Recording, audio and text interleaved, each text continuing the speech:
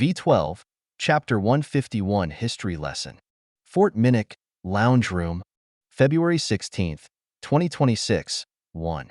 Princess Pina walks into the lounge room. She has been here before. The Americans have what's called a projector like when she saw The Hobbit 5. There are other smaller televisions for games, dartboards, and other types of recreational activities. Her commanding officer Major Sharpe has invited her and her knights to a movie day. She never imagined having to take orders from what is basically a peasant in imperial terms, even though she does not see him or any of the other worlders as such. Being a princess, anyone below the royal family and the highest of nobles would have to listen and obey her without question. It has been a rough transition knowing that her title is almost meaningless here. Today is June 6th in their calendar, and from what she understands, it has a historical war meaning. He said that they will be watching 2 World War II movies. While not all of her knights are excited for a history lesson, she is. Since Sharpe informed her about brutal wars in Earth history, she has been wanting to learn more. 1. Sharpe said that World War II had 60 million who died, their largest war ever. She has been struggling to understand that number because it is so high. The Empire has a population of about 60 to 100 million subjects of the common races, an extra 10 to 15 million of the more civilized races of the dark races. No one knows how many barbarian dark races like trolls, cuirashes, goblins, and others there are. In just one of their recent wars is almost the entire population of the Empire. She sees many of her Rose Knights come in and start to interact with Vanguard 7. She sees some other rangers in here like First Lieutenant Charles Johnson. Noriko is here with Tenchi, and to her surprise, this dark race Batgirl here. The soldiers are wearing their standard casual uniforms. She has found it interesting that American soldiers always wear some kind of uniform and wonder if it is like that for their civilians. Most of her knights are wearing the standard robes that noblewoman wears, excluding Beefeater and Shandy. Beefeater seems to be more comfortable wearing American clothing, which makes sense to her. She has never fully fit in with the other noblewoman in Sadera, acting more masculine than feminine. Shandy was a surprise for her, but she has seen her spending more time with Sarah at the command center. She seems to be becoming the Rose Knights logistics handler, keeping them up to date with current events.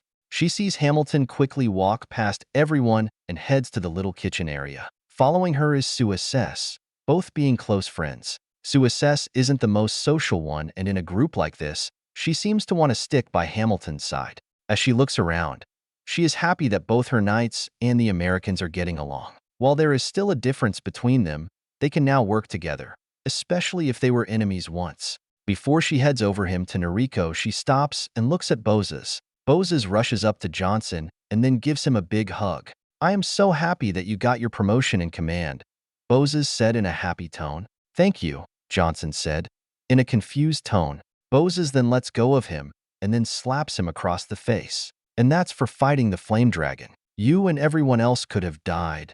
She sees everyone start to laugh at Johnson getting slapped. "It wasn't my fault," Johnson said. "We just fought a few Draconian who were trying to stop the evacuation. The Major there was the one who faced the dragon." Bozes looks over to Sharpe. "So, I should slap you for putting him in that much danger." Sharpe looks at her surprised. He points to himself. "Me." Rory raises her hand and stops everyone from arguing. She then looks directly at Bozes and points. "You have to wait in line." "Wait, there is a line?" Sharpe asked, confused. She crosses her arm and laughs. She has never seen a stranger group of people in her life, but is glad everyone can be this friendly. "Be careful, Bozes," Beefeater said in a sarcastic tone. "Remember last time you did something like that, too?" Bozes then scratches her head. "Oh yeah." She laughs and then notices Noriko. She is glad that she was invited to come. She is shameful about what happened. The Hario tribe trying to take Tenchi away. She vows not to allow Tenchi to be taken back to her brother, Zorzel. If that happens, she is scared that Zorzel will either neglect him as her father Molt did to his children, or Zorzel turns him into a rapist, spoilt brat. She walks over to Noriko. "Hi, Noriko." Noriko turns around and looks at her. "Hi, Pina." She then looks down at Tenchi. "Say hello to your auntie." She grabs his arm and waves at her. She smiles and looks down at Tenchi. "Hello. You are so cute." "Wait until he gets older," Randy said as he walks by. "When he becomes a teen, he will start burping and smelling like a man." "You say that like it is a good thing, Sergeant Major," Alicia comments. "No, he won't. Noriko said. He is going to stay cute forever. Can I? She asked. Noriko nods and hands him to her. She holds him as he starts to fuss. Shoo, it is okay. This is harder than it looks. Hi, Noriko, Selena said as she rushed over and gave Noriko a hug. I am sorry for what happened. I promised I would have been there and shot them, but I wasn't. It is okay, Selena, Noriko said with a smile. Happy to be around people who care. Tayul brought her back from Metallica. It will never happen again. She holds Tinchi and looks at him, trying to play with his hand. But he starts to get fussy and starts to cry. I think he wants his mommy. She then hands him back to his mother. She knows Selena and Noriko are friends, so she lets them be. She sees Selena pull on Noriko's arm to a seat. She hears Hamilton's voice and looks over. Your Highness, Hamilton said, here's some water. She smiles and takes one of the 2 cups. The other is for her American boyfriend Andrew Steele. Thank you. You are free to serve your man. Hamilton smiles. Thank your princess. She then walks away to Andrew. As she sees her knights talking to the rangers, she then sees Sharpe and walks over to him. Hello, Major. As he turns around to address her, she can see that there is a lot on his mind. She has heard the battle against the Flame Dragon and Giselle, but the mission was successful. She holds out her hand and smiles. Congratulations on beating the Flame Dragon. Sharpe looks at her hand and takes it, shaking it. Thank you. It was intense, but I am just glad that we all got back alive. I still can't believe it, she said. People have tried to kill that beast. It is a legendary creature. No one has ever been able to kill such a creature, but you people did it in moments. Your capabilities continue to amaze me. Sharpe smiles and places his hand on her shoulder. Let me explain something, Pina. Yes, we have all these fancy weapons, but always remember, it's the people on the ground that matters. The reason why won was that we were prepared. Why we weren't expecting a fight. We knew it was a chance, so he made plans just in case. So, when I needed help, the military was ready. I think I understand, she said. The more you are prepared, the easier it is to deal with the unexpected. Sharpe smiles and nods. Correct. Now grab some pizza and take a seat. She nods and walks away. Before she gets to the kitchen area, Hamilton comes back with a plate. Here you go, princess, Hamilton said. I got you what they call pizza. It is a slice.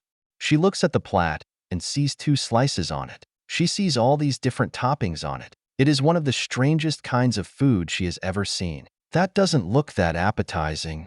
That's what I said, but Andrew said it is tasty, Hamilton said. So please take it. She takes the plate and looks at her. Hamilton is her personal servant. It has been like that since they were kids. Hamilton, I told you to relax. I can get a plate myself. I am sorry, princess, but it is my place, Hamilton said and lightly bows. If you need anything, just command. Then I command you to relax, she said. Seeing Hamilton go sit down by Andrew, she sees an open seat beside Bose's. She sits down by her friend and then sees Sharpe walk up front. Hello, everyone, Sharpe said. Today is June 6th. During World War II, today was the largest invasion in human history, probably in both worlds. This started the liberation of Western Europe and brought an end to one of the evilest ideologies in human history. However, I feel like showing this movie first will provide much-needed context to understand how desperate the early days of this war were. It will show how we got into the war. The first film will be Midway 3, and the second will be the main feature, Saving Private Ryan 4. Boses leans over to her as the movie begins. I wonder if this will be like that Hobbit movie. It is supposed to be historical, she replies. By whom standards? Boses said with a chuckle. I would consider The Hobbit and The War of the Ring ... It was called Lord of the Ring, Margarita corrects. Close enough, Boses responds. To me, both those films would be historical to us. She chuckles, understanding that point of view. By the way, are you going out with Johnson? Ah, yeah, Boses said, shyly. We have been going out for a while. Since Legrath? She asked. I saw you in that room in Italica while watching the movie. Yeah, Boses said. Well, we were keeping it quiet, but I guess I blew that. I was impressed by his leadership skills when we went off to hunt him. We talked and well, she pokes Boses in the arm. Just don't beat him to death. She looks at the movie. Randy is the one who reads the writing, so the knights can understand what is being said. The writing gave the context that Earth was at war and things looked desperate. The United States and the Empire of Japan are on the verge of war. It was a little unsettling hearing the word empire in their context. Then her eyes widened at the first major scene of the film. It is a massive gray ship with a flat top. Randy says that the ship is called the USS Enterprise. It is the largest ship she has ever seen. She hears Boses and Margarita mumble about its sizes. It reminds her of the Empire's dragon carriers in the Imperial Navy and wonders if it has a similar function. So far, she has been impressed by the engineering feat the Otherworlders have accomplished. Besides the rocket launch, everything else has been small, like their tanks and planes. Seeing this ship clearly shows her how far they are ahead in engineering on their world. Then she remembers this is a historical movie from 80 years ago. As Sharpe sits there, he looks around. He can see the Rose Knights frozen as they look at the screen. He looks over to Rory and Lelei, and both of them look amazed. Lelei leans over to him. "Are your ships really that big?" He smirks. "No, they are bigger now. The next time we go to Earth, I will see if I can show you the Ford-class aircraft carrier. Now watch." Lelei looks at him, trying to picture the sizes of modern ships. She looks back at the screen and starts to take notes. He reaches over and grabs her notepad. "Not this time, but BU dash," Lelei mumbles as she watches her notepad be taken. He found her reaction humorous. "Lelei, sometimes it is better to just enjoy things. You can research these films anytime you want later. But right now, have fun and enjoy the experience." He then moves his arm around her to make her feel more comfortable. The scene is where the Japanese Air Forces attacked Pearl Harbor. The flames of ships being blown up and the brave American sailors trying to repel the air attack. He can see the reaction from many of the Knights and Rangers. He can tell the Knights are amazed by the size of the ships in the film, but also the amount of destruction. While World War II was long ago, this is the first taste for them to see what modern war might look like on a global scale, how each side are playing a form of chess across thousands of kilometers. He also sees many of the Rangers have this look of awe and shock. While they are from Earth, it is easy to forget history, especially from 80 years ago. You might know of events, but seeing them is different. It is one of the reasons why he watches these movies all the time, to help keep perspective. For them, it's relearning their past. As the movie continues, they see the failed Marshall's Gilbert's raid. The raid showed how weak the American position was in the Pacific theater, setting the tone for the film. He then sees the excitement in everyone's eyes as they watch the Doolittle raid. While it was only a small bombing raid on Tokyo, it was a massive moral victory. Rory, who is sitting next to Lelei, leans in her on to talk to him. Why did they attack with such a little force? Seems like a waste and high risk for little reward. He looks at her. To basically say, screw you to Japan. It was meant to show that we weren't out of the fight and to boost morale. It seemed risky, Lelei said. I wouldn't have thought you people would have been so reckless. Impressive. Have you been paying attention, Lelei? Rory asked. He dozes that on a daily basis. They done it many times. When the need arrives, you either meet it or you don't. There is a reason they're called the greatest generation, he said. Hopefully, we never have to experience that again. After everyone sees the USS Lexington destroyed and USS Yorktown badly damaged at the Battle of the Coral Sea, this showed that the U.S. Navy only had the USS Enterprise and USS Hornet in the Pacific theater going up against the Japanese fleet at the Battle of Midway. With a miracle, the Yorktown was fixed and sailed with the Enterprise in a 3 versus 4 fight. Everyone sees the intense air battle as the American dive bombers dive into the heavy enemy fire as they drop their bombs on the enemy aircraft carriers. How less than a dozen aircraft intentionally diving right into the rain of anti-air fire. As the bombs rain down, taking out 3 Japanese carriers, he hears everyone cheering with the massive victory. Seeing the air squadron comes back to the Enterprise and everyone sees how few of them returned. What impressed everyone was how many of the pilots were willing to go back out there to get the last carrier, knowing there was a high chance they would not make it back. The film ends with the main pilot Lieutenant Commander Richard Halsey Best swoops in and destroys the final ship. Once the movie ends, Selena rushes away and turns the lights on. She always wants to be the helpful one. He gets up and heads up front to address everyone. What do you guys think? He asked. I didn't realize how bad the situation was. Alicia responds. There is a lot you can learn from history, Randy replies. You should read a book sometime. Assuming she knows how to, Andrew comments. Hamilton then points her figure at him, warning him to be nice. Alicia turns around and smirks. Next time you decide to pick a fight, make sure you get permission. He hears some rangers and knights laugh at that. Calm down, everyone. World War III hasn't started yet. Do you people really have ships that big? Shandy asked. Forget that, Nikolasha said. Are wars really fought like that on Earth? Wars like that are not common, he answers. Most are small-scale regional conflicts. How true was all that? Bozes asked. I don't want to sound disrespectful, but that is a lot of bravery. It looks like you're hyping up your side. Gray leans forward and looks at Bozes. Most war stories are based on some truth. I have seen war propaganda all my life. I believe it, Jalen said. The story was surprisingly balanced for your people's perspective. You mostly didn't demonize the enemy like. It is funny how history repeats itself, Pina said. Both times an empire attacked and then suffered the same fate. Don't jinx us, Frost said. Say that after we beat the empire. What does jinx mean? Beefeater asked. He smirks as they explain what jinx mean. Glad the history lesson has taken an intended effect. All right, the next film will show more of the ground aspect. Midway took place in the Pacific, the other side of the world. Saving Private Ryan takes place in Europe. Unlike the last one where it was more of a historic story, the characters in this one are not real. All the events, the style of fighting, and the most important part, the invasion is all real. That is what I want you to take from this one, he said. He looks at his little girl. Selena, mind playing the movie?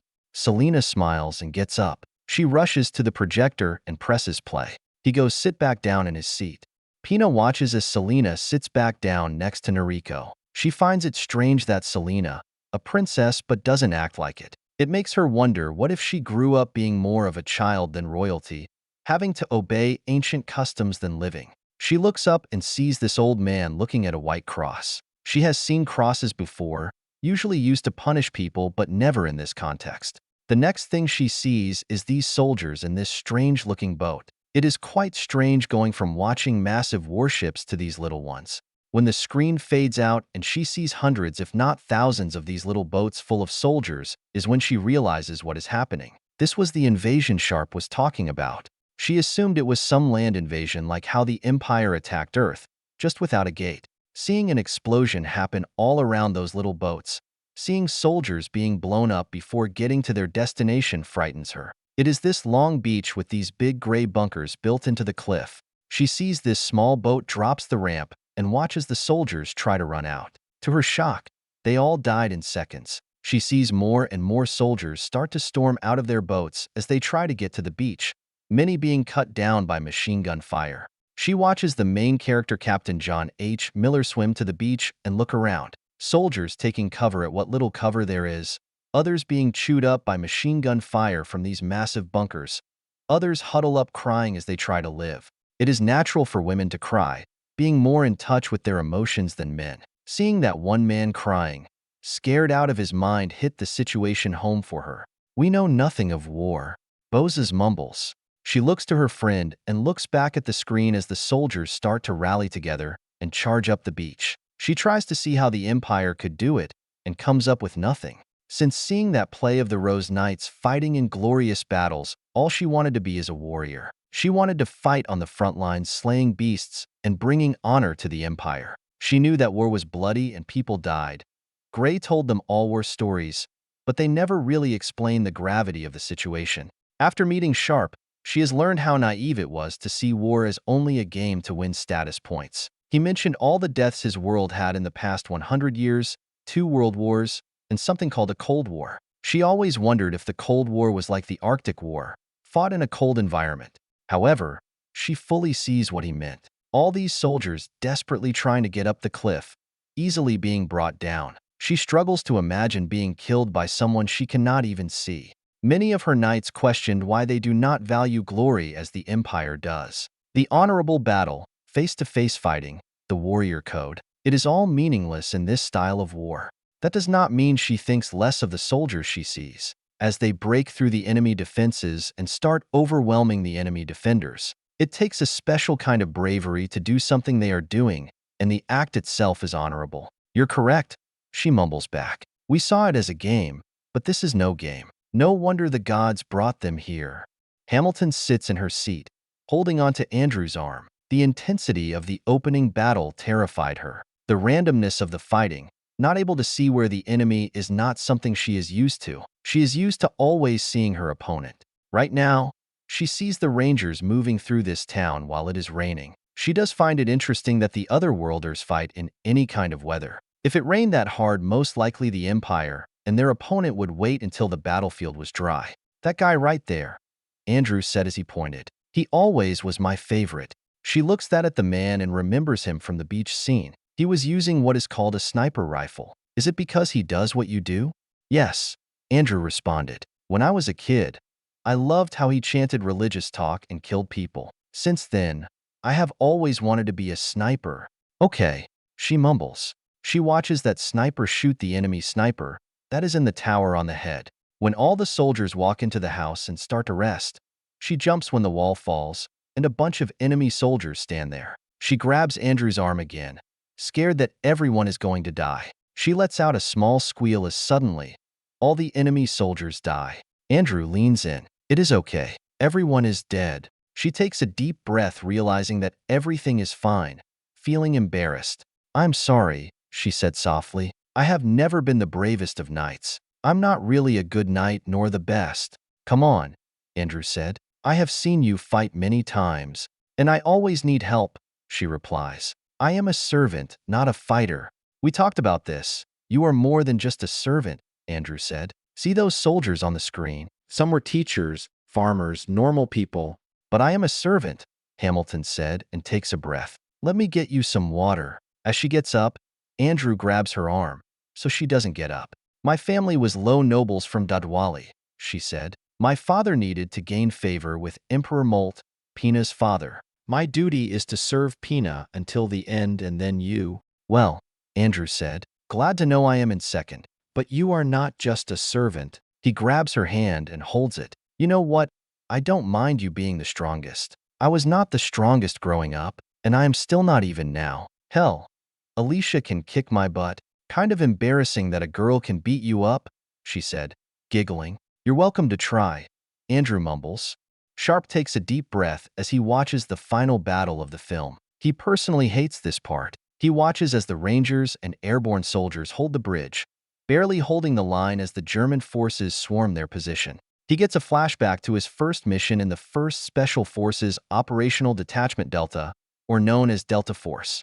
The mission was a disaster right when they did a high-altitude military parachuting or halo jump into North Korea. The mission was to prevent the Chinese Special Forces from murdering the country leader and installing a new puppet regime. It was a joint mission with South Korea, however they were delayed.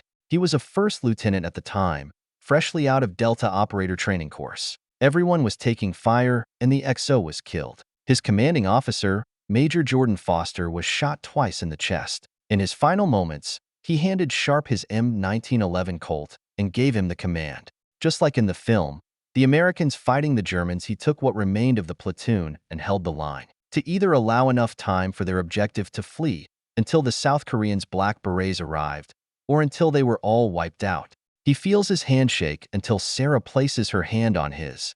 Shoo, it is okay, Sarah whispers. He looks at Sarah's hand and glances at her. Seeing her smile for some reason makes him feel better. He looks back at the screen and sees the defending heroes get pushed back across the bridge and trying to blow up the bridge. Just like with the Flame Dragon, help arrives, and good defeats evil. V13, Chapter 152.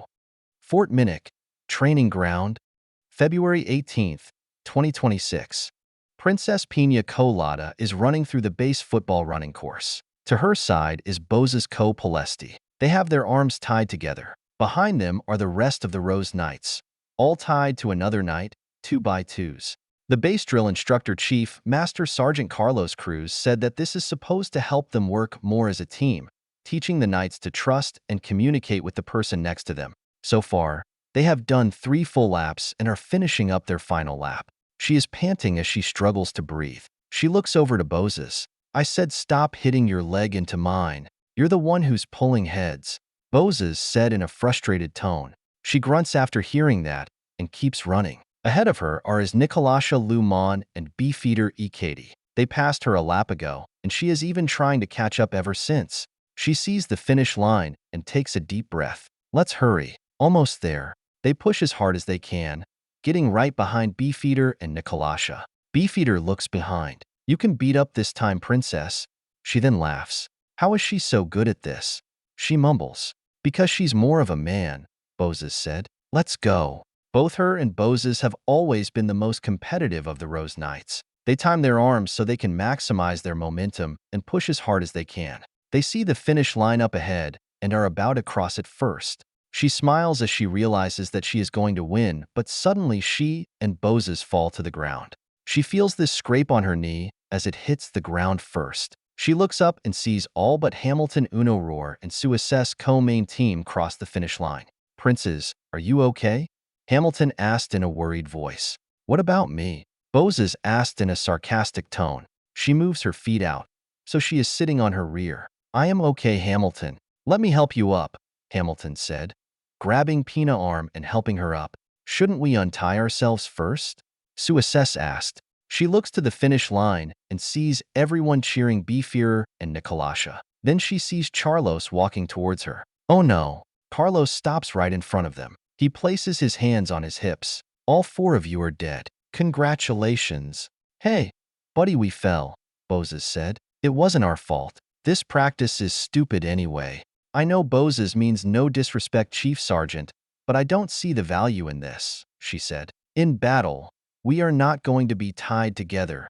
If you have a problem with the major training, then you can go back to Alnus and serve tables, Carlos said in an unsympathetic tone. He then looks to the sidelines. Medic. She takes a frustrated breath and looks over to Major Sharpe, Sir Gray, and the new Japanese man, Captain Atami. Specialist Jerry William rushes over and starts to look at her, and Bozes scrapes. What is it, Doc? Are we going to live? Bozes asked with a smirk.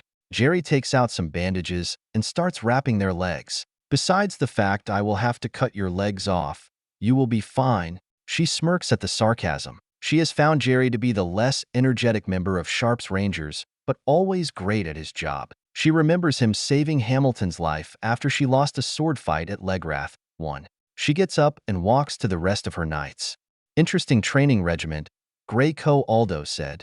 Sharpe looks to him, and then back to the Rose Knights. It is something we did back when I was training to be in Delta. From my experience with the Rose Knights, they have the will and good swordsmanship, however.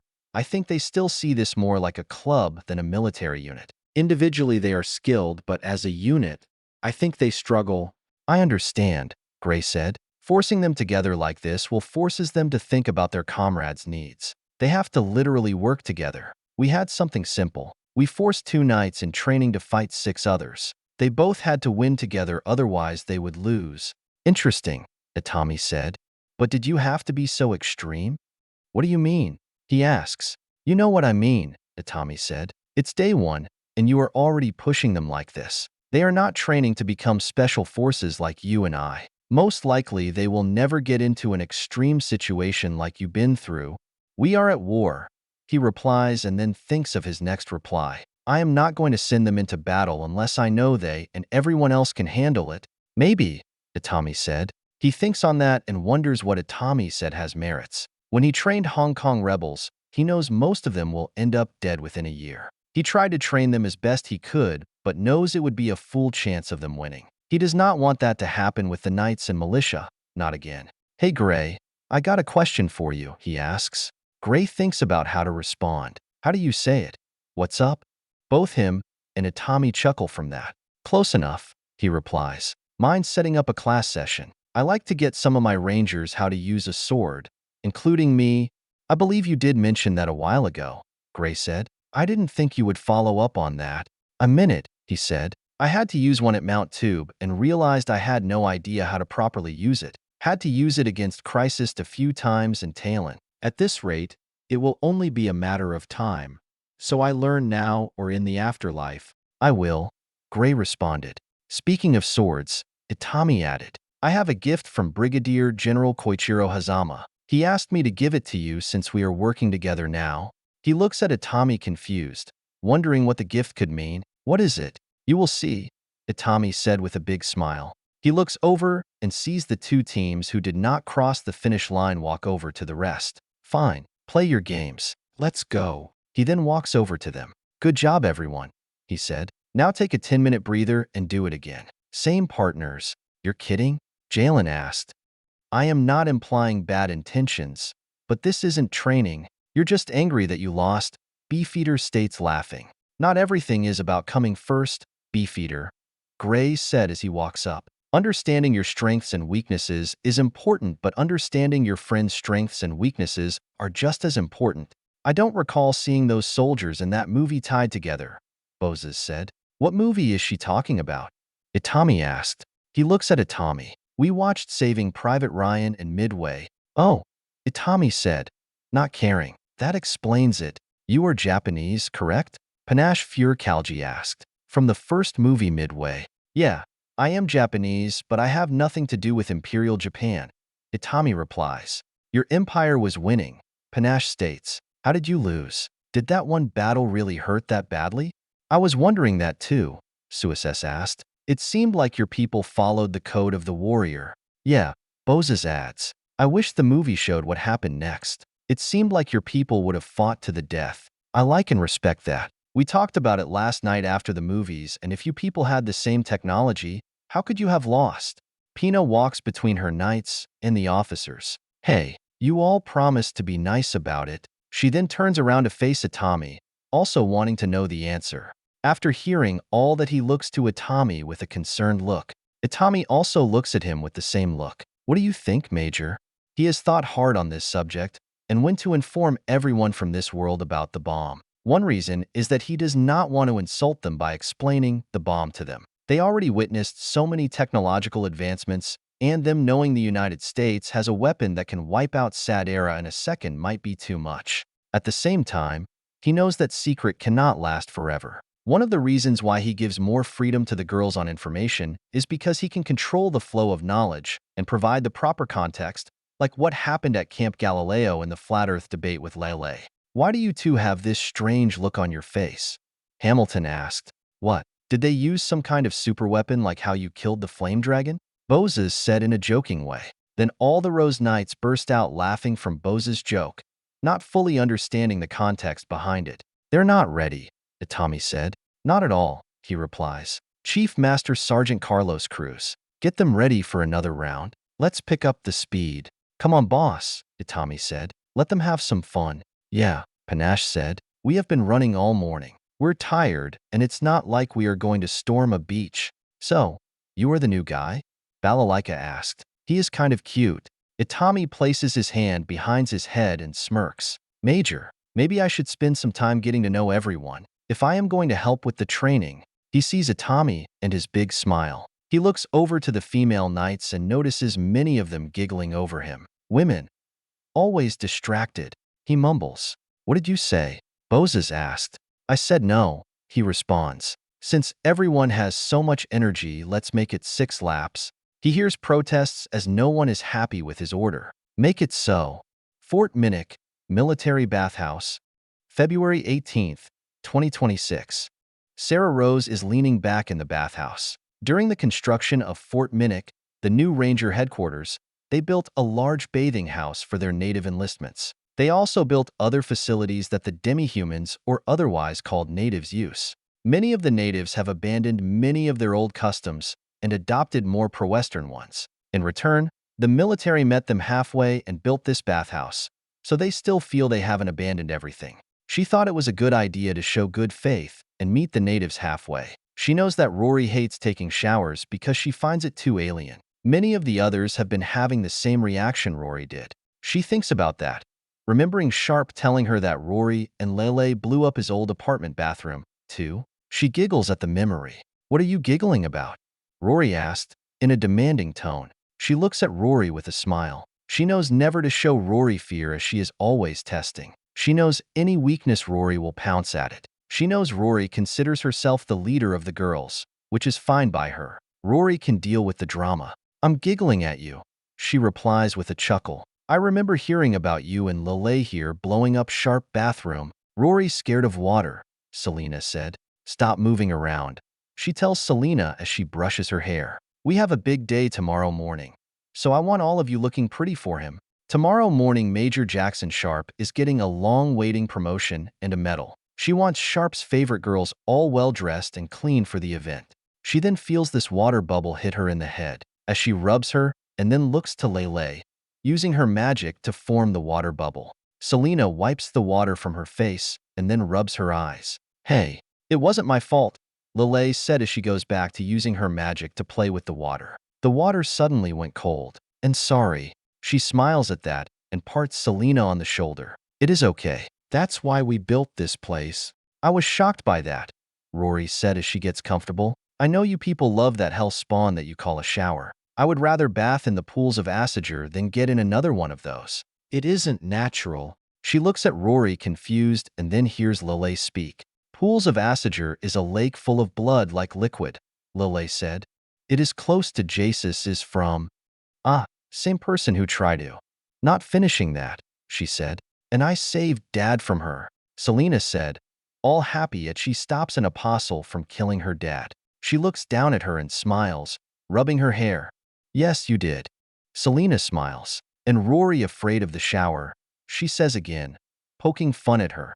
Knock it off, you little brat, Rory said as she splashes at her. Because you pretend to be cute doesn't prevent me from slicing your head off.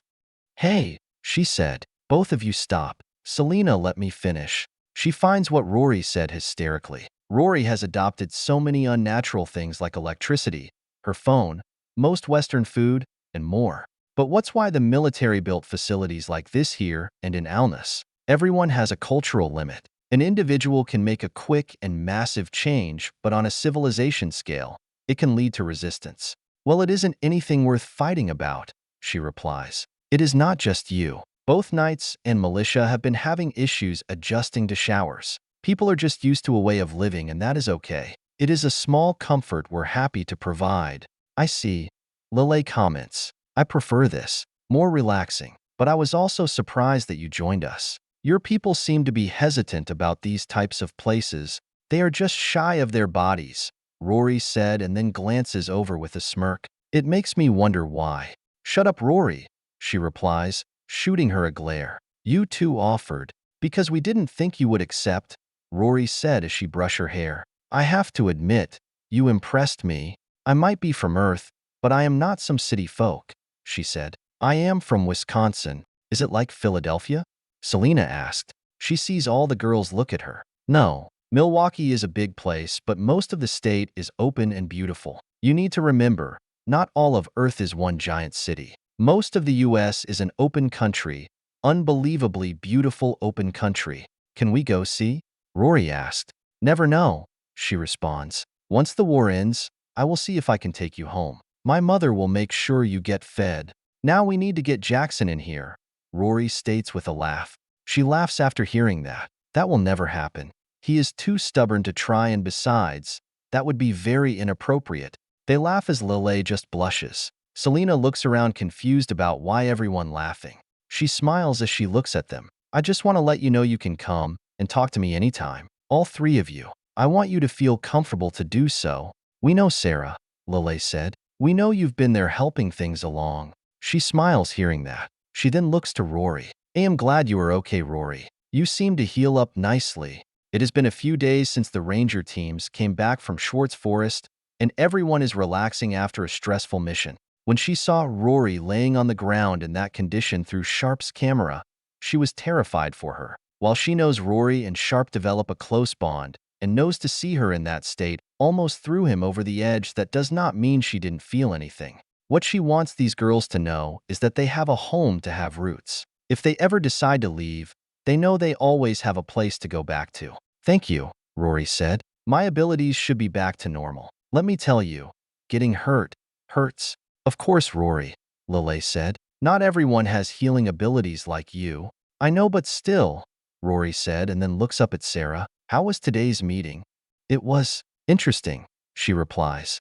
Before training, there was a meeting with Colonel Robert Young and the other ranger leaders. The meeting was about Colonel Young getting everyone up to speed with the situation. General Herm was freed by Harrio agents, the brain slugs, and that they attempted to kidnap Tinchi and that Italica saved him. It was a tough fight for the Rose Knights to bring Herm in, and now it was for nothing. Pina did not take the news well hearing that. It hit Pina the hard when she found him out. Herm killed her brother Chrysis, and now any chance for justice is gone. There you go, Selena, she said. Now you look Lelei. Rory slowly swims over to her and hands her a brush. Mind brushing my hair? Still kind of hard to bend my arms like that. She smiles and takes the brush. Sure. As Rory turns around and sits down, holding her arms, she starts to brush Rory's hair. Thank you, Rory said. By the way, how is the big guy? He has been quiet, Lelei said as she creates a small whirlpool with her magic.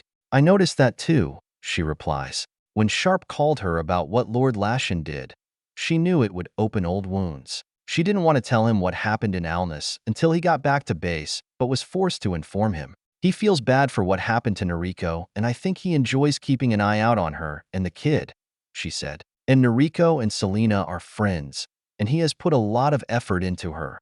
I know. He is a ladies' man, Rory said with a chuckle. Be respectful, Rory, Lelei said. It's true, Rory said. Outside the men on the team, all of his friends are women. Makes a lady like me wonder. She slaps Rory on the head and then continues brushing her hair. Knock it off, Rory. She admits, Rory is right. Every girl like being around a knight in shiny armor, a warrior, a protector, an Apollo. She has another theory on why he keeps an eye on Noriko and Tenchi. Besides the president given him and others to protect them, she thinks he also keeps an eye on them because he might be wondering what it might be like to have a baby. Since the girls came into his life, she has noticed a more father figure than just a commander. I thought we wouldn't see the Wood Elves again, Rory said and glances back at her. I couldn't believe that they've been tracking us all this time. Yeah, she said. I think it was too much, and me telling him what happened in Alnus was just too much to handle.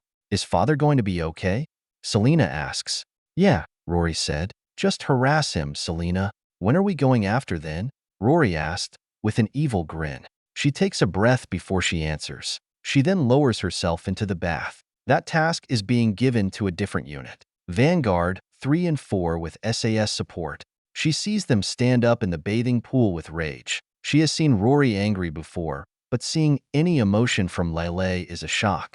What? Rory yells, confused by that statement. I am sorry, Sarah, but I must protest, Lelei said. She raises her hand to calm down. It is okay, you two. I agree with the colonel here. Please sit down. She waits for them to sit down. I know you want to help, but going after them won't help. Jackson goes off and fights bad guys all the time. People who harm, but it's always within the framework of the mission and rules.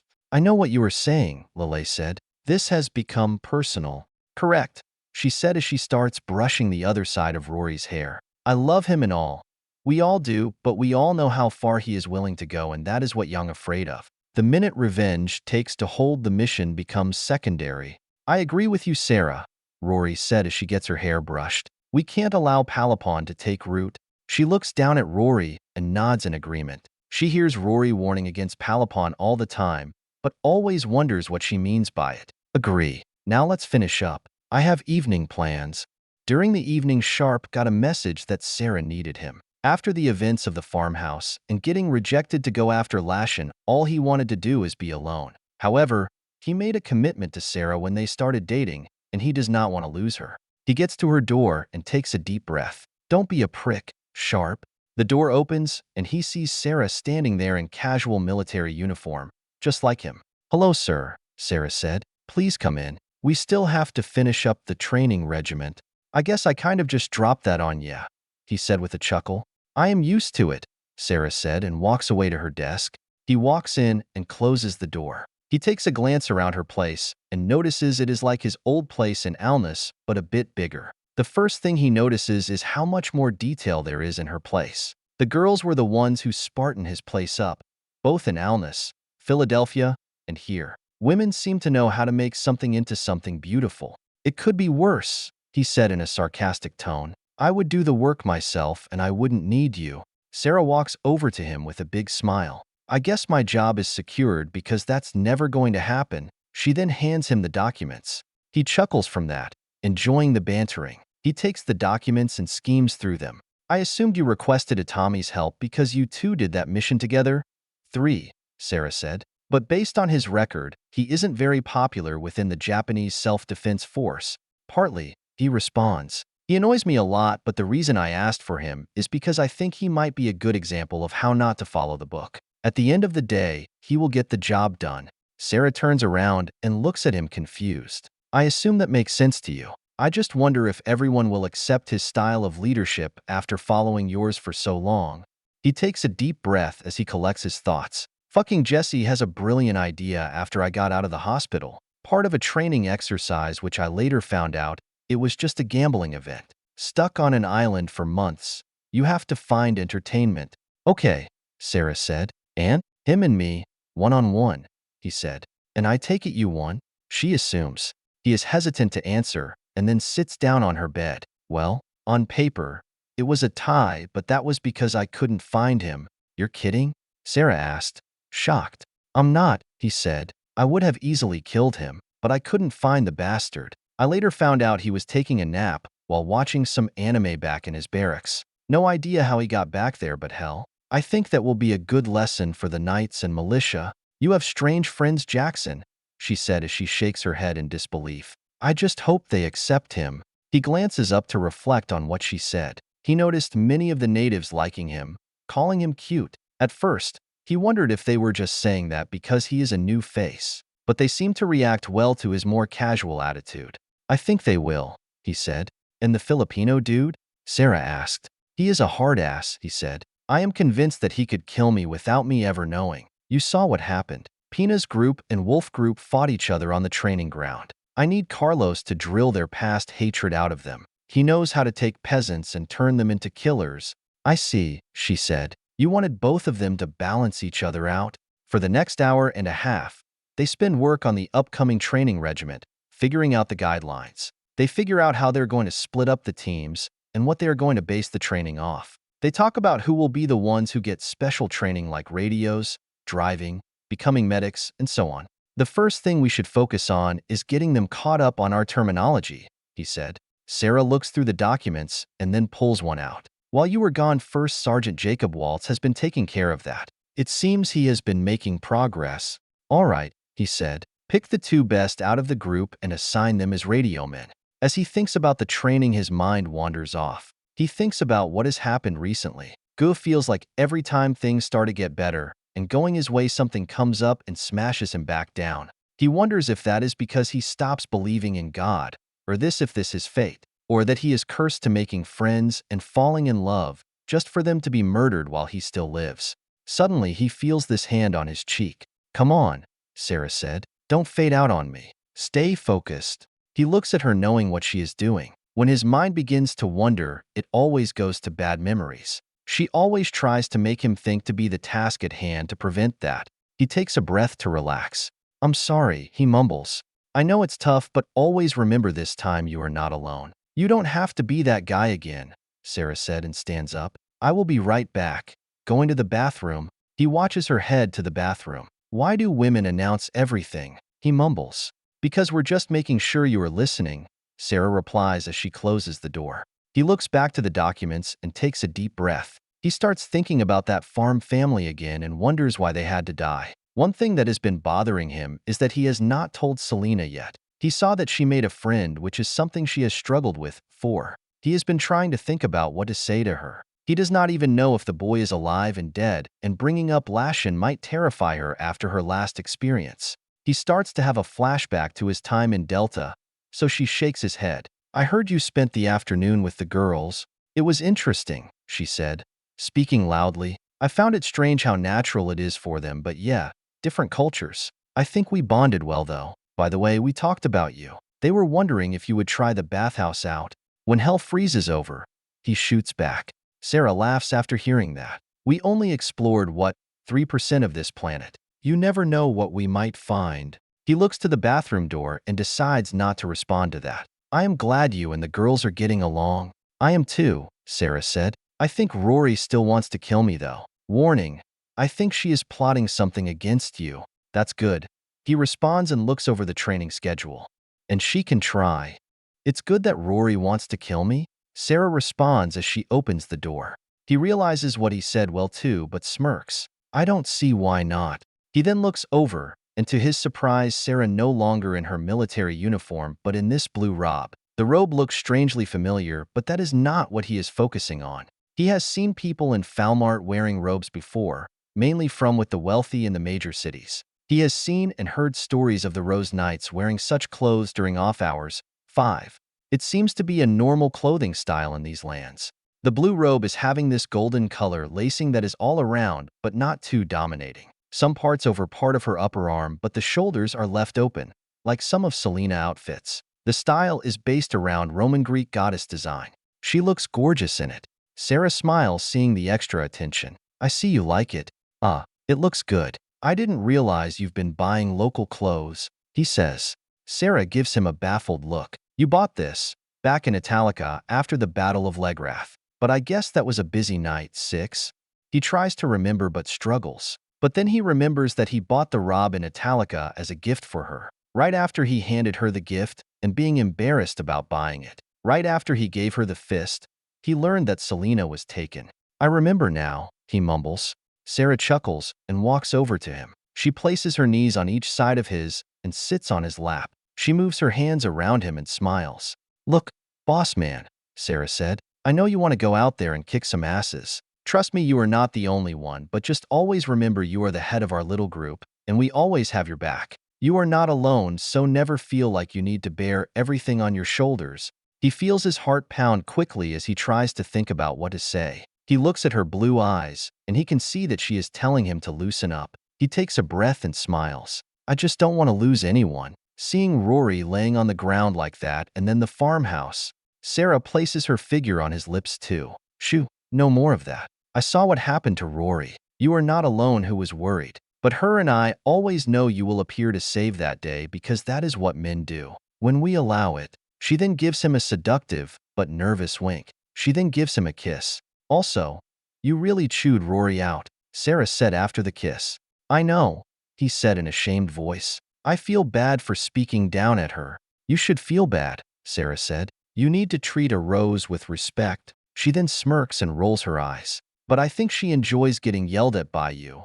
In some sick kind of the way. He thinks on that and his eyes widen once he realizes what Sarah meant by that. She is definitely the apostle of darkness. Sarah then places her head against his and starts talking cute. Big, strong, moral man acting all tough and in control. And little old Rory is sitting there all helpless, excluding the part that she can snap you in half without batting an eye. But I think she gets a kick from it. Sarah then kisses him and leans him back on the bed. Just remember, Jackson, while you are out there fighting, facing unimaginable dangers, I will always be watching over you through that little camera, waiting to tell you I told you to say. He places his hands around her and smirks from that. I can't be held responsible for anything I say. It will probably be intentional. He then kisses her back as they settle in for the night together. Fort Minnick, next day, February 21st, 2026. In the main assembly facility is where everyone from Vanguard Rapid Task Force 2, or nicknamed Sharpe's Rifles at. The units that make up Sharpe's Rifle Street, the logistical support team, Vanguard 2, Vanguard 5, Vanguard 7, Rose Order Knights. The two attachments are Legrath Knights and the Alnus Militia. Colonel John Young is standing there and just finished giving a small speech. He mentioned all the accomplishments that everyone has accomplished during the war. Not just the Rangers, but also the natives and their contributions. He explained that it is the spirit of this unit and what they are trying to do. Young then turns around and looks at him. He walks up and removes Sharpe's major rank from his dress uniform. He then starts putting the lieutenant colonel rank on his collar. In the best spirit of the United States Army, you are now officially a lieutenant colonel, Young said. He stands there and gives a salute. Colonel Young returns the salute. Welcome to the club. He hears cheers from the crowd. This officially makes him command of Vanguard Rapid Task Force 2.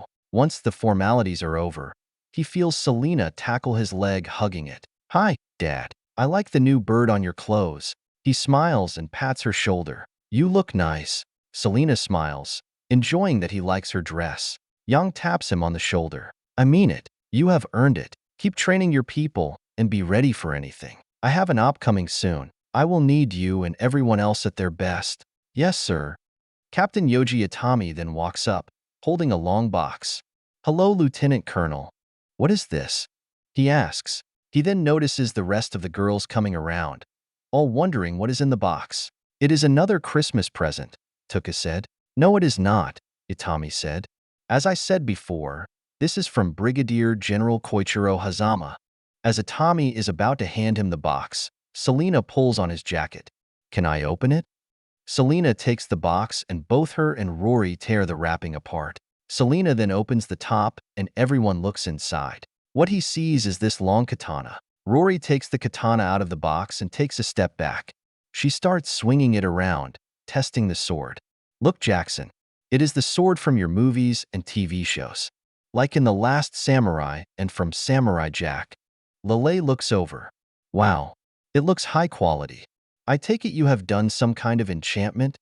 No enchantments, Lelei, Atami said. He looks towards Atami. What is the sword for?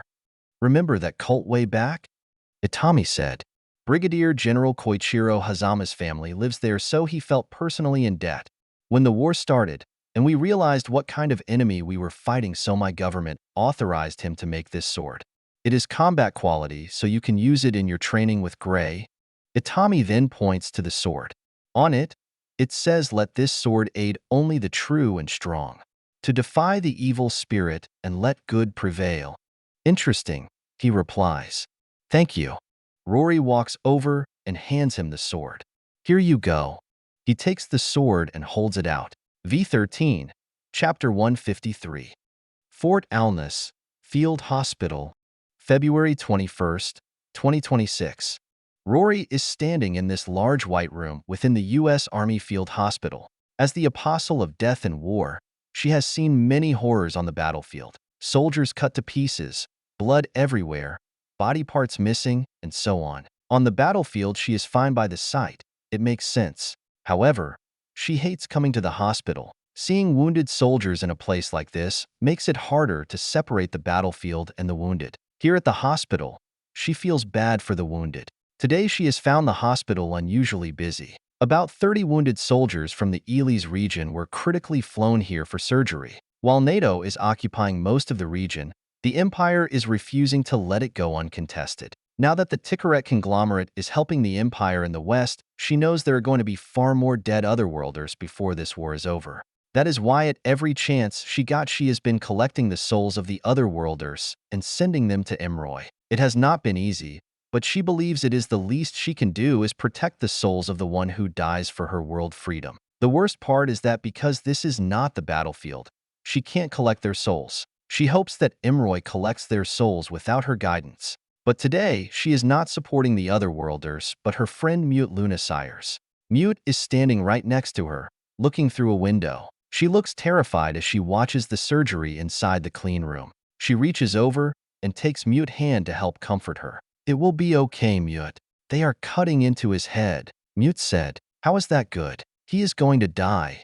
She looks up at her. I don't think they wouldn't do this to him if it will kill him, but they are cutting into his head, Mute said again. Mute informed her of what happened in Alness while she was at Mount Tube. Her police partner was initially controlled by a brain slug, a creature used by the Hario tribe. They are assuming the Hario tribe did this to Miloslav Sukanek during the earthquake.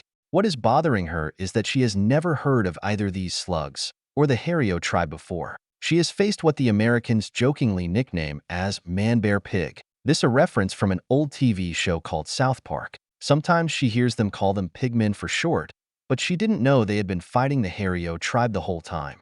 She watches as the doctors did their surgery on Miloslav. She sees them digging into the back of Miloslav's head. She has no idea how any of it works. The doctor who explained how the surgery will work is a Polish doctor named First Lieutenant Ava Kowalski. She is assisting an American major who is doing the main part of the surgery.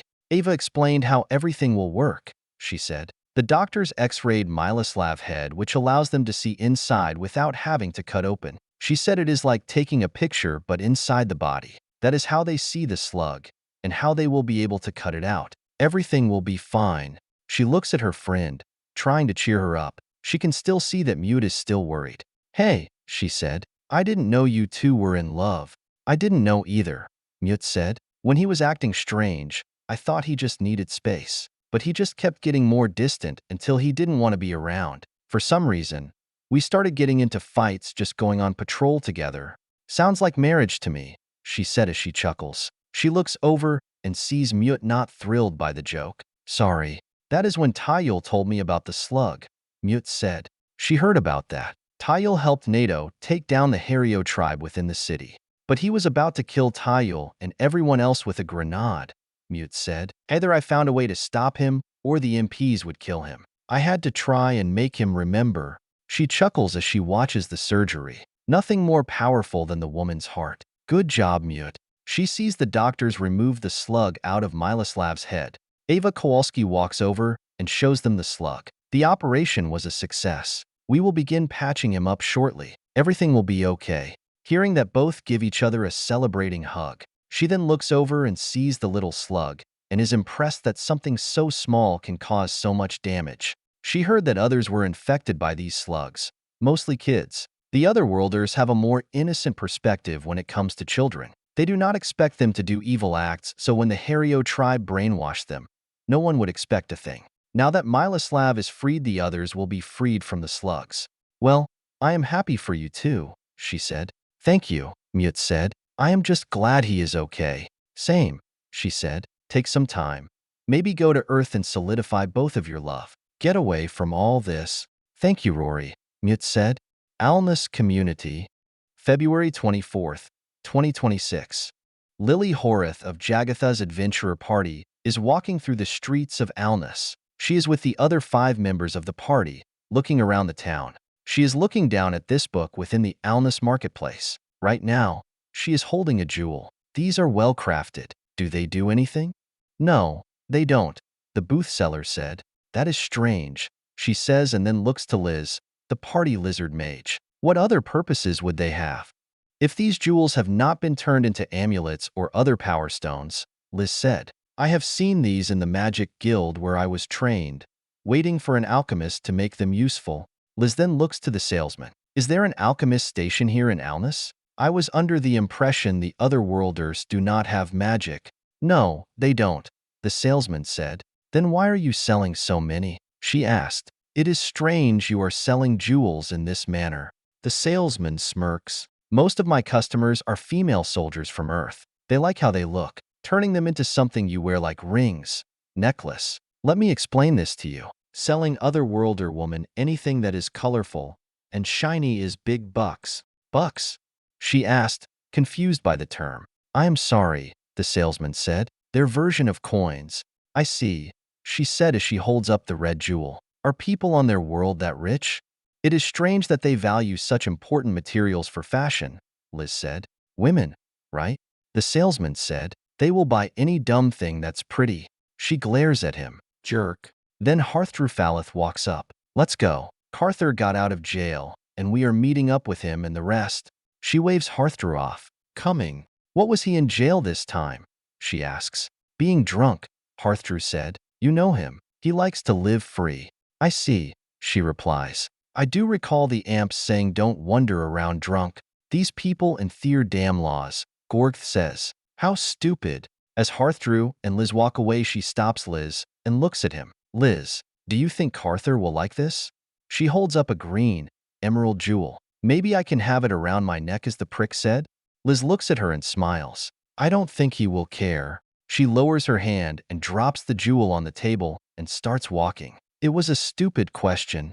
Liz walks beside her and smiles. You of all people should know what he values. Money and vagina, she mumbles. She thinks back on when she first became an adventurer. Her mother was a prostitute, and she was destined to join that laugh. Carther helped sponsor her into the guild, and since then she has been loyal to him, willing to follow him anywhere. You forgot to drink, but that is fine, Liz said with a chuckle. However, I did find the jewel looking good on you, matching your eyes. She smiles. Thank you, Lizard Man. All 3 of them head over to the others. They are meeting up at this coffee store that is owned by someone from Texas. There she sees her father figure Gorgth Browen, an old man who once was a soldier in the Imperial Army. Valuo Durgu, the High Elf Archer.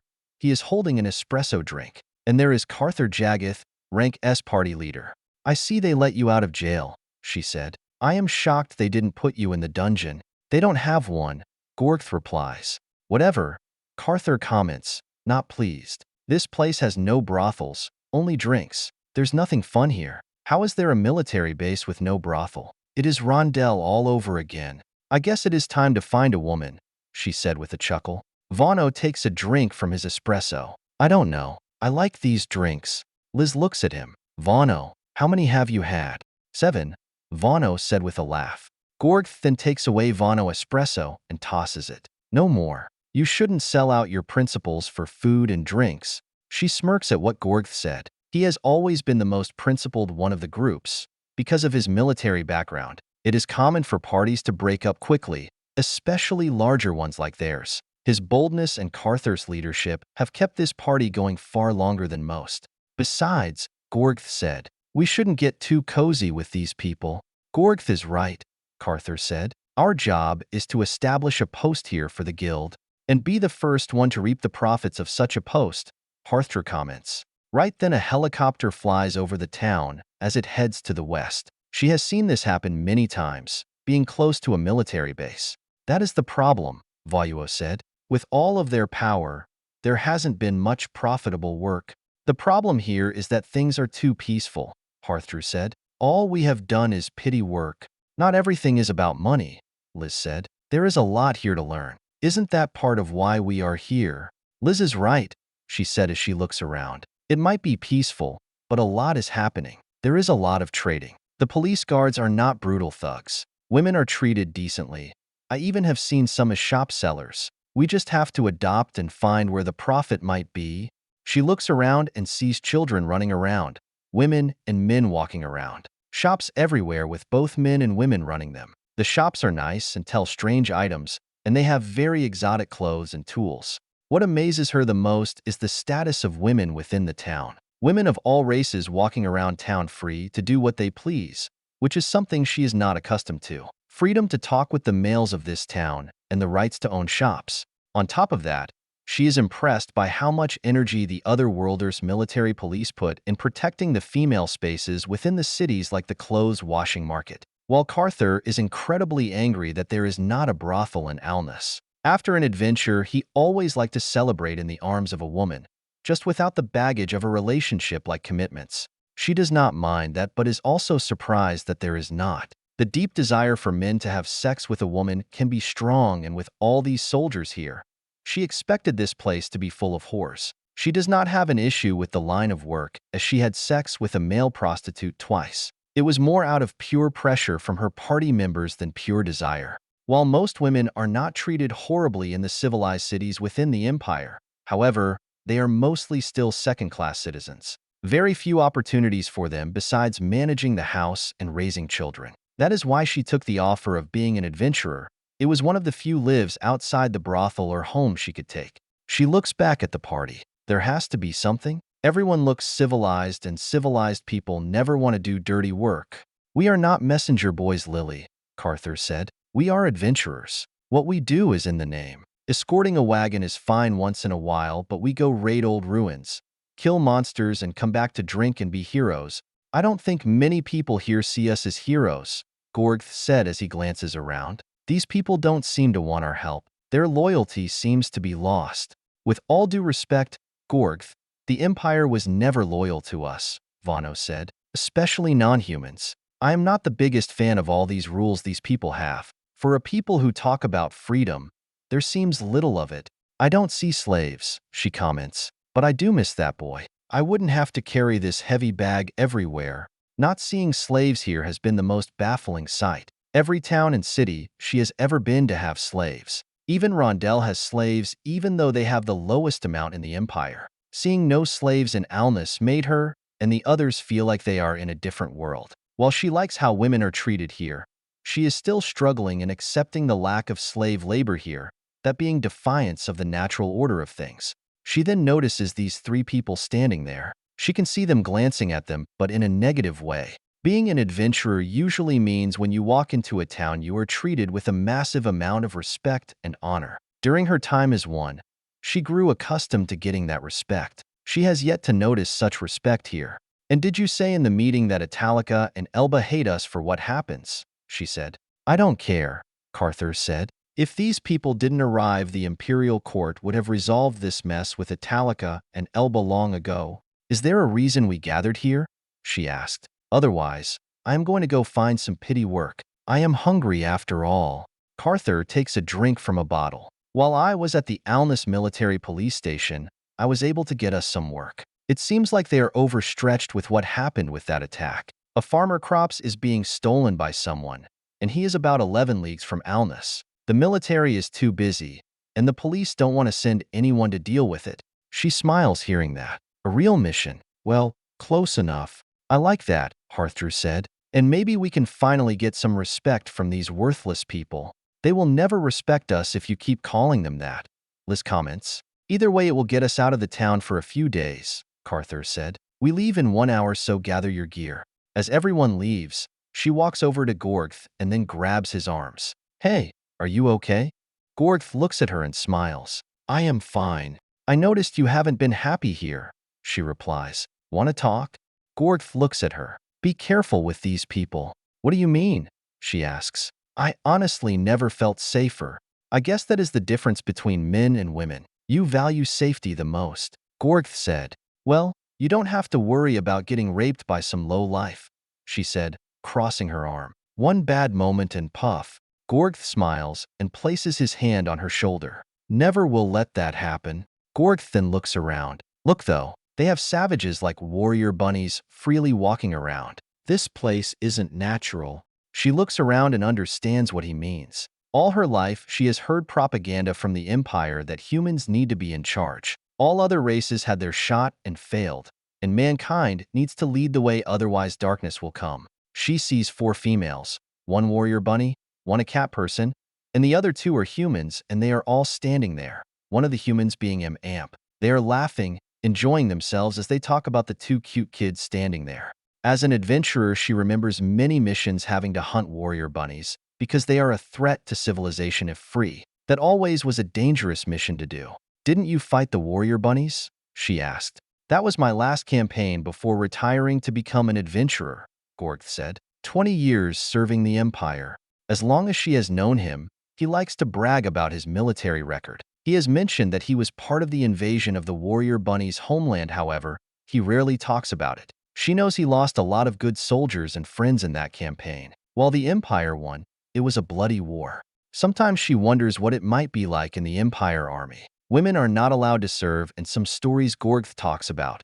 She is glad she cannot join. She would hate to become friends with her comrades just to watch them die like that, in big bloody battles with all the gore and screams that come with it. Look at this Lelei, Gorgth continues. The Empire has spilled much blood and treasure to keep these lands safe. We brought order and peace. And now these strangers are trying to rip everything down. You were upset about the slavery stuff, she said. Weren't you upset about them taking away your property? Gorgth asked. These people claim to respect property rights, but look at what they did with you. No compensation either. You see, Lelei, Gorgth continues. They have the balls to say that our ways are wrong because they have more powerful weapons. As I said, these people are not even from there. I honestly feel like I betrayed my country just being here. I cannot believe how many people are here, even humans. All the other cities have given up their station for these otherworlders. I hope their sin is worth it in the end because all this will explode from within. She crosses her arms. I hate economics and politics. I miss the days we didn't have to think about all this. Just sit by a fire, sing songs, get drunk, and be heroes. I just don't understand why they freed my boy. He was so useful. It makes me wonder. She then looks at him, remembering that conversation between Panchi and Gorgth. 1. They were talking about how dangerous this works will be if the otherworlders abolish slavery. Gorgth, is it even possible for these people to abolish slavery? She asks. I hate to admit it. This place looks and feels better than most. I have been around Falmart all my life, Gorgth responds. Slavery is not just an economic tool. Yes, they are needed to harvest crops and manufacture. It is also to provide social order and stability. You really should read the teachings of Eidos more closely. Too many fancy words in those religious books, she replies. I doubt any of these people would ever return back to that life. Gorgth thinks about that. Don't let your emotions get in the way from the truth. It all looks great, but that doesn't make it right. Let's go. Carther is waiting. Alnus Community, Liberty Apex, February 24th, 2026. Lieutenant Colonel Sharpe cheers his mug with 3 others and takes a drink. Damn, that is thick. Only the best, my friend, Captain Karol Kowalski said with a cheerful laugh. You Polish in your beer, he mumbles. You have such a weak stomach, Jackson, Rory says as she laughs. She then takes another drink. Karol laughs hearing Rory say that. Get conquered and rebel a few times, you develop a tough stomach. Ha, ha, ha. He replies as he takes another drink.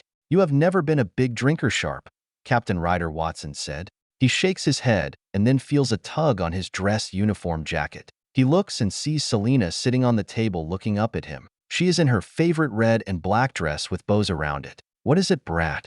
Can I have a taste of that? Selena asks. He thinks on that and tells her no, but just loud enough to make sure Sarah could hear that, just in case. He then looks behind the soldier in front of him to make sure Sarah is not looking. Albert, take 2 light steps to the right. Once Albert does that, blocking Sarah's potential view, he hands his mug to Selena. Our little secret, he whispers. Selena takes the mug and takes a sip from the mug. It's strong. Karol laughs from that. We will make a man out of you, kid, Bailey comments. He then takes the mug away, not wanting her to have too much to drink. Selena smiles. Who is the funny-sounding soldier? Funny-sounding? Ryder asked, shocked. They all burst out laughing after hearing that. Definably Jackson, kid, Johnson said. Don't worry about him, Selena. He is just a paperweight Australian, he replies, still chucking. Paperweight, Ryder says in disbelief. We did 3 missions together. You were at my wedding. Definitely a paperweight, Bailey comments. He points his mug at Ryder. Who was the one who got shot, screaming in pain for his mother? And who was the one who had rushed out into the open in a hail of gunfire and dragged your ass back to safety? Yeah, Selena said with pride. Ryder looks at him with disbelief. That was Call of Duty, you moron. He busts out laughing with everyone else around him. What just happened? Selena asked, confused now. Men being men, Selena, Rory replies and takes a drink. He looks back at Selena. This is Captain Ryder Watson of the 1st Australian Commandos. This smelly Frenchy fellow is Major Gregoire Lebeau of the French 13th Parachute Dragoon Special Forces. The Canadian is Captain Derek Castle from their special group. The Italian here is Captain Martino Battoni, part of the famous 9th Paratroopers Assault Regiment. And here is Captain Lorenzo Santos Sá from the Brazilian Spec Ops. I have yet to work with you on the field, but heard a lot about you SOBs. What does SOB mean? Selena asks as she looks up at everyone. He looks at her, and then everyone else. He can see no one wants to answer the question. He would, however, he knows Sarah will murder him later. Tell you when you're older. Okay, Selena said and then points. And he is SAS man Captain Albert Nelson. You are the Polish Captain Karol Kowalski. I met both of you at the gym. What about me, kid? Johnson asked. I already know you and Bailey, Selena said. And who is this? I have seen him on base with you, Rory said. I am Captain Yoji Itami said. He then extends his hand. My, Rory said as she blushes. She takes his hand and shakes it. You're cute. Hearing that, he glances down at Rory. He wonders if she is teasing him or if she means what he said. He then wonders why he cares so much. Be good, Rory. Have all of you worked with my father before? Selena asks. I would say about half of us in some manner, Albert said. He was stationed in Southeast Asia, so he mainly works with the countries there. Your father has a deadly reputation in the Special Forces community back on Earth, Ryder said. You think the shit he does here is insane, but this is pretty normal. Excluding the demigods, he mumbles. Interesting, Rory said as she takes a big drink. Rory, Albert said, you do realize you have a big reputation in the SF community too? Rory's eyes widen and point to herself. Me. He looks down at her and smiles. Of course, back on Earth, our fights are being studied by these people to learn how to fight better. You have a pretty big fan club. Rory laughs and then smirks evilly. She places her hand on top of her chest and laughs. Wow, a bunch of grown old strong manly men looking at pictures and videos of little old me. Without my knowledge too. Rory then places her hand on Sharpe's arm and lightly slides her hand down it. It makes me wonder what you boys are doing with the images of my young, beautiful figure. She then glances at all of them and winks. All of them look at her in disbelief, and then they all burst out laughing. Where did you meet these people? Martino asked. All this time we've been hearing about you, Colonel, kicking ass and taking names. Literally slaying dragons, but it seems all you do is flirt with the ladies, Derek said. Before he could respond, he feels Rory's grip on his arm tightens. He looks over and sees this evil glare in her eyes. Who are these ladies he speaks of? Rory demands. You. He responds like it is nothing. Rory looks away, back to normal. Okay. Gregor takes a long drink and finishes his mug. I am going to go throw up. The Princess of Darkness is a bit much. Glad I was able to help, Rory says with a smile. As Gregor walks away, Bailey looks over to him. Hey, don't forget the white flag. Hearing that, everyone bursts out laughing again. Sarah looks behind her as all the guys laugh. They are so loud. Looks like the Frenchman had enough. April points out as she drinks her wine. I have to admit I do enjoy human high-class life. Tuke said as she drinks. I wonder if I can drink as many as Legolas. Of course, Lord of the Rings, Kira Hill said. I wouldn't try, Tuke, she suggests. That is a lot of alcohol. Actually, let her do it, Delilah said. It will be funny. I think I am getting dizzy, Lelei said. She looks to take and takes the wine glass away from Lelei. You need to learn to slow down. Enjoy the win. It is not a contest, Lelei, Kira said with a chuckle. It is tasty though, Lelei said, upset that the wine glass is taken away. You humans have weak stomachs, Delilah says as she drinks a full glass. My husband would say something like that, Ava Kowalski said. You two are married, right? Both military spouses, she asks. May I ask why you care, Sarah? April asks in a cheeky tone, implying a different meaning. Knock it off, April, she said. I am just wondering. Yes, Ava said. We knew each other from high school but got married while in the army. Why is it? Pina asks. Isn't it stressful working together? It can be at times, Ava replies, but you just need to know how to handle each other. For us, the army has helped because we know how to work through problems. After all, we understand each other. Interesting, she replies. She thinks about what Ava said. She has wondered what life would be like if she and Sharpe got married while both still serving in the army. Her father was a captain in the army, but her mother wasn't. So Lelei, I know you are a bookworm and all, but do you have a boyfriend? April asks. Lelei looks around and most of the ladies lean in. She blushes bright red as she tries to answer the question. Boyfriend? No. She giggles hearing that. Ladies, if Lelei comes home with a boy, Jackson will murder him. He probably will be able to hide the body and none of us will ever know about it. That is true, Lelei said. Alicia Moore asked this question and the lieutenant colonel said something similar. But that's nothing compared with Selena if she brings back a boy. What would he do? Delilah asks. Lelei thinks about the question. It is similar, but besides hiding the body, he said he would hand it on the streetlight. And with the boy blood, he writes on the body, I dare you. And I got the impression he was leaving out details. She then thinks about that for a moment. I found that very interesting. She looks at Lelei and finds it fascinating that she finds everything she just said perfectly normal. Just shows how safe she feels around Sharpe. He is definitely a dad, April said and takes a long drink. Are all dads like this with you humans?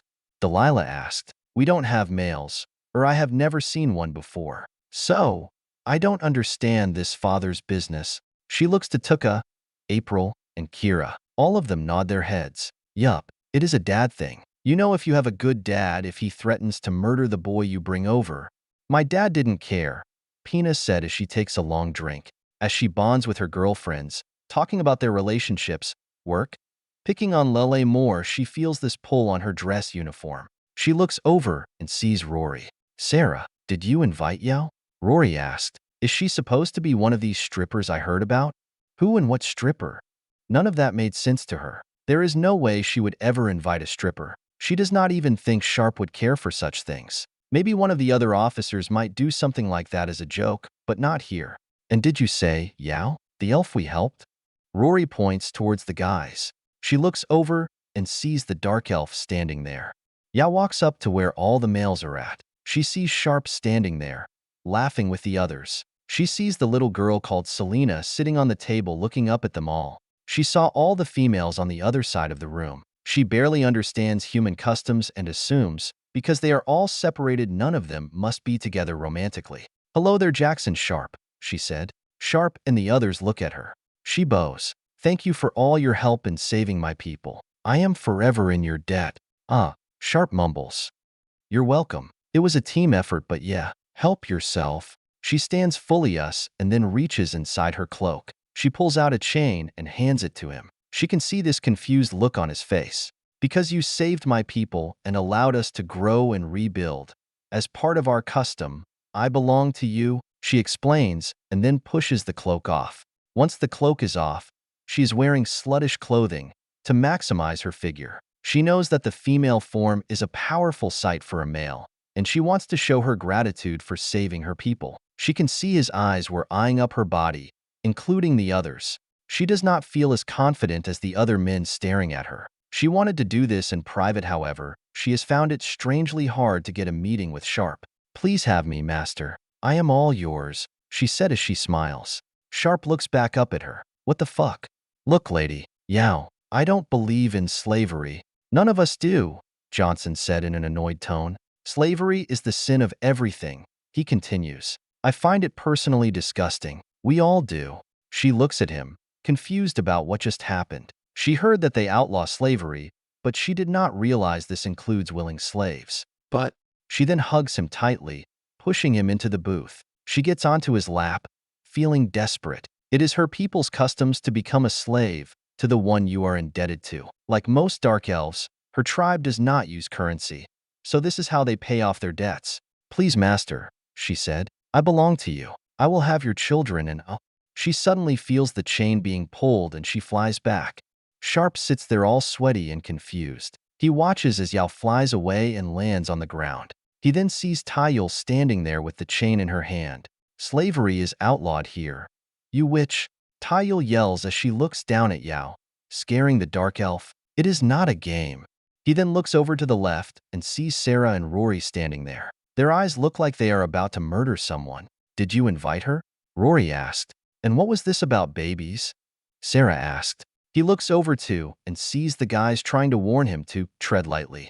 He looks back, scared to death. He never thought he would rather fight Talon and Jasus than being here, but right now he wishes he is. I have no idea what is happening. She is all yours? We will take out the trash, Sarah said. He then sees both Sarah and Rory walk away. Rory grabs Yao's chain and then drags her by the chain. He sees all three of them leave into the back room. Yao has this scared-to-death look on her face. Well, that was interesting, Bailey said. What do you mean by interesting? Delilah asks, appearing beside him. Bailey looks to his girlfriend and gets scared. In a sense it was strange. That is what I meant. He looks away. What the hell just happened? Tuke walks up. She is a dark elf. They live off the land and have no desire to adopt modern methods. They prefer to be isolationists, so they don't have currency. As payment, they become the personal slave until the debt is paid. It is not just some sick fetish like you see in the Empire. Tuke continues. It is a discipline method. You are less likely to do something that hurts the tribe because whatever the debt is, you have to give yourself up. It helps keep order. My people once did something like that, but we abandoned it once we opened ourselves up to Falmart. Lelei then walks up. I can confirm that. One of my old tribe members has a dark elf because he saved her. It is their way. She then thinks for a moment. Remember Phryane? Crisis Apostle. He was a dark elf who called Crisis his master all the time. He looks at both Tuke and Lelei. I don't get paid enough for this. He then looks past them. Taiyul, thanks for the save. You're welcome, Taiyul said with pride. I expect a good tip now. They have some cheerful laughter hearing that. Everyone letting out some stress. She did have a cute cloth though, Selena said.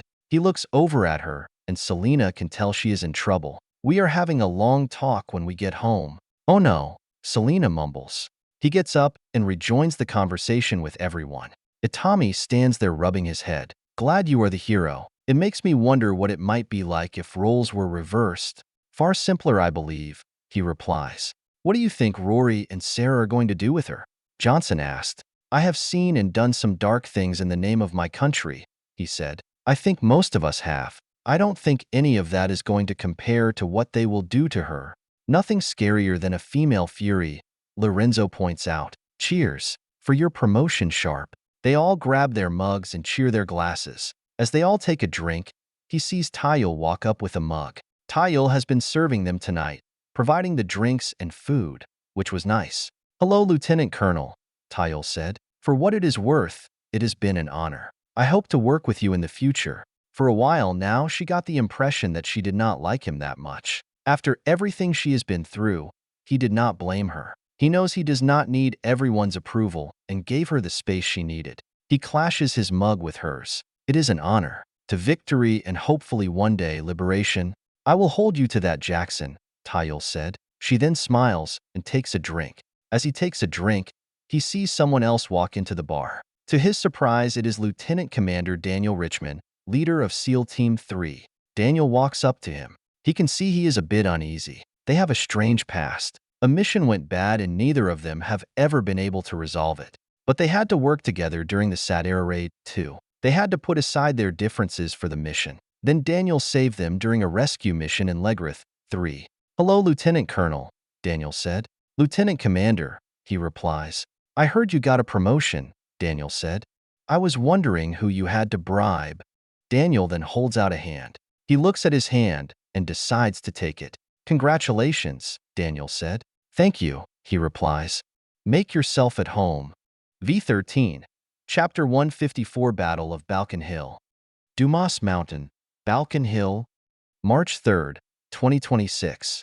Corporal, Major Bronston said, tell command we have to reach our third checkpoint. No contact. Yes, Major, Corporal Mick said. He looks around at his first cavalrymen as they move out the hillside. This was the general direction General Herm went, so his mission is to follow the path and clear out Imperial forces. That was supposed to happen 4 hours ago. Australian commandos went up this path, chasing Herm, but they ran into heavy enemy forces and were forced to pull back. Maybe it is a holiday, Major, First Sergeant Williams said, jokingly. Or they haven't been paid, he replies. In Elis, the Empire fought tooth and nail to keep it. Now it seems like they are giving up land. I will give it to them, Williams said. They are adoptive bastards. Wonder what they are thinking. He is wondering that as well. Recent reports are that Emperor Zorzal created his own NATO-like alliance with the Ticaret Conglomerate and the Swestuals Kingdoms, plus many smaller kingdoms. He has never heard of the Ticaret until recently, but he faced some of the Swestual during the opening days of the war. It was rare to see Imperial troops with the Darklings or barbaric races working together. It reminds him of stories of when the U.S. Army was segregated, with bi-states during the Civil War and bi-race in World War II. While he prefers to fight the more common Imperial troops like humans and elves, he is scared of the Darklings. He saw the videos of the brutality that they did to American civilians. They do not act like normal soldiers, so they are harder to fight. Plus, he is afraid to be eaten. Tell Captain Baker to get Charlie Company to secure that ridge. It looks like a good place for an ambush, he orders. Assume they are around, Lieutenant Harvey Douglas said. Major, none of the Black Hornet nano drones haven't found anything yet. The first batch is returning now. Black Hornet drones are about the same size as a dragonfly, able to fly around for about 20 minutes. They are small and very stealthy, able to sneak around and spy on enemy positions. The drone feeds uplinks directly into the soldier NETT feed, allowing any soldier to see what the drone sees. He looks to Douglas. I see on the feed Alpha is spreading too thin. Get Captain Samuel Murillo on the line and tell him to watch his platoons. I don't want a lost platoon scenario. As he speaks to him, and everyone else hears weapons fire from Charlie Company's position. Damn it, he mumbles. Get Captain Baker to secure that ridge? Mick looks at him. Sir, Charlie Company is saying they are being attacked from behind. He looks at Mick, confused by that. He is trying to figure out how the Empire got behind his battalion. Suddenly arrows start coming down into his position. There is not a lot, which makes him think it is just a few snipers. First Sergeant William is rallying the troops and getting them in cover. Soldiers from all around start to open fire, laying down suppressive fire. He takes cover by this boulder and looks out. He can't see where the arrows are coming from, even though another one breaks on the boulder. He doesn't see any infantry, which means this is just snipers picking at them. During the beginning of the war, the Imperial archers used to stay behind the shield swordsmen for protection. That formation made it easier to slaughter them. Now the archers are acting like modern soldiers, taking over and firing their arrows. The benefit of a bow is that they can arc the arrow, just like an FGM-148 javelin. This allows them to fire from cover, making it harder to kill them. The downside is that they are less accurate firing blind like that, which he is fine with. Douglas, he said, Get the first platoon to secure our position, and I want the rest of Bravo Company to clear out those spotters. We are not holding here. He watches as the company moves into the position. He hears weapon fire happening all over the place as his first Cav soldiers placing suppression fire against those snipers. He hears an intense weapons fire coming from Charlie's company. He hears on the radio that they are engaged from the ridgeline and from behind. The sound of all three companies of the battalion can be heard throughout the forest. He again speaks over to see what is happening up front. He sees more archers taking cover behind similar cover. He then sees this horse-like creature galloping between cover, firing arrows. While the body is a horse, where the head would usually be is the upper part of a man, 2 arms, and a head. He has seen these creatures in the educational class about mystical creatures. It is a centaur. This is the first time he has seen one in combat before. He hears Mick call out to him, saying that Colonel Robert is on the radio. He switches frequencies to communicate with him. Actual, this is Major Bronston. The full battalion has been engaged, he said. Roger that, Robert said. Lieutenant Colonel Finn's battalion is 15 miles to your southeast. Do you need me to redirect them? Negative actual, he replies. They surprised us, but we will wipe their asses. As he was saying that, he couldn't help but look at his feed. Bravo Company rearguard appears, and he starts to see them getting their weapons ready, starting to panically engage an approaching enemy. He turns around and looks and sees nearly 100 Imperial swordsmen, humans and orcs, a sight he has yet to see before. Where the fuck did they come from?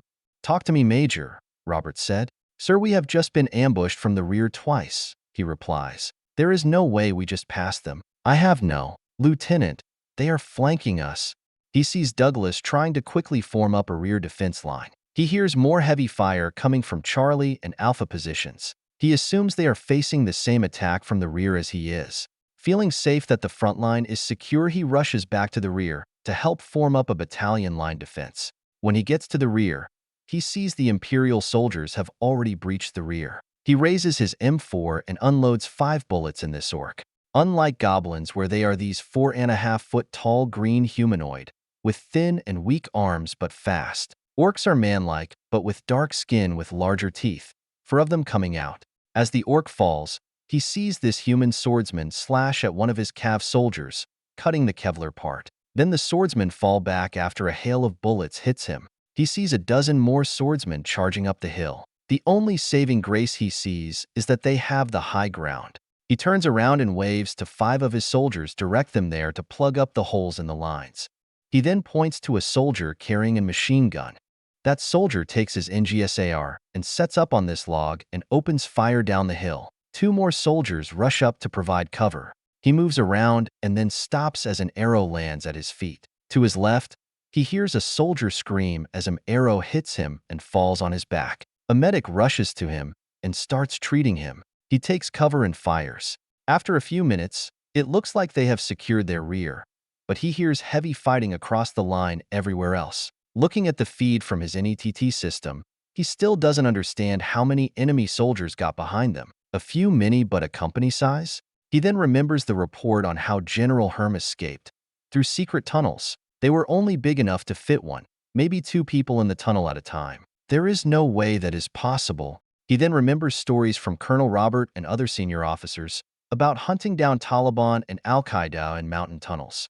He then turns to Charlie Company feed to see what they are seeing. He sees a bloody firefight, but his Cav boys standing strong. They are in an inferior position as the archers have the high ground. He sees Captain Baker rushing around as he tries to keep his company in order and trying to prevent the swordsmen from breaking through. He notices Baker is facing double the number of Imperials than he is.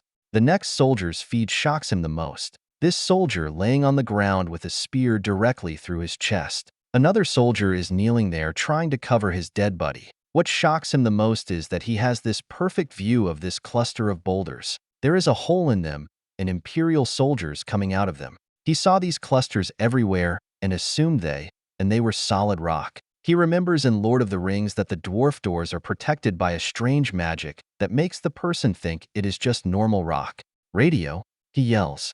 Corporal Mick rushes over and drops right next to him. Here, sir. He then gets up and fires his M4. He grabs the radio. Cav actual, this is Major Bronston. We are surrounded by the enemy. Strength unknown. He then hears other soldiers on the radio, declaring that the enemy is coming out of the ground. Major, Robert said, what is going on? They are coming out of the goddamn ground, sir, he replies. He looks up and pulls out his pistol, shooting a few rounds at this charging orc. Humans, elves, and orcs working together. Plus, new contacts. I think it's centaurs. We need backup. Roger, Robert replies. I am prioritizing brigade artillery towards you. I'm contacting the Italian Rapid Response on the Roma Highway checkpoints. I might be able to get a Brazil company to assist. Stand by. As he waits, Lieutenant Harvey Douglas rushes to his position. He sides in the ground and stops right in front of him. Sir, we need you up front ASAP. I will take care of this. He nods. Roger that. They are coming out of the boulders we passed.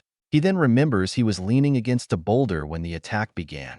He gets up and rushes back up the hill to the front lines. He sees First Sergeant William keeping everyone together. NCOs, or non-commissioned officers, are the backbone of the United States military. They are the best, and they are what keeps the war machine going. He sees a small casualties spot where 2 medics are treating the wounded. He notices about 3 dead already. William, he yells. As he yelled, he sees that boulder deform, and this small hole appears out of nowhere. He doesn't know if magically created the hole, or if some illusion magic was covering it, or something completely. Then a dwarf charges out of the hole with this warhammer. He aims his rifle and shots the dwarf, but he sees more coming out. This new dwarf rushes out and slams his warhammer into an unexpecting soldier. About face Cav, William orders, get a grenade in that hole. First Cav soldiers adjust to the new threat and start laying down bullets into the hole. A soldier tosses a fragmentation grenade into the hole and an explosion. Screams can be heard from within. Corporal, tell all companies to watch out for this. Tell Alpha and Charlie to burn them out. He orders. As his radio man relays his orders, he rushes up to William. First Sergeant, get the incinerator up here. Burn those fuckers.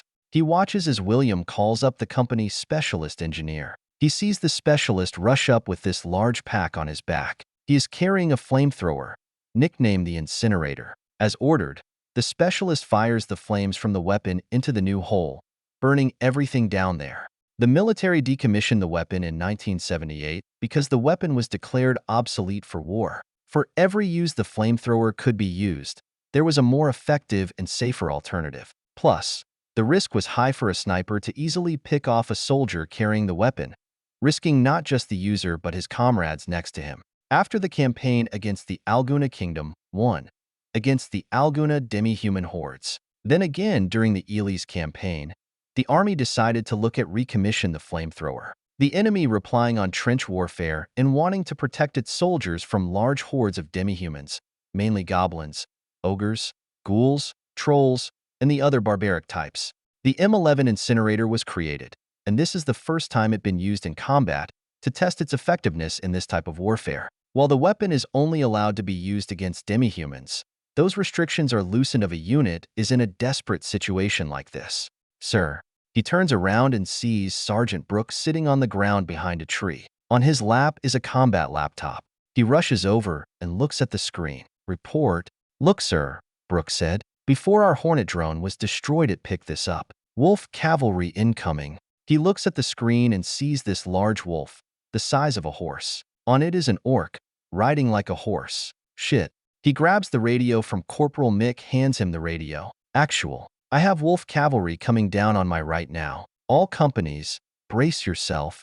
Brooke, Mick, get all the artillery on that hillside and let them have it. He orders and gets up. He moves along the line to make sure everyone is ready, dodging arrows. He then hears the loud zooming sounds from artillery flying overhead. He stops and looks and sees large explosions as the shells hit the ground. Through the artillery, he hears the wolves howling, and then he hears more and more, making him believe there is 100 at least.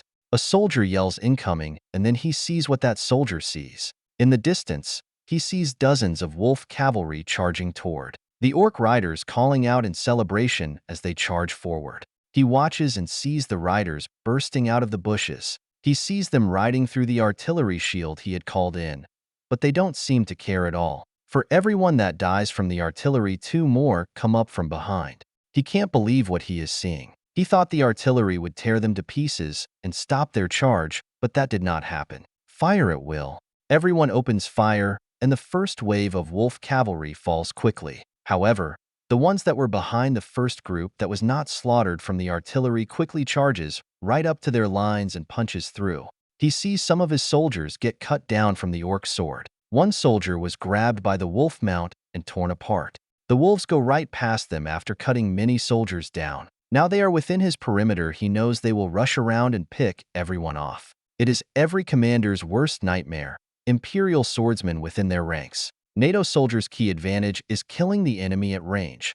Once this close, the Empire gets the advantage. Everyone, form up into groups now, he yells. Seeing this wolf rider stopping and looking for its next target, the orc sees the wounded and starts charging towards them. He switches his rifle to automatic and fires in bursts. He got the orc, making the wolf stop in confusion. He then sees this other soldier rush up to protect the wounded, carrying a shotgun. With a shot from the shotgun, the wolf dies. His soldiers get together as they try to cover each other, but it is chaos. He looks at his feet and sees Alpha Company suffering the same problem as Bravo. He notices no wolf riders attacking Charlie. Only the swordsmen and archers are focusing on them. He sees the specialist firing the incinerator out at the charging riders, blocking their advance by making a semi-firewall. He turns around and starts giving orders, rallying his men. He can feel the heat from that boulder from before. He can see the shadow of the flames on the ground in front of him. He is keeping everyone organized so no one just scatters. If people start spreading out, then they become easier for the wolves to attack. He hasn't noticed that many arrows now, thinking the artillery either killed or scared them away. He looks over to a batch of 5 soldiers and orders them to secure the left flank. That is when he notices something strange in the flame's shadows. He turns around and sees this wolf on top of it. He tries to aim his rifle, but the wolf jumps up and lands on him. And then everything goes dark. V13. Chapter 155 Battle of Balkan Hill. Dumas Mountain, Balkan Hill, March 3, 2026. Captain Jace Baker rushes around Charlie's company, making sure everyone is where they need to be. Seeing that he was cut off and surrounded, he ordered all 3 of his platoons to form a rigid circle. Everyone is taking cover wherever they can find. He walks past a wounded stand that is still standing, refusing to go back to the wounded station. He pats him on the shoulder and then his buddy next to him. "You are doing great, boys. These imperialist bastards think they could get the jump on us like in Battle of Aidrang 1. We kicked their asses back in Nam, and we are going to kick their asses now. Do not let up." While he knew the Battle of Aidrang was an intense battle, the first cavalry soldiers who fought in that battle were tough warriors. They never quit, and today the first Cav soldier will not either. In that battle, the soldiers were surrounded and outnumbered. Their lines were about to be breached, and it was their fighting spirit and superior firepower that prevented the battalion from being overwhelmed and killed. Before he lost contact with Major Bronston, they both learned that the Empire was sneaking behind and within through underground tunnels. Seeing that, he figured out this was a trap and a well-planned-out one. He wonders how much resources the Imperial Army had to devote to do something like this.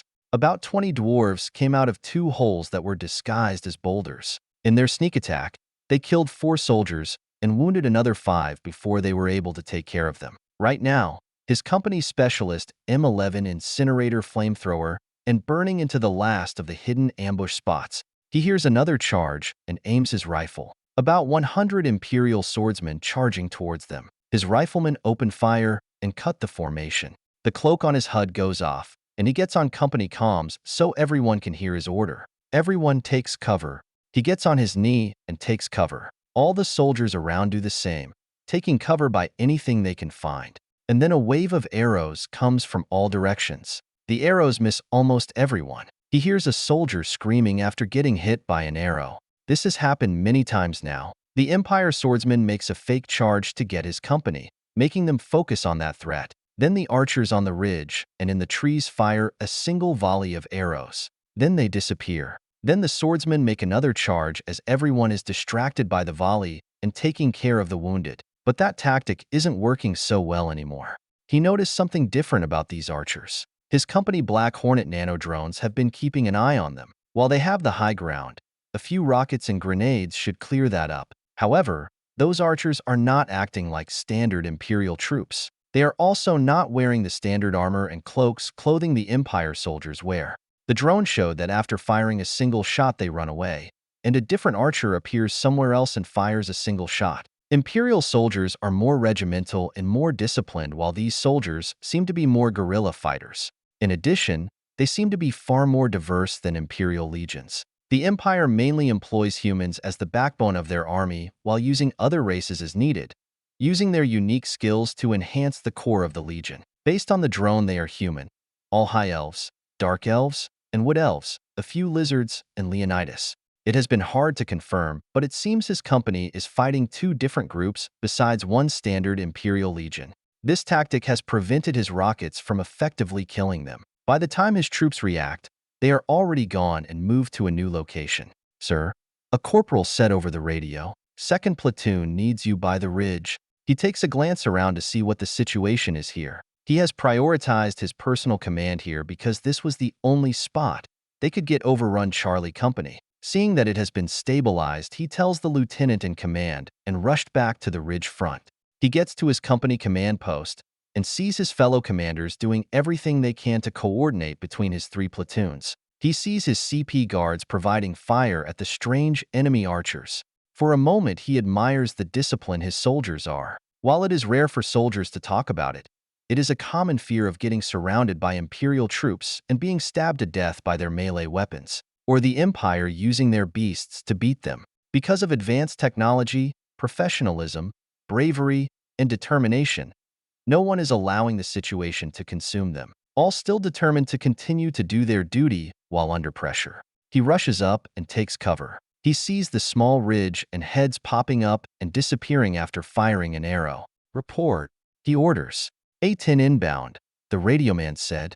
"Who else is requesting their support?" he asks. The pilot said he has no clear comms with Bravo. "Another one is supporting Alpha right now," the radio man replies. He hears more weapon fire coming from his left flank, where Bravo Company is. It sounds bad and wishes he knows what's happening. "Have you heard from Bravo?" "Negative, but I got through to Alpha," the radio man said. "Both sister companies have been attacked by Wolf Rider. Both companies' lines were broken, and they are close fighting." Then the full gravity of the situation hits him. He stands up and looks around. He looks to the direction of his sister companies and then to the ridgeline. "Fuck this." He looks down at his company post staff. "Listen up. Get that A-10 to bomb that ridge until it is a ditch. Second platoon, mop up whoever those bastards are. Third platoon continues holding our rear flank until Company CP helps gather the casualties. Then I want both groups to move to Bravo Company's position. First platoon with me. We are going to Bravo and help Jessica." He then looks to First Lieutenant Jessica, his second in command, the first female combat infantry officer in the 1st Cavalry Division. "You are in command. First platoon, let's go." As first platoon gathers, he hears the A-10 incoming. The sound of its Gatling gun going off and the screams of enemy archers can be heard. He looks up and sees dozens of Hydra 70 rockets flying through the air. He can hear one of his soldiers yelling danger close as the rockets hit the ridge. He expects the A-10 to make a few more runs just to be safe, and then cover the rest of his company as the move to Bravo's position. Once gathered, he leads the platoon through enemy lines. He can tell the Imperial swordsmen did not expect his sudden charge, as they know warriors from Earth prefer to fight at range. So far in the war, the Imperial Army has adopted to try and counter NATO tactics, as his platoon fights through, gunning down everyone who tries to put up a fight. He learned a long time ago the best way to defeat Imperial infantry is to break up their formations. They rely too much on the group, and if they are not in formation, their combat effectiveness decreases dramatically. His decision to push quickly through seemed to more affected them, he thought, as the Empire is not used to facing charging US soldiers. He stops as he doesn't want the platoon to scatter too much. He fires a few rounds at this charging swordsman, and then at another as the swordsmen take cover behind his shield. "Staff Sergeant keeps the first squad on our left," he orders. He orders a few more soldiers to his right and sees a Cav soldier toss a grenade, killing 3 swordsmen. "Move forward," he yells. He charges forward, making sure his men can see him up front. He can hear weapons fire up ahead, knowing that is the rest of the battalions. As he gives the order to make the final push, he feels an arrow hit him in the back. He falls forward, and hears more weapons fire. He looks back and sees a grenade from an M320 attached grenade launcher blow up a tree branch where the arrow came from. Two soldiers rush up to give him cover as a medic kneels next to him. "Sir, you got an arrow in your back," the medic said. "Hold on as I treat this." The platoon first sergeant Alicia walks up. "Captain, I'm ordering us to fall back to the company." Hearing that, he ignores the medic and gets up. "Break off the arrow. We are not falling back." He hears the medic protesting, warning keeping the tip of the arrow will cause infection. He looks to his medic with a glare. Then the medic breaks the arrow and he gets up. "First platoon, let's go," he yells. The platoon rallies and heads to Bravo Company position. When they get close, there was almost blue-on-blue fire. That is military code for friendly fire. He moves through Bravo lines and sees that there was one hell of a fight. He sees wolf and orc bodies everywhere. He sees Imperial warriors everywhere. It is clear that the Empire did break Bravo Company and a battalion command post was overrun. He still sees Imperial forces within the perimeter. The first platoon form a line and advance. The platoon forms a long line and then marches through Bravo Company. He didn't have to give the order to fire. Everyone threw out the enemy. Shocked by the sudden U.S. reinforcements, this distracted the Empire forces. They try to reform but find themselves trapped. This gave Bravo Company the breather they needed to rally and reform their defensive line. He leads Charlie's first platoon as they sweep Bravo lines. He sees two Wolf Riders Alpha Mention charging at them. The two orcs on top let pit the battle cry as they charge forward. They didn't make it far as his platoon quickly gunned them down. The remaining enemy forces see this has started to lose the will to fight, the bulk, and start trying to flee. He sees on his HUD feed and sees the rest of his company approaching from behind. "Jessica," he said over the radio, "get the wounded to the aid station. Get the company to plug up the holes and reinforce this position. I am heading to Alpha." He takes the first platoon and enters Alpha's lines. They bring sweep through Alpha's lines and picking off all hostile forces. Just like before, these Imperial troops were not expecting the sudden reinforcements and struggle to form up. His top NCOs, too, and Alpha NCOs start to rally Alpha and reorganize the troops and fix the lines. He then sees this orc pulling his blade out of a soldier, his wolf biting down on the dead soldier leg. This human swordsman stands there watching. He turns around and pulls up his shield.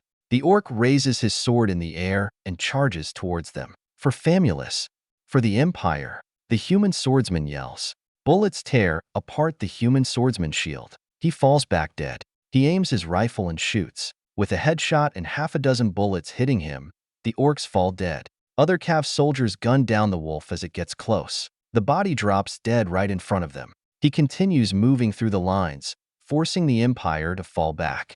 Captain Baker gathers up with the other officers from all three companies. Both Alpha and Charlie gather around Bravo and re-establish a defensive perimeter. He didn't want to do that, as all that did was congested everyone into one compact location. That will make it easier for the enemy to surround and increase the chance to get hit by a ranged weapon. But he saw no other choice as there are too many wounded. As the enemy swordsmen fall back, the strange archers appeared and started attacking. Just like on the ridge, they keep relocating and refuse to commit to an attack. They seem to be more focused on harassing than trying to kill them. In the distance, he hears a loud wolf call. Based on that call and the harassment that they are preparing for another attack, Captain Samuel Murillo of Alpha Company and Captain Aaron Wohali updated him on the casualties. The estimated is 24 dead between the battalion and 36 wounded. However, everything is still chaotic, so that number could be greater. During this breather, he was able to let the medic check out the arrow wound. They were unable to get the arrow out, saying that he will have to go into surgery when they get back to Alnus. Right now he does not care because he has to focus on the matter at hand. They patched him up and gave him some drugs to keep his focus and awake. Behind him is the battalion leader, Major Bronston, laying on the ground dead with a blanket over him. Bronston led the battalion into Falmart from the beginning, the opening invasion of defending Alnus Hill 3. He then led them through Elis and smashed the Empire defenses 4. But right now, he can't think about their fallen leader, as there's no official second-in-command for the battalion, and the other captains agreed that he should take over. Right then he is talking with Colonel Robert. "ETA on our reinforcements, sir?" "They are coming, son," Robert said. "The Italians and Brazilians are getting close, but are still facing resistance. He can hear the artillery and air support in the distance, supporting his reinforcements. "What about the other Cav battalion?" he asked. "Lieutenant Colonel Finn is still an hour away," Robert answers. "Don't worry, son, you're not alone. Just sit back and dig in. You got prioritization on artillery and air support." As Robert said that, he looks out. An A-10 just flew by, dropping 2 unguided bombs into the hill. It was dropping Mk-80 dumb bombs and Mk-77 incendiary bombs. "I see that, sir," he replies. He thinks about the orders to stay here and wait. That order doesn't sit well with him after everything he just been through. He is sure that another attack is coming. The Empire knows they spilled some blood, and if he was them, he would keep the pressure. The battalion has a lot of wounded and is stuck in one position, which is too good of an opportunity to strike. The Empire hasn't had a lot of victories in this war, so he is assuming they would want to maximize this victory. Sooner or later, they will figure out a way around their fire support to get one last gap. He then thinks about how he broke through the Empire lines. They were not expecting him to charge through, acting more like swordsmen than riflemen. Then that gives him an idea. "Negative, Colonel," he said. "The situation is deteriorating. We are a sitting duck, and while our allies are close, I don't believe they will get here in time." He takes a breath to gather his thoughts. "We are going on the offense. Any extra air support would be great, sir." He then hands the radio back to his radio man and looks at the other officers and NCOs. "This is the plan. We have a joint Italian and Brazilian task force coming in from the southeast. Our Cav brethren are an hour out coming from the north."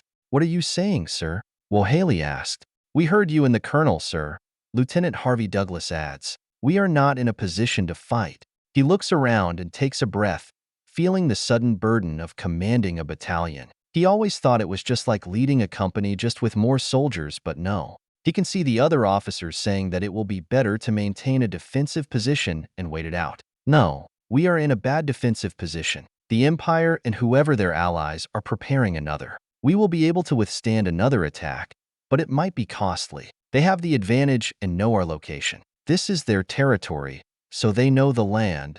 "So, you want us to attack?" William asked. His tone implies he agrees with the order.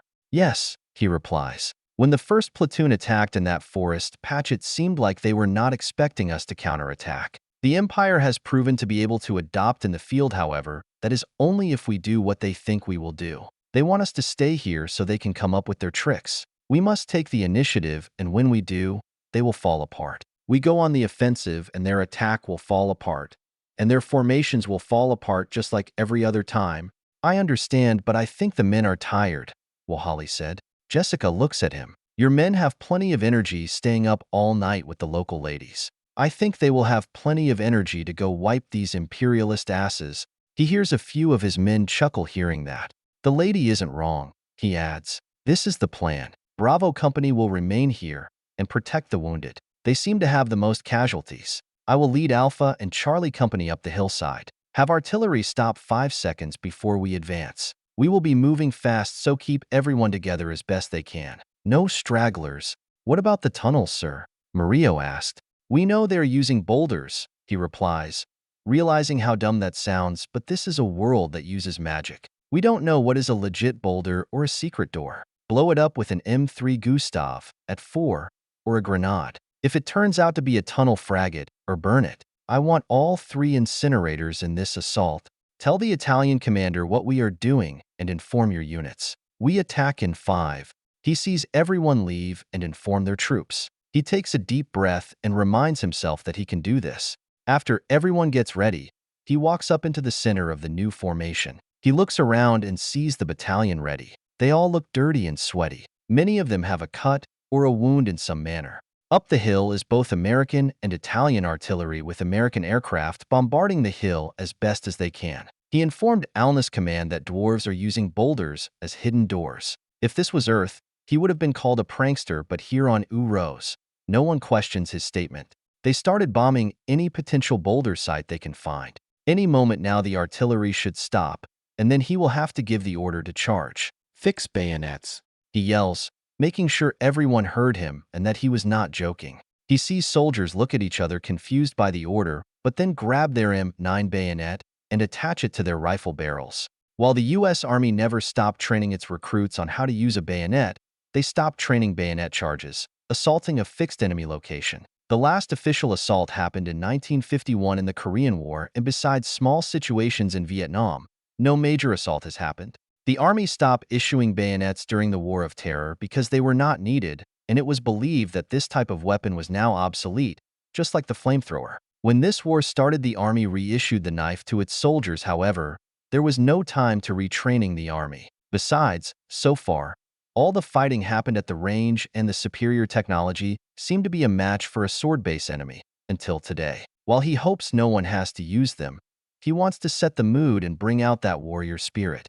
He grabs his bayonet and attaches it to his M4A1. The countdown in his HUD hits 0, and the charges. Charge!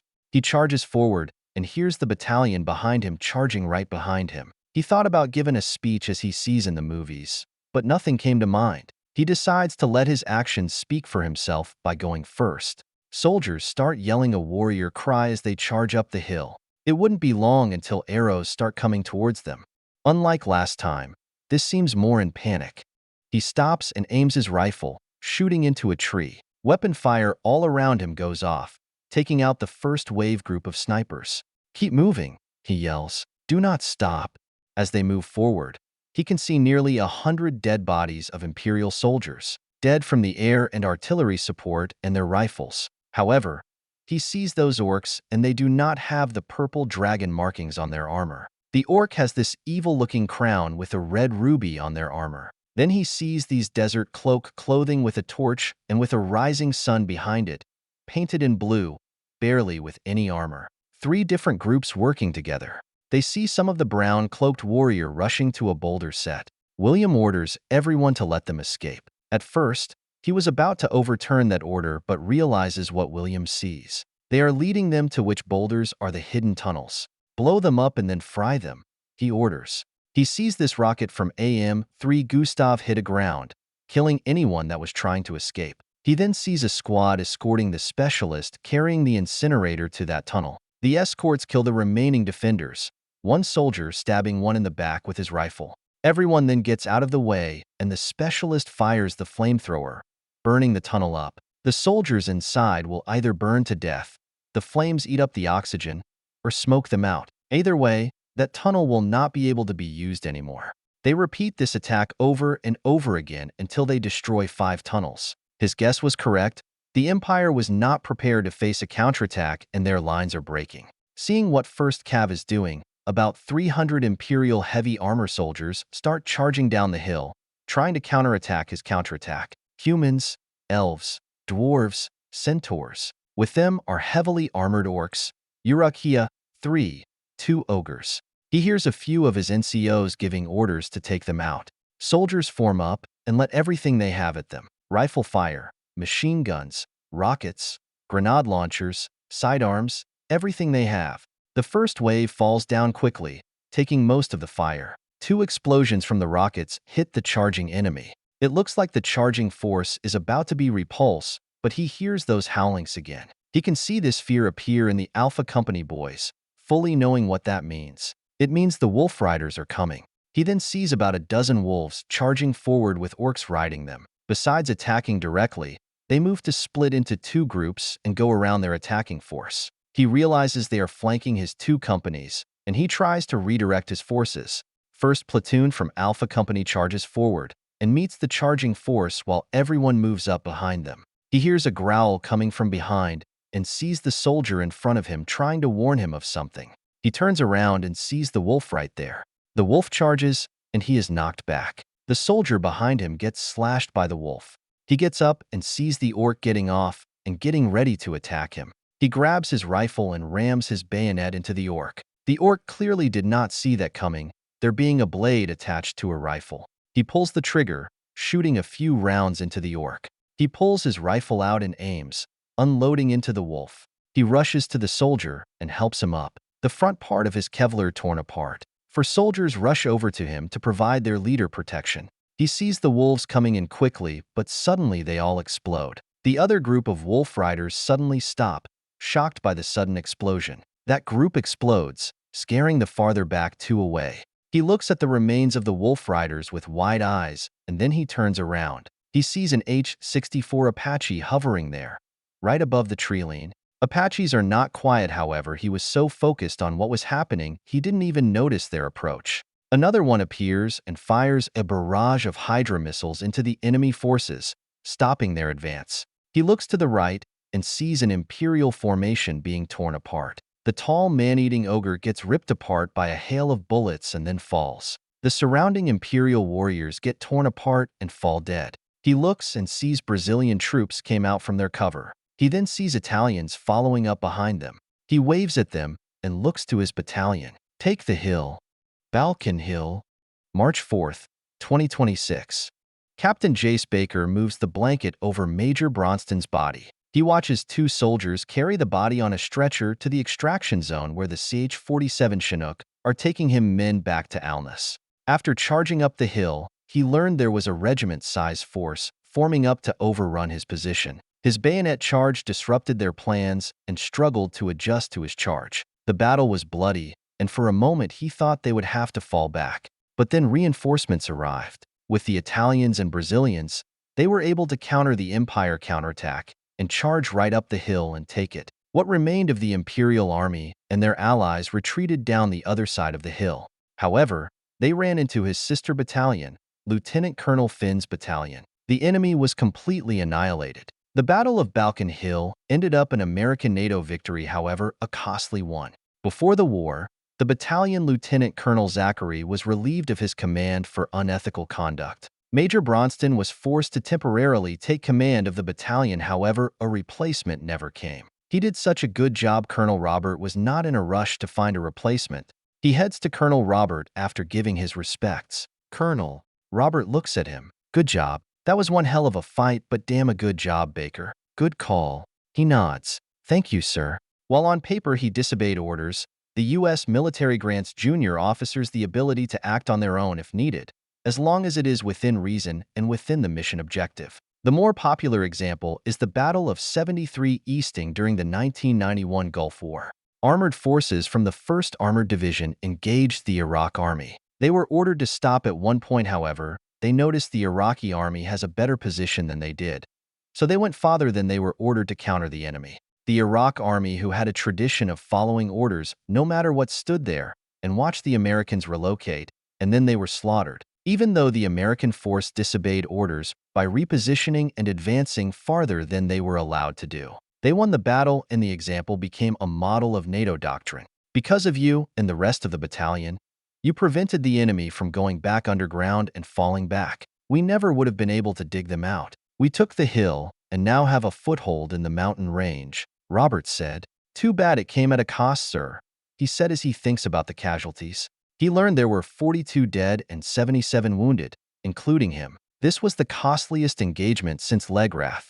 I know, Robert said. It is never easy to watch your comrades die, but what your battalion did save lives. It would have cost more lives going down there and digging out these bastards. We will not make this mistake again. He nods and looks over, seeing soldiers escorting prisoners. Sir, I believed we engaged 3 different groups here. It was not standard Imperial tactics and doctrine. Intelligence agrees, Robert replies. You faced the Imperial army. Humans, elves, and dwarves. Finally got to see those pricks in combat.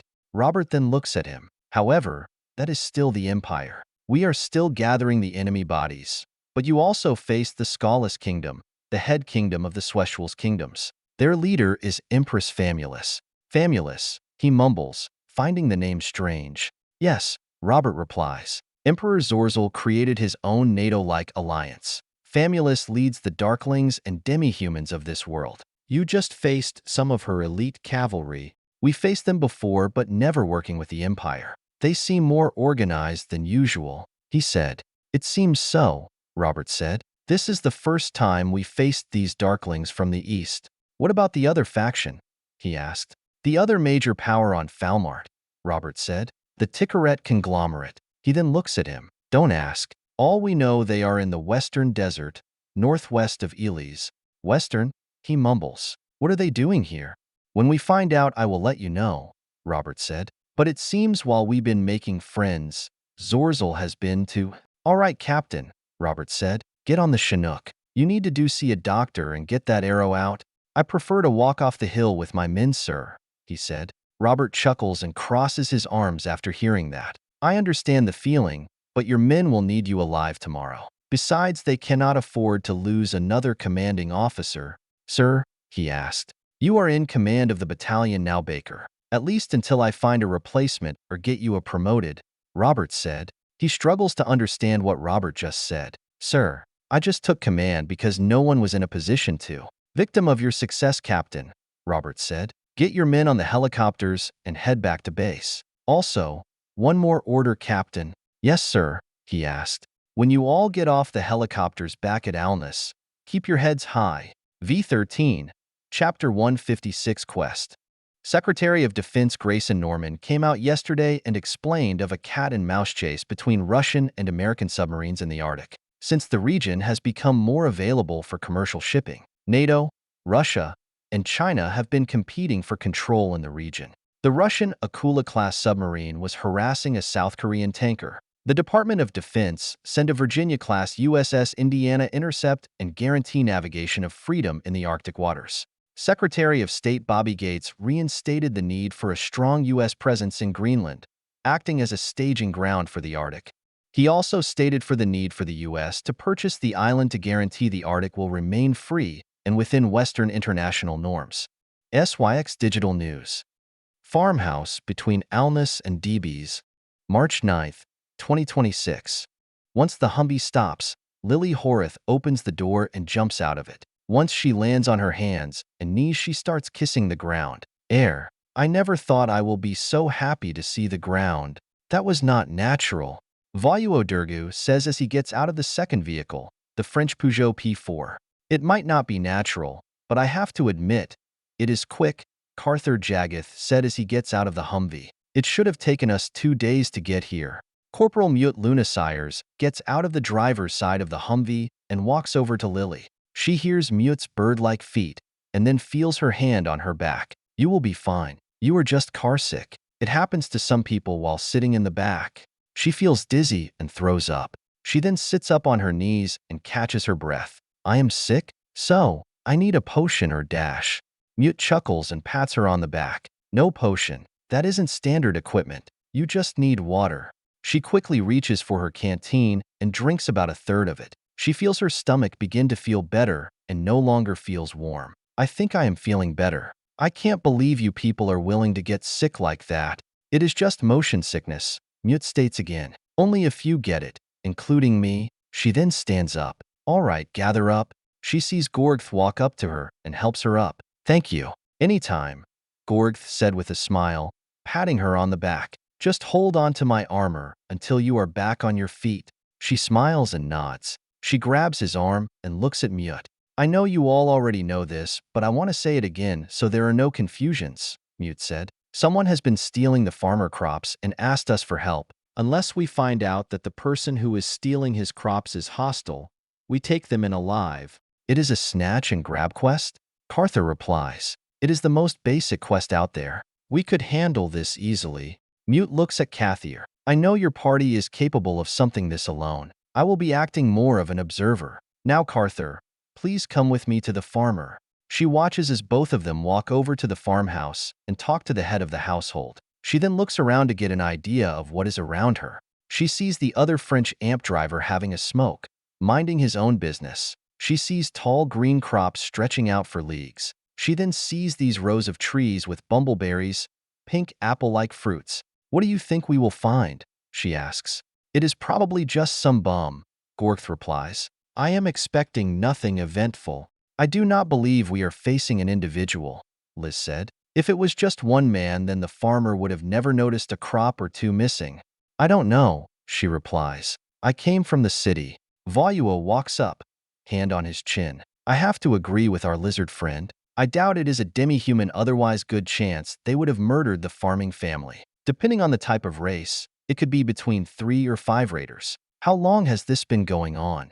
She pulls out the quest from her bag and begins to read it. It says 3 weeks, maybe longer. But he only posted this 5 days ago. That means whoever is doing this isn't that hostile so far, Gorgth said. So, no goblins or ogres. Don't forget Gorgth, Hearthdrafalith says. Good chance these other worlders have already purged the major demi-humans like goblins. We must keep that in mind. We might not be fighting a standard enemy, either a recent or something new that is not normally from these lands. As all the adventurers debate on what they might face and how to respond, she stands there smiling. She is happy that they are finally out of Alnus and on a real quest. Things have been getting tense in Alnus, so coming out here seems to be a big relief. She turns around as she hears both Mute and Carther walking to them. "It is your show, Carther," Mute said. Carther nods and walks up to address his party. "Okay, adventurers. We just talked to the head of the house. He said they had another raid on his crops last night. There is a raid every 3 days, but in different locations. It seems random except for one fact." "What is that, sir?" she asks. Carther then points the mountain range. "They always head east to those hills. Our quest is a search and snatch now, sir?" Gorgth asked. "Correct," Carther replies. "What are we facing?" Harthru asks.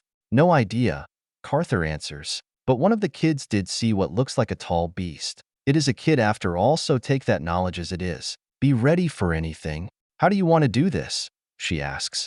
Carther takes a look around. "Harthru and Vayuo, I want both of you to scout the area first. See if you can collect clues in the best direction. Gorgth and I will go take a look at where the attacks happened. Lelei, you will be looking around with Mute. Liz, see if there is a curse placed on these lands. Once the scouting team finds tracks, we regroup and go on the attack." She watches as everyone groups together and leaves. She then looks over to the green siren woman called Mute. "I guess we are partners today. Let's take a look around," Mute said and starts walking away. She catches up and walks beside her.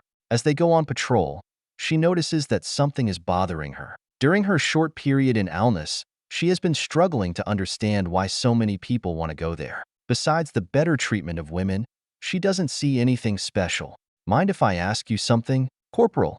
she asks, still learning how their ranks are. She finds their ranks confusing compared to the guild system. "Yes," Mute said. "What is it?" "What is a siren doing there in Alnus?" she asked. "Most sirens stay close to the mountains or in major cities."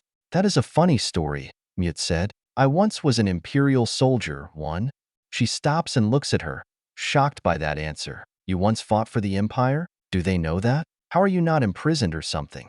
"I wanted more in life, and the best way was enlisting," Mute said. "Because of my wind abilities, they accepted me." She thinks about what Mute said. Gorgth would be shocked to hear a statement like that. If she once was an Imperial soldier and now works for the Otherworlders. "How did you end up here?" she asked. Mute was about to respond, but then smirk. "I was about to say battle, but it was a slaughter. I was there when the Americans first came through the gate," Mute explains. 10,000 Americans defeated an army of 100,000 in one night. I barely got out alive only because I was in the Reed Guard. I was watching the hill and just saw legions be torn apart. 10,000, she asked, speaking more to herself. "Then I fought them at Italica, and that was a strange event," Mute says. "I saw firsthand of their power and I was taken prisoner. I bet you can imagine what was going through my mind. Their flying machine easily took out our group." She knows what Mute means. If the opposing army wasn't slaughtered, it is the norm to be enslaved by the victor. The right of conquerors allows this. It was one of the reasons why she wanted to be an adventurer rather than a soldier. She remembers stories by Gorgth from his time in the Imperial Army. The things he and other soldiers under his command have done. Based on his stories, it never was pretty the losing side. "So how did you end up here?" she asked, interested in her story. "To be honest, Rory vouched for me," Mute said. "Basically, all they wanted to know if they could trust me. It was far easier than I expected to integrate with them. My army skills gave me the experience I needed to join the Alnus military police. And now I have a mate. Things have gone pretty well." "Oh, sorry. I didn't mean to ramble." She is shocked to hear that. She can't believe that an Imperial soldier was able to be so well into the Otherworlder society, and yet Carther's adventurer party has struggled. "Something wrong?" Mute asked. "Yes," she replies. "I don't understand. You are an ex-Imperial soldier? How are these Americans and Alnus locals okay being around an Imperial soldier? They're enemy, but we adventurers, legit heroes, seem to be despised. I mean, we are adventurers and we are supposed to be the heroes. People are supposed to like us because we save the day. It has never been this hard before. Do they even know?" There is a short silence between the two women. Mute nods her head as she collects her thoughts. Yes, they do, and no one cares. You will be shocked by how many ex-Imperial soldiers living in Alnus or helping NATO fight against the Empire. Alnus has become a fresh start for a lot of people. For a lot, it has been the first time they feel free, feel alive. Let me ask you what you think, Lelei. Why are you people here? Mute continues. She looks at her. For honor, glory, and profit. To live free of our own choices. Well, yeah, she replies. We want to be the first here. I cannot believe things are so different. If you people want to work in Alnus, you will have to adopt, Mute said. You adventurers are used to having people adore you, but the old ways are ending. In the beginning, Alnus was just a refuge while the other worlders waged their war against the Empire. Now it has become more. Something special. We all know you resent or even hate us, and yet you want people to ask for your help. She was about to respond but could not find the words. Mute is correct. They have not made a good first appearance. They are so used to be treated like heroes just by walking into town. Maybe if today's quest works out, we can start anew.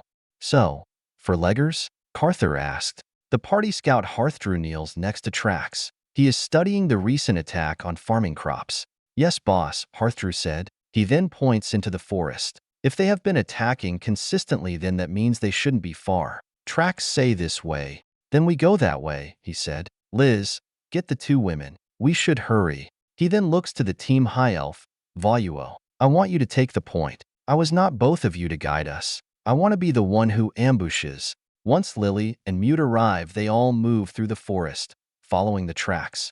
No one speaks as they move through the forest, taking everything seriously. While in towns and at guild posts, he and the rest of the party are loud, expressive, and celebrating the time, but out here during a quest they are professional. He didn't become a rank 3 silver or S rank for being sloppy. He has had so many close calls over the years. He ranked up from nothing to this. He has seen things, experienced so much what Falmart has to offer, the good and bad. While he doesn't understand the kind of worth these other worlders come from, Falmart is a harsh world with threats around every corner. As Gorgth puts it, the Empire maintains order and stabilization throughout the lands. Keep invaders out, keep vassals in their place. They deal with bigger threats, which is fine with him. He never wanted to be a soldier. Unlike the other guilds where they deal more on the economic side, the adventurers deal with the smaller threats of Falmart.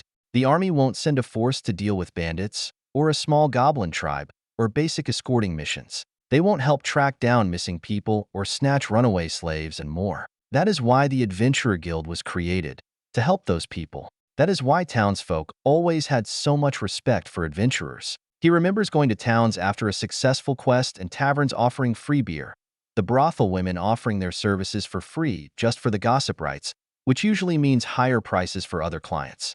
He grew to love that respect, but more importantly, he loves this lifestyle, being out in the woods, hunting for food, going to new places. Every day is new and special, until recently. Carther stops as Hearthdrew and Voluo stop. They look around to stay in the landscape.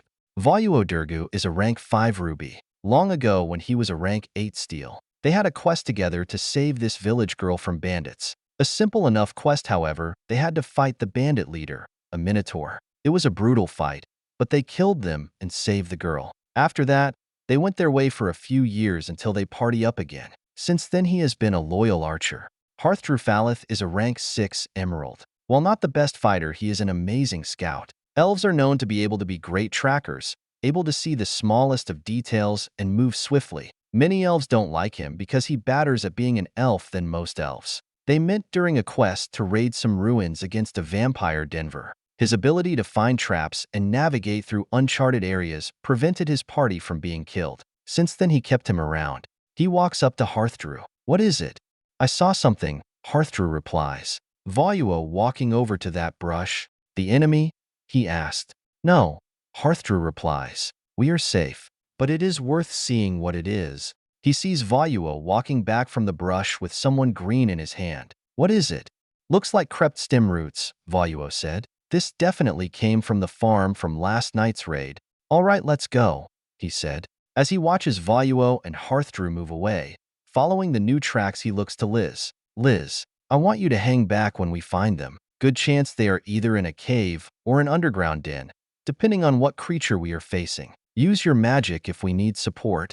Yes, Carther, Liz said. Liz is a lizard humanoid race, rank 5 Ruby, who came from the Empire-occupied part of the Western Desert. The party calls him Liz because his tribal name is too long and complicated to say. He went to Rondell to the Mage Academy. He got 3 degrees in magic, specializing in many different types. Anytime he feels like he needs an outside opinion, he always goes to him. Gorgth walks up to him. Planning a full assault? Gorgth Browen is the rank 4 Bronze Party Paladin, being the most physically strongest adventurer in the group. He was in the Imperial Army for 25 years. He recruited him into the adventurers, seeing that he has a lot of experiences in dealing with monsters and savages like warrior bunnies. He knows he needed someone like him into the group, the professionalism, the contacts, training, and experience. He has acted like the wise old man in the group and a strong sense of honor. If it is a cave, then maybe, he said as he places his hand on his chin, thinking. Are you trying to impress the siren? Gorgth asked. If you were you, I recommend you ignore her. He waves Gorgth off. Not at all. I am trying to think about what the best way is to keep her safe. It would be awfully bad if we go back to Alnus with her as a corpse. He then looks at Gorgth. I will make a final decision when we get there, but no matter what, we need to act fast. It will be best if we go in together first. Gorgth recommends. Agreed, he said and looked to Lily and Mute. Lily Horath, rank 7 Sapphire, is the youngest member of the party. He picked her up in Napni when she worked as a brothel girl. She had so much adventure within her and showed so much interest in the world. While he normally does not care about the opinion of a brother girl, he could not help but feel that she was wasted as one, so he sponsored her into the guild and trained her. However, to this day, she does not know that he had to pay her mother a small fortune for her to release her. Not because her mother loved her, but because she felt she should be compensated for lost future revenue from her daughter's body. She thinks highly of her mother, so he never felt like he could tell her the truth. She has been a great support within the party, is the most positive one out of the group. When Gorgth joined the party, he became a father figure for her. I want both of you to stay in the rear, he orders. You are our backup if anything goes wrong. No, Mute said. I am staying close. Wherever you go, I go. He takes an annoyed breath but accepts. He doesn't like the idea that someone outside the guild is giving him orders. He hates bureaucracy, especially state governments. The only reason he puts up with the guild is that they give him the distance he wants. Okay, both of you stay behind me and Gorgth. He doesn't hate Mute. He just hates what she represents. He loves being free. The ability to take any job he wants, to see who he wants, to move around and do his job as he wants. He likes the frontier feeling. He does not care about the war between the Empire and the Americans. He despises politics and sees it as a waste of time. As long as he gets to do as he pleases and be free, he doesn't care who is in power. He heard rumors that the other worlders are anti-slavery, but he didn't take it seriously. Not until he saw them take Lily's slave by force, too. While he doesn't care about the slavery topic, a slave whore and a free whore feels the same way. It was the principle that offended him. If they were going to force their will on an ancient institution like that, what else are they going to interfere in?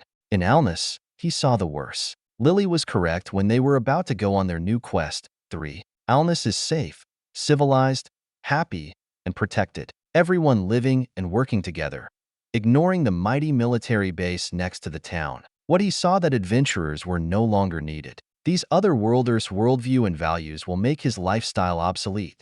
The little time he has spent in Alnus has shown him that these people will one day move through Falmart and make the continent peaceful and stable. There will be no need for the Adventurer Guild and no place for a man like him who wants to live his life on his terms.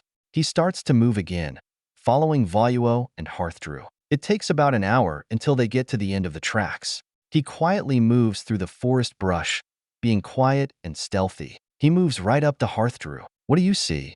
They are in there, Hearthdrew said softly. He looks in that direction and sees a cave. He expected a cave, being a good shelter.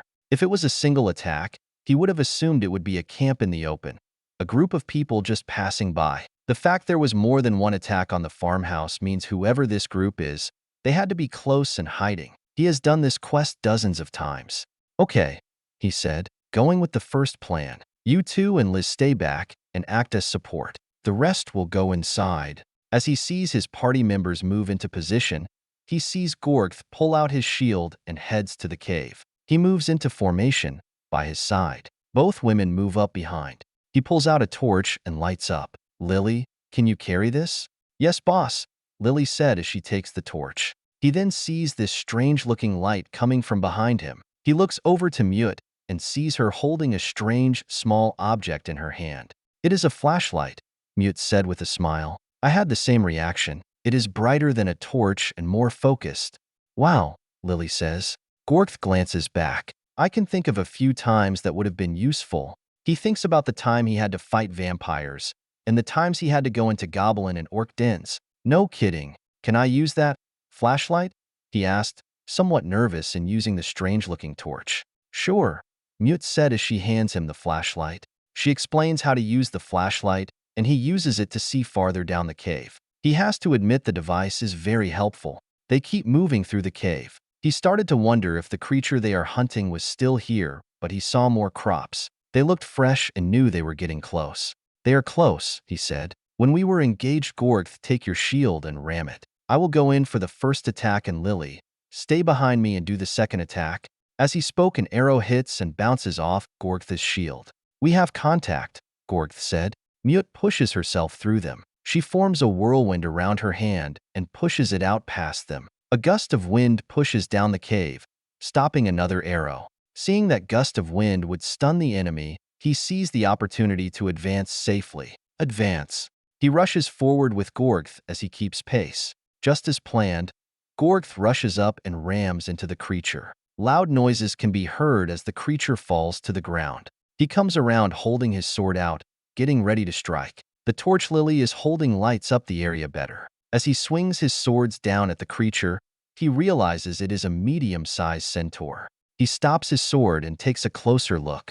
He sees the centaur laying there. It looks terrified of him. The creature has scars and cuts all around him. Around where the human chest connects to the horse's body is bruised, like he was being used or a plow mule. Boss, Lelei said as she walks past him. Two more. He looks over to where Lelei is looking at and two child-sized centaurs. The two look like they've been abused. He then notices that all three of them are all naked by centaur standards. They don't seem hostile, boss, Gorth said. Mute walks past them. They are ex-slaves. They must have been stealing the crops for food. Then we should take them back to their owner, he said. I will go tell the others, Lelei said. The medium-sized centaur gets up and shyly backs away. Don't take us back. He will hurt us more. He looks back to the bigger centaur. It is not our place. Mute looks at him angrily. Are you kidding? Do we have to have this conversation again? We do not support slavery. That is what our parents said, the centaur said. Father said there was a place far away from where we would be free. Look, Mute, this is the real world, not your fantasy land in Alnus, he states. There are laws I have to follow. Any escaped slave must be returned to their owners or brought to the slave guild. It is both imperial and guild law. I don't care, Mute said. I don't care about those laws. We are on the border of the U.S. and Elba territory. The U.S. doesn't recognize any form of slavery laws, and the Elba abolished the adventurer and slave guilds from their lands. And if we let them go, then we could be demoted and fined by the guild, he states, not happy with the situation. He was hoping it was just some monster that they could kill. This got to be far more complicated than he wanted. He expected something like this would happen, but not this early. Centaur, Gorth said, where are your parents and where did you come from? We came from across the blue sea, the centaur said. Father died protecting us while we escaped on the boat. Mother is hunting right now. Gorth looks at Mute. Do you see the crisis you people are creating? What? Mute asked, struggling with how this is still a topic. The farmlands past the blue sea are vital for the agriculture economy, Gorth explains. You already cut Elis from the Falmart economy. People are going to starve to death because of a lack of food. If the slaves leave the farmlands, imagine all the wasted crops sitting there. People will starve because you crashed the economy. Hey, they are people your BS dash, Mute was saying before Gorth stops her. I am not done, women, Gorth said. You people claim to be passionate, but look at what you are doing. Look at these three. Their father is dead, and they have to steal for food. If we didn't come here, they probably would have died before they made it to Alnus. Imagine thousands of other slaves do the same thing. Most will get caught and either brought back to their masters to be punished. Many will be killed and sent to the mines. And those are the lucky ones. Most will just die trying to get this far. Your calls for freedom will get slaves killed. He sees Mute standing there, unable to find a response. He remembers when they were at Populus he saw demi-humans and darklings rushing to NATO-controlled territory. 4. He hears footsteps and turns around. He sees Liz and Lily walking up. "What do we have here?" Liz asked. "3 centaurs." "Yes," he said. "They are runaway slaves, which we are taking to Alnus," Mute orders. He looks at her and tries to decide what to do. He doesn't care about the slave laws except for the fact that the slave guild pays well to bring back runaway slaves. The best way to keep the system in place is to incentivize people to return runaway slaves, and the Adventurer Guild made lucrative arrangements to include slave hunting quests. They could easily overpower Mute, and the other French amp wouldn't know until it was too late. However, that is not why he is here. The guild might find him, but that probably will be it if they ever find out. "We are taking the centaurs back to Alnus for treatment," he orders, and then looks to Gorgth, knowing he will protest. "I have never dropped a quest for personal gain. We follow what we agreed to." He looks back at Mute and sees something different in her eyes. A little bit of respect which he was not expecting. "Liz and Lily, get the children and let's escort them out of this damn cave." It took some time to get the 3 centaurs out of the cave. They are all weak and tired, with one of the children having a broken leg. Once outside, he lets Mute and Liz patch up the 3 centaurs with the few bandages they have. Mute also needed time to talk to her commanders to get a CH-47 Chinook to help transport them back to Alnus. They are to hurt to talk that far and too big to fit in the vehicles, so other transportation needed to be arranged. After an hour, he is eating some of his rations as he waits. He had to calm Gorgth down, seeing his patriotic side coming out. He had to remind him that he is not an Imperial soldier anymore, but an adventurer. He also explained that while he agreed with what Gorgth said, this was not the time or place for such a topic. He then sees Lily walk over with her usual smile on her face. "Are they ready to walk?" "Almost there," Lily said. "I just want to let you know that I think you made the right decision." He looks at her and then continues to eat. "It wasn't that ago that this was easy. Why did it have to get so complicated?" "I understand," Lily said. "I miss just not worrying about the world and stargazing, wondering what the gods are thinking." "That sounds like worrying to me," he replies. He then smiles at her after seeing her smile. "I meant what I said back there. I have never compromised on a quest for personal gain. I promised to do this quest, and we will see it through. And hopefully this will lead us with more proper work," Lily said. He nods, hearing that. Hopefully, or otherwise all this was for nothing. As he walks with her, he notices something from the corner from his eye. He grabs Lily and tackles her on the ground. He looks up and sees this large centaur pass over them. The centaur lands on the ground next to Mute. She turns around with fear in her eyes. Seeing that Mute is in danger, he quickly gets up. "Voluo, fire!" He sees Voluo quickly shoot an arrow into the back of the large centaur, making it scream and start trampling around. Mute gets knocked back by the centaur. Liz places an energy shield to protect Mute from the kicking, knowing one decent kick she would be badly hurt or killed. "Gorgth, muscle it down," he orders. Gorgth rushes up and gets on the back of it, trying to wear it out. He rushes up with his sword. "Voluo, one more shot. Go for the leg." Voluo fires another shot into the Voluo centaur leg, making it scream. He used a special poison that helps paralyze creatures. The centaur slowly stops moving and begins to wobble from the poison. From its weakened state, Gorgth brings the centaur down to the ground. He walks up and gets ready to kill the centaur. "You tried to kill us, you bastard." He walks up to it and places his foot on its hand and ready to chop its head off. "Wait," Mute yells as she slowly gets up, coughing. Lily rushes up to her and helps her up. "It attacked us," he says. "It is their mother, stupid," Mute said, still dizzy. He looks at Mute and then at the children. The children's centaur looks scared. He then looks back down at the centaur and sees bruises and cut marks all around her. Just like her kids, she is also naked by centaur standards, which allows him to see the deep cuts from hard labor or torture. He takes a frustrated breath and backs away. Mute walks over as she catches her breath. "What were you all thinking?" She clearly was trying to protect her children. "You didn't have to go so extreme." He looks at her pissed and places his figure on her chest, showing that he is not scared. "Look, she attacked, and it looked like she was going to kill you. If we get back to Alnus with you dead, then all of us would probably be hung or crucified. They don't do either of those, Mute corrects. He rolls his eyes in frustration. I don't care. Whatever their punishment system is, your life was more important. If you died, then we are held responsible. I was not taking risks. He then walks away as he hears the Chinook sounds in the distance. Liz, Hearthdrew, both of you help her bring the mother with us. V13, Chapter 157 Celebration. Fort Minnick, Sharpe Barracks, March 15th, 2026, 1. Sharpe wakes up with a large headache. As he places his hand over his face, he realizes he had another bad dream.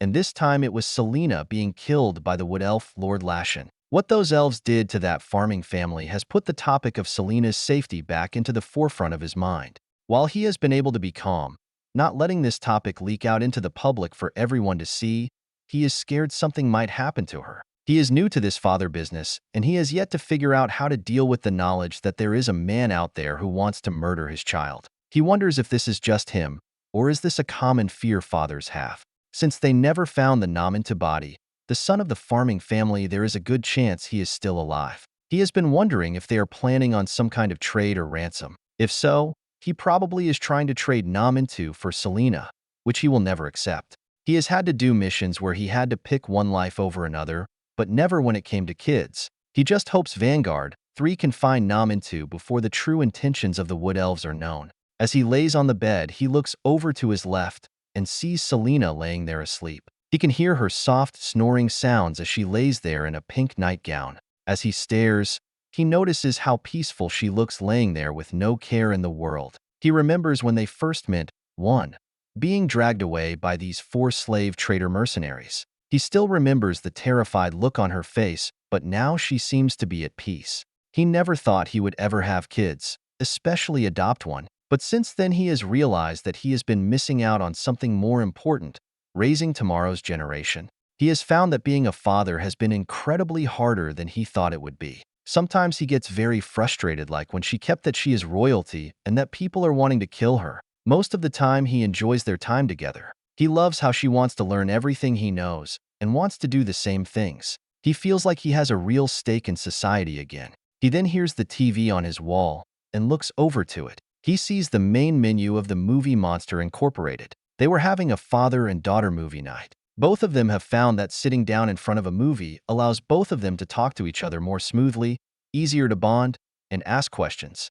Selena doesn't always sleep with him, especially that she has her room down the hall. However, she still likes to, either because she feels safe or just has gotten used to it. He knows he needs to end it at some point, especially now that he is dating Sarah now. The truth is he likes it when Selena is in bed with him. He feels more at peace and knows that she is safe. He just knows he isn't alone. Plus, it helps keep Rory from sneaking in. He gets up and turns off the TV. He then heads into his personal bathroom. He gets a glass of water and grabs his 4 prescribed medication. They help him with his PTSD so he can function better, the doctor said. He takes a shower and gets clean up, wanting to get ready before the girls start clogging the bathrooms. He never understands why girls and women take so long in the bathroom. When they all moved into this building, he quickly learned he had to plan how morning routine around them so he doesn't have to wait. He still remembers one morning that he had to wait for 4 hours until Rory, Lelei, Selena, and Tuke had finished washing up. He had to refine his morning to take no longer than 30 minutes on a slow morning, 10 minutes if he wants to rush. Once he is out of the bathroom, partly dressed, he walks back into his bedroom and wishes to get ready. He notices Selena waking up and starts rubbing her eyes. Morning sunshine, he said. Selena sits up and looks around as she yawns. Morning, Daddy. She then looks at the TV. Did we finish the movie? We can finish later, he replies. We need to leave soon, so get ready. Selena shakes her head as she wakes up. She takes a big breath and looks up at him with a big smile. It is the 4th of July. We are going to the airbase again, right? Like last year. 2. He smiles, enjoying her excitement. Yup, so better hurry. He watches her get up and walks into the bathroom. She then stops and looks at him. No morning training? While he usually does a 30-minute to an hour training, keeping his body fit and in shape, he decided today there was not enough time to do so. Selena has been more active in joining him in the morning workout, sometimes joining him before going to school. Not enough time today. Go get ready, he said, and then watched his daughter go into the bathroom to get ready. As he gets ready, he can hear the shower turn on. He walks out of his room and can hear activity in the living room. He heads into the room and sees Lelei sitting on the table with her laptop. He sees Rory leaning into Lelei as she looks at whatever Lelei is looking at. Tuke is in the kitchen cooking hash browns and eggs. All of them are still dressed in their nightgowns. A few things stand up to him. Rory and Lelei are giggling at something. He wonders what they are looking at on the internet. Anything could be possible. He sees Tuke in a partial see-through gown. "Morning, ladies," he said. He can see that he caught them off guard, and they all look at him with shock and confusion. What? He then sees Lelei type something on the laptop and sees Rory's semi-panic reaction in her eyes, like they're trying to cover something up. "We thought that was you in the shower," Rory said first, in a distracting tone. "I made some breakfast for everyone," Tuke said in a cheerful tone. He walks into the room and notices Rory walking away, and then jumps on the couch to watch TV. He stops by Lelei and looks at her. "What were you two giggling about?" "Girl stuff," Lelei said, and then look up at him. "Actually, I was showing her this game that I got with my military paychecks. It is called World of Warcraft, the classic, Redux, remastered edition that came out last year. While he never played it, he has heard about the game. It is a fantasy online game that started back in 2004. The game has been remastered and redone so many times over the 2 decades. "I see," he said. "I take it you two were giggling how silly the game is." Lelei glances up to him, not being the best of liars, especially around him. "Well, yeah, orcs are silly looking. It isn't really realistic about our world. And I thought it was funny how so many of the common races are just friendly. We were just wondering where the slavery and slaughter is. Where are the crosses of people being punished and dash?" "Lelei, it is a kid game," he said. "Rory mentioned that." Lelei said, "You people like to protect your children from the true reality of the world. We have even seen you shelter Selena and us about the horrors of our and your world." "Lelei, it is a game for kids," he states again. "I know," Lelei said. He glances over and sees Rory snickering. He wonders what they were giggling about, but decides he didn't really want to know. "We are leaving in an hour and a half, 0920. All of you need to have everything packed and ready to roll." Rory jumps onto her knees and leans against the armrest. "I can't wait. The fireworks, the hot dogs, the plans. Watching your Americans act all silly because of a day on a calendar. I also find it strange that you people celebrate dates," Tuke said, "but I can't wait to see this. I have only heard stories about your people's events. I hope it is just as fun as Thanksgiving and Christmas." Tuke then walks up to him as she hums a song, handing him his breakfast. Because of how she is dressed, he had to fight to keep his eyes above her neck. "Tuke." Tuke raises her index finger at him. "I'm clothed," she said in an annoyed tone. "Your people believe in compromise, so I did. Besides, I only found gowns like this on Victoria's Secret." "Victoria's Secret?" he asked, surprised to hear that. "Well, yeah. Where did you think we get our clothes from?" Lelei adds. "And how do you think we use your credit card when clothes shopping?" "It's expensive," Rory says, acting like there was nothing wrong with that statement. He tilts his head after hearing that, and then figures out Sarah must have informed them of that sight. He decided not to go to war on this. As Tuke walks away to give Rory and Lelei their breakfast, Lelei looks up at him. "Are you going to bring that dark elf?" "I murdered her and buried the body," Rory states in a jealous tone. "No remains." He looks at Rory and then at Lelei. "No, the mission was accomplished and I can't handle whatever she did at the party. 3. Especially in public. I don't want Selena to get any wrong ideas." Yao snuck into a private office party to celebrate his promotion and presented herself, stating that she is his personal slave. Tuke later explained that dark elves value repaying debts. Unlike the Empire and most of Falmart, where slavery is more about control and power over people, the dark elves see slavery as a way of repaying debt. Yao asked for his help in saving her people, and by her people's law, she had to repay that debt, which means she had to pay with her body. "I disagree, Lieutenant Colonel," Lelei said. "I think if she sees the event, she will more understand your hostility to the institution of slavery better. I know it was a big help for me to better understand your people's mindset last time I was at this event, which is why I think you people do these holidays. I think it will be good at bridging your two people." He looks down at Lelei and is impressed with what she said. He wanted to say no. Already having to watch over 4 women, and that is not including he has befriended or watching from afraid in Alness and here. However, what Lelei said swayed him to agree. Give her one more chance. Fine, he said, but no hooker BS. Fine, Rory states, not happy with what he said. But we are still going to Earth after this? He looks at Rory. He knows they have been wanting to go back to Earth and go shopping. After the holiday event, Vanguard 7 got a Liberty Pass for a week back to Earth. Yes, he said, just make sure you have everything. We are staying in Alness tonight and going to Earth tomorrow morning. We have to be at the gate at 0400 or we miss our chance. Why do we have to get up so early? Rory complains. You already know why. Lelei responds as she continues to play her game. Because of the size and funnel limitations of the gate, the military has to be very careful to maintain a smooth logistical system. Everything has to be pre-planned for a week, sometimes months in advance, or the whole system could collapse. While the Defense and State Department is trying to make Alness as self-sufficient as possible, those are long-term plans, Lelei states without looking away from her screen. He looks at her in surprise. She knew that offhand. You need a hobby. It is a good thing we are going to Earth, Tuke said. We have been running out of supplies. He becomes confused by that as he finishes his breakfast. What do you mean? We have a fresh supply line. Is there a problem? We know, but that is military stuff, Lelei said. It is hard to get new underwear and clothes and proper things from the military, plus other feminine products like tampons, Tuke said.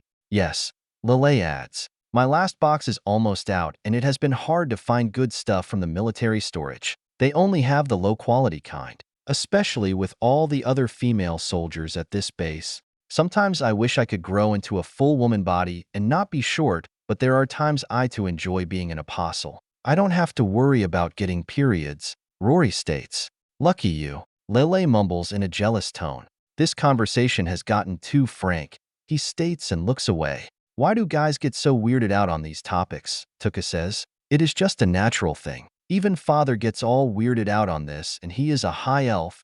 Well, if we don't get our periods, that means we're pregnant, Lelei said, and then looks back up at him with a smile. Would you prefer that? He knows Lelei is teasing him. Only if I can rip his head off. He realizes how frank the conversation has gotten. He is usually the only male in the home, so he hears far more women conversations than he is used to. What can you just wear the same stuff? You don't need to replace your clothes every few times. As he finished, he saw this death glare look from all three of them, like he just killed Jesus Christ or a puppy. What? We are not barbarians, Lelei states. Yeah, Rory adds. If we are going to fight, we have to fight with beauty and in style. As he gets lectured on the importance of women and getting clothes, he suddenly hears Selena scream. He drops everything, hearing his plat break once it hits the ground. He rushes back into his bedroom and rams through the bathroom door. Selena? He sees Selena standing there with only a towel covering her, like that she just got out of the shower. Selena looks away from the mirror and at him with a panicked look on her face. I am mutating. He looks at her with disbelief and takes a stressful breath. What? She then points to her forehead. I have this white thing appearing on my head. I have been poisoned. He walks in and looks. He then shakes his head, realizing what it is. It is just a zit, Selena. They grow on your head when you go through puberty. I know. I don't want it. Selena mumbles as she begins to cry. I can't go to the fourth party today, Daddy. I can't let people see me like this. He looks at her confused, not knowing how to respond or the big deal. It is just a zit. No one will care. But I care. Selena responds. I got this pretty dress with stars and in red, white and blue, but now everything is ruined. He then sees Rory, Lelei, and Tuke push him aside and walk into the bathroom. Girls, can you tell Selena that this is okay? By the gods, Rory said. Don't worry, Selena. We are here. We can fix this. Don't worry, Selena. We are here for you, Tuke says as she hugs her. Lelei looks closely at Selena's zit and analyzes it. My sister and I had these growing up. I still get them once in a while so I can help cover it up. Really? Selena said as she hugs Tuke, still upset. He stands there looking at the four, confused about what is happening and what is the big deal. Girls. Rory waves him away while looking at Selena. This is a real crisis, Jackson. Go leave while we fix this. Go. Go shoot something. We are still leaving in an hour, he states. Lelei walks up to him and lightly pushes him out. Sorry, Jackson, but this is important. She then closes the door. He looks at the door for a moment. Christ, these girls are like herding cats. He then leaves to go load up their stuff into the Humvee. Fort Alness, Alness Airfield, March 15th, 2026. I really enjoy the clean air, President Emily Potts said as she stands outside of the hangar. That is pre-industrialization, Madam President. Lieutenant General Charles Stanford. We can do good here, she replies. Maybe we can find a balance and make our air this pure again. When the Chinese stop being the world polluter, Madam President, then we can try, Stanford said. She looks at him. You're right. What is that saying? The path to hell is paved by good intentions? Now to the matter at hand. She and Stanford head inside the military hangar, being followed by the Secret Service. I still disagree with you about coming here, Secretary of State Bobby Gates said. This place isn't secured.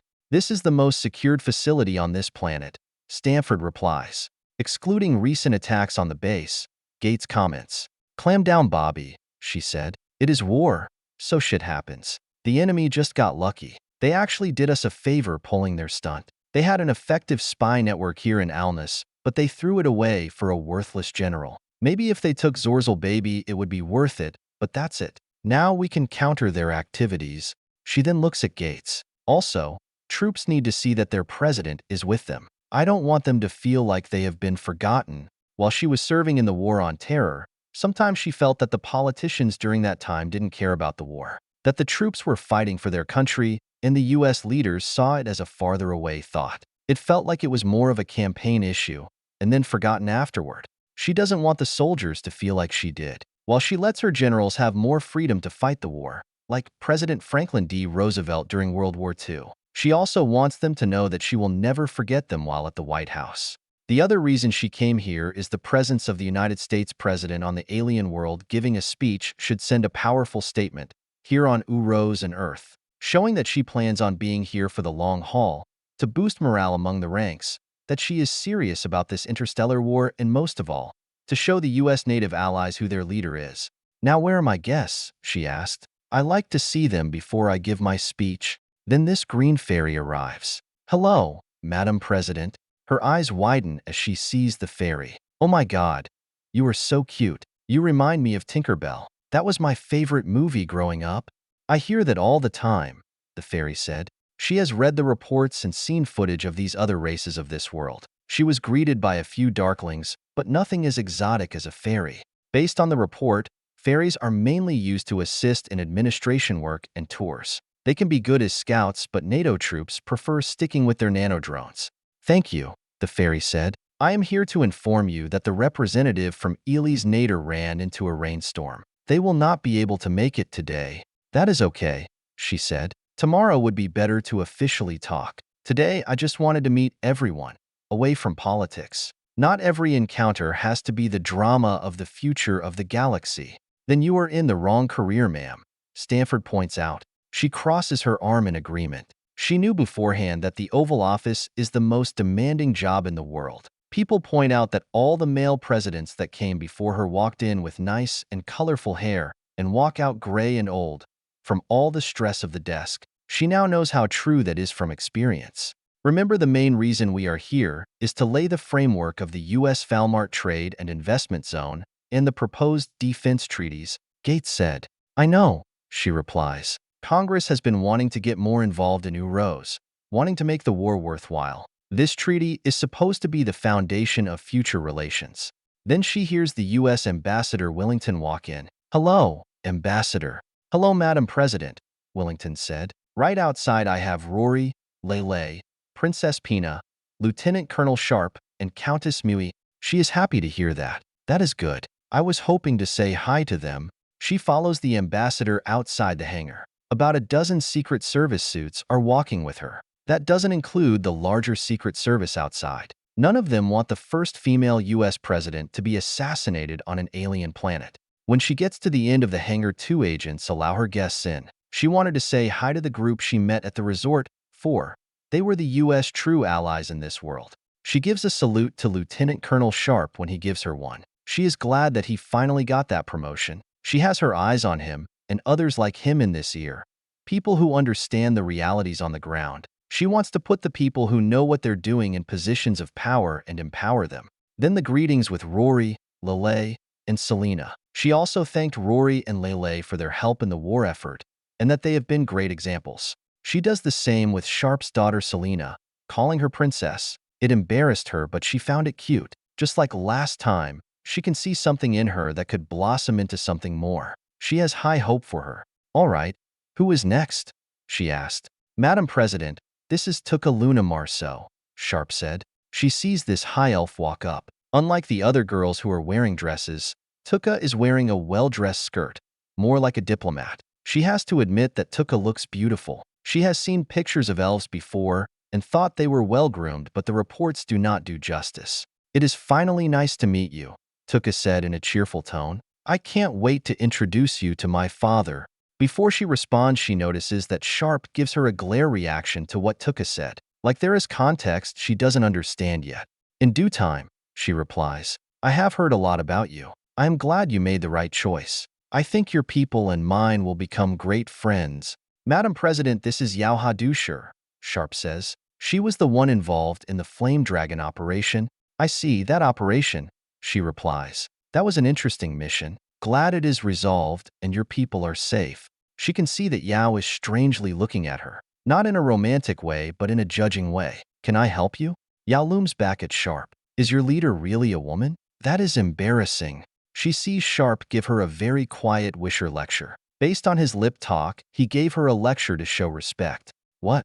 Yao said in a sky tone. She then starts to point her two index figures together. Sorry, it is just, usually, when the leader is a woman, it usually means either all the make leaders are dead or too incompetent to take the mantle. I don't want my people to side with the wrong side. She sees Pina and Mui look at her, but not with an offended expression. It's more like they're used to it because it has been the cultural norm for them. That's what happened with me, Mui said. My father died in the invasion, so I had to take the mantle. My father and brother went insane, so that's why I am here leading a resistance, Pina adds. Before she could respond, she sees Lelei explain how the United States elects their leaders. That each state within the Union votes, and if the candidate gets the most amount of states, they win.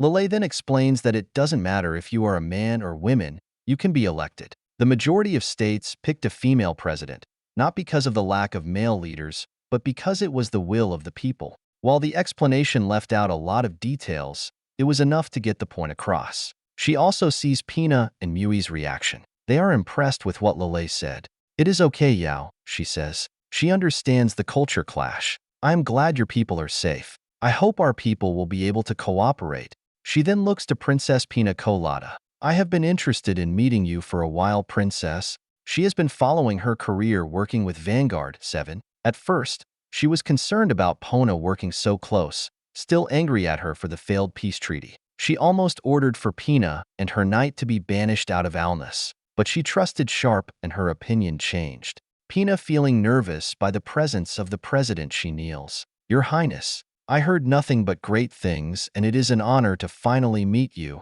She finds it strange seeing someone kneel. The only time someone kneeled to her is when her husband proposed. Thank you, Princess, but you can stand. You don't have to kneel. Pina stands up, feeling embarrassed. Sorry, Madam President. Old habits. She then holds out a hand. I have been wanting to personally ask for your forgiveness, Madam President. When we were trying to form a peace treaty, I let my pride and ego get in the way. She smiles and takes Pina's hands. She then takes that hand and moves it back to Pina's chest. No need to apologize, Princess. The truth is I shouldn't have rushed it. I put politics first by wanting peace when I didn't have the full picture. Since then we have all learned and grown. But I will say I am glad you are among us. Pina has this big sigh of relief and then nods. Thank you. Please join us tomorrow, Princess, she says. I am having a small meeting with some of our allies here.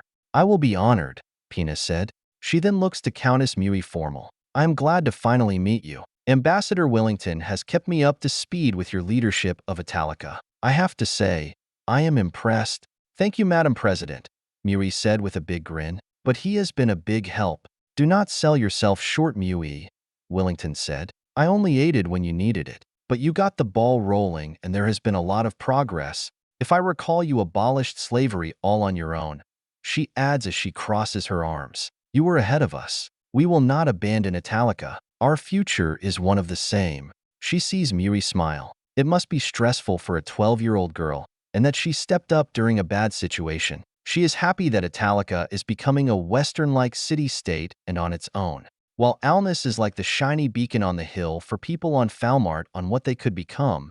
It is not the best of examples on how to achieve it. Alnus is an American city at heart, being built up from the grown-up with that in mind. Italica, on the other hand, has been transforming from the old systems into the Western one, which if done correctly could be an example for other cities and kingdoms to follow. It was great seeing you all again and meeting you all, she says as she claps her hands together. I need to head out and prepare for my dashda. As she speaks, she hears this loud truck noise coming outside of the hangar. It gets closer and suddenly stops. What is that? Rory asks. Sounds like one of your trucks, Pina comments. The green fairy flies over to her. King Duran has arrived. She then looks to her head of security, a black man named Agent Brown. Open the garage door. Agent Brown orders 2 other Secret Service agents to open the garage door. Once open, she sees this red Ram 3500 heavy-duty pickup truck drive up. The truck slowly drives into the hangar. She glances over and sees all the males in the room checking out the truck. She chuckles and rolls her eyes. She looks back and sees Duran get out of the driver's seat. His assistant driver that was provided by the army gets out of the passenger seat. She can see the JLTV escort group outside dismounting. Duran walks around, limping from his prosthesis leg. I love this beast. Sharpe walks up. Nice ride, man. Duran crosses his arm and laughs. Why, thank you. You should have seen everything I had to do to claim this beast. Sharpe shrugs his shoulders. Probably 3 minutes on eBay. Duran slowly moves his hand down the hood. There is no way a beast like this would have around a bay. I spent 3 weeks in the Rorish forest alone. I heard of the mystical beast called a ram up by the lake. During those 3 weeks, I had to carefully follow the tracks. Sharpe leans forward and smirks. Let me guess. During the 3 weeks, it snuck up on you. Duran leans forward with, showing much passion in his face. It tried, but I saw it coming. For 2 days we fought each other. It tried to ram me, but I was able to jump up and grab a branch. The ram drove right under me, allowing me to get into the back. Sharpe smirks hearing that. I bet she didn't like that. I bet the ram did everything it could to get you off. The ride was intense, Duran states, raising his hand into the air. League after league, driving up and down the mountains trying to shale me off. It finally did after driving off a cliff. I was thrown out. I fell out, dropping down the cliff. But then I was able to use the branch trees to break my fall, Duran explains. But the ram was there waiting. I pulled out my sword and we charged at each other. She blinks as Duran explains the epic battle, him fighting the ram truck. What also shocked her was Sharpe, a very battle-hardened, serious man acting like a fool, adding, or encouraging Duran's story. She looks over to all the other girls, and they all have this disbelief look. Oh my God, there are 2 of them, Tuke said, stating that Sharpe and Duran have the same exaggerating storytelling abilities. Rory looks at her. You picked him, and you stick with him? She responds. She then sees Mui looking up at her. I don't understand, Mui said. Let me give you some boys' advice, she said with a smile. They never grow up. God, they both remind me of my husband. Have I ever met a man who acts like that? Mui asked. Rory, Lelei, and Tuke all answer yes as one. She then looks back as Duran explains how the ram truck ate his leg, but with that, he was able to break inside and tame the beast. Duran then starts to laugh like a conquering hero. He shakes hands with Sharpe and walks over to her. Hello, Madam President. He then takes her hand and then kisses it. It is finally a pleasure to meet you in person, not through your picture screens. She stands there and blushes. She can see the Secret Service about to flip out, but calms them down with her free hand. She remembers greetings like this in old medieval stories. Duran then lets go and looks at her. I am honored to finally meet the leader who is freeing our people from the grips of the Empire. Pina walks up with this confused look. And you don't seem to be bothered that she is a woman? Duran looks at Pina. I have fought side by side with their female warriors in the war against the Alguna Kingdom, 4. And it is never wise to insult the leader of a nation. Duran then looks around. Together we shall finally end the Empire rule over these lands and be free. She smiles, enjoying his sense of pride. She then claps to get everyone's attention. I love this place. In the past 30 minutes, I already heard so many sexist comments, all from the other women in the room, and the only male leader here is the respectful one. This place is not boring. She laughs as she is enjoying the humor of these people. The reports do not do justice to the cultural differences and how blunt these natives are. Well, I have to go get ready for my speech, she said. Duran, Mui, Pina, I am happy to continue this tomorrow. Happy 4th. As Pina stands on the airfield runway, she is impressed by the size of the crowd. There has to be, what, 10,000 soldiers here? Bozes asked. I think so, she replies. Maybe more. I still don't see the big deal, Panache said as she tries to figure out how to eat a hot dog. Eat it like this, Swestuals said, and she demonstrates by eating the end of it. It is simple. Panache glares at her and then eats it. This is taste. I wonder what is in it. And why is it shaped like a dick? I asked both of those questions and they said don't ask, Swestuals said. Then I am shocked you are not enjoying it more, Panache, Bozes said and then laughs with everyone else. Swestuals, were you with Hamilton? Hamilton is with her mate, Swestuals replies. She then points to the direction Hamilton is at. She looks over by a parked AH-64 Apache which is on display. Andrew is explaining what the helicopter is. Hey, check this out, Nicolasha said. She looks over to where Nicolasha is talking about and sees Beefeater with Colonel John Young, as both of them are walking around and greeting the troops. Beefeater told her that she was going to spend the day with Young, so he was not alone. She then sees Scott with one of Muri Maid's Persia. Both of them are dancing with some other soldiers and natives, all from Alnus and Italica citizens. There is this high elf band playing music. As she looks around, she is impressed by the activity. While most of the people in the crow of other worlder soldiers, she sees people from Falmart all over the place. They are hanging out with some of the soldiers, others are helping with serving food and drinks, and the rest are just enjoying themselves. Very cool, isn't it? She turns around and sees Sharpe walking up. Selena is holding his hand and Sarah is walking by his side. Attention, she orders. She salutes, and the other Rose Knights around her salute. Sharpe smiles and returns the salute. Stand down. Today is a day off. Enjoy yourselves. She then smirks. Just like you with the king? Oh Lord, Sarah said, and she glances away and then back at Sharpe. I heard about that. You and your stories. I like those stories, Selena says. She smiles hearing that. It was an interesting story. I wish I could tell stories like that. She smirks. You have to be good at lying and being believable. You also need a hint of truth somewhere. That is how you confuse people. Here is a leadership lesson, princess. Bullshit is the key to life, Sharpe said as he adjusts his Delta red cap. See anything you like? Yes, I do actually, she replies. I look around and see everyone having fun together. I mean, all races, including your people. It makes me wonder if this is what the Empire was meant to be. It is an idea, princess, Sharpe replies. She looks back at the crowd. She sees Frost with that darkling Batgirl Mintiv and her brother Jasif. She can see that Mintiv is a little scared being in the crowd, staying close to Frost for emotional protection. She thinks more about what she just said as she looks around. Seeing all the different races, she understands why Mintiv is scared. Her people have been oppressed for generations by the Empire. Being in the open like this would have been a punishable offense at some places. She wonders if this is how the Empire should have been. One people, regardless of what their race is, being together as one. She then sees Johnson walk up, leader of Vanguard 2. Hello, princess. Hello, sir, Johnson said. He then looks to Pina. Permission to take Bozes for a dance? Bozes laughed. She isn't my princess today. I like this idea of a day off. She then takes Johnson's arm and marches off. She laughs, glad that her Rose Knights are getting close to the Rangers, maybe a little too close. She then looks back to Sharpe. I like the president. I was expecting her to be a cold leader like so many, but she had a personality. I was not expecting her to take the blame for the failed peace treaty. I couldn't believe it. Sharpe looks at her. I think she is in this to win. I think she has to take a liking to you. Thank you, she said. Thank me for what? Sharpe asked, confused. I know you said good things about me, she says. Sharpe shakes his head. First off, she writes my reports, so thank her. He then points to Sarah. Sarah crosses her arms and rolls her eyes. Pretty much. But don't give him credit, Pina. You went out of your way to find our people. It was you and we all saw that. She smiles from hearing that and sees Sharpe looking at the stage.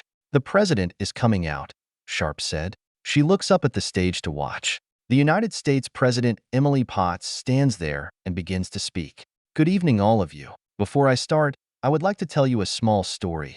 Right when I first came through the gate, I met some of our troops from the NATO Expedition Force, but I was able to meet someone from this world. It was exciting as this was the first time I ever meet someone from this world. Her name is Swestuals of the Warrior Bunny Tribe. She is assisting in the administration office. I really enjoyed the conversation we had. I asked her how she ended up in Alnus, and she explained to me that she was enslaved when her kingdom fell by a noble family in Telta. She explained to me the imperial custom of enslaving the bunnies, cutting off the tips of the right ear. She told me that she served this family for 3 years. She explained to me that one day she heard rumors of these new people who arrived in these lands. At the time, she thought nothing of it, but she kept hearing story after story about these new invaders. At first, she thought it was the usual fighting between nations, powerful people fighting to increase their purse and prestige.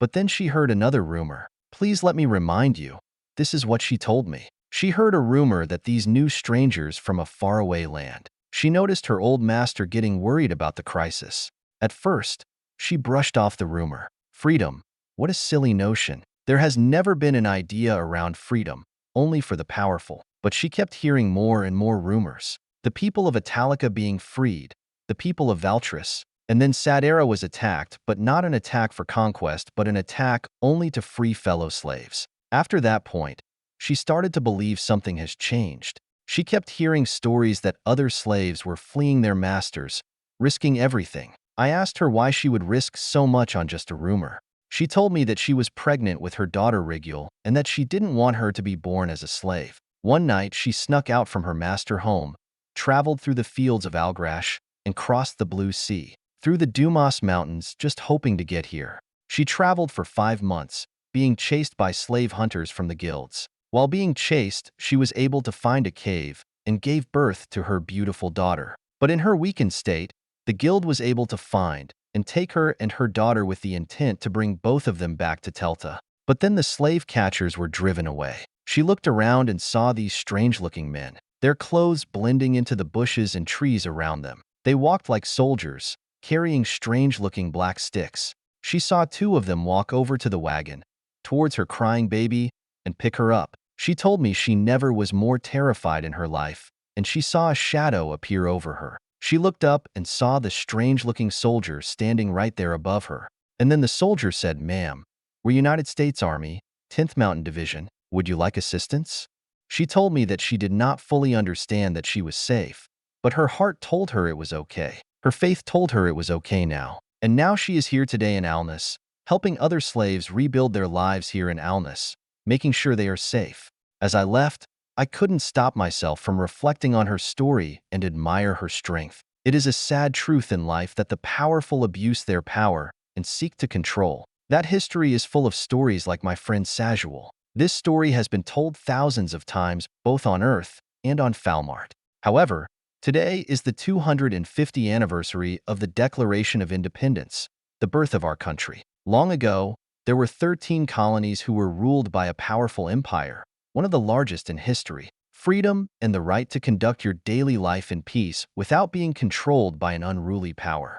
For those who do not know, this declaration was a turning point in history. Just like here, on Earth, empires oppressed people to power themselves, to be owned, to be used, to be subjected. Just like Swestuals, these men, our founders, decided to go on faith and pursue a free life. For 8 years, the common man, farmers, merchants, townsfolk, peasants all stood side by side as equals against not just an empire but history itself, that strength has the right to rule over the weak. The Declaration of Independence was not just a declaration to separate from an empire. It was not just a declaration to just become another nation among many. It was a declaration of independence against the cultural norms itself.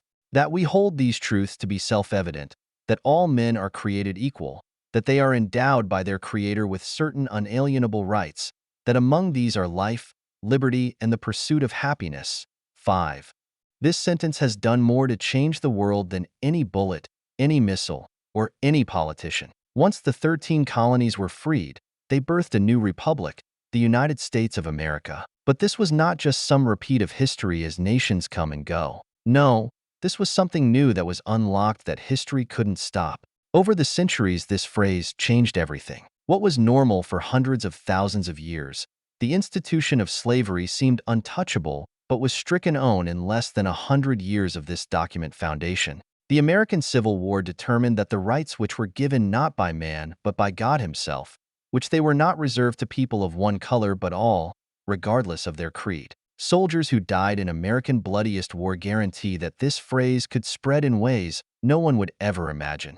Empires emerged who wished to turn the world back to its historical norm where the strong ruled, where the people look up to their rulers. Two of the bloodiest wars in our history wanted to sniff out this belief of freedom. Our brave soldiers, many of them were just boys who volunteered to protect these rights, which became our great weapon against the old imperial empires in the First World War. Then again against the tyranny of the Axis powers in World War II. And then again against the Iron Curtain during the Cold War, who wished to enslave the world and bring back the dark ages of history. But America stood against the Red Bear. But we did not stand alone as liberty started spreading around the world, people seeing that they can be free and refuse to turn back the tide.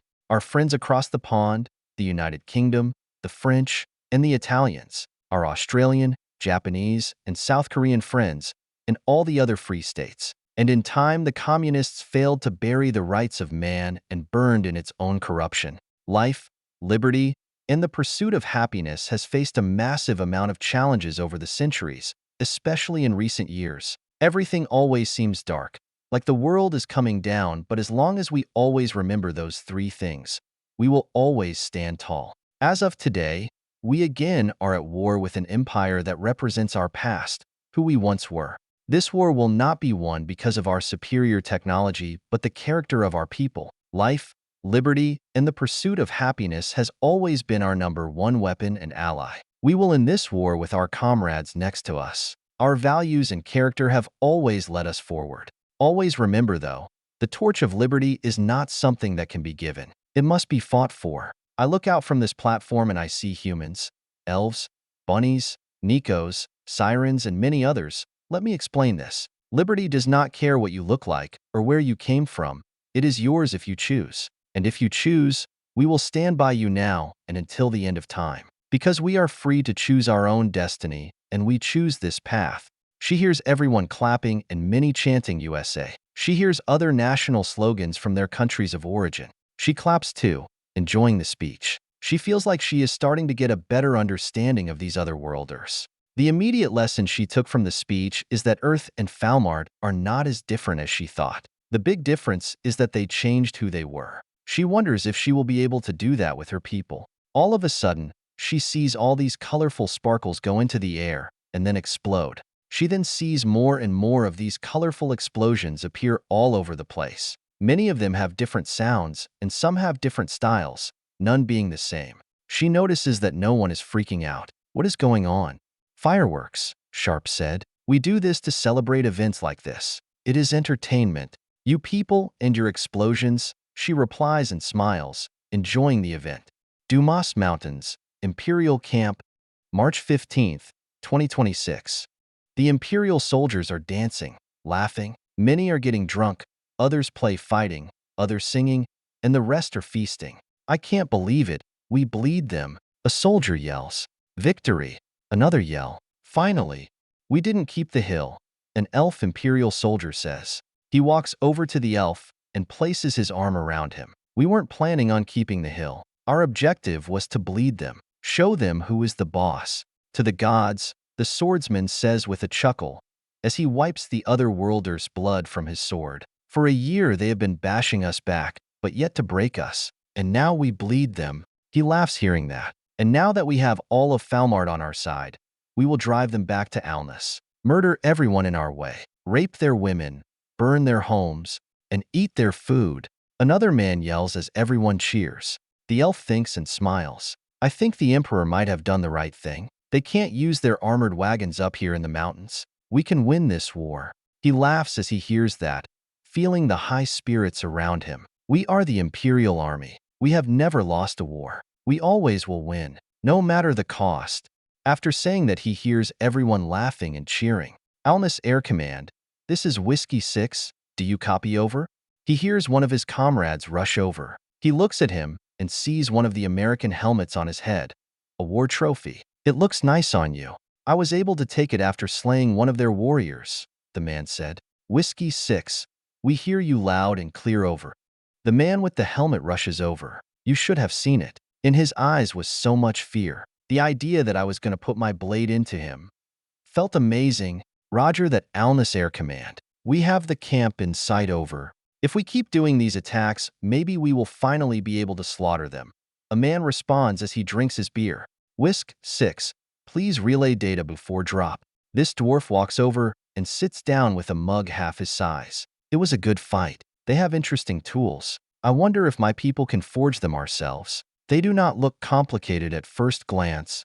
Then this soldier holds out these dog tags. I wonder what these things are. There is writing on here, but I have yet to translate. Alnus Air Command. The camp leads into some open entrance into the hillside. Possible dwarf fort. Company size inside the camp. All soldiers celebrating. Let me see, the elf said. He looks at the dog tags carefully. I have heard that these other worlders wear necklaces like this. I was thinking it might be the warrior name, but I don't understand what these other markings mean. Possibly equaling some chant. Roger that, Whiskey 6. Primary target identified. As the soldiers laugh, they hear this loud cow sound. They look and see this minotaur. It is the leader who led the attack on the hill against the Americans. He stands up with everyone and starts chanting. Bordash, Bordash, Bordash. Bordash stops and lets out a roar. Arms in the air. This is only the beginning. Without their wagons, they are weak. The story of how weak these people are behind their weapons. Our strength, imperial strength, is stronger than theirs. We will slaughter them like cattle.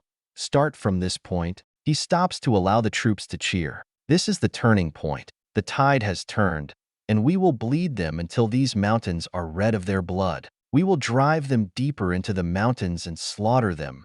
Men, yeah, that is definitely him. Alnus Air Command. Target identified. Requesting GBU 43/B Moab airdrop. All the soldiers of the Empire cheer from Bordash speech, all thrilled about their first real victory against NATO. For the first time in a year, they feel like they can win.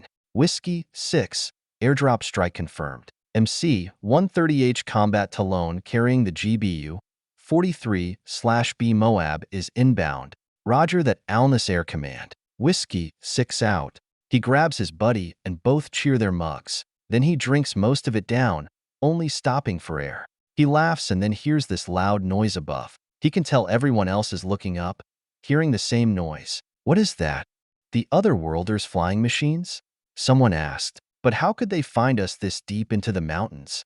He then sees this large flying machine fly by. He then sees something come out of the back and begin falling. He watches it confused as it hits the ground. Whiskey 6. Confirm that the target was hit over.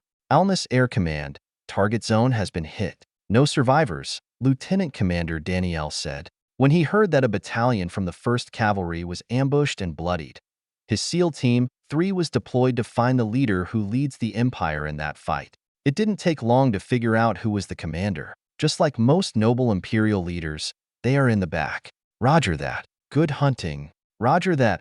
Whiskey 6 out, he said. He looks out and sees the large plume of smoke coming from the valley. Some of the trees are on fire. The GBU 43/B Moab, or otherwise known as the mother of all bombs. It is the most powerful non-nuclear weapon in the U.S. Air Force inventory. The Empire believes that this battle was going to be a symbolic victory, showing that they can draw blood. They believe that they could take the initiative in the up-and-coming campaign.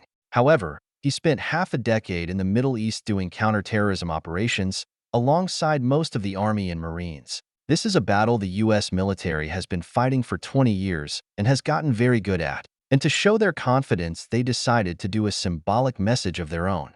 Damn, Kevin said as he looks out. Get a good look, SEALs, he said. It is not every day you get to see Mother unleash her anger. He pulls out a cigar for a victory smoke. He lights it and looks out at the smoke. He puts it in his mouth and takes a puff. Happy 4th of July, motherfuckers. V13. Chapter 158, The Senate Shadow.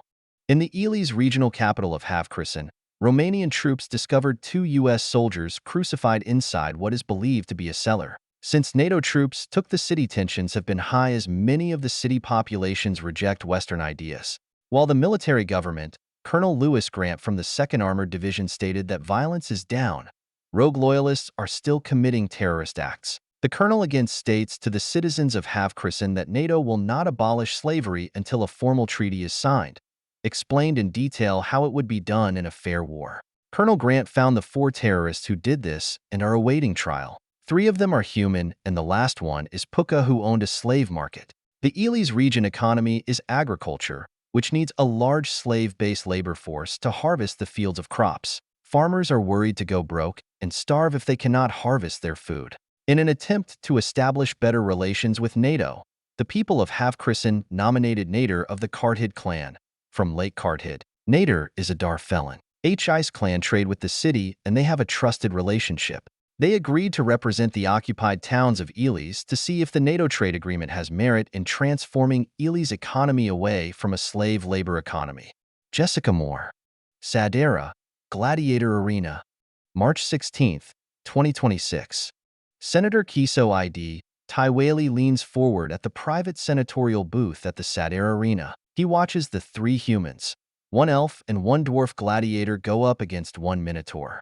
It doesn't seem like an even fight, Kaisel L. Tiberius said. He then eats a grape. You should come to the games more, Taiwali said. While the minotaur is outnumbered 5-1, never underestimate their brute strength. If he does lose, he probably will kill 4 of them before death. I understand the rules, Tiberius replies as he drinks his water. The sport just never entertained me that much. Regardless, it is a good way to conduct business, Baron Monterey replies. To get away from the Senate floor. I find it easier to think here. There is something simple being here. Watching these gladiators fight to the death. You find this peaceful? Tiberius asked, surprised by that. You sound like someone who has never seen war in his life. I served my country long ago in the Imperial Army. I was with Molt in the campaigns against Famulus, Monterey said. But look, these gladiators are fighting to the death. Nothing to lose but honor and glory. Because your opponent is stronger does not mean they will win. You will be surprised by how many creative tactics these people come up with. I find their creativity inspiring and motivational. He drinks some wine and chuckles after hearing all that. That sounds like something Chrysist would say. Do not insult me, Monterey quickly responds. Insult maybe, but while all we do here is gossip like women, Chrysist at least fought and died for the cause we say we follow, Tiberius states. He looks over to his good friend Senator Tiberius. He is one of the oldest and most respectable senators in the Imperial Senate, having a great amount of influence. Because of him, the pro-war faction still has to listen to the pro-peace faction. He is a very principled man, still believing in the old ways when the empire was once a republic. He then looks to Senator Monterey, the leader of the neutral faction in the Senate. While he and his few senators frustrate the other 2 factions, they have been able to maintain a careful balance of power in the government. He carefully sides with the pro-war faction on some topics and then the pro-peace faction on others. True, Tiberius said. Then let us get to business then. Zorzal's new wife. I don't trust her, Monterey bluntly says. Emperor Zorzal can screw whoever he wants, but this is a step too far. I didn't spend a decade of my youth fighting her armies and putting her back into her place just for her to become the most powerful person in the empire. He knows what Monterey said was a bit hyperbolic, but not far from the truth. While Zorzal is the leader, Famulus is smart enough to know how to operate from behind. She is too smart not to use Zorzal's ability to make friends with the people around him to spread her influence. He thinks carefully about how to respond. Emperor Zorzal L. Caesar hosted a summit at Napni 1 with the other regional powers on Falmart. While more kingdoms and organizations arrived than expected, the 2 targets were the Ticaret Conglomerate and Queen Famulus of the Swestuals Kingdom. While both the war faction and neutral faction have different reasons for continuing the war, both are worried about the fact that losing the war against the Otherworlders will collapse the empire, bring the continent with it. While the summit was successful in creating a coalition against the Otherworlders, or now formerly known as NATO, many believe the price is too high. When Zorzal came back from Napni, he announced that he and are going to be married solidify their alliance. While the other countries wanted territory, slaves, gold, and other treasure, All she wanted was to be in this marriage, and in return, she promised the full weight of her kingdom. She is up to something, he states. Succubus is not known to be political. We degraded the succubus and incubus races to just be harmless subjects. But Famulus, she is a beast all on her own. If it wasn't for Emperor Molt and his war against her, her kingdom might have been able to topple the empire 3 decades ago, Monterey said as he eats some grapes. I wonder what her plan is. Isn't it obvious? He replies. It's the same thing that bitch always talks about, normalizing the demi-human races. She is planning on hijacking the empire. I came up with the same conclusion, Tiberius states. The empire is in a weakened state and desperate to win. That means she found an opening to sneak into the empire.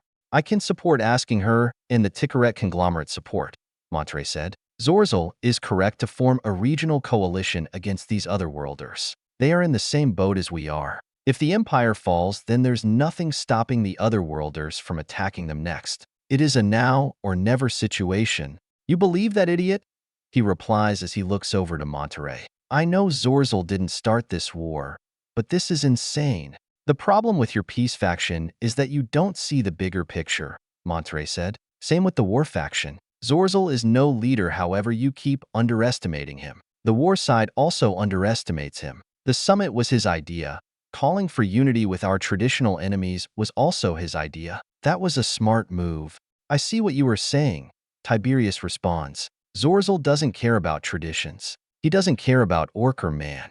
He doesn't care if his sex slave is a human woman or a succubus, or even from this world.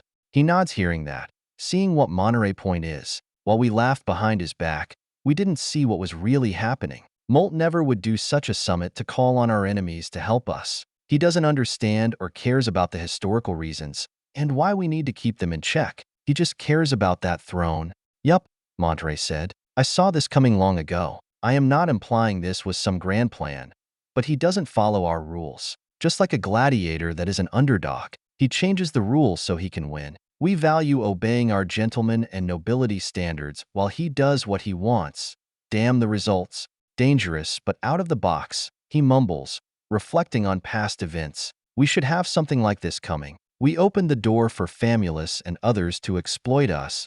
Monterey then leans back after watching one of the humans get torn apart by the Minotaur. Tomorrow is the final approval for the Falmart League, Monterey said. On top of that, tomorrow is the official day Zorzal and Famulus will become married. While I do not agree with this marriage, I do not see any other option to remain independent from the Americans' rule. I take it you will be voting for both? He replies. For the alliance, yes, Monterey responds. I see the value of the alliance, but the marriage is one step too far. I think we all can agree to that, Tiberius said. I will not trade one threat with another. At least the Americans and their friends are human. Monterey takes a drink from his wine glass. Yeah, but as Zorzal said, at least Famulus people are this world. We must remember, he says. Zorzal has his loyalists all over the place. But if we merge our two factions for this vote, then we could challenge him on this marriage. Maybe oppose him. Will you follow us, Baron?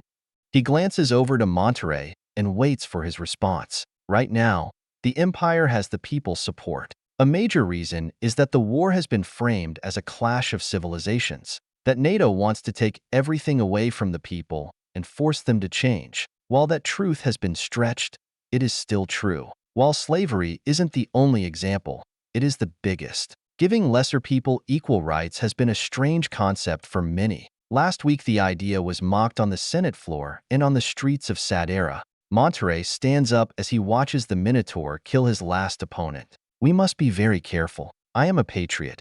I do not want the Empire to fall to the pages of history. I do not care what the lesser races think. It is better than what came before the Empire. We must either win this war or hold the line until a new option arrives. Monterey then looks at them. Famulus terrifies me. I do not believe any of us will be killed, but working side by side with orcs as equals. Zorzal only cares about two things, power and his next pussy. He does not care if Famulus is a common race or a demi-human. As long as he remains on the throne, Famulus will be able to do as she pleases. She is brilliant. She must be stopped now, or we lose the Empire to her. In return for your support against Famulus, we will support the formation of the Falmart League, Tiberius says. Monterey places his fist on his hip. See you on the Senate floor tomorrow. He watches Monterey leave their booth and then looks to Tiberius. Can we trust him, Tywali? I believe so, Kaisel, he replies. If we pull this off and gain the 2/3 vote, I will bet even some in the pro-war faction will support us. Throw away the alliance and keep the marriage, or keep the alliance and throw away the marriage. He can't have both. I will talk with the other senators tonight. Tiberius says, any break in our ranks and everything could fall apart. I shall go home and spend time with my family, he says. Both men stand up and bow before they leave the arena. Tywali home. As Tywali walks through the royal district of Sadera, the district has been rebuilt after the Americans' raid, too, destroying everything. While he has never seen a battlefield, it looked like one based on the many war stories he has heard. He sees some noble kids playing with these small flyers. NATO has dropped some flyers as a propaganda weapon, explaining that the Empire started this war. They do not care for the life of the common people, that NATO supports freedom and liberty and not the subjection of the common folk. He found it humorous, realizing that the otherworlders do not understand Siderians. Most of the population used the flyers to wipe their bums or for fire, while he understands the message and value of the flyer. A message like this might be effective in their world, but not on Falmart. Slaves might like the message, but as of now most citizens and free folk wouldn't see value in the message, which plays into the Empire propaganda hands. He then looks around at the nobility homes, seeing that most of them have been rebuilt. The high-class Royal Shopping Center has reopened. The bathing chambers, and of course the brothel center all rebuilt. At the beginning of the war he knew the Americans were powerful, but seeing all the death in the streets, he knew waging war against them was pointless. The Empire has a long history of beating powerful forces on Falmart, losing very rarely. When he saw their massive flying wagons come over their walls like they were not even there, he fully understood that this new enemy is on a far greater level than the Empire will never accomplish. He thought the other senators would see what he saw, but it quickly became clear they didn't. Either they wanted revenge for the losses of friends and family, or they felt like they needed to regain or maintain their honor, or some other silly excuse. He never had the most positive view of the Imperial Army, seeing them as self-entitled thugs who look for a reason to start fights. However, he sees fellow senators are wasting their lives away for a pointless crusade.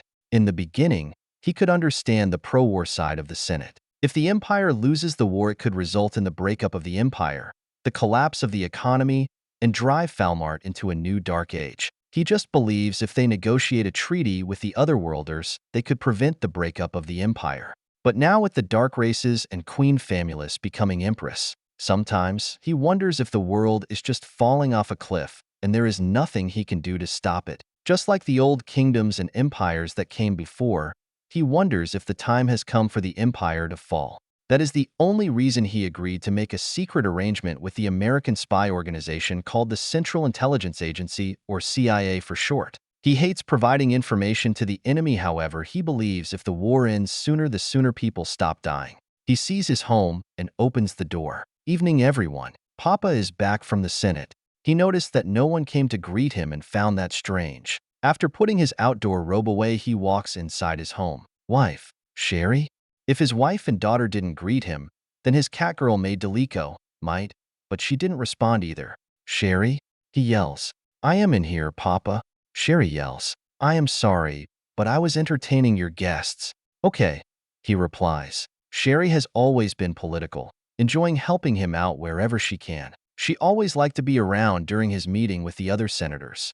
He then stops and he realizes he was not expecting guests tonight. He wonders if it is Agent James Garcia again. He has learned that Garcia likes to appear when he wants to without warning. He walks into the room and stops. His eyes widen as he sees who it is. The head of the Oprichnina, Svenhard Lupus Moon. He sees Moon kneeling there, hand on Sherry's shoulder. I have heard that you are bright, but I never knew you were this smart. If you were a man, you would be a powerful senator like your father, Moon said and then chuckles.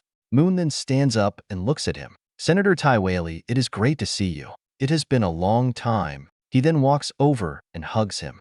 As Moon hugs him, he feels uncomfortable. It is not common for non-nobility to get this close to senators, especially touch them. Moon was known as the Emperor Monster, doing all the dark deeds the Empire needs to be done. He already knows that this is Moon showing he isn't afraid of the consequences. Nice to see you too, Svenhard, he replies. Did I forget that we had a meeting planned? I hope I didn't keep you waiting. Moon pats him on the shoulder and walks away. I am sorry, but I didn't send a runner to you earlier. This was a last-minute arrangement. I have been meaning to talk to you, but I have been very busy with the war and all. He nods, being careful how he speaks. He then notices this boy sitting down on his sofa. Is this your boy? Oh, I am sorry, Moon said. He then turns around and brings his son around. This is my son Skotati. He was traveling with me, learning how to do my job.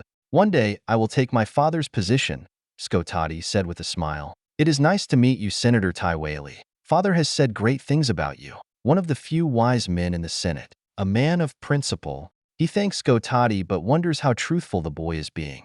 I heard about you and your sister, he replies. Moon pat his son on the shoulder. I believe your daughter and my son are about the same age.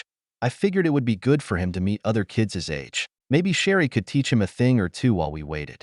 Well, thank you, Sherry said with a smile. I know I can't take office being a girl, but I know I can be an influencer. Be like a wise woman. If you continue your studies, Sherry, he said. Thank you for keeping our guests occupied while I was at work. You may go now. Moon then kneels. Your father, right? Sherry, do you mind taking Skotati to your room while we men talk? It's imperial business. Sherry looks at her father. Father. He hesitates to reply but then nods. He noticed how Moon has politely taken control of his home without a fight. He watches both kids leave the room. All right, Moon, what do you want? Moon walks over. I think you know already. Let's go out the front. Before he could respond, Moon walks past him and heads out the front door. This frustrates him greatly. He allowed the CIA to install 2 listening devices in his home to listen to meetings like this. The main room for politics and the back porch. While he doesn't know if Moon knows about the devices, he is being clever to avoid normal places to talk. He follows Moon outside. He is worried about what Skotati might do to his daughter alone in the house. Not just being the son of Moon, a known murderer and rapist, but also a believer of syphilis. Moon stops and places both of his hands on his hips. You know you have a lovely daughter. I mean it. She reminds me of my daughter a lot. Smart. Very political. I cannot imagine having only one kid or losing them. Moon then looks at him. People do not understand my job. You know what keeps our world together, the empire together. We in the Oprichnina have to do the dirty things to keep the world going. How many I had to murder, to torture, to disappear, to rape. Dark races are common. Slave or citizen, man or woman, adult or child, just to keep this work from falling apart. And I know everything thinks that I am a crazy man who enjoys his work too much. Moon continues as he reflects. It is a bloody job, and sometimes I wonder what would happen if I didn't do this. He then holds out his figure and wags it slowly. I remember when Molt was the emperor. Before I was the head of the Oprichnina, I was supposed to take care of Zorzel. He then glances away, looking at the Moon Eidos. I had to kill 55 of his sex slaves because they were pregnant or they knew too much. Sometimes both. He then chuckles after saying that. The emperor didn't want a bastard grandchild. So many screams. He finishes with a chuckle from some memories. He continues. He stands there terrified from what he just heard. He remembers talking to Casel L. Tiberius and other senators on how Zorzel never had any bastards from all the slaves he raped. He never put a lot of thought behind it though, and now he wished he did. He clearly can see why Moon is so good at his job. He is a monster. Moon takes a breath. The only reason I can do this important responsibility is all thanks to my wonderful wife. She is so supportive. I just hope I can prepare my children for this tough job. Hearing that last part, he glances down as he thinks about his wife and Sherry. Skotati is with Sherry alone in the house, and if he is only half of who his father is, then she is in danger. Moon looks at him and suddenly looks surprised. I am so sorry, Senator. I came out here to talk politics, but I rambled again. My wife always tells me not to ramble. It's how I get my bad reputation. Sad truth in life. Wives seem to be always right. Family always gets me. He then walks over to him. He looks up at Moon and sees a cool, calm look on his face. He takes a light breath, trying to relax. I assume you are here to talk about tomorrow's vote?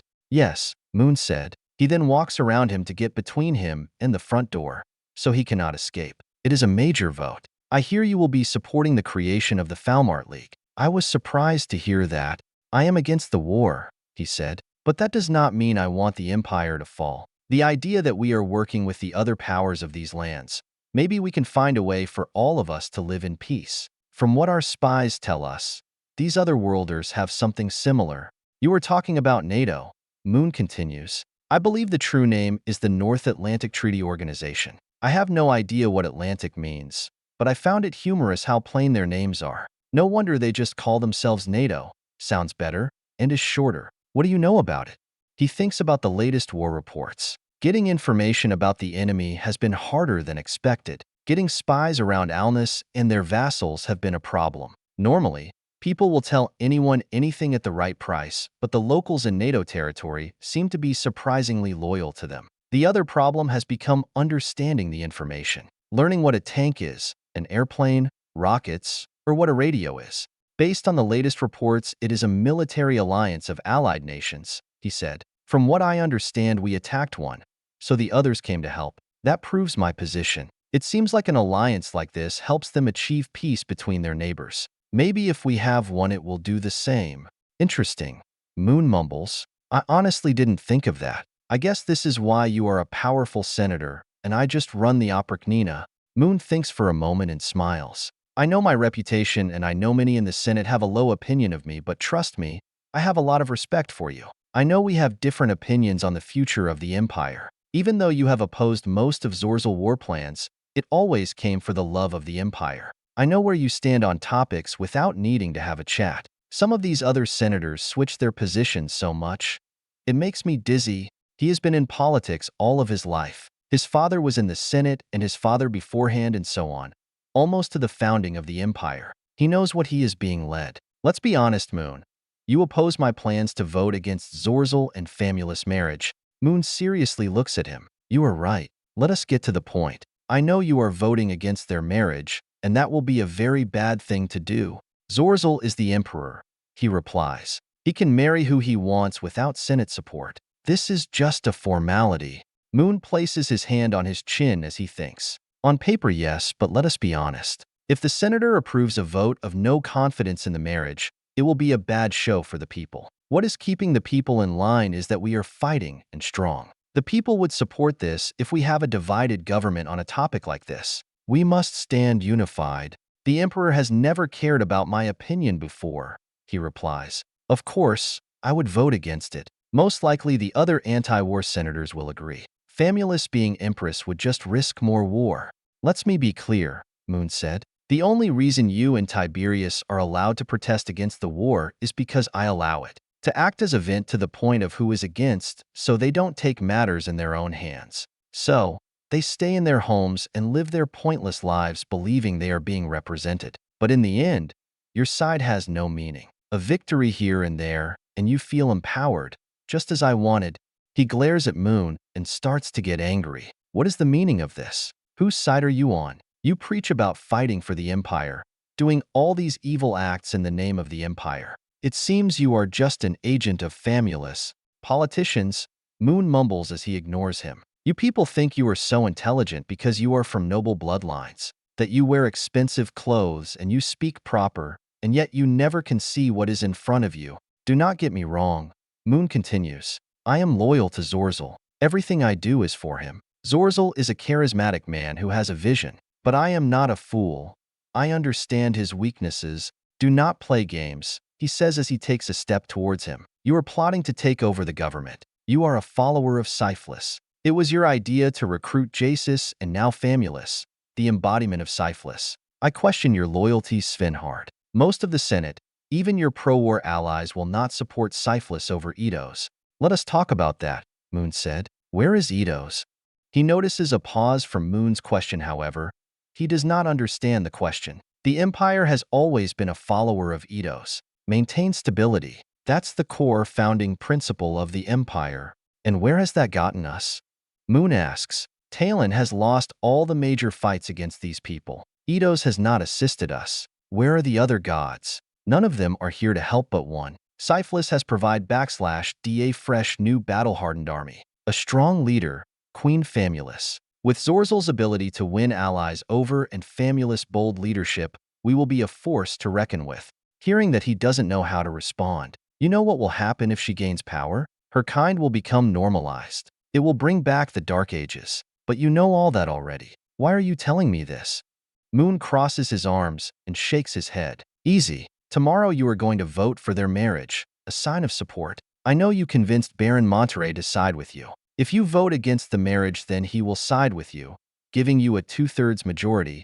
He takes a deep breath as he sees where this is going. And if I vote for the marriage, Baron will have no choice to support the marriage. Maybe even a few pro-peace senators. Correct, Moon states. The answer is no, he states. I will not sell out like that. Find someone else to play your games. Moon takes a frustrated breath and walks over to him. You old fool. Moon then wraps his arm around him and pulls him close. Look, you damn fool. Let me make this clear. You and I have something in common. We are both fathers. I love my children. I raised both my son and daughter to take my place. Moon then holds him a bit closer, making sure he fully understands who is in control. I noticed your daughter is at age. I wonder if she has bled yet. I know mine has. My son is becoming a man, and he will have to learn what it means to be a man and find a mate. Moon then calms himself down and smiles. My son is going to have to learn where to stick it. But you want to know something I have learned? We guys are a bit simple-minded, just sticking it in and out and calling it good. Do you want to know where I get most of my cruel ideas? Moon chuckles and holds out his hand, moving two figures close like he is pinching something in the air. My wife. And now my daughter is getting at that age. She has come up with some interesting ideas herself. Like mother, like daughter, I guess, he said with a chuckle. I think it's because they have nothing sticking out between their legs, so they have to be a little more creative. They scare me sometimes. Moon then points his finger on Tywali's chest. You see, I have a problem. If you don't vote for both bills tomorrow, I do not know who I am going to give your daughter to. My son or daughter. After hearing all that, he glances at Moon. He sees this calm but determines the look. He cannot believe how evil this man is. But he also cannot believe that it is his whole family too. He then starts to imagine what will happen to Sherry if he doesn't vote his way. He notices there is nothing but pure silence after Moon rant, letting his mind imagine every horrible thing that could happen to his daughter. He takes a deep breath and nods. Don't hurt her, please. Moon smiles and lets go. We have a deal. You can go back to your corner and scream about how the war is wrong after this. But if you disappoint me, he then snaps his figure, making the point that whatever he will do will happen right after the vote. I think I should get my son. It is dinner time. I enjoyed our talk. As Moon walks inside his home, he feels his body sweating. He follows Moon inside his home and walks forward. He then sees his catgirl maid-slave Delico. Where is Sherry? She is still in their room, Delico said. I just gave both of them some water. He nods and walks to Sherry's room. As he walks through the halls, he can feel his heart pounding. He opens the door and sees Sherry and Skotati sitting there. It looks like they were having a conversation about the Falmart League. Hi, Papa, Sherry said with a big smile. We were just walking about recent events. We had a heated debate about allowing lesser races more rights, but we are at war after all, Skotati. We must do what we must do. Yes, we do, Skotati, he replies. Your father is ready for you. It was nice to finally meet you. Skotati stands up and bows. Thank you for your hospitality, Senator. He waits until Moon and Skotati leaves the house. He then walks to Sherry and hugs her. I love you so much, Sherry. She looks at him confused. Sadera, Royal Palace, War Room. General Herm Fuel-Mayo is sitting at the table, feasting on his meal. Zorzel walks over and pats him on the back. It is good to have you have. He then snaps his figure. Caslita, more food and wine. He looks over, wondering who Caslita is. He sees this blue catgirl walk over with a tray. He notices that she has a black eye and is shaking a little. The black eye seems like she was hit in the eye, and not being natural like some cats have. I take it that she is your new fuck toy? Zorzel smirks. One of many forms of my entertainment. He smirks, missing this lifestyle. He watches as Caslita refills his wine and places more grapes and meat on the table. He sees Caslita glances at him nervously. He looks at her and then suddenly reaches out, scaring her. As she runs away, he and Zorzel laugh at how weak she is. By the gods, I miss this. He looks around and sees the others in the room laughing. Generals Kalasta, Padawan, Torturis, and Madra, all of his friends. It must have been worse than the Hell's Pit living there, Padawan said. It was a special kind of hell, he replies. Their food is horrible and get this, they let women integrate me. I have to admit, I talked. I thought it was hysterical on how stupid they are. He then hears the Minotaur feet walk up. He turns around and sees Torturis. So, what have I missed? We are planning a massive counteroffensive against the Otherworlders. I have been having my knights training with the Orcs Wolf Riders. We are going to make them bleed, Torturis says as he picks up a leg and starts eating. Counteroffense? He asked, confused. What did I see in the Dumas Mountains then? It looked like you all were building defensives.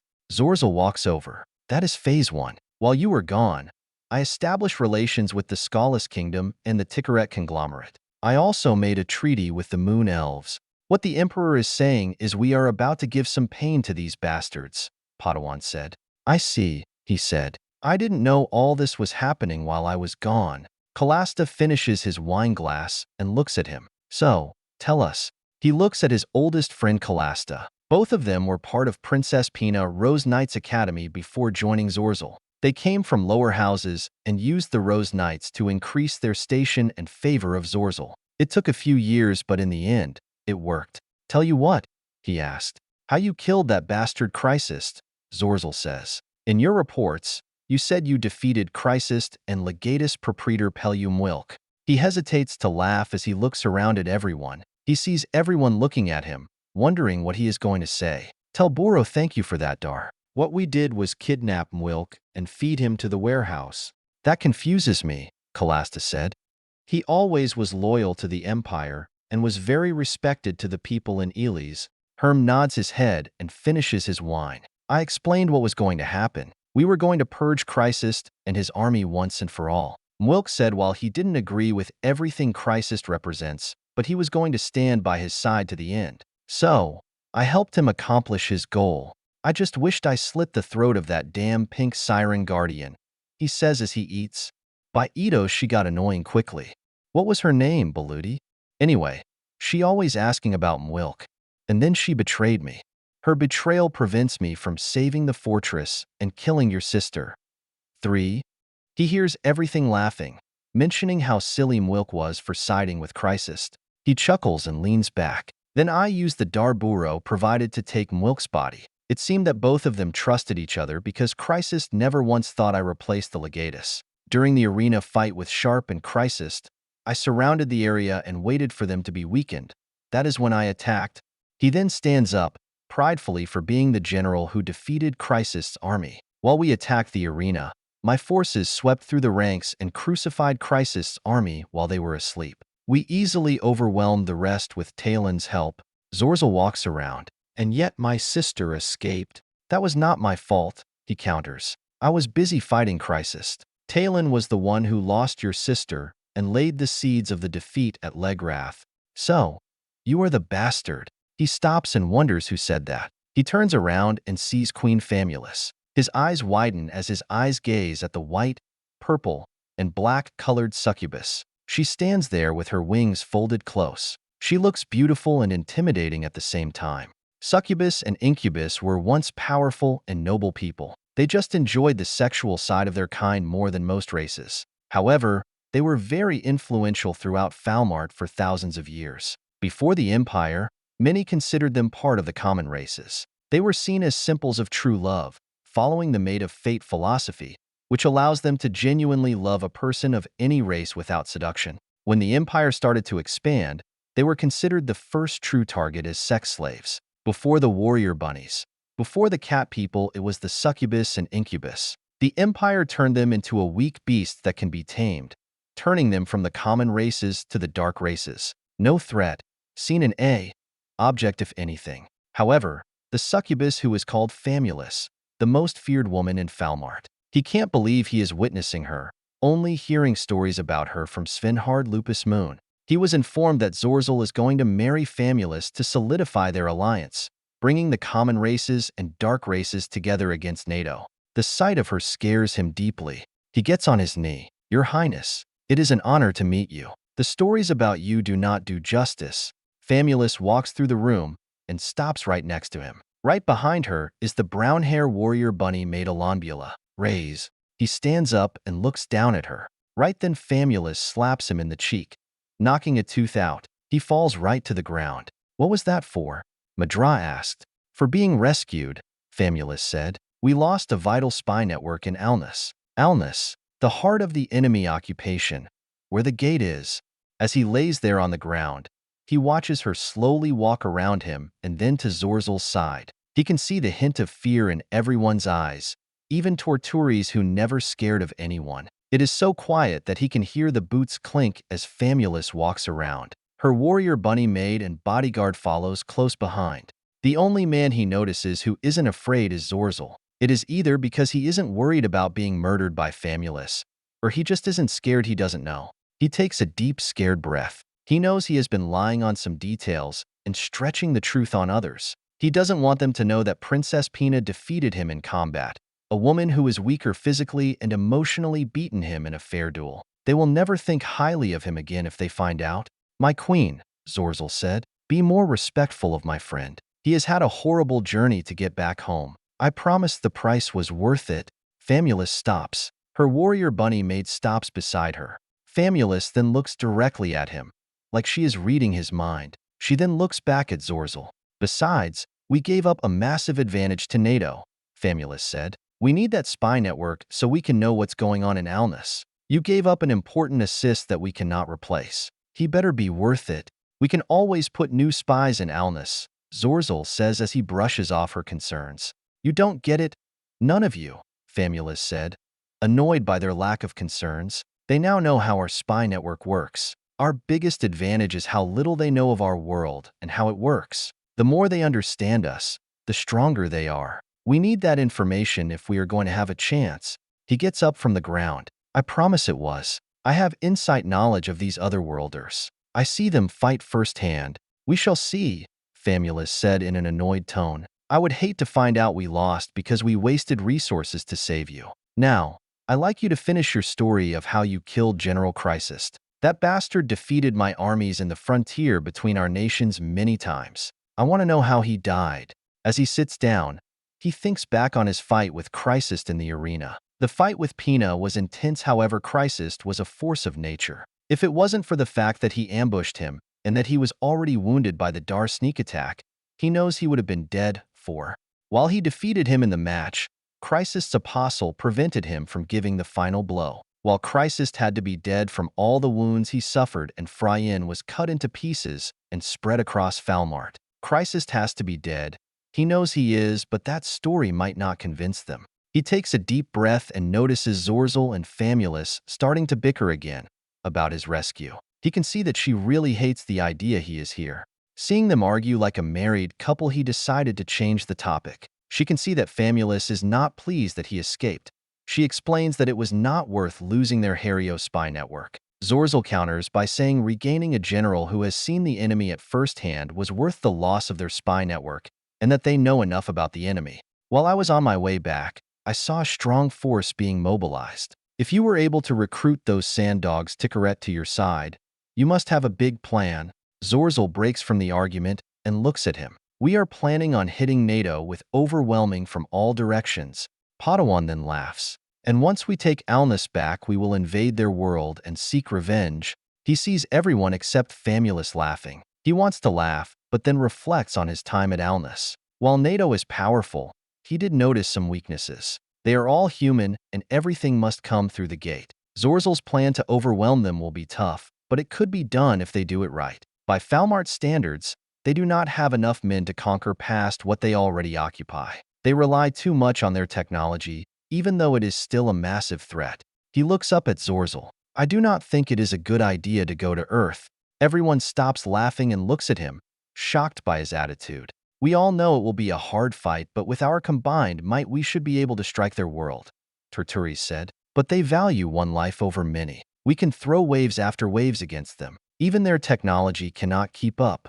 And it is not like we haven't been adopting, Calasta said. I have been working on balancing the odds to our favor. I also have been working with the Galrash Dwarf Kingdom. I have some prototypes I can show you. One is a repeater crossbow and a repeater Scorpia. We've been having problems with jamming but started deploying it. Madra then leans forward. And I have been working without allies in Rondel. The Hario tribe has discovered that the otherworlders use magic waves of some kind to talk to each other. None of us understand what that means or how it works, but that is not the point. Point is, Callista interrupts. We think we found a way to use magic to interfere with their ability to communicate. We already tried it in the field. 5. It seems to have some successes. We just don't know how to do it on a wide scale. He again sees them all laugh, but he doesn't laugh with them. While he is impressed by their advancements, they compare nothing to what he has seen, what he knows about Earth. It is not enough. When he gets everyone's attention again, he continues his point. Emperor Molt was an idiot to invade them. At the beginning of the war, we might have been fighting one nation. Unlucky for us, it is their most powerful one. Falmart has a population of around 300 to 350 million common, beast, and darkling races. However, only 230 million of them are direct citizens or somewhere within the imperial hierarchy. The Americans have a total of 340 million people as their population alone, not including their allied nations. He can see all their eyes widen when they hear that number. They are all doing the math, which means they haven't even faced the full manpower of the United States, and that does not include their vassals. If this was still early in the war, then we could invade Earth again. But I don't think we can now. He continues. We are no longer fighting one nation, but many. We know, Madra replies. We ready the spy reports about what NATO is. An alliance of many. Where did you think we got the idea from? Not my point, he said. I do not know if my interrogators were lying, but even if the number is partly true, their world has 7 billion humans. We are fighting a full world, and the only thing that is keeping us alive is how small the gate is. There is no way we could invade their world with the forces we have, even united. What else do you know? Famulus asked, thinking carefully about this new knowledge. He looks to her and glances away, not enjoying being ordered by a woman. We will never be able to invade their world, and we only have seen a fraction of their forces. Callista places his hand on his chin as he thinks. These numbers do not add up. They are way too big, but even if some of it is true, we need to adjust our strategy. What we need to do is take the gate and close it, he proposes. Famulus takes a deep breath and crosses her arms. This is why we need to keep our spy network there. This is important information. Zorzal crosses his arm, looking at him. He is not happy about this latest news. We will consider this, but right now, we are celebrating your return. There will be time to talk about all of this later. He smiles, seeing everyone going back to small chatter and laughing. He is glad he does not have to answer more questions on what happened in Elis. He takes a glance at Famulus and sees her staring right through him as she sips her wine. Her eyes scare him to the bones. Sadera, Imperial Senate Chambers, March 17, 2026. Kiso ID Taiwali stands there on his side of the Senate floor. He feels tired and defeated after last night's visit with Svenhard Lupus Moon. He always stood on principle, voting for what he believed as the best for the Empire. But after his threat to his daughter, he doesn't know what to do now. He looks up to the throne and sees Emperor Zorzal sitting on his throne with a smirk on his face. Sitting in the newly built throne is for Empress Famulus. While Famulus is not Empress yet, the next vote will confirm it. He sees Senator Marcus walk into the Senate floor and holds up a scroll. I have the final count for the creation of the Falmart League bill, Marcus said. The bill passed 91-9. The Empire officially creates the Falmart League. He looks over to the pro-war side. They are all celebrating their victory. The creation of this league guarantees that the war will continue. He and Casel L. Tiberius were able to convince most of the pro-peace faction to support this agreement as a compromise with the neutral faction. The agreement was that they would support the creation of this league, and in return, they would stand united against Famulus marrying Zorzal and recognizing her and becoming empress. Now for the finale bill for today, Marcus said. The official senatorial vote on the marriage between Emperor Zorzal L. Caesar and Queen Altoria Famulus of the Swestuals Kingdom, leader of all the Swestuals Kingdoms. He takes a look around the chamber. He can see many of the senators are nervous, from all sides. If someone said that the Empire would be at wage against another world and forming alliances with traditional enemies, they would be laughed out of the senator floor. Then imagining the Emperor marrying the Dark Queen herself, they would be called insane, but here they are. He notices Crown Prince Diabo L. Caesar standing there. He looks calm for some reason, like he is taking mental notes of the situation. To the honorable senators, Raise your hands if you support this bill, Marcus asked. He can see everyone looking around, many confused who will raise their hands first. He looks over to the pro-war side. Of course, he sees Senator and General Goddison raise his hand. He expects that, being a close friend of Zorzal, he has no principles, so he never would vote against the Emperor. Then he notices no one else is raising their hands, all looking at each other. So far, everyone is following the plan that he, Baron Monterey, and Casel L. Tiberius created. Does anyone second? Marcus asked. He takes a deep breath and stands up from his seat. He can see everyone looking at him as he walks into the center of the floor. The room goes silent, and everyone tries to figure out what he is going to say. He stops and looks first to Zorzal and Famulus. Both have this puzzled look, Zorzal with an angry reaction and Famulus more curious look. "My dear Emperor," he said, "I know you and I have not always seen eye to eye, however, we have always had the same goal, the salvation of the Empire. We might have different ideas on how to accomplish that end, however, we are on the same path." He then turns around to look at all the other 99 senators. "My fellow senators, I believe it is time for unity. This has been a hard war. Hard times for now, just for the people in this room, but all citizens and freemen throughout Falmart. Common race and dark race. For us to continue as a civilization, we must put these differences aside and focus on the task at hand." He can see Monterey and Tiberius looking at him, baffled, confused, and angry at his sudden betrayal. He then sees Diabo with this shocked and now concerned he is now. Diabo probably never expected him to ever make a statement like that. Same with everyone else. That is why I, the head of the Tywali clan, fully endorse this union between our people and Empress Famulus's people, becoming one people. By extension, I fully support the union between you two as Emperor and Empress of the Empire to now and until the gods say enough. You have my vote. He can see both Zorzal and Famulus smiling, seeing that the winds are blowing in their favor. "Your vote has been recorded," Marcus said. "Please go back to your seat." He walks back to his seat. He can see that his fellow pro-peace senators feel betrayed. He does not blame any of them because that is the truth. He betrayed them. None of them know that there is one line he is not willing to cross, risking his family. When he sits down, he sees all the pro-war faction votes to support the marriage. He then sees Baron Monterey and his faction vote to support the marriage, seeing no choice now to support the bill. He looks to his faction and wonders if he will be part of it anymore. Most of them vote for the bill, feeling defeated and seeing no reason to oppose it. Only Tiberius and 2 others vote against the bill. The vote is 97-3. The bill is passed. Marcus yells. He then turns around to face the throne. "All hail the Emperor and Empress. All hail the union of our people." V13, Chapter 159, Bond with New Realities. We are here to report about the recent Imperial incursion into the Elis forest. The U.S. military told us that the Empire snuck about 500 soldiers into the forest in an attempt to block off supply lines into Elis. U.S. and French forces cleared out the forest in the early stages of the war, destroying the Imperial force in the sector. During the conflict, a U.S. Army Ranger was taken prisoner and tortured before being rescued.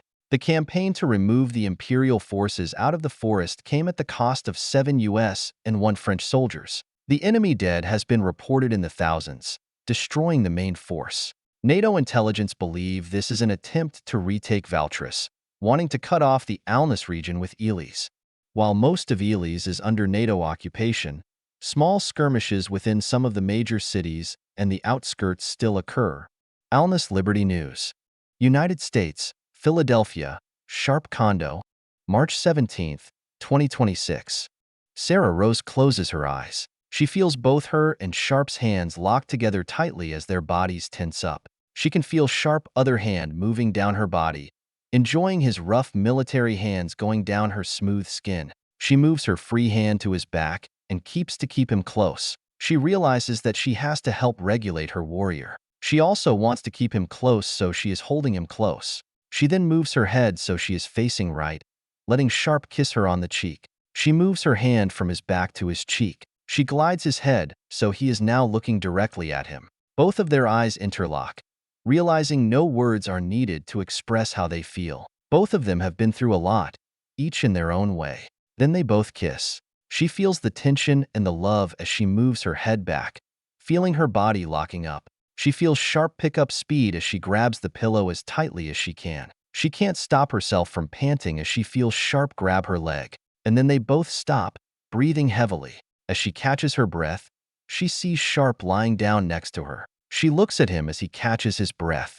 "Wow," she says, panting. She uses her hand to wipe the sweat off her forehead. 2 times. Sharpe pants heavily as he catches his breath. "Sorry, she giggles, seeing his insecurities coming out. He is a soldier to the core, and being ex-Delta and now Rangers, fighting monsters and apostles. He knows how to go all in, on the front lines and in bed. "Everything is okay. I hope I didn't make you work too hard," she comments in a cute tone. She then leans over and kisses him on the forehead. After that, she rests her head on his right shoulder and snuggles up. Her left hand rests on his chest as she gets comfortable beside him. As she gets close, she can hear his heart pounding. "No," Sharpe said. "It did get tense there." "No worry," she replies. "You're SF. I expect all or nothing from a man like you." As she cozies up, she feels so happy that she finally was able to catch him. It was not easy. It took longer than she liked to claim him. In the end, though, she won her beast and now he is hers. She lightly moves her hand across his chest, feeling his muscles, which isn't surprising. She also feels old scars from knife and shrapnel wounds, a scare where he was shot by a Chinese soldier, and right in the center, she feels that burn scar where Fryan used his magic attack on him. Feeling all those scars reminds her of who he is, that he doesn't have to explain anything, that he is the best and worst kind of soldier, someone who cares and is willing to go to the ends of the earth to achieve his objective. Not for the ego, but for love. "You're a bit rough on the edges, but I love you," she says in a soft voice. "We all do. Just remember, we are in this together." Next morning, 0722, March 18th, 2026. Sarah lays in the master bedroom with her boyfriend Sharpe after spending a romantic night alone.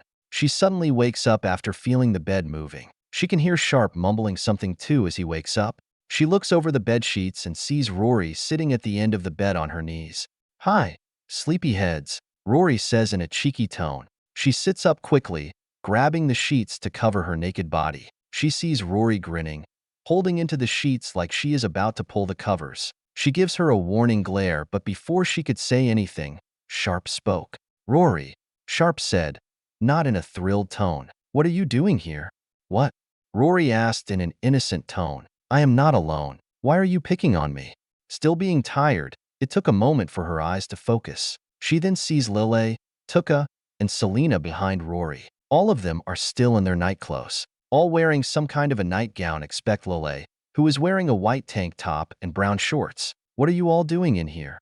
"We voted and decided that we are hungry," Rory said with a big smile. "You voted and that is why you 3 are hungry?" she asks, confused by what Rory said. She watches the 4 look at each other, nodding their head in agreement. She cannot believe these 4. They all have become close like sisters, even though they are so different. "You woke us up because you voted on being hungry?" "Well, yes," Tuke said. "You people believe in voting, so we voted." "Why didn't you just make yourself breakfast?" Sharpe asks, getting more annoyed. She wants to place her hand on Sharpe's shoulder, wanting to calm him down, but she is more worried about the blanket falling. "That is a good question." She then notices Lelei standing there lightly blushing, trying to avoid looking at Sharpe. She looks at Sharpe and sees him shirtless. She remembers being Lelei age, and there's not much hotter seeing a well-built man with a few scares. Tuke leans over. "Don't feel so nervous, Sarah. It's nothing any of us haven't seen before, so you don't have to cover yourself. And besides, we won't let Rory touch your cooking equipment." Lelei leans over. "That is correct. We don't want Rory to burn our home down. So we voted that she isn't allowed in the kitchen." Rory frowns hearing that and crosses her arms. "I only almost burned down a building that one time, 2, 3 times," Lelei corrects. "The other 2 don't count," Rory states with pride. "I didn't like that person anyway. Besides, we need help making this," Selena says and then holds up a cookbook. She looks at Selena and sees the cookbook showing a sausage and egg casserole. She takes an annoyed breath, wishing they just waited until she and Sharpe were decent. "You could have waited until I woke up," she mumbles. "We are going to have a conversation about boundaries," Sharpe said. Rory laughs. "Boundaries? Like that will ever happen. If I wish I could kick your butt, so good luck." Sharpe holds out his index finger, making sure everyone knows he is taking control of the conversation. Rory, you will never be able to overpower me. I know all of your sensitive spots, all 3 of them. Rory laughs and then stops smirking as she thinks about what Sharpe said. Sharpe just looks at her calmly, showing no emotion, which is scaring her more. She was about to respond, but then stopped herself. She smirks and then gets scared again as she decides on the context of what he said. She then scoots back a little to the back of the bed, blushing bright red now. She looks at Sharpe, wondering what he meant by that. Her eyes widen and slap him in the arm. She knows of their little sexual teasing games they do, and knows it can go too far, forcing her to be the referee at times. Okay, everyone, outside, or no food. She sees the girls starting to leave until Selena jumps on the bed. I am happy you two have embraced Merida, Selena said with a cheerful smile. Are you two going to have a baby now?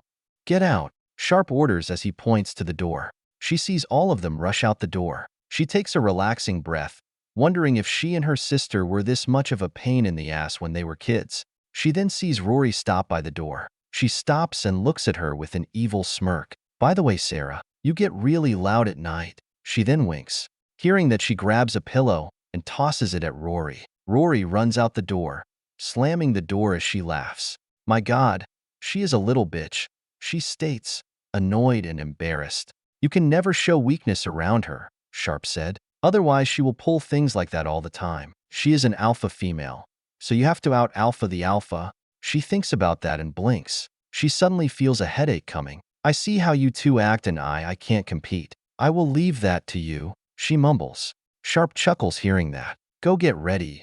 I will go make them something. She places her hand on his arm. No, you go get ready. If you wait too long, then you will have to wait forever. You know them in showers. She smiles at him. I will go to make breakfast. She then leans forward and kisses him.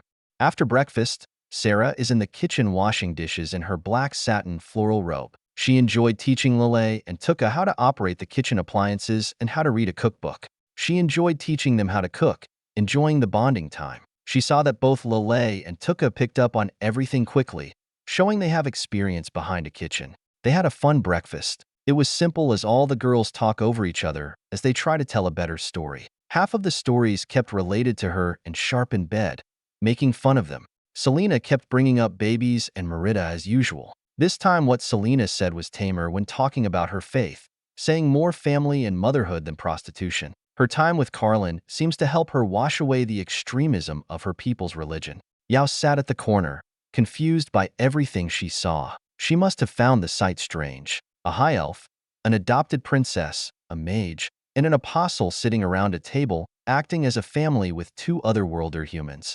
She and Rory didn't fully approve Yao coming with everyone, especially after what happened at the bar. However, Lelei made a good point. Sharpe did save Yao people, and if she made the cultural misunderstanding, then other dark elves will. Lelei made the argument that Yao should come because they already know her, and it would be a good chance for Yao to see what Earth is like besides hearing about it. With some hesitation, Sharpe agreed. Lelei never has misled him before, and her impute has great weight on Sharpe. While everyone else is in the living room, Lelei is behind her drying dishes. You girls really need to learn privacy.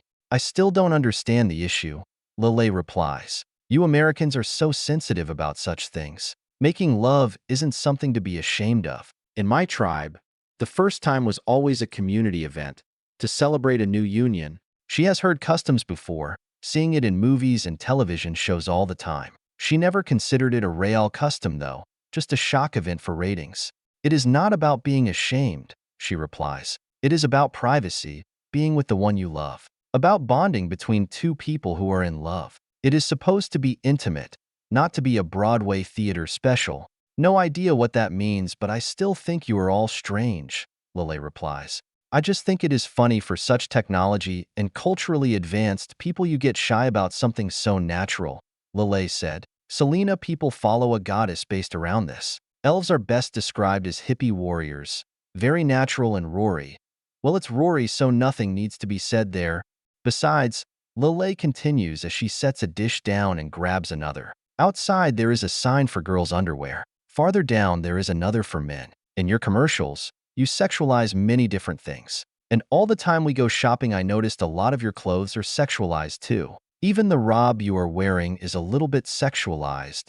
Hearing that, she glances down at her robe. She thought it was cute and never considered that. Or that is what she convinced herself of. I just find it strange how reserved you are in bed but explode everything else in public. Even you showed us Victoria's Secret clothing. Lelei continues. I guess, she said as she thinks about what Lelei said. She never thought about it like that.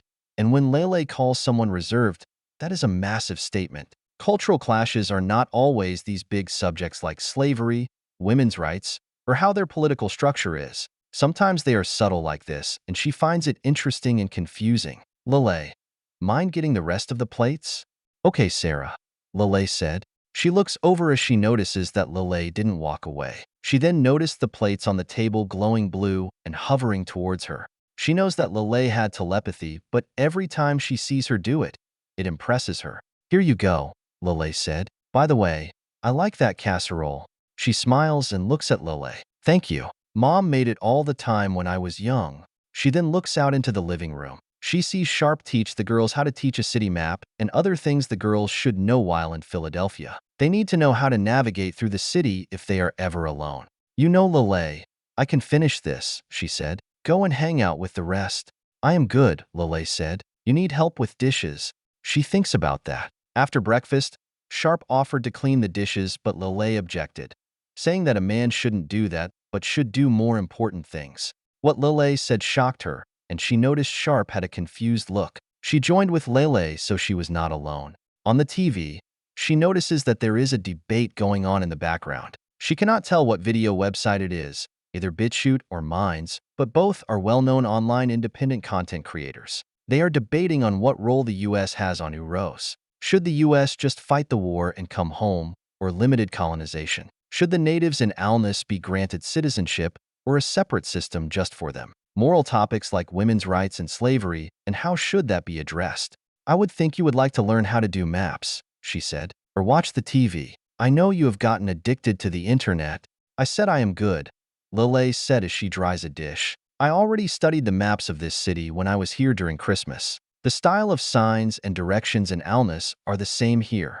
I see, she replies and thinks. Why didn't you want Sharpe to do the dishes? You know he isn't the type of man who thinks this is only women's work. You have been around us long enough to know these things. I know, Lelei replies, but I was raised that you should keep a man productive on important things. My sister and I always washed what we used as dishes in the tribe. We did it together in Rondell at the Magic Academy. When I was being privately tutored by Master Cato, it is just what I am used to.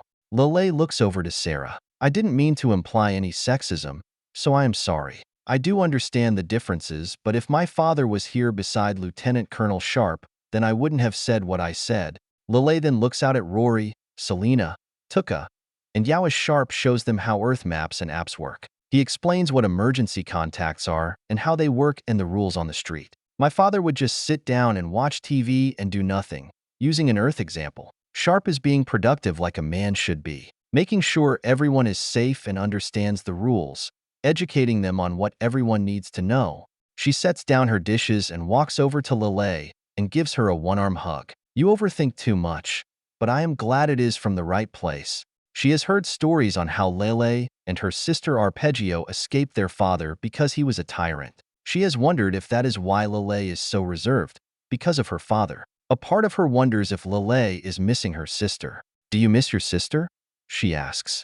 Lelei is hesitant to reply, but she nods yes. She is 6 years older than me, and I have never been away for this long from her. We used to giggle and play when washing dishes. We used to talk.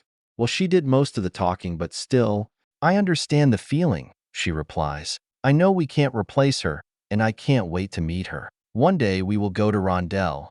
It is just the war demands keep getting in the way. Lelei nods her head and takes a breath. She then wraps her arm around her, seeing that she misses her sister a lot. I know you see Sharpe as a father figure, someone to model after. When we met you, you were a very shy and reserved young lady, but now you have blossomed into a strong woman that everyone relies and trusts on. Be proud of that, and when your sister sees you again, she barely will recognize you. She then thinks about what Lelei said about her father. It reminded her of her uncle, a wife-beater drug dealer. Was your father that much of a tyrant? So bad that you had to run away?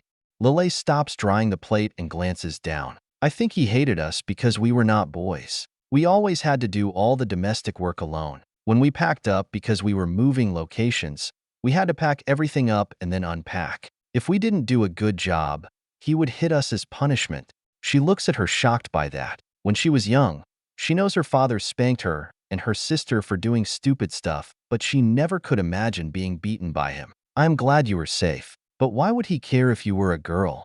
He wanted to be the next tribal leader, Lelei explained. Having 2 sons would have boosted his chances of becoming the leader of our tribe.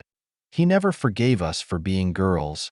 There, she responds. There's nothing wrong with being a girl, Lelei. She knows Lelei has had confidence issues. Both her and Sharpe talked about it and always wondered why she is like this. Just like the girls had a positive effect on Sharpe, the same effect has helped boosted Lelei's confidence, becoming a major ally in the U.S. war effort. I know, Lelei said. I never thought there was. I just wanted approval, and I am happy I have it now. She smiles and gives her a light hug. She then hears Rory being dramatic about something. Now what? She sets the dish down and adjusts her robe so she is decent. She walks out of the kitchen with Lelei and sees what Rory is looking at. Rory is standing, pointing to the TV. Why do you people keep putting these sad animals on your screens? It is depressing. I have to agree, Tuke said. I find it strange and cruel. I know you are not barbarians, but why do you think this is entertaining? It is not for entertainment, Sharpe responds. They are asking for donations. Correct, she adds. They are an animal rights group. She sees all the girls look at her confused. What? In the United States and most of the world, we have something called animal rights laws. You can't just beat or kill animals because you feel like it. So, let's say we have an animal in the room. We can't just hurt it? Lelei asks. That is correct, Sharpe said. If you had a pet, that doesn't mean you could just beat it. You have responsibilities like giving it shelter, food, care, and so on. You also cannot force animals to fight each other. That is a big no. Interesting, Tuke said as she thinks about it. This reminds me of those child laws you have 3, Selena brings up. Correct, Sharpe states. You people have laws for everything, Tuke points out. But I do enjoy seeing that your kind tries to protect other kinds of life. Thank you, she replies. Pets are cute and part of a family. You can't just abuse one because they are not people. My tribe took care of their horses because they were vital to move around Falmart, Lelei said. Same logic applies to everyone. You take care of your horses, wyverns, and other beasts because you need them to do a task. But having one as a pet, that is rare. Yup, Rory says. Only time I have seen someone have a pet is usually in higher society. Peasants and free folk have no use for a pet. If they do, it is a sign that you have more resources to waste on such a thing. Tuke raises her hand to make a point. Besides, why have a pet if you could eat them? We don't eat pets, Sharpe responds. They are just for fun inside a home. Selena then smirks and looks to Sharpe. Can we get a pet? Without looking at Selena, he responds quickly. No. We travel too much as is. Besides, I already have one. Rory then laughs but suddenly stops. Wait, who was the pet? Selena or the dark elf, right? Sharpe stops and looks directly at Rory. He then looks away. Rory stands up angrily. Wait, I am the pet? You are the shortest after all and the most needy of them all, Sharpe states. Rory glares at him and then tackles him. You prick. She stands there, eyes wide as she watches Rory grabbing the couch pillows and throwing it at him. For a second, she thought about stopping them but decides that she doesn't want to die. She just laughs as Rory gets on top of him as Sharpe tries to hold her back. Populus, Prance Palace Tavern, March 18th, 2026. Milhay ID Annam walking down the hall. Behind him is one of his brothel whores. This is a rank 5, so he is paying well. I understand, Master, Kalido said. But I thought Salis had first picks on the adventurer's clients? She does, but this adventurer wants a pregnant woman, he replies. And he is paying me good money for that. Oh, Kalido said. She then giggles. He is that type of man. He stops at the end of the hallway. After a short interaction with the adventurer, he allowed his employee to go inside the room. He sees Kalido getting on her knees as he closes the door. He heads back downstairs, thinking about all the money he just made. While his primary focus is on the tavern, serving beer and food, his brothel whores bring in an extra 30% income. Most of his clients are from the adventurer post in town and from passing travelers. While he doesn't have as many whores as in Sadera or the High Moon chain in the Ticaret Conglomerate, he has carved out a good market here. 6 female and 2 male whores. When he gets downstairs, he sees a busy room. As the war continues, the Empire has been relying on its trade network to move troops and supplies to the front lines. He sees the adventurers from this guild, merchants from their guild, the slave guild, and magic guilds all have been passing through. Each group has their own opinions on the current situation. Now that there is peace with the Ticaret Conglomerate, Populus is becoming a major for their alliance. Are you kidding me? A man yells. A Falmart League? It looks like the rich and powerful are just trying to keep themselves in power. Another man says. Do not be a fool, this elf says. These other worlders are far stronger than any of us expected. Didn't you see their falling paper? Of course, a human man says. I am still cleaning it up. The elf stands up. It is everyone in Falmart uniting to fight this common enemy. We have a chance now. He has been hearing this topic all week. In all of Falmart history, the only time the continent has been unified was during the demon invasion 2,000 years ago. While he has no idea how true those facts are, it is unprecedented for the continent to unite for anything. So far, he only has just heard rumors. Some people believe this is just a way for the leadership to maintain their power, while others think this will be the change Falmart needs. The military sees this as a way to build up their ranks. Seeing that they are no longer fighting alone, they believe they could win. However, some see this as a desperate act because the Empire has been losing the war. If this was any other war, the Empire would never support such an alliance. Depending on their personal view of the world, this alliance is an act of strength or weakness. For him, he does not mind normalizing relations with the Ticaret. They are natural traders and would boost his business. Who cares about the alliance?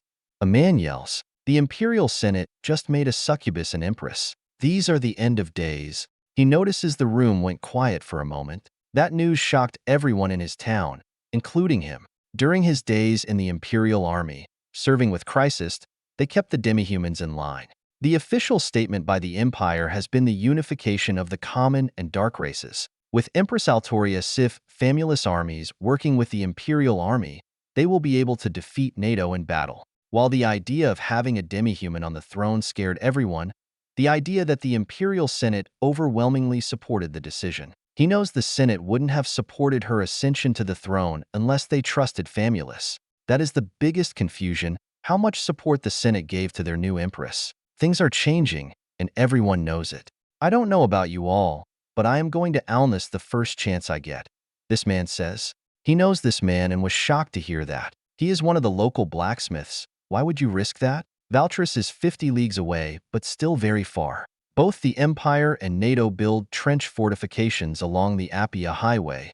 Look, the blacksmith said. I mean, no offense to any adventurers here, but the only reason we have a post here is that this town is always attacked by elf tribes, outlaws, and bandits. My wife was taken by bandits years ago and sold into slavery. Rumor is that these NATO people take no chances when it comes to these outlaws and bandits. They will put them down for free. He heard all the adventurers groan a little, but he couldn't disagree with his friend. His wife was taken, and no one knows where she is now. He has 2 kids and has been worried if they are taken. There is nothing he can do. You want to go there for security, an adventurer said. Nothing is for the free and good chance they are lying. You are just saying that because they are going to put you out of business, the blacksmith said. Assuming they are telling the truth, someone else says. Security has become a major topic in recent days. The rumor is that most bandits and outlaws have been arrested or killed within NATO-occupied territory. After Legrath fell, NATO launched a major campaign against many of the bandits in the region, trying to gain the favor of the towns in Elis. While many of the counts in Elis are still wary of NATO, safety has become far less of a concern. An adult female cat people sets down a plate. I don't know, but I heard they treat all races the same in Alnus. I know someone in Italica and they embraced, what do they call it? Well, anyway, I've seen some debate going on. He knows what she is talking about. Civil rights. This has been a big topic in recent days. The rumor is that NATO will value equality of all races, or all the civilized ones. He finds that the last part confusing because they include races like warrior bunnies, cat people, and orcs as civilized. Humans, dwarves, and elves he understands, but the others are just savages. The only reason people see cat people in civilized places is because of centuries of being subjects and slaves.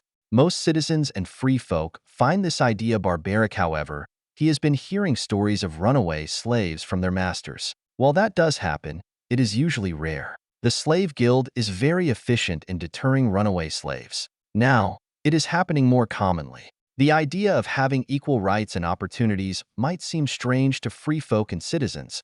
No one considered the slaves when they heard these ideas. This kind of propaganda is very attractive to the slaves, assuming if it is true. Some slaves might risk what little they have just for the chance of freedom, chasing a life above their natural right. It has become such a problem that the slave guild had to create their own post in Populus to try and catch them. He has no idea how much of it is true. NATO talks about abolishing slavery, but most of the cities they are occupying still practicing the institution. He has heard rumors the plan is to phase them out, but he just doesn't know. He has fought so many wars, and yet this war seems to throw all the rules out. He looks to his cat slave servant. "Not until your debt is paid." "I know, master," the adult cat said. He is kind to his slaves, the same with his whores. He doesn't believe that because he owns them doesn't mean he can abuse them. He never understood why so many owners would abuse their property just for a power trip. Now that he thinks about it, maybe that is why the empire is struggling.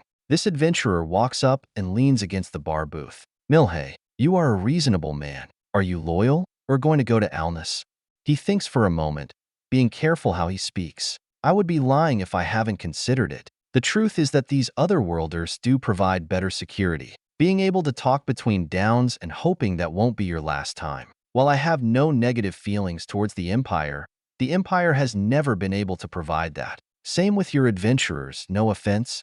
"Offense is taken," the adventurer said as he takes a drink. "So, I take it you will be going for your daughter's safety." He takes a breath. "As of now, no. I need to know what their position on slavery is first, and while my tavern could do good in Italica or Alnus, they claim to outlaw prostitution and brothels. I make too much money from that to walk away."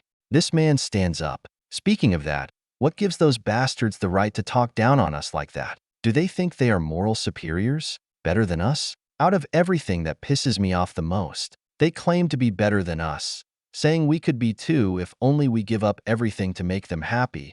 He sees a lot of people agreeing with this man. There seems to be a lot of arrogance with these otherworlders. He had to admit that he took offense too. It was his wife who came up with the idea to add a brothel to his tavern, and she would be on the table, tearing apart the otherworlders' propaganda. However, he does wonder how far these otherworlders will go on this subject. Prostitution is the oldest profession. All races have the urge, and in a weird, twisted way, it surpasses all racial and income classes. He has seen some people mention that this propaganda was just meant to show that the otherworlders value women more, treating them as equals. If that is true, then he would recommend fixing their messaging because connecting the two has been a horrible idea. However, if this is true, the chances would be greater of him moving to the occupied territory solely for the benefit of his daughter. "As I said, as long as these people continue their war against my profession, I cannot go," he said. "I am too old to start a new profession."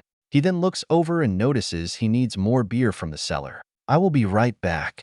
He walks outside and sees a column of Imperial troops walking through the streets, heading to the front line. The soldier's side of him wants to join the soldiers heading to war, but the father's side says that he is happy that he is done with war.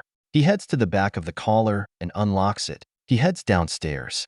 He sees the barrels and heads to the one he needs. As he grabs one, he hears a noise. Noticing that he isn't alone, he slowly puts the barrel down and grabs the hammer on the table. He walks over with the hammer and stands in the middle of the basement. "I know you are here. I will kill you." He then hears something to his right. When he looks, he sees a shadowy figure hiding between some barrels. Whoever it is, he notices him holding a blade. He decides to try and trap whoever it is between the barrels. He rushes up and grabs the barrels right above him. Seeing the sword, he smacks it with his hammer. To his surprise, the sword is dropped with the light hit. As he starts pushing the barrel down, he sees a long gray hair ear. He looks more closely and sees a warrior bunny sitting there, looking at him. He can see that she is terrified of him. He stops himself from bringing down the barrel on her. He looks again and looks more closely at the bunny. She is young, and by her side is another bunny, a child. He can see that the young bunny has her ears cut, bruises across her body. all signs that she and her child are slaves. Please don't hurt us, the bunny said. I didn't mean to. We are just hiding. He holds his hammer tightly, making sure she knows not to try anything. Going to Alnus? He can see her hesitant to respond. Any slaves that say that they are fleeing to Alnus or the other occupied cities could be put to death or worse. The two bunnies are sitting there, hugging each other scared. As he looks at them, he remembers all the times he had to kill the warrior bunnies as he and Chrysist's army were stationed close by. They are savages, killing anyone who was not bunnies. He saw many of his friends get torn apart by them. He remembers doing some horrible things to them too, but that was war, protecting the imperial villages in the region. While he was not happy how many imperial troops died in the war against the warrior bunnies, he was happy to see that the threat was finally over. He can tell they are escaped slaves, hoping to gain freedom. Bunnies are the popular property right now, and with the one, he knows he could make a month's worth of income for just turning her in. The little one he knows he can make an extra month, maybe two. He takes a deep breath and wants to turn them in knowing that he has them trapped. But then he remembers the propaganda and the debates going on upstairs.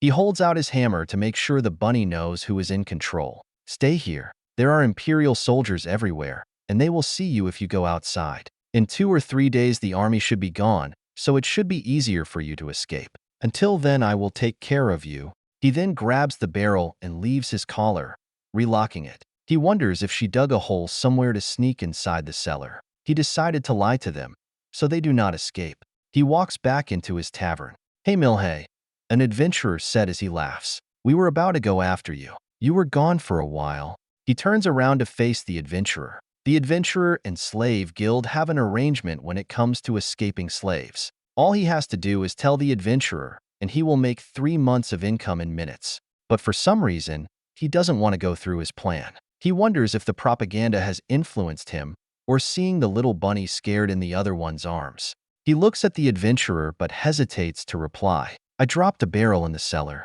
Everything is all good. He can't believe that he just said that. It would have been easy to sell out those 2 bunnies who are hiding in his cellar. He decides he will keep an eye on them for the next few days. He decides to have his daughter bring them food and water. V13, Chapter 160. The United States Congress officially passed a bill into law, creating the Department of Research and Development. The idea behind such a department is for the United States to maintain its lead in research and technological innovation against near-peer competitive countries like Russia and China. The Speaker of the House, Madison Kennedy, stated, "This new department will look at the discoveries of the special region called Uros, Uros being an ancient god in the New World, sticking with the tradition in naming terrestrial bodies from ancient gods. Outside the war effort, the United States Geological Survey discovered a new, or called adamantium, a metal that is lighter but stronger than titanium. The other clear priority is to research the topic of magic and see if U.S. scientists can learn to unlock the strange ability." While House Speaker Kennedy mentioned those 2 subjects, the new department is meant to find new resources and discoveries on the New World and see if there is any application for commercial and industrial use. Jessica Moore, SCNR. The Ticaret Conglomerate, Capital City Ticaret, March 18, 2026. Falson L. Alton is standing outside the clothing marketplace. Inside, the prostitute Blue Siren Tuel is picking out new clothing inside a shop. The store is located in his district, mainly imports from Edris. While he thinks their culture is strange, he does consider their clothing very fashionable and profitable. That was before their fall, though. If you are not careful, you will have to buy your own inventory for yourself, Elliot Bilberry said, jokingly. He crosses his arms and thinks, my grandfather always warned me how expensive women are. I had no idea how true that was, but at least I can give myself a good deal. You should be careful, Bilberry said. It is not wise to have one of Nara head prostitutes with you in public like this. He looks at his friend in confusion. Explain yourself? I don't mean to offend, Bilberry said, getting a little nervous. I know you and Nara's house has been close for decades, but she did betray you, in the vote. I told you that was to misdirect the other houses, he replies. War was going to happen no matter what. The Empire deal was too good to reject, too. I understand, Bilberry said, but I was thinking, what if Nara is using you? We all know her influence has been growing, and she wants her house to become one of the top houses. He takes a breath as he has considered this already. He and Nara have worked well together for decades, like working in major projects like the first Ticaret Bank. Her family house was small and risked being crushed by the bigger houses in the city. His grandfather helped her and provided funds and protections. With this breathing room, this allowed her to build a respectable house and market within the conglomerate. While Nara still relies on his house for money and protection, she has become a well-respected institution. He knows Nara wants to be among the big boys and make policy for the Ticaret Conglomerate. He also knows she wants to expand her market to the rest of the empire, just like Gummis family. He does wonder if Nara is lying to him about her plans, that maybe she made an arrangement with the other houses behind his back. That is the Ticaret way. But deep down inside, he doesn't believe she would do that to him. The other houses, yeah, but not to him. I have considered this, but I have faith in our relationship, he said. We go back a long way, and she isn't a war thug. She pretty much said it herself. Fighting these other worlders is crazy. Why would she tie her future in a war that was already lost? I hope you are right, Bilberry said. Just be careful about walking around with one if Nara whores. Could be a spy. Bilberry then looks up at him. You have enough wealth to have enough influence to attract good noble women. Why are you going out in public with a whore?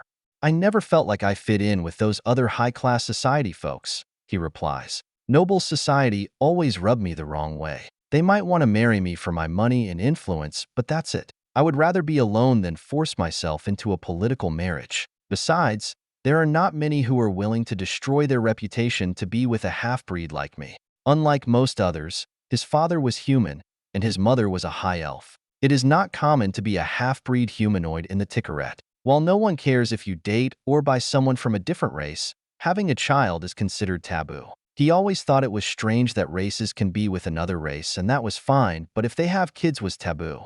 I understand that, Bilberry replies. I like Tuke, but she does work for Nara and is one of her favorite employees. You pay her to make yourself happy, remember, either in bed or spending a day shopping. He gets annoyed hearing that because there is truth to what his hobbit friend said. Only a true friend would say something you wouldn't want to hear. I know, and I could be an idiot, he responds. He looks inside and sees the blue feather siren trying on this nice real green with a silver lining. But I can't help it, he continues. She is sweet, and I enjoy her smile. I know it isn't proper, but I can't help it. She has a nice smile and does not care that I am a half-breed. Besides, I kind of need the company right now. Being the only one who voted against the war left him isolated among the other houses. Most of his house's business activities took a sharp hit economically. The only thing that is keeping his house stable in the manufacturing of clothing and other materials for the war effort. If Nara's plan fails, he is starting to recognize that these could be the final days of his house. How is the wine trade going? He asked, wanting to change the subject. Bilberry looks away. Business is surprisingly going very well. The war economy has been very beneficial. Soldiers want wine to celebrate future victories. I have been struggling to keep up demand. He smiles, glad his friend is doing better. It pays to be a hobbit. Bilberry laughs hearing that. Everyone always forgets about us. As they talk, Tuke walks out of the shop with Kira, Falcon's bodyguard and assistant. What do you think? Tuke asked with a big smile. He smiles, enjoying her smile and joy of life. Looks great. Thank you, Tuke said. I also got things for your servant Kira here. I am sorry, Falcon, but you have a horrible taste in clothes. I understand, he replies with a chuckle. Thank you for teaching her about fashion. Kira isn't a normal human girl. She is a machina. Machina is a special or that he discovered with magical properties. It can turn objects into living things like Kira. Outside, she looks like a human girl. Underneath, she is made out of metal. He built her from that material and has been trying to teach her what it means to be human. I don't understand why you put so much value in the style of clothing, Kira says in a neutral tone. However, I do find the patterns interesting. Everyone laughs, enjoying the innocence of Kira. Well, enjoy yourselves, Bilberry says. I have a shipment that I need to oversee. Enjoy. As Bilberry leaves, Tuke waves goodbye and then looks at him. I like him. You two are sweet. So, now where are we going? He takes a deep breath, wondering where to go that is safe. He knows that he isn't popular right now in the city. Well, unless you're hungry, we can just walk around, he asks. I mainly just need time to think. I understand, Tuke said. She then grabs his arm and starts walking. I wouldn't mind a walk. I spend most of my days in bed so sunshine and fresh air will be nice. As they walk through the upper streets, they pass an opening. With that opening, they both can see the large temple of Deldort. Just like all the other buildings, it has this desert tan color. 4 large pillars with a dome-top building in the center. While he follows the god Alange, most of the people of Ticaret follow Deldort, the god of covenants, contracts, and deals. That faith has allowed the Ticaret Conglomerate to survive for so long. All agreements, good or bad, are to be binding. When the Falmart League bill was passed, Deldort Apostle Martimus Onur showed up to formalize the treaty. This forces all the houses and governing bodies to support the war effort until victory, surrender, or the Empire breaks the treaty. Every time he feels down or his mind feeling cloudy, he likes to come to spots like these with a view of the city. It is a massive place with a sea of tan buildings. Some buildings are tall while others are short. Pillars everywhere with blankets all over the roofs. While it is a harsh place and if you are not careful, you could end up dead in an alleyway, but he wouldn't call any other place home. So, what is in your mind? Tuke asked, keeping her arms locked with his. He takes a breath. Do you know of Nara's plan? Well, yes, Tuke replies. I am one of her top prostitutes. I see. Sorry, he replies. Her plan is risky. My family house has been around since the beginning of the conglomerate. Houses have come and gone, but mine still stands. The idea that I might be the last scares me. Nonsense, Tuke says. My master Nara Tezuko believes in you. All my time working for you, she never spoke down about you. And I know you can. Just have confidence, Falson. He smiles when she finishes. He needed that confidence boost. It is not easy to stand up against the system, especially alone. Besides, Mistress Tezuko or any of us can do this alone, Tuke said. You're the man. We need you to lead. He takes another breath and nods, feeling the responsibility of the task at hand. Well, first off, I need allies. If our little revolution has any hope to succeed, we need allies in the right places so when the time comes, we are ready. So, are you going to walk around opposing the war and the, what is it called again? Tuke asks. The alliance is called the Falmart League, he replies. And right now, no. I need to be careful. I don't want to anger Mors Efreet. He sees in Tuke's eyes a sense of fear when he brought up that name. Efreet is a djinn who is an efficient assassin. People say she is like the Apostle Jesus, but more mental focus. While she spends most of her time at the Blackbird Amphitheater, if you cross her directly or indirectly, there is a good chance no one will ever see you again. He gathers his thoughts. If I am too vocal about my position, then people might blame me for our defeat. And Martimus Onur might see that as breaking the agreement and I don't want to die by his hands. I see, Tuke says. One thing I don't understand is why all this drama? Why did we go to war if we cannot win? You and Mistress Tezuko are convinced that this new enemy. He has been thinking about that question himself. He was at the summit meeting and the Empire offered what everyone wanted if they joined in the war. While he does not expect to follow through on everything, he was impressed by the offers.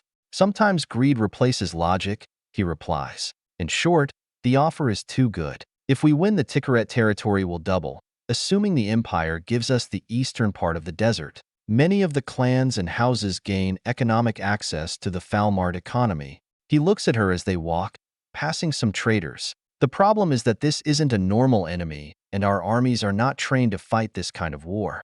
I think everyone is scared of what might happen, he continues. Our reports tell us this isn't some normal empire. Imagine a work without slaves. I can't imagine what that looks like. But these people figured it out. Tuke brushes one of her feathers away from her face. I don't mind being a slave, but I wouldn't mind that world either. But I'm just a peasant, so I don't have a say in the future. He looks at her and smiles. You're no peasant. After getting a smile from her, he looks away thinking. I honestly believe everyone is just scared about change. They would rather fight a lost war than risk losing what they have now. If these other worlders get their way, it will completely uproot the aristocrat system and flip the balance of power upside down. He then snaps his figure and smiles. I know what to do. I remember not everyone wanting to go to war. I noticed some in the Second Sanctum were not thrilled about the idea. Boldus Keswick of the Tessum Union was hesitant, so I think he saw where the wind is going. I think I can turn him to my side if I can prove that I have supporters. He continues. I will need to create a coalition first to gain his support. Why would the Second Sanctum be against the war? I thought they were honorable warriors, Tuel asks, confused by that. The second sanctum is the great balancer of Ticaret, making sure no one gets too much power. While we always defeated the Empire wars into our territory, we never won a war against them when we invaded. We fight defensive, not offensive wars. Out of everyone, they would understand what it will take to fight this war, and history is not on our side. What about Mortimer Gummis?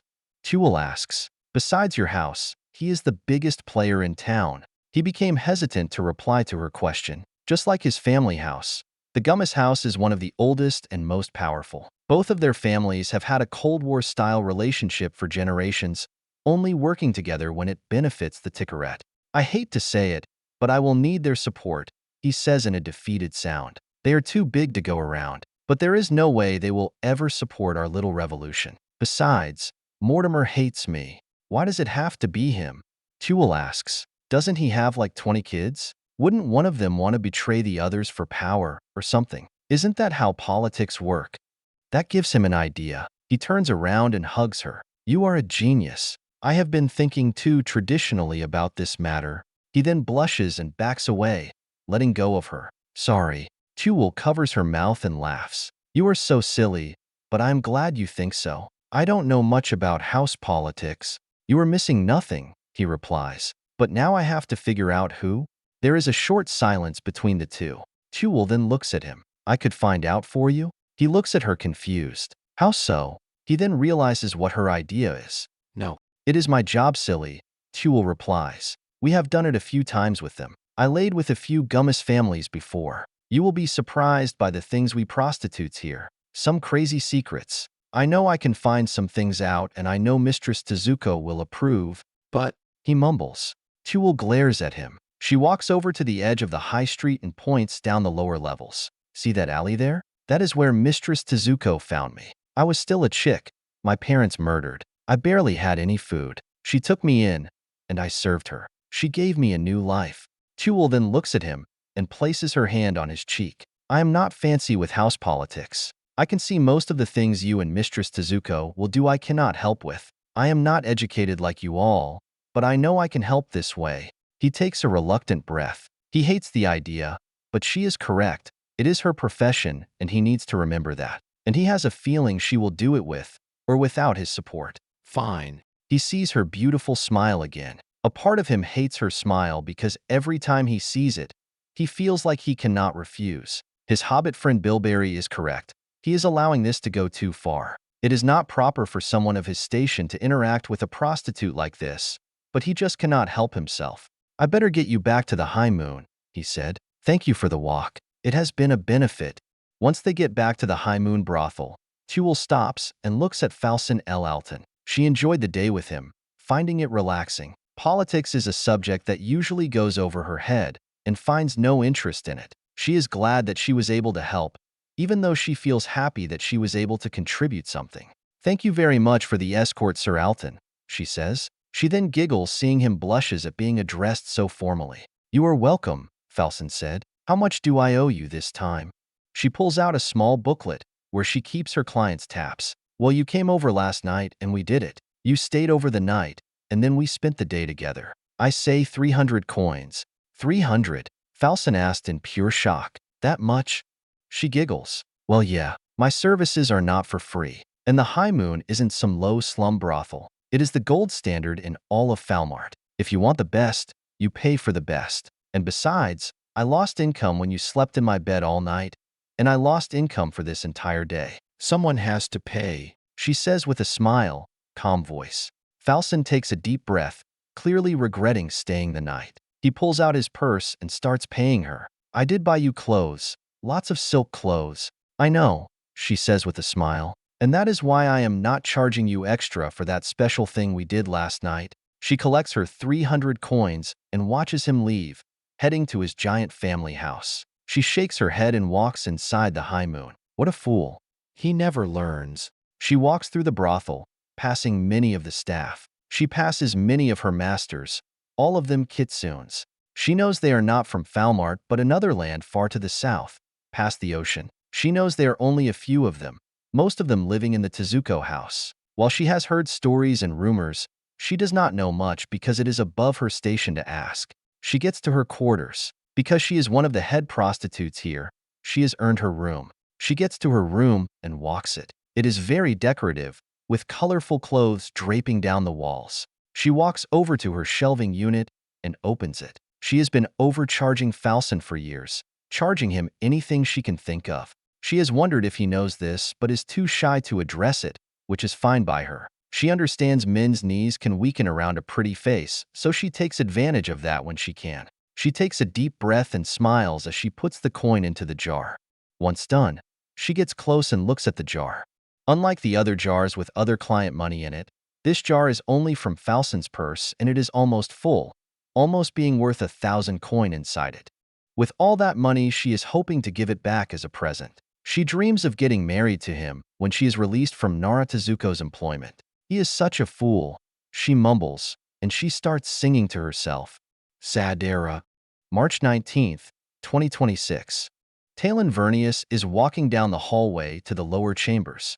After the Battle of Legrath and his humiliating defeat, he has to find a way to escape through NATO-occupied territory back to Sadera. In the end, he had to go south through Swestuals Kingdoms, a realm of all different types if demi-humans crammed together. As he escaped, he saw those small flying machines that he later learned are called drones chasing him. Every time he stopped for a day, the American drones bomb his position, forcing him to stay on the run. Once he got far enough south, he was able to find a boat. The boat took him to the neutral country Timarin, and from there he was able to find another boat that took him to Proptor, Sadera main port city. While his body recovered quickly, he mentally felt defeated and tired. Legrath fell in less than a day, and he was defeated by that mortal named Sharpe. 3. He has had to flee from battle before, usually because the number of soldiers was just overwhelming because of numbers, not skill or talent. He doesn't know which was worse, seeing the American soldier Sharpe fight so cleverly or their conversation. He used every trick he knew, and it delayed their fight until his female friends arrived to save him. What angers him the most is that he had the chance to kill Sharpe before he did all of his tricks. He could have ended this man in seconds, and he knew it, and now he regrets it. When he returned to Sadera, he saw a very different city. Emperor Zorzel proposed forming a military alliance like the one the other worlders have, and he committed to marrying the Dark Queen Famulus. He was Ferris when he heard that but discovered another truth. His influence has decreased in the Imperial Senate. When they first asked for his help, they assumed he would be able to defeat Rory and her NATO allies. The opposite has turned to be true, and now their faith in him has shaken. And now he learned that they got a different apostle to hunt down Sharpe. Jacis Vizaris is the apostle of Syphilis, the goddess of all evil. Out of all the apostles the Empire could call upon, this was the most offensive one. He isn't scared of Jacis' fighting abilities, not being much of a fighter. She prefers playing games and tormenting people for fun. Out of all the gods people can worship and follow, doing evil acts seem to be the most common among all races, so Jacis doesn't have to work hard to gain their following. As he passes the halls, he remembers walking the same halls with Rory during the early days of the Empire. Both of them used to take long walks as they talked about the future of Falmart, where there are peace, love, and happiness across the lands. Villages no longer having to worry about a band of goblins or bandits attacking them. Cities not having to rely on walls to the defense because of everyone at peace. Rory was always the one who brought up the well-being of the people. He always found it strange that she valued all lives, regardless of who they followed. He always found that attractive about her. How big her heart is even though she is the apostle of darkness and war. She always talked about how all motivation is caused by love, being good or evil. It always starts from the heart. He remembers the nights together, laying by the fire as she rambles about how nice it could have been to have a family, to have children. While she knew that both male and female apostles can't have children, she always liked to daydream about what if, pretending to be husband and wife. While he thought the idea was dumb, it showed him that she wanted to be by his side until she ascended. It was her idea to end religious wars on Falmart, and together they did. It was one of the first major victories of the Empire 500 years ago, giving the idea to Continental Empire credibility. While he laid much of the foundation and won the wars that were needed, she was by his side helping. He hates to admit it, but having her there helped his dream of an empire become a reality. That is why he was furious when she betrayed him and left. Stupid woman's heart, he mumbles to himself, getting angry at the memories. He chased her down for a long time, both fighting battles here and there. After her business with Hardy, he discovered she went to the other continent of Telerif, southeast of the Avion Sea Island chain. For about 50 years he fought and battled her there for a decade until he decided she was no longer worth it. However, he never did forgive her. When he finally believed that she was out of his life as her ascension was coming near, the gate opens and she chose another man to follow, and this time a mortal. When he learned this, it angered him, confused him. No matter how much he hates her, he knows she wouldn't follow someone for the fun of it. Fighting against her in Sadera, 4, showed him that she was in love again and committed to following this man. A weak mortal man who will probably die before she ascends. She also mentioned and embraced their ideals, as she used to during the early days of the Empire. He stops and punches the wall next to him. His fist goes right through as he takes a frustrating breath. Why did she do this? It makes no sense.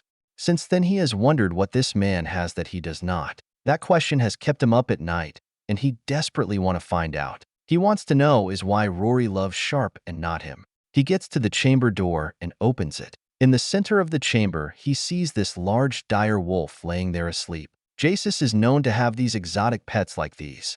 Jasus, he yells and looks around. He notices no one answers. He walks over to the dire wolf head. Before he says anything, he notices an arm laying on the ground by the wolf's mouth. He picks it up and looks at the dire wolf's mouth. Open your mouth. The dire wolf grunts, but opens his mouth. Inside, he sees a naked succubus asleep, using the wolf's tongue as a blanket. He lets out an annoying grunt. He then hits her with her own hand. Wake up. Jasus wakes up and looks around. What? Oh wait. Hi Talon. We were just talking about you. You were asleep? He mumbles, already knowing what she means by we. Jasus has a split personality, always talking to herself like if there was another person next to her. Both sides of her are insane, and he finds it annoying. I want to talk to you, he says. Now get out and get decent. Jasus yawns and waves him away. Fine, wait. There is my arm. We were wondering where it went. Silly arm. Jasus takes her arm back and gets out of the dire wolf mouth. I told you not to leave my arm on the floor. Jasus tilts her head as her other personality speaks. I didn't leave it there. Why would I rip off my own arm off? That is a good point, Jasus says to herself, and then points to the dire wolf. It was you, Fluffy. She then starts hitting Fluffy on the noise. Bad Fluffy. No biting my arm off, your silly goose. He stands there, not understanding what he just saw. He has fought her a few times and doesn't understand how she hasn't been cut apart. Jasus turns around, her arm fully healed. Now, what do you want, Talipu? First, put on some clothes, he orders. Jasus looks down at herself and then stretches. You are boring, Mr. Blushy. He grunts and looks away, hearing her say that. While he is blushing and that Jasus is an attractive succubus, he still believes that Rory is more beautiful. Jasus then turns around and flies to the top of the dire wolf. She lands and then snuggles up into the fur of the beasts. Wolfie, you are so warm. I said his name is Fluffy, Jasus says to herself. And I told you I don't like words that start with an F. Jasus says back to herself. As he watches her getting dressed, a thought occurred. Jasus, why were you sleeping in your wolf dashta? He then hears the wolf growls. He looks to it. I am not calling you Fluffy. He then hears Jasus laughing. He looks up and sees her legs in the air. She then sits up, still laughing. You just did. Why were you sleeping in its mouth? He asks. Jasus slides down to the wolf head. She then moves the big ear away so she can see him. Why wouldn't I? Is that why you were naked? He asks. Weren't you scared of being eaten? You know the story of Callisto. Because my clothes would get wet, silly, and of course, I do, Jasus says. Callisto was an apostle 5,000 years ago. He was swallowed into a great beast, never to be seen again. What does that have? Wait, you think Wolfie would eat me? Jasus then uses her head to net his head. I have only been swallowed 6 times this year. That liquid stuff in his stomach burned through my clothes, so that's why I don't wear my clothes while sleeping in his body. But Fluffy would never eat me. Then why were you in his mouth? He asks again, getting annoyed. Jasus peeks over the world head. Because it is warm, and that stomach liquid stuff tickles. He just looks at her in disbelief. I'm done wasting my time. He then starts walking away, wondering why he bothered trying to have a civil conversation with Jasus. Wait, Jasus yells. Why did you come here? He ignores her as he gets close to the chamber door. Was it because you wanted to know why I am here? Jacis asks. Or was it because you wanted to know why she is with him? He stops and turns around. He wonders how she knew that. As he turns around, he notices Jacis is gone. I knew it, Jacis mumbles. He looks up and sees Jacis hovering above him. It has nothing to do with that. Jacis flies down to his side, still hovering. I think it has everything to do with that. Jacis then flies away slowly. I know why you are here. I faced both of them, and you want to know why you keep losing. Why Rory would pick them over you. It isn't hard if you think about it. It is because you are inferior, Talon, Jacis continues. You have the power, but not the strength. Hearing her say that rangers him, he pulls out his battle axe and tosses it at her. I will show you strength. He charges at her and misses at the last second from her dodge. Jacis flies up and pulls out her bow. She fires an arrow at him. He jumps away as the arrow hits the floor, exploding into magical dust. He can hear her laughing, seeing this as a game. I noticed that your battle axe is broken, Jacis said as she hums. So, the rumors are true. He looks at his battle axe. One side of the two-sided is completely destroyed, while the other side has black scars all over it. During the Battle of Legrath, as he was fighting Sharpe and his friends, the blue-hair mage unleashed unbelievable magic against him. 5. The only thing that saved him was his battle axe blocking the attack, however, at the cost of half of his weapon. He recognized the blue-hair girl from the raid of Sadera. She again used strange magic to increase the speed of a ballista javelin, knocking him out. Oh, Talonipu, Jacis says as she laughs. I know the man who haunts your dreams. The leader of the Opraknina gave me an offer I couldn't refuse. And what? Another male slave for your pits? He responds as he dodges arrows. No. Well, that is an idea, but no, Jacis replies. She stops and hovers in place. That Mooney guy told me that I would meet a man that had the tastiest essence in their world, better than my Chrysisty boy, that he would be a challenge. That Rory follows. I couldn't resist the offer. At first I was just going to consume his essence, but when I was on top of him, I felt his soul, Jacis says as she spins around upside down. I was asked to kill him, but I couldn't do it. I wanted more. Hearing that angers him. He has been trying to kill Sharpe since Sadera, and yet when Jacis was on top of him, she was playing around. What? You had him, and you didn't kill him? Why? Jacis stops moving and looks down at him. Why would I? I was told to take care of him, and I shall. I have this spot on my wall. I want to nail him too. Doing this, I will get to hear him beg out for his life. In love, the sound of strong men begging. She spins around with excitement and then stops, pointing to him. And besides, we are talking about you, not my fantasies. He glares and starts running. He gets to the wall and bounces between the wall and other objects. Once he gets high enough, he pushes off the wall and flies past her. Once he passes her, he rams his knee into her. Jacis falls towards the ground, but stops herself before hitting the ground. She then looks at him and smirks. I think I struck a nerve. I know the answer you seek. He lands on the ground and looks at her, walking towards her. Jacis starts to fly backward, slowly. When that little brat shot me, Rory busted through the wall. I saw her eyes. She was angry, scared, pissed, concerned, in love and passion. She used to have those eyes for you, but not anymore. And is that why you let him live? I did not let him live, he yells. You didn't. Jacis mumbles. Well, we both know that is a lie. You boys are so easy to read, so don't play my games. Why else would you come here?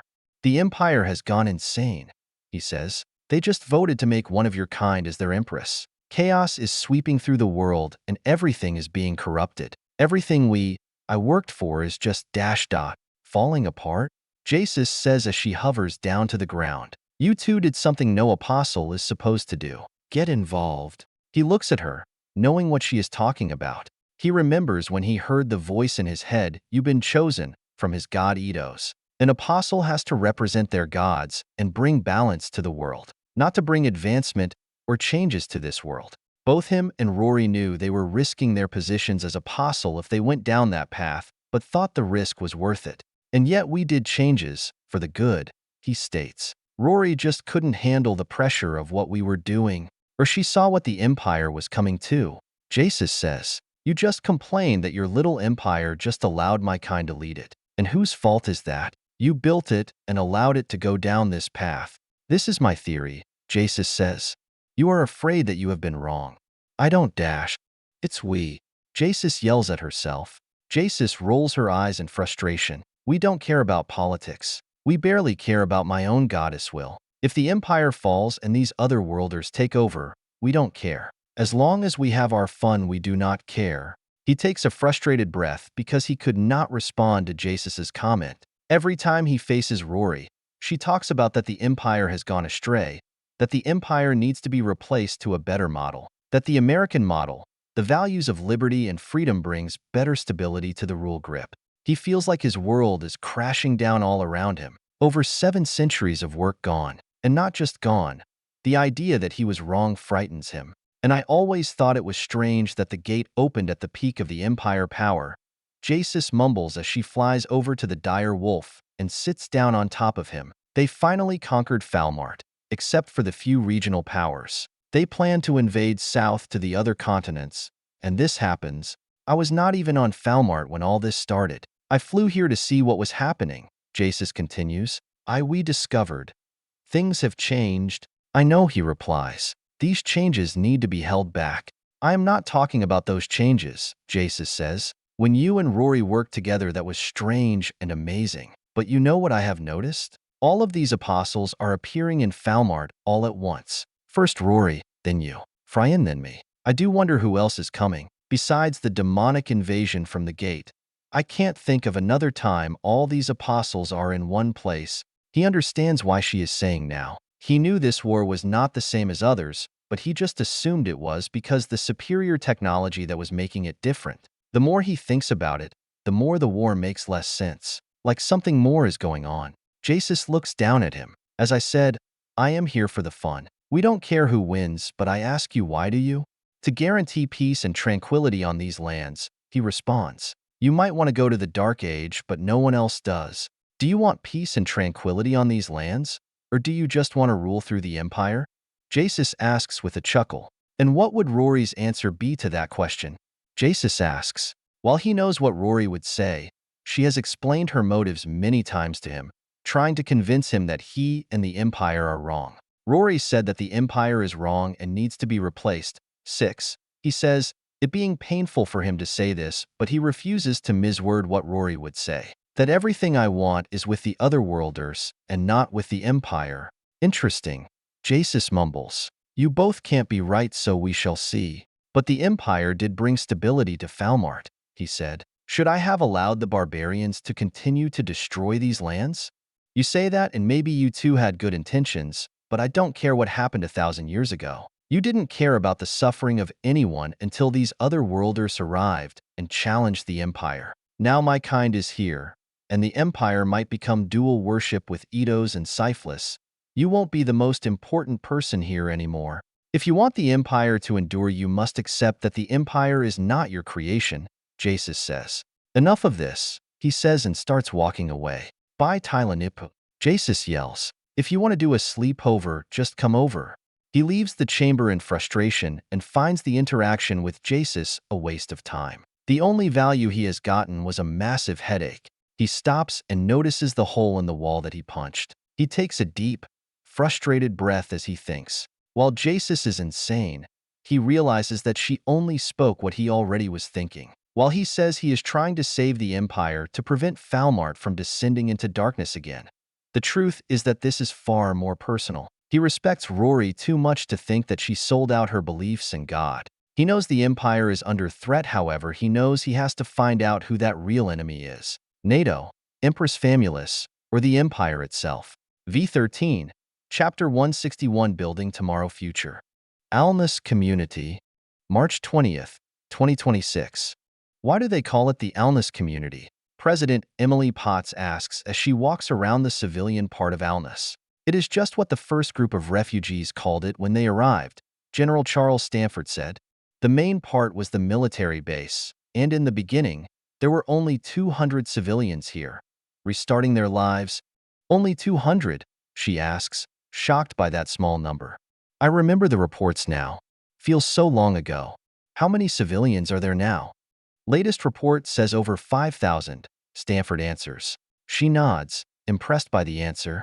As they walk, she takes a good look around the town. Most of the buildings are wooden, sticking with the traditional styles of Falmart. However, she sees many modern technologies on the buildings, some buildings only being a few floors tall while others are 5. On the roofs, she sees solar panels, some small-scale wind turbines. The gutter system is designed to drain the water to pipes, which goes to a water processing center to make it drinkable. She sees digital signs like cloaks, new boards, and directions, everything someone would expect in a modern city. I am glad to see where U.S. tax dollars are going to, she comments.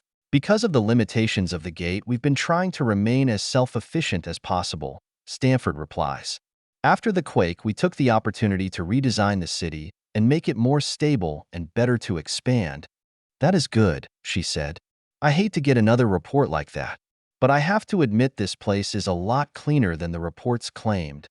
One of the first places she visited was the Alness market. She was expecting a wet market where there was animal blood and guts all over the place, animals' parts being hung and so on. But what she saw reminded her of a farmer's market. Everything is organized. The meats are in a sterile environment and in some form of ice or refrigerated machine. She then saw the other major sectors of the town. She got to see the other major areas like the residential sector, the clothes washing area, plus the 2 bathing and toiletries areas. I see the domestic area of the town, she asks. How is the industry area developing? I know the corporate campus is mostly constructed. Getting there, Stanford responds. The companies are starting to recruit talent for apprentice programs. As directed, we help to sponsor a few small companies here in Alness. They are going to be making new hand tools, printing presses, and a few other basic tools we need. Good, she replies. Sooner we get this place going, the sooner we can start making a return. This war is not cheap. As she walks, she then sees this well-armed group passing by. There is an amp walking along them, like he is escorting them. She heard of a group like this, the Adventurers. They are some primitive form of law enforcement mercenaries on Falmart. Why, hello there, she says. I assume you are the Adventurers? Finally, some respect, one of them says. She was surprised to hear that tone. Pardon me? Madam President, Stanford said. Might want to be careful. We had mixed results with the Adventurers. She notices her Secret Service group walk forwards to block the Adventurers, but she stops them. I like to speak with them. Maybe I can smooth some things over. She then addresses the group as they address her. My name is Carther Jaggeth, the party leader. This is Gorgth Browen, Liz, Lily Horath, Voluo Durgu, and Harthdru Falith. Nice to meet you, she replies. I see you are heavily armed. Did you just get back from a mission? Mission? Lily asked. You mean quest? We don't do the military thing. I see, she replies. I am sorry. I don't fully understand your ways. You could say that, Gorgth mumbles. She looks at the big man. She hears Voluo and Lily giggle from that. However, she feels like it was more of an insult than a cultural joke. Well, I hope we'll be able to find a way for both of us to work together. Cathier walks up with a smirk.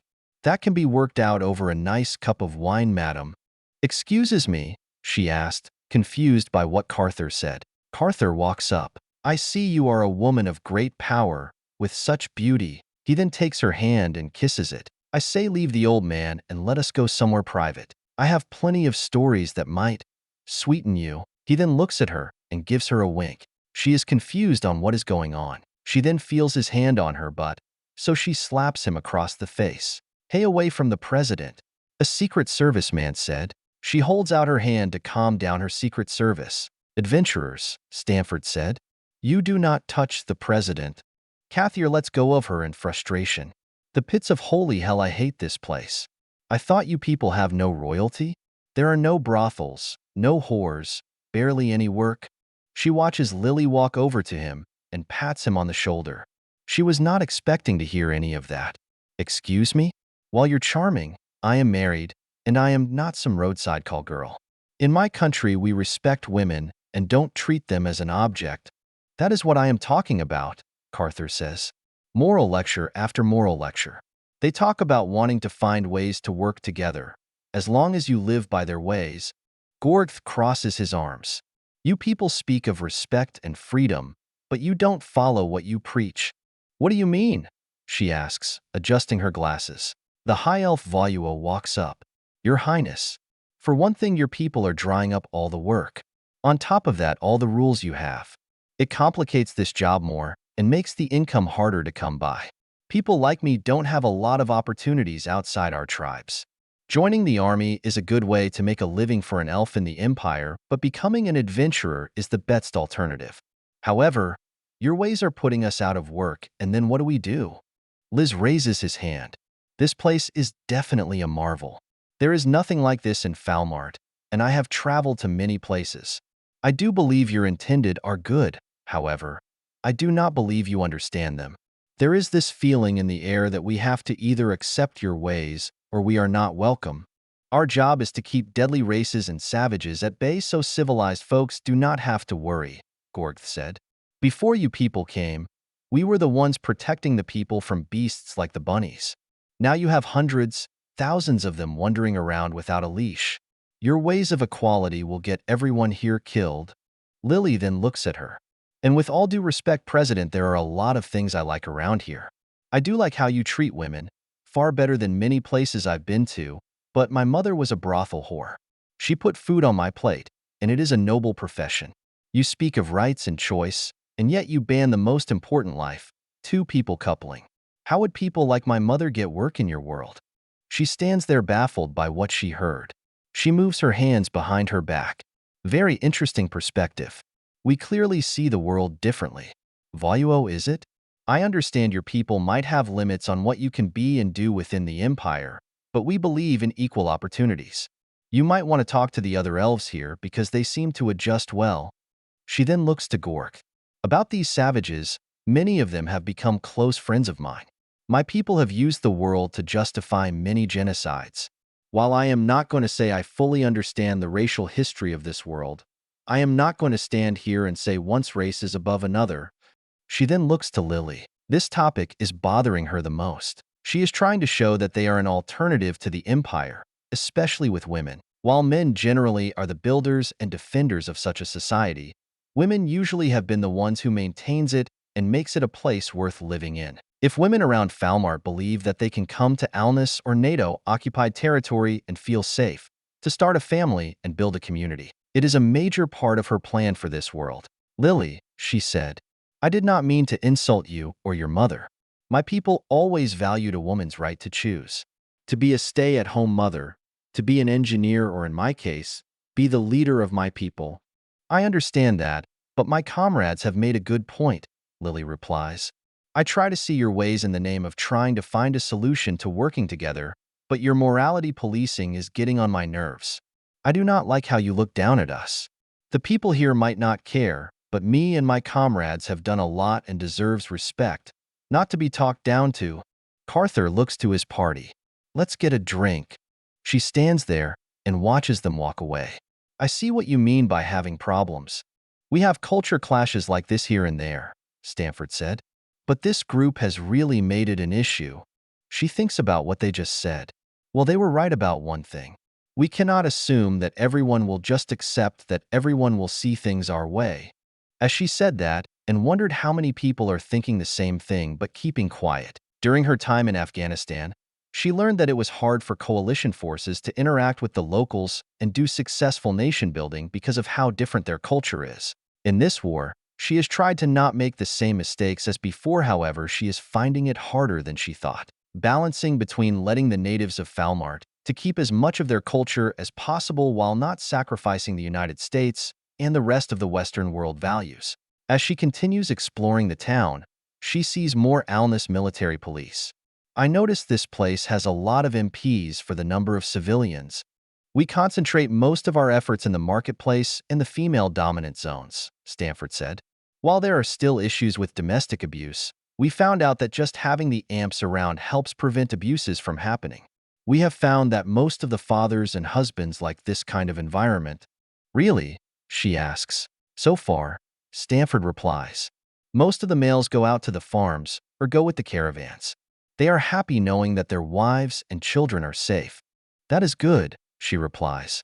She understands the reasoning. I guess the saying my mom said is true. Happy wife, happy life. In this case, happy women, Happy town, Stanford adds with a chuckle. She smiles from that. So, you do have a sense of humor. Anything else I should know about? Stanford thinks on that. Speaking of the amps, we are starting to run into a black market and red light district issue. Nothing serious, just a few basements here and there. Damn it, she replies, placing her hand on her chin to think. I was scared something like this would happen. We cannot allow any form and exploit to happen. You saw Carther. We need to make sure the men understand dash. With all due respect, Madam President, but it wasn't a man who set these up, Stanford said. It was a group effort led by a few prostitutes. They are in jail right now, but in their statement, they said they needed the work. She thinks on that, realizing that she assumed it was a male's idea. This world is quite different compared to mine.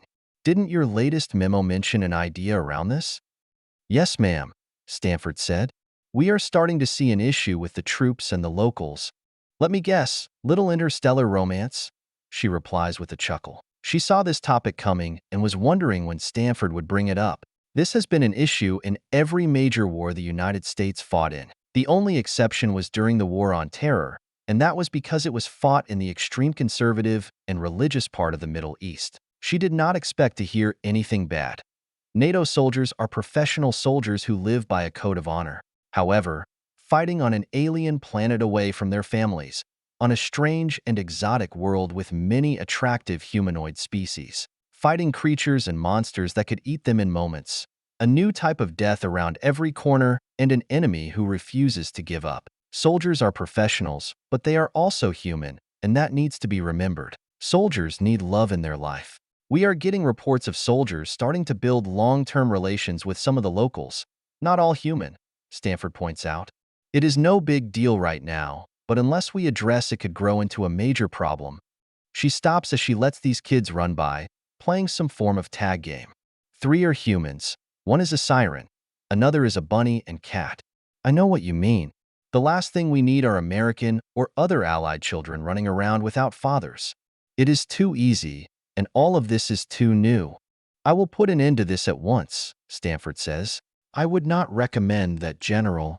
She looks to the right and sees this beautiful foxwoman. She read the report on all the different species, and she thinks she is a kitsune. She knows there is only one in Alnus, so she is shocked to meet one. Hello, Carlin, Stanford said, and then shakes her hand. This is President Potts of the United States. You people are so formal, Carlin says with a chuckle. It is a pleasure to meet you, Madam President. She notices her Secret Service guards walk around, getting protective. She nods at them, warning them to calm down. Nice to meet you to dash dot. She then looks around as the locals. She sees them talking to each other, looking and pointing at her. What is going on? She then sees everyone in this area of the town suddenly stop and then kneels. What is happening? Carlin chuckles. They must have realized you are the leader of the great savior. Your world empress or queen. She blinks, baffled by that. She looks back to the crowd. I didn't expect this when I woke up this morning. She then takes a step out to address everyone.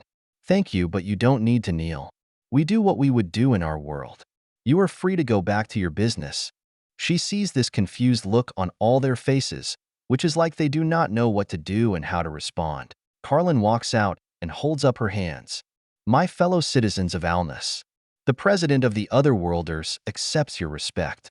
She feels very humbled and requests that you go back to your daily activities. She is grateful for your kindness. She then sees everyone get up and go back to their daily lives. That was interesting. I believe this is not common for you people? Carlin asks. The only time someone has ever kneeled to me was when my husband proposed, she replies. No, this is not common. Long ago it was, but my people washed our hands from royalty and nobility. We were oppressed by a system like that. You cannot be equal if you bow to someone. She then looks to Carlin. Anyway, thank you. Carlin lightly bows. I should apologize. I guess I was speaking too loudly, and they heard me mention your title. It is okay, she replies. I was surprised it didn't happen sooner, and it was good for me to see that. One of the reasons I came here is to experience this world. Hard to make policy if I do not know what it is like. Now, I believe I read a report about you. Correct, Madam President, Stanford said. Carlin here is an apostle, just like Rory.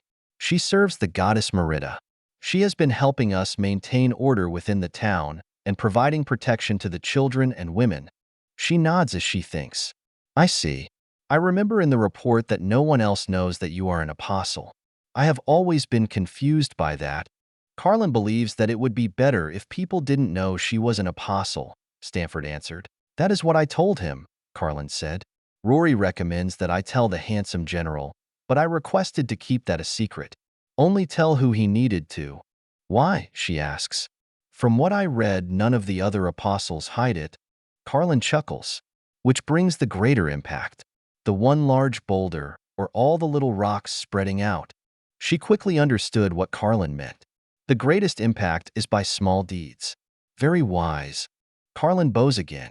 Now, you were talking about soldiers interacting with natives? Correct, she replies as she crosses her arms. I understand the stress our boys and girls are going through, but we cannot have babies popping up fatherless. It will be a PR nightmare if soldiers go around sleeping with all the locals. Don't forget about combat readiness, Stanford points out. While we keep it quiet and supplying all the civilians here have been taxing on the military. We don't have the resources to provide support if soldiers are engaging in relationships with the locals. We have troops stationed all over these regions, she replies. We just don't want to create a situation of single mothers all because of a one-night stand mistake.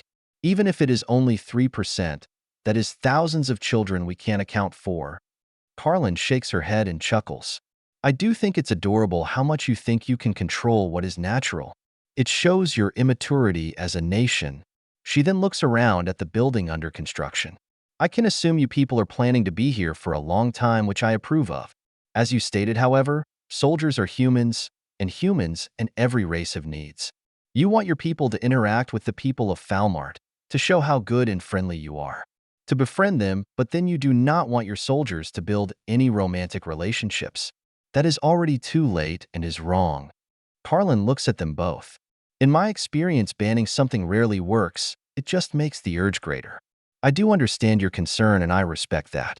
I do not know of your history, but on Falmart, when armies travel town to town, they usually leave bastards behind them, and as you said, single mothers. That is why Merida focuses so much on motherhood. I do wonder if there is a middle ground. When Carlin mentioned history for some reason, she thought about medieval Europe. The nobility had many different rules on how they engage each other. That reminded her of an old television show called Terra Nova. Terra Nova. Pardon me, Madam President? Stanford asks. Terra Nova was a TV show from the early 2010s, she says. I forget what year, 2010 or 2011. Now that I think about it, the situation is similar. Humans go back in time to the dinosaur age and colonize the world. To help keep the soldiers respectable and to prevent abuse of power, the colony leader reinstalled the old European nobility system of courtship. A soldier, usually a man, must present himself or herself to the person they want a romantic relationship with. If they have a father, they must go to him first. There is a list of behaviors they have to follow, and they are responsible to their potential mate. I see, Stanford said. You're talking about reintroducing that system? She looks at Stanford. Yes. We give a list of standards. Soldiers will be allowed to pursue a relationship, however, there is a list of standards a soldier must follow. If they want to sleep with the locals, they must enter a full, committed relationship and take personal responsibility. If by any chance a baby is produced, they are legally required to take care of it. Interesting system, Carlin says. It is similar to the royal and nobility system. If you like, I can help figure out the details, General. We can add more things later, but a system like this should be useful, she says.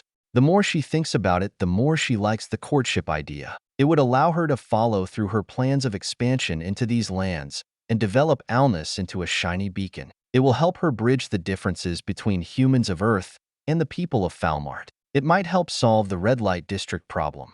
For the people in the United States and the rest of NATO countries, it will help make the population see the people as Alnus' people and not strange-looking aliens on another planet. In the long run, this will give the people in the US a real stake in the outcome in the war, besides that distant war like during the War on Terror that was easy to forget. All right, guys, it is policy, she states. You two work on the proposal and I will deal with Congress in creating the legal framework for the interspecies marriages. There will be some backlash, but Alnus and the 30 miles around it is U.S. territory by conquest. Any births are automatically given U.S. citizenship, so Congress won't have a choice to approve. Will do, Madam President, Stanford said. I will contact the ambassador and we will begin working on it. Before you go, Madam President, I do have a question I wanted to ask you, Carlin asked. She looks back at Carlin, wondering what she has to say. She has found this interaction with this apostle quite different from Rory. While Rory has always been respectful, she makes sure her presence has been noticed. Carlin is far gentler in how she speaks and interacts. What is it? Would your people build a columnolactaria? Carlin asks. She looks to Stanford and looks just as confused as she is. She looks back to Carlin with a puzzled look. What is a columnolactaria? It is a public charity facility the Empire built in most of their major cities, Carlin explains. It is a facility where lost or abandoned children can go to be safe. Poor mothers who cannot nurse can take babies for food. It is dash. Oh, Pot said, like an orphanage? But more of a mother-sponsored charity. Correct, Carlin replies. She holds up a hand to stop her. I understand what you are saying. You are the apostle of Merida. You are not asking us to build a shrine for you? We decided that no apostles can have shrines for them. I am not, Carlin replies. I am solely thinking about the needs of the people. I think it would be wise if your people adopt subjects like this. The positives of what the Empire has done. It will help convince people that you are not just the opposite of the Empire, but just an alternative to it. She nods her head as she thinks on the proposal. Interesting. If it isn't broken, don't fix it. We will think about it, but I do not see why not. Especially after the Hario tribe mess. We should have done this sooner. More I think about it. I can get some volunteers from Earth that can help at the facility. I know some NGOs will be happy, so sponsor the construction and supply it. Thank you very much, President, Carlin said. What are NGOs? They're non-government organization or like private organization, she said. Now let me ask you a question. Since you seem to have a good sense of what's going on here, what do you think of the Red Light District? Red Lights District? Carlin asked, confused. You are kidding, right? Stanford asked, also confused. I am not, she responds. And Carlin, I mean brothels and prostitution. I like your opinion on it. I ran into that group of adventurers, and that made some interesting points. While I am personally against the institution, I am trying to check my bias. Carlin laughs after hearing that. There is a center to everything, Madam President. As I stated before, trying to force out what is natural will also lead to bad results. Let me ask you, in your country, have you been able to ban the institution? She wanted to respond yes, but she stopped herself. This topic is a state rights matter and has been banned by 49 out of 52 states. And this is the official term brothel. What about legal sex workers around the nation like online porn and strip clubs? In many places in Europe, all this is still legal, considered a legitimate career path. Your silence explains everything, Carlin said. Let me tell you a story. Your goal to attract women and families here to your territory is working, but I overheard some brothel girls while in my bakery. They were saying that they want to go back to imperial territory. Her eyes widened hearing that. She is struggling to understand the reason behind it. She fully understands the threat of that situation. Civilians leaving Alnus and complaining to their friends in imperial cities. It would be a massive propaganda victory for the Empire. Why would they go back to the Empire? It isn't many, so don't worry. However, think about it, Carlin says in a calm tone. You took away their work, so they have no incentive to stay here. Most in the industry do not consider it as a sinful act like your kind does. She takes a deep breath, finding that she is developing a headache. Why can't things be easy? I am not trying to hurt people or put people down or discriminate, but it seems every time I do something that ends discrimination here, people claim it is. I think I am understanding Martin Luther King better now. I thought you didn't have kings? Carlin asked, confused. She waves her hand. Never mind. I cannot open brothels up around Alnus. That will be political hell back on Earth, and it will destroy the example I am trying to set. Even with all of our faults, we have always been that shiny beacon on the hill for people wanting freedom.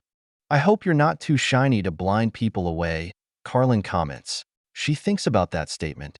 It took her a moment to understand what Carlin meant, but then figured it out. While she doesn't agree with what the adventurers said, especially about the savages' part, she sees that there needs to be some compromise. As the saying goes, the path to hell is paved with good intentions. She looks at Carlin. What do you recommend, Carlin? I cannot tell you what to do, Carlin replies. As your people say, you are the leader of the free world. Everything you do today will set the standard for the future, the good and the bad. As an apostle, I can only gild your way, not lead you. She thought about Rory when Carlin said that. That explains why Rory follows Sharpe and never takes a leading role within U.S. forces. She starts to think on the matter, still not liking the idea. There is one more thing, Carlin said. I believe this is common for all governments. If you cannot ban it, tax it. Now I must go.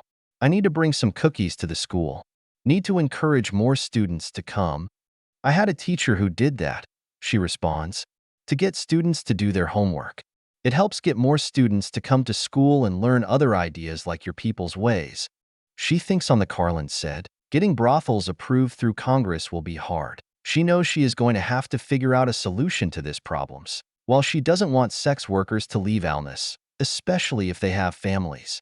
That is when she thinks about what is legal in the U.S. and all the other programs the U.S. is doing with locals. Oh wait, maybe there is a win-win solution in here. If we can train native warriors into MP and Melita, why not train the whores into strippers and porn actress? It suits their erotic profession too, and they can make money legally without raising hell back home. Why didn't I think of it like this? The red light district in Alness will be full of strip clubs and porn studio at the moment, so no brothel. While it isn't what she wanted, it is the best middle ground she can think of on the spot. Just like the militia and industry training, she is hoping to train the locals away from the more extreme exotic work to a more profitable and safer ones. You see, Madam President, Carlin said, there is always a solution. Compromise. She watches as Carlin leaves. It was nice to meet you, Carlin. I am glad to see someone watching over the city. I will have Ambassador Willington make the arrangements for such a facility. You can be in charge of how it is laid out. Good day. As Carlin leaves, she then figures out what Carlin was saying. She realizes that she has been looking at this all wrong. Besides winning the war, her primary objective is to end slavery in Falmart. She sees that she can use this to quicken that objective. Fort Alness, March 19, 2026. Princess Pina Colada walks into the conference room. The first thing she noticed was how cool the room is. Even though it is a large room, she has experienced air conditioning before and found it unnatural but amazing. Moreover, it still shocks her every time she walks into a room with it. The barracks at Camp Minnick do not have air conditioning. She sees King Duran Fla, 1, Elba walking to his son Prince Ialk Fla Elba and gives him a hug. Besides Ialk is his wife, Princess Rygus Ha Clayman, with what looks like a 5-month pregnant belly. Both Ialk and Rygus are the leaders of the Kingdom of Algona. She remembers when she was looking for some American slaves after the raid on Sadera, she visited the capital city of Algona, Galuoa. When she got there, she learned that they declared war on Elba fiefdom for past injustices and kidnapped many civilians to breed a new army, too. Duran went to NATO for help, and the U.S. Marines were sent in to crush the new war. And the Marines crushed them quickly. Her knights only escaped before NATO invaded the city. From what she understands, the palace fell within hours. That was when Rygus discovered her trusted uncle was replaced with a Dar to sacrifice Algona to keep NATO busy fighting on multiple fronts. Now Algona is a vassal kingdom under Elba through conquest and through a royal marriage.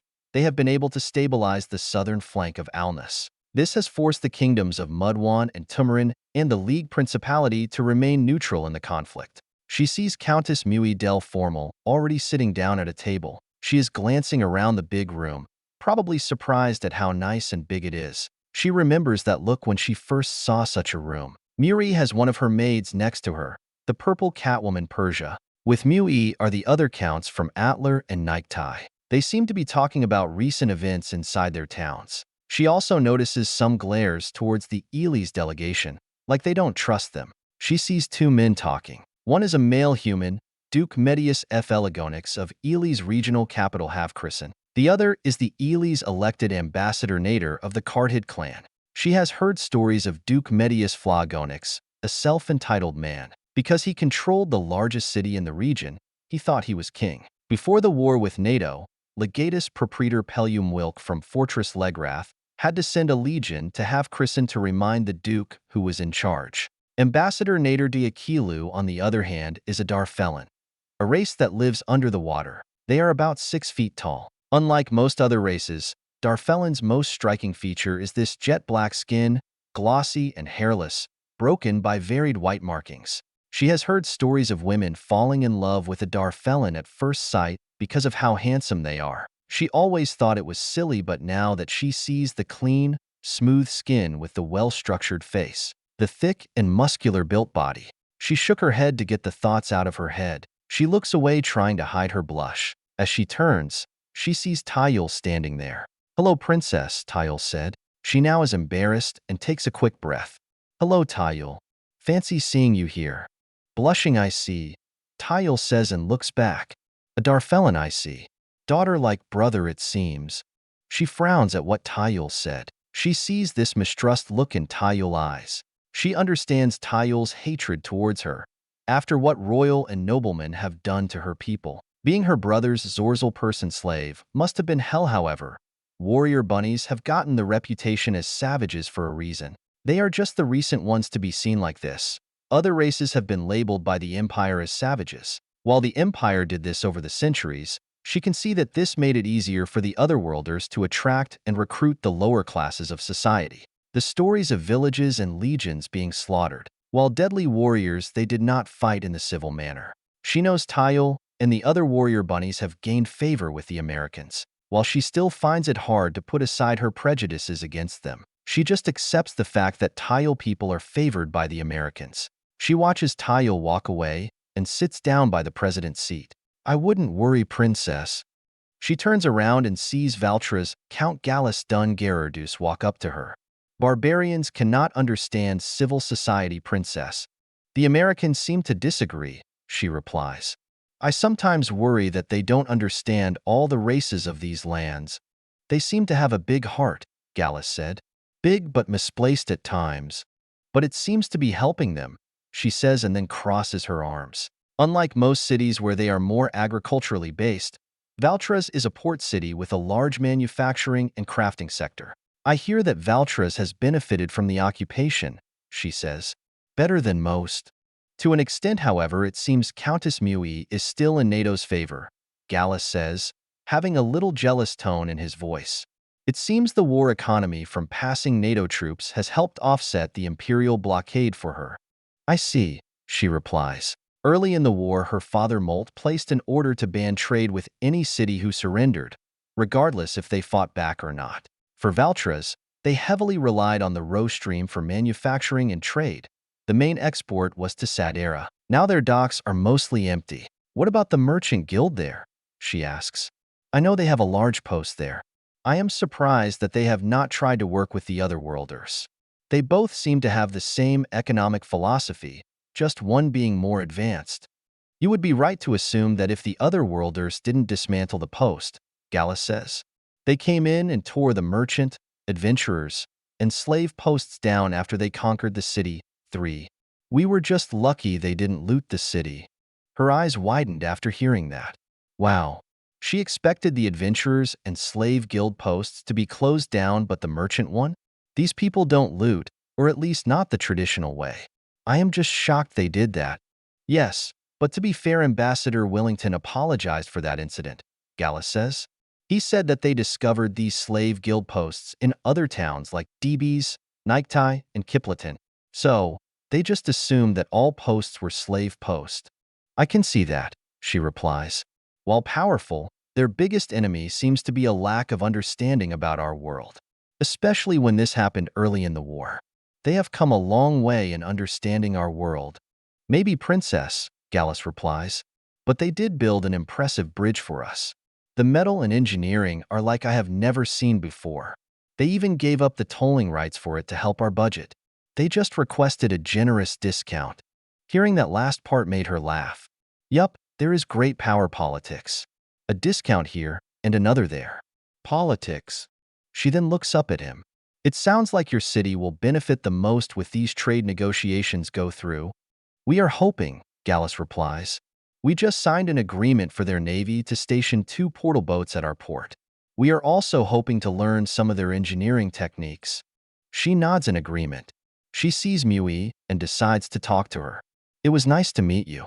Good day, Count. She then walks over and sits down next to Mui. Hello, Countess. Mui looks at her and smiles. Hello, Princess. Or should I call you Captain? She blinks and remembers that she has her captain pin on. Thank you, but you can call me either. While I am a captain, it is just an honorary title.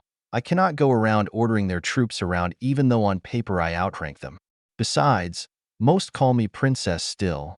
Okay, Princess, Mui said. She noticed that Mui did not greet her formally like Count Gallus did. Since the U.S. established an outpost in Italica, she has been doing everything she can to pivot away from the Empire and to the U.S. for. Sometimes she wonders if she wants independence or to be annexed by the Americans. At first this bothered her, seeing her as a traitor. Over time she frowns to accept it. For one thing, there is nothing she and the Empire could do to prevent this pivot, and the Empire did betray Italica early in the war. She does notice that Mui looks nervous. What is wrong? Mui takes a stressful breath. I feel like I don't belong here. I don't know anyone here. Father conducted all the political business, so I am scared. If I look like a fool and disappoint the ambassador and president. She chuckles hearing that. Don't worry, you are just overthinking it. I can help if you want. She can see how stressed out Mui is and finds it humorous. She remembers feeling like that early on but had to learn to handle such responsibilities.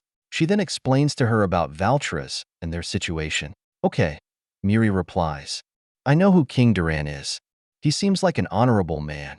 Out of everyone here, he seems to be the most active with NATO.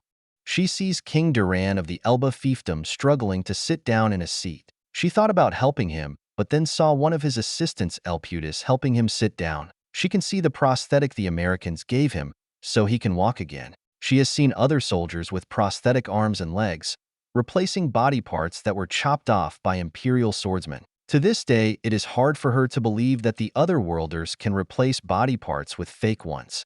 The assistant that is helping Duran was once his slave, but he freed him. In return for his freedom, Elputus continued his service in helping Duran. Out of everyone in the conference room, Duran is the biggest power in the region and has the most weight behind him. From what I understand, the Elba fiefdom is the main arm for NATO in this world, she explains. After the U.S. came to their aid in the war with Alguna, I think that breed trust and respect between them. While Duran seems to understand what you and I do, she continues. Change is coming, and who works with the other worlders will get their knowledge and technology, but I doubt they will give us all their advancements, Mui says. She leans back in her chair and nods. Of course, it would be foolish if they did. However, even a fraction of the other worlders' knowledge can turn any nation into a regional power second only to the U.S. Duran knows that and wants to get in that early. I understand that, Mui said. Even though I try to gain U.S. favor, I am still just a city. The Elba fiefdom is just larger than us. They are going to get the benefits even though they still have slaves. I abolished it, and it seems that I gain nothing from it. She looks at her and wonders if she was once this simple-minded about the world. She then remembers all the drama she created in creating the Rose Knights. She then remembers all the drama around Sharpe and his rangers. You know the Americans want to phase slavery out, she replies. I think we will be talking about that today. But it is harder for Duran because they have a larger economy and they are at war with the Empire too. Mui glances down. I understand that. I also know they are working together militarily and doing joint missions. There's not much more I can do. Mui starts to cry a little. I just want what my father believed in to come true. So, his death wasn't pointless. Hey girl, Agonix said. If you are going to cry, then go back home. Mui looks up at Agonix. She places her hand on Mui's shoulder. Coming from a duke whose own people didn't trust to represent them in this meeting.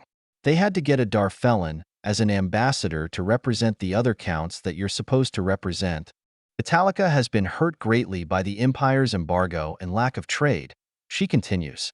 The line of leadership was devastated by betrayals. However, she says, making sure her next point is clear. Countess led her people through an economic depression, a spike in crime which was caused by the Hario tribe, figured out a way to end slavery without destroying her economy and restore social order. When the Americans needed her help, she and her people stepped up. She sees that she put Agonix back into his place. I was at the Battle of Legrath, and when the U.S. needed help evacuating their wounded, I don't remember anyone but Countess Mui here answering their call to help their wounded. With all due respect, but while everyone in this room thinks about what they can get from the Earthlings, she has been the only one who has been reaching out and helping them. And more I think about it, where were you when they invaded your city? She asks, looking directly at Agonix. All the other counts stood by their cities, but I don't recall seeing you in Havkrisen. Makes me wonder if you fled when things got too hot, leaving the Imperial troops leaderless. And before you criticize them, many of them switch sides, so be careful which side you are on, Sir Duke. She doesn't know what got a hold of her, but she feels pride after saying all that. Agonix was getting on her nerves, especially because of all the work she had to do to gain favor of the other worlders. And Agonix just sits there acting like a spoiled child. While it is not the best diplomatic method, she is starting to see why Sharpe gave her no tolerance during their political meetings. She never knew how much air comes out of politicians. Duran bursts out laughing, clearly winning her respects. He even looks to Agonix and threatens to race him with his ram truck. She looks over and sees Taiyul staring at her, not with that hateful look, but a more puzzled look. Before she can say anything to Taiyul, she feels Mui's hand in her arm. "Thank you, Princess," Mui said with a smile. "But I do have a question. Why is the Duke being a prick?" "The Dukes of Havkrisen have a history of abusing power and corruption," she answers. "They see themselves as enlightened and superior because their city was once ruled by the elves. They use that to move all wealth through his city." "I see," Mui mumbles. "But why is that cute Darfelin there?" "The Duke doesn't deem happy that he is here too. Nader is acting as Ely's ambassador," she replies. "The Count and Countess of Doles, Italpolis, Karush, and Valdale did not trust Agonix and his house alone with the Americans. None of them trusts him to represent them." "And why is that?" Mui asks. "From what I understand, none of them surrendered and had to be taken by force." "Exactly," she replies and looks back to Nader and Agonix as they talk. She can see that Agonix is not happy that Nader is there. All the counts fought bravely and died in battle, except for him. She thinks back to when she was in Havkrisen during NATO's assault. While she was only there towards the end of the battle, she does not recall seeing Agonix at all, helping in the defenses of his city. Rumor has it that Agonix fled before the battle to the Nader tribe to wait out the battle. "Interesting," Mui mumbles. "He doesn't look like someone who would fight."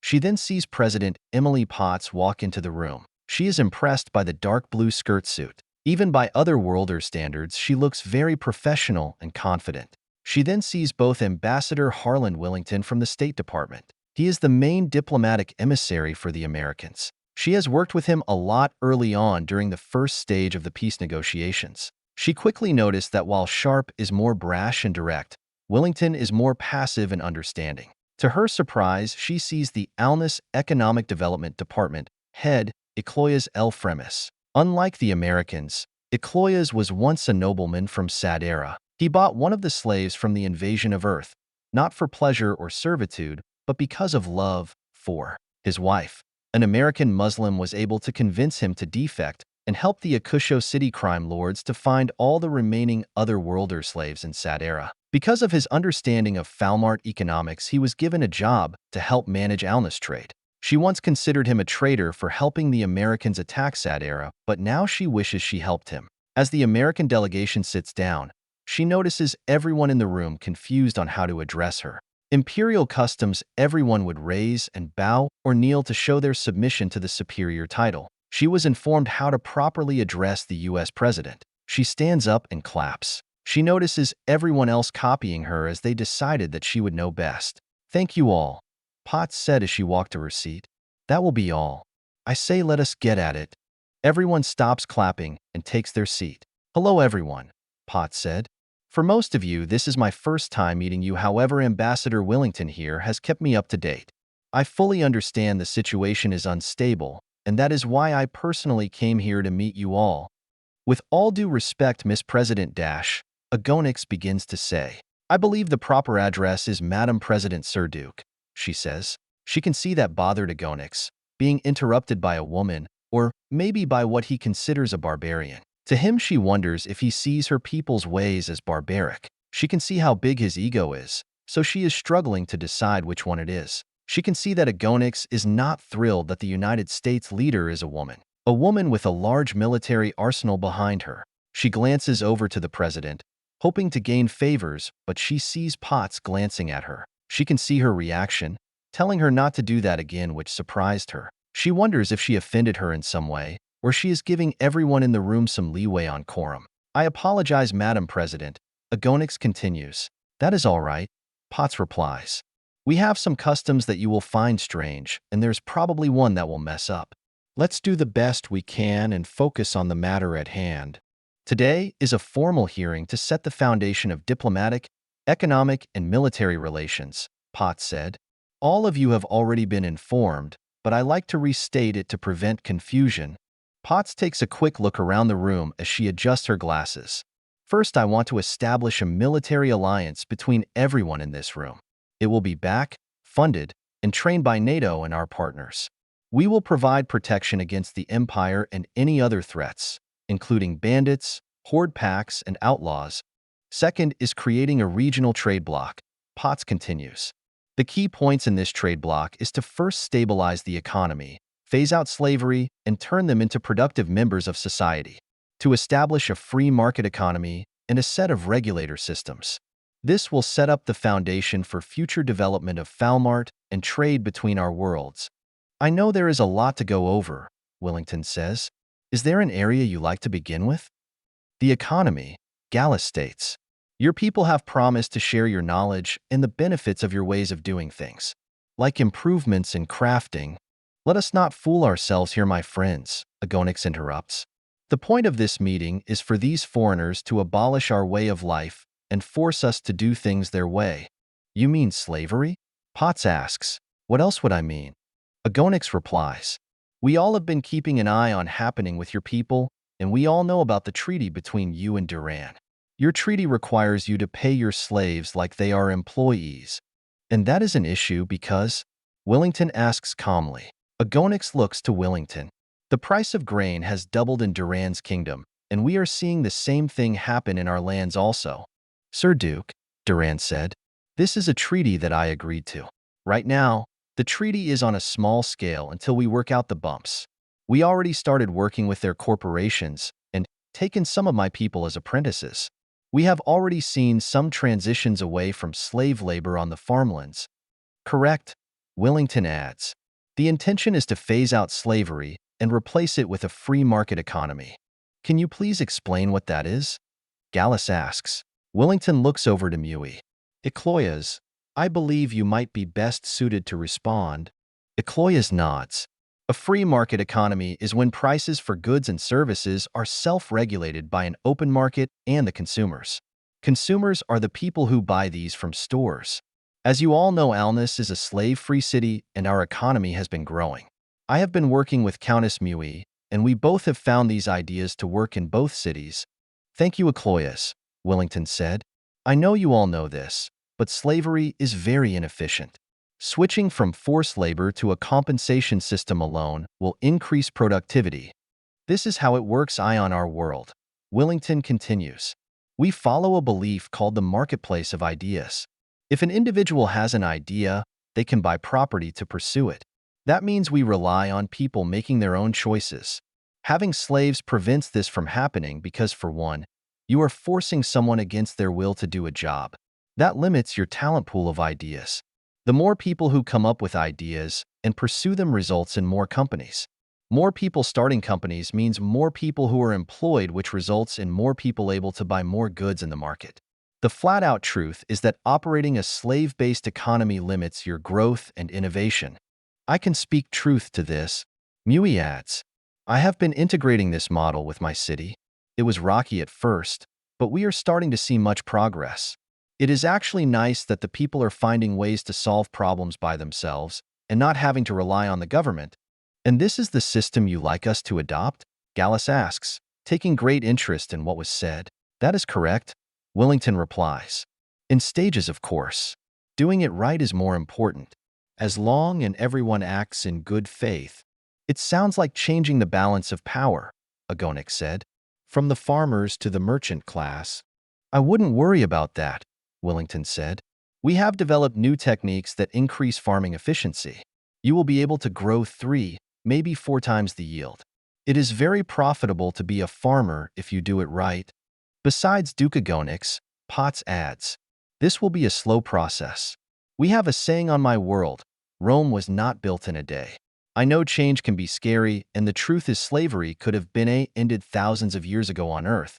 But people were either scared of change, or the people in power didn't want the change to maintain their power and self-interests.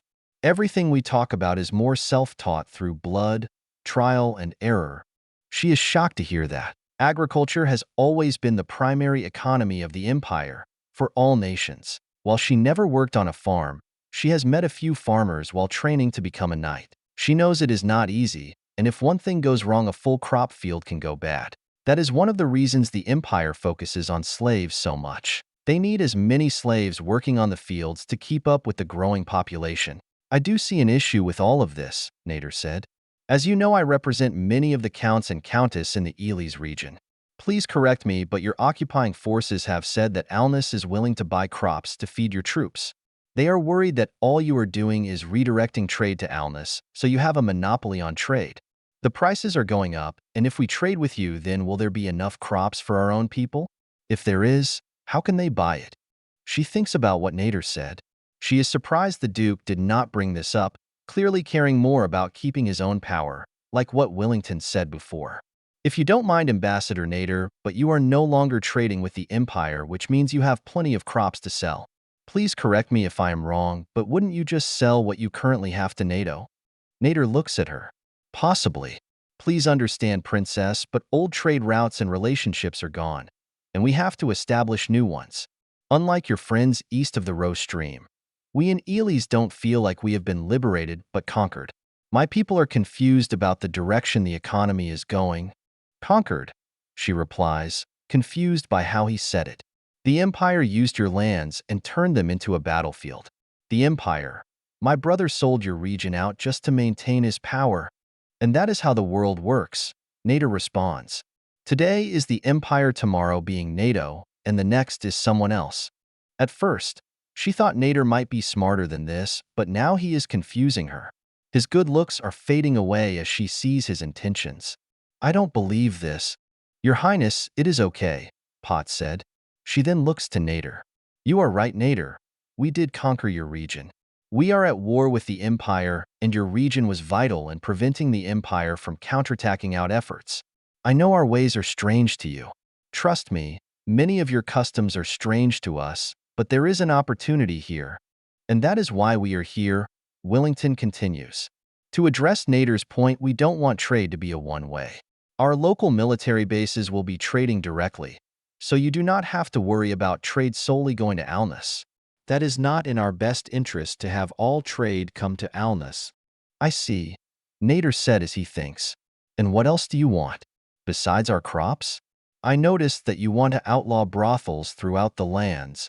She hears the room go dead quiet. She saw this in the agenda and was surprised by this. She has seen Sharpe being protective of Selena and can tell that is what the president is also trying to do. However, she finds this to be a massive overreach and is scared that this will scare many potential allies away.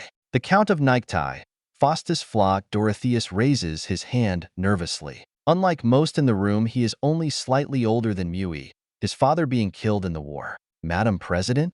He says nervously. Potts looked at him with a motherly smile. You don't have to be shy. We are all equals, so if you have something to say, this is the place to say it. Faustus takes a breath. I don't want you to think of me or my people as evil, but outlawing the brothels will devastate my town economy. Farming and trade are our primary source of income, but we have established a small but high-class market in this industry. Nader leans forward. I have to agree with Faustus. Most of the towns I represent have accepted the idea that slaves will be going away, but I will promise you that this will be a red line. This no longer seems to be about economics, but about controlling our way of life. Coming from people who have never been a sex slave, Tayal states. She can see a few of the counts look at Tayal with a mistrust or outright disguised look in their reaction. While she is not a fan of Tayal herself, she sees her point. She raises her hand to get everyone's attention. The president guest has a point. I do not believe this is about controlling your economies. If that was the intent, there are far easier ways to do so. They believe that women are equal to men, and the intent behind this is to prevent women being taken advantage of, regardless of their race. So, in the same equality the other worlders will ban an industry? Nader responds. With farming at least, there is an alternative for people to change to. This brings up the question, what will be next? Should we ban everything they find strange or offendable? Tell that to everyone who is being abused, Nader, she replies. The goal should be to show we are different from the Empire. A place where people want freedom to come and make roots. Otherwise, why else are we doing this? I have to agree with Nader here, Mui said. I am sorry, Madam President, but 3 times over the past 3 weeks, we found people trying to go back to the Empire. They wanted to take the Rose stream back to the Empire, but we stopped them. I have to report the same thing, Duran said. Muri isn't the only one who has noticed this. While it only was under 100, but from what they said, they couldn't find a way to adjust into your way of life. While the Empire was oppressive, they didn't get involved in local customs and politics, Nader replies. While she expected Nader to say something like that she was surprised to see Mui and Durand talk against the president, she sees Potts lean to Wellington as both of them say something quietly. To her surprise, neither of them seems shocked by the sudden betrayal. Potts then looks at everyone. Thank you for all that feedback. The princess summed up our intentions perfectly. However, we do need to balance our ways with yours. In the United States, we believe in local control, aka state rights. While the federal government does not always agree with its state's decisions, we respect it as long as they do not break our core laws. I have a compromise in mind. Potts waits a moment to continue, letting everyone think for a moment. Alness will be opening its own red light district, which allows brothels and other types of sex workers. That means we no longer want to shut any of yours down. However, we must all agree to these conditions in the treaty. No expectation. Wellington. I will send you the updated copy, but here's the basics, Wellington said. All brothels must be registered and regulated. For example, all sex slaves must be freed immediately. Slaves cannot be used as sex slaves. They must be considered paid employees who can leave as they wish. There must be basic health screenings and rules against rape and abasements. The owner of the business is responsible for the well-being of their employees. With all of these, we will open up to other forms of industry, Wellington continues. In the United States and other Western nations, we have an industry similar to this. Professional sex workers, porn studios, and strip clubs, to name a few. From our experience, these industries are far more profitable than traditional brothels. Through the treaty, we will contract out to help provide and train ours and your areas of industry. Wellington then leans forward, wanting to make his next point clear. The last major point is that no one under the age of 18 can work in the industry. Violation of this will mean the business will get a fine, and if that isn't enough, forced to close down. That is insane. Agonix. Age requirement? If you are old enough to hold a sword, then you're old enough to... She sees Potts send Agonix an evil glare, clearly sending him a warning that if he challenges her on this, then she will find someone else to be Duke. She sees Agonix settle down and look away, not wanting to bring the president wrath. My people can accept his arrangement, Faustus said. Nader looks over to Agonix and smirks. He then looks to the president. I will have to bring this to the counts I represent, however, I think they can accept such a deal. Now I have questions about resources. I gave you a list already, Wellington said. We are looking for ore, minerals, and oil. That is the short list. And you are planning to pay us and train our people how to gather these resources? Nader asked. Just like what you are doing in Elba? Correct, Wellington replies. We recently signed 3 resource agreements with King Duran.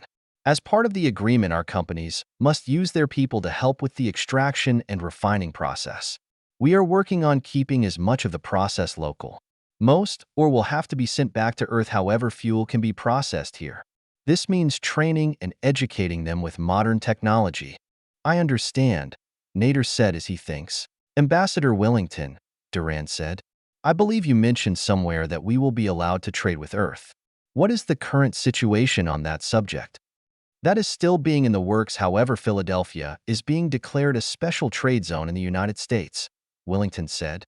Sometime soon people here will be allowed to travel through the gate and trade their goods with Philadelphia. From there, you will be able to trade with the outside world. And what about getting goods from Earth? Mui asked. I know we have been getting the basics from Alnus, but we'll be able to trade directly with other cities and companies? That is still being worked on, Wellington replies. Currently, the war effort takes priority, so that has made trade difficult. However, if a town has interest in ordering goods from Earth, we are willing to install our Falmart online store. Is that the pictures you have on your screens that talk to other screens? Mui asks. Like what you have at your outpost? Close, Ecloyas said. They call it the internet, and it is amazing. Currently in Alnus, we have internet stores around the town. Citizens can place orders through them from an approved import list. Depending on the item, it takes a few weeks to a few months to get the item. The pay is done third-party. The system is in its test stages at Alnus, but it could be spread to other towns. Can you also sell on this internet? Nader asked, taking great interest in it. Yes, but it is limited right now, Wellington responds. We are still working on quarantine protocols.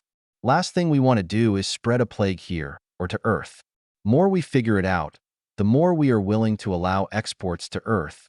She was surprised to hear all that. She has started to realize she has been focusing too much on the military side of things. She wonders why Sharpe never mentions any of this and wonders if he knows. She sees why the Americans have so many different government bodies. It must be insane to manage all of this. She can see Nader taking great interest in this technology, seeing the potential in it. Duran then hits the table, getting everyone's attention. Enough of economics. None of that matters if the war continues.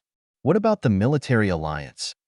She looks at Duran. Duran has been rebuilding his army after the defeat at the Second Battle of Alnus. She knows his knights have been fighting on many fronts, and he has been wanting his knights to be more active within NATO. We can continue with the economic side of things later, but I think we have an understanding, Potts said.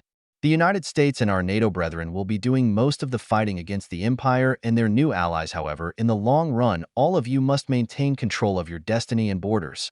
This alliance is meant to provide security between everyone. We will provide security, training, and funding for your knights and armies, Potts continued. With collective security, we will be able to stop bandits and hordes from ever threatening your town and cities again. Trade will be protected, and the threat of slaughter will be over. In addition, with this collective security, the Empire or any other external threat also will be exterminated. What kind of training could you offer? Agonix asked, clearly concerned by this idea. Princess, Potts said, glancing over to her. She got the hint and leaned forward. My Rose Order of Knights and others have been training with the Ranger units. We have been learning new ways to wage warfare and tactics. Correct, Duran adds with a prideful smirk. My knights and their marines develop tactics that use both of our strengths. It has brought a new sense of honor among my knights, being able to be useful with your military might. Why, thank you, Your Highness, Potts said. Duran nods and holds up his hand halfway. I do have a question related to your technology. And what is it, Duran? Potts asks. Will you be sharing your military technology? Duran asks. She sees everyone leaning forward, wanting to hear this answer. The truth is that she also wants to know. Sharpe already explained to her that offensive weapons would be limited, however non-leather weapons. She saw this as a lack of trust, but as the ambassador said, some things need to take time. She struggles to imagine her knights flying one of their machines. She can see Potts and Wellington hesitant to respond to the question. She sees them talking to each other, like they are confirming something. She looks over to Duran. King Duran, right now, my knights are being trained in many of their technologies. Their long-range talking devices to their night vision. There is a lot to learn, and just like the economic side, there is a lot to learn. Thank you, Princess, Potts said. We are still working out the details, but first we need to train in the basics before going into the more complex equipment. The primary goal is to work together to make this region peaceful. Once that is accomplished, We can grow the economy, and then we can talk about more complex items. I understand that, Duran said. I understand how complex your systems are, however, there must be something that we can trade or buy for. In transportation and logistics alone would be a massive game changer against the Empire. And your Air Force, I have a small Wyvern corporation. There must be a way to train my flying soldiers with some of your simpler flying machines.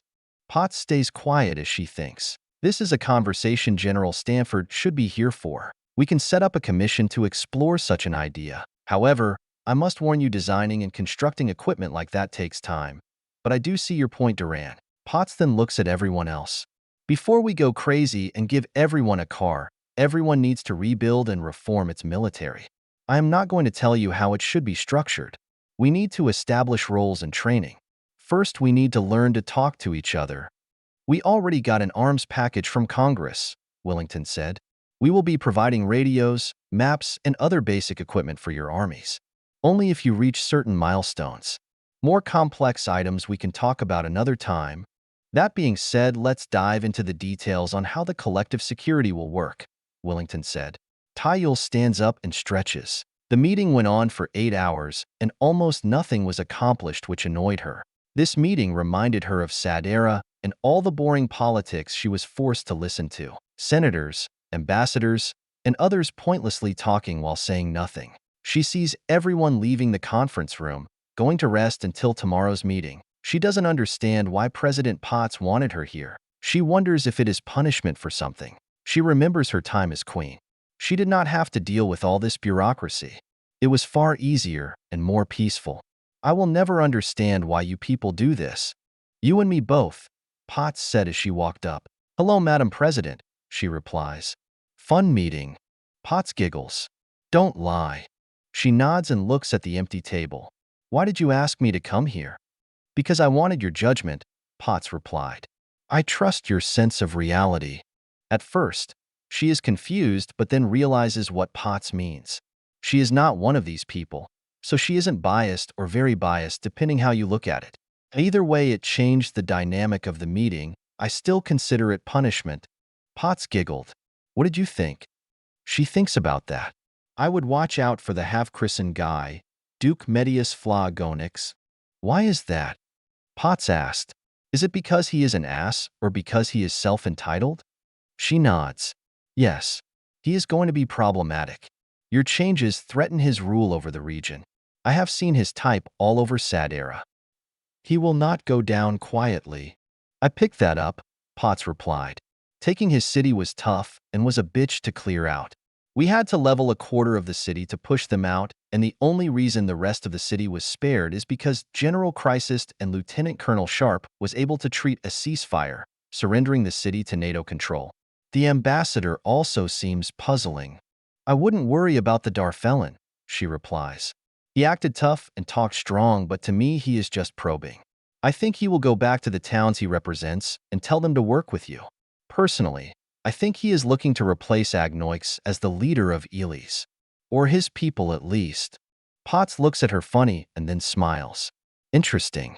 So, it went better than I expected. The other counts seemed to be on board. And Duran, she said, just give him a role in the war and he will be happy. Duran reminds me of my husband, Potts said.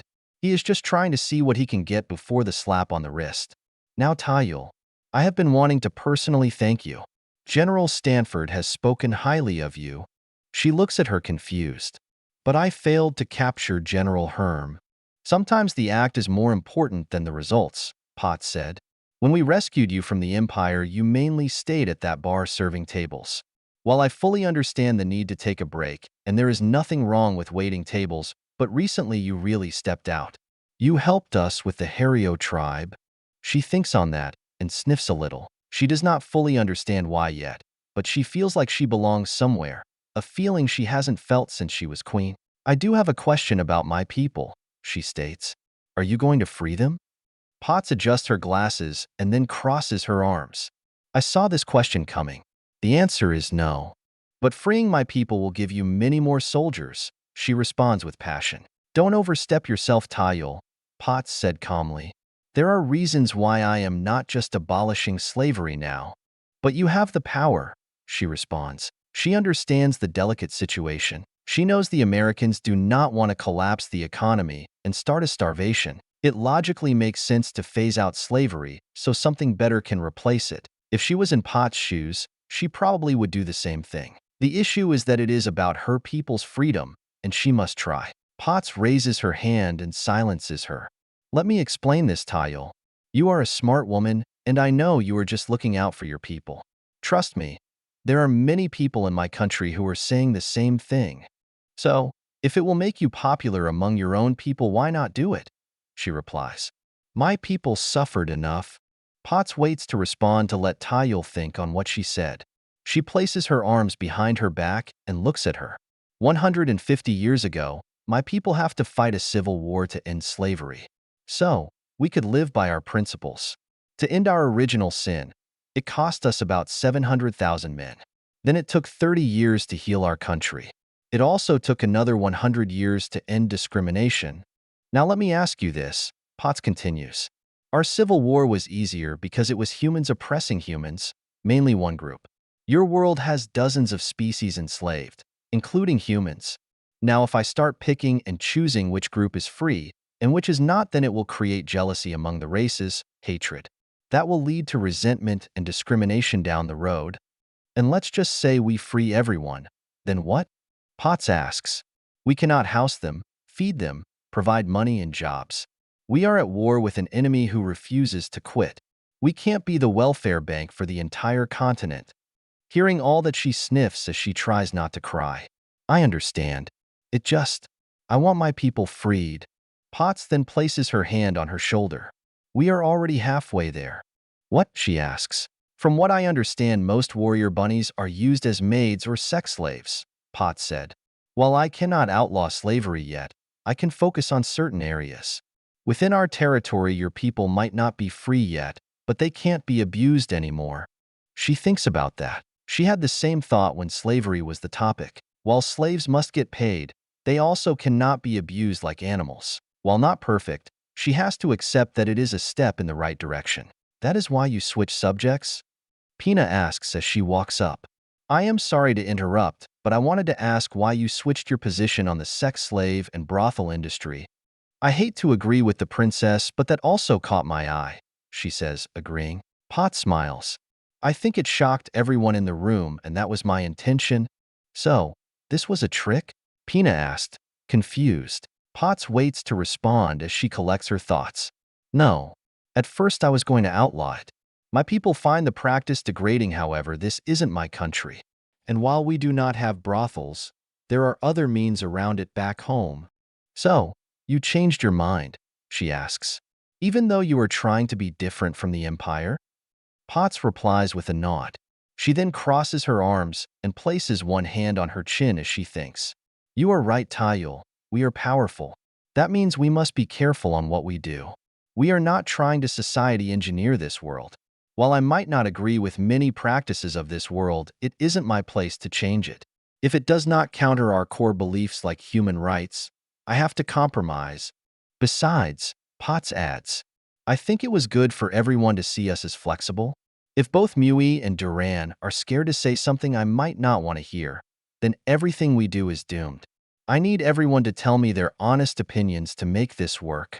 And the last thing you want is people going back to the Empire saying they couldn't find work or found you as preaching, Pina said. My brother would use that against you. Correct, Potts replies. If I don't allow room for people to do what they want, then we are no better than the Empire. I want people to come here because of what we have to offer. I do not want people to leave because of moral policing, especially if no one is hurt in it. Besides, I got everything I wanted in the end. So I decided it was not a hill I wanted to die on. I think I understand, Pina said as she thinks on the topic. She thinks about what Potts said. Potts got everyone to agree to phase out slavery within 5 years, outlaw it in the sex industry. She was able to create a basic form of human rights through the Alnus and Elis region and got most of the towns to side with NATO, economically and militarily. Potts then looks at Pina. Princess, I like to say good job in the meeting. You made a lot of good points, and you showed that you were ready to be at the table again. I hope you and I can work together more in the future. Pina smiles hearing that.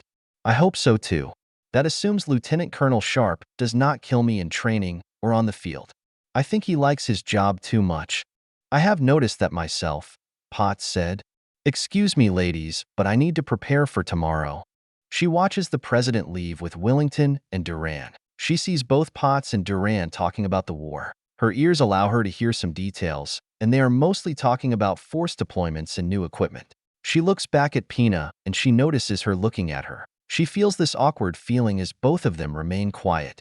Good day, Tayol, Pina said as she begins walking away. As she watches Pina walking away, she thinks back to when Pina stepped up to defend what she said during the meeting. She was not expecting that, expecting her to remain quiet because she was no better than her brother. Princess, wait, Tayol said. Pina stops and turns around, confused. Yes? Tayol takes a deep breath and forces herself to speak. I wanted to say thank you for defending us fellow slaves. Oh, Pina said, trying to figure out how to respond. She was expecting to hear something negative, not a thank you. It was no problem. He was being a dick, and the truth is that we are all on the same side. I agree with Sharpe and the president that slavery needs to go. I was ignorant because I never had to be on the receiving end of it. The otherworlders are truly strange, she said. It is surprising we all can relate to them the most. Probably because they have no history here. She stops herself, and there is this hesitant silence between them again. She places her hand on her arm, realizing she is not used to doing this.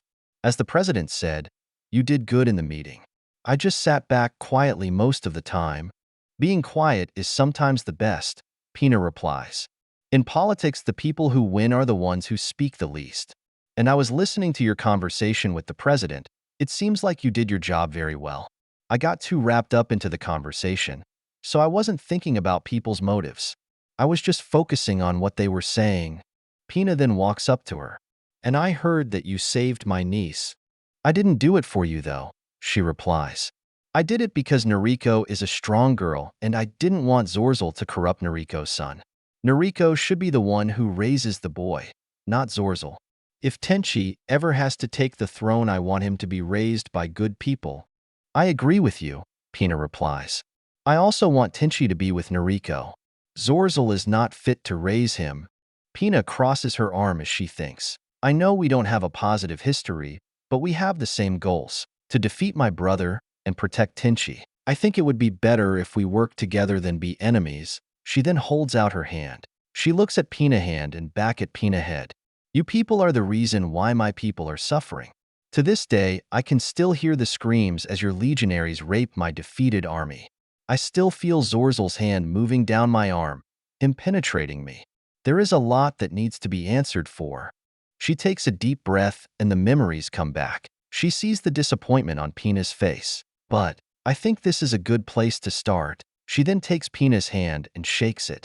V13, Chapter 162 Day at the Park. Earth, Philadelphia, City Park, March 19, 2026. Sharpe is walking through the city park. Selena has been begging him to take everyone to the park to see the ducks.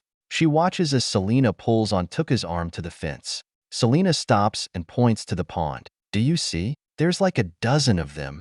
I see, Selena, Tuke said. They are cute. No, wait, Selena yells. Selena, he said, calm down. Selena looks at him and laughs. Sorry, Dad, but look, when they go underwater, they stick up their butts into the air. It is so cute and funny. Watch. He stands there and watches how excited Selena gets when the duck head goes underwater.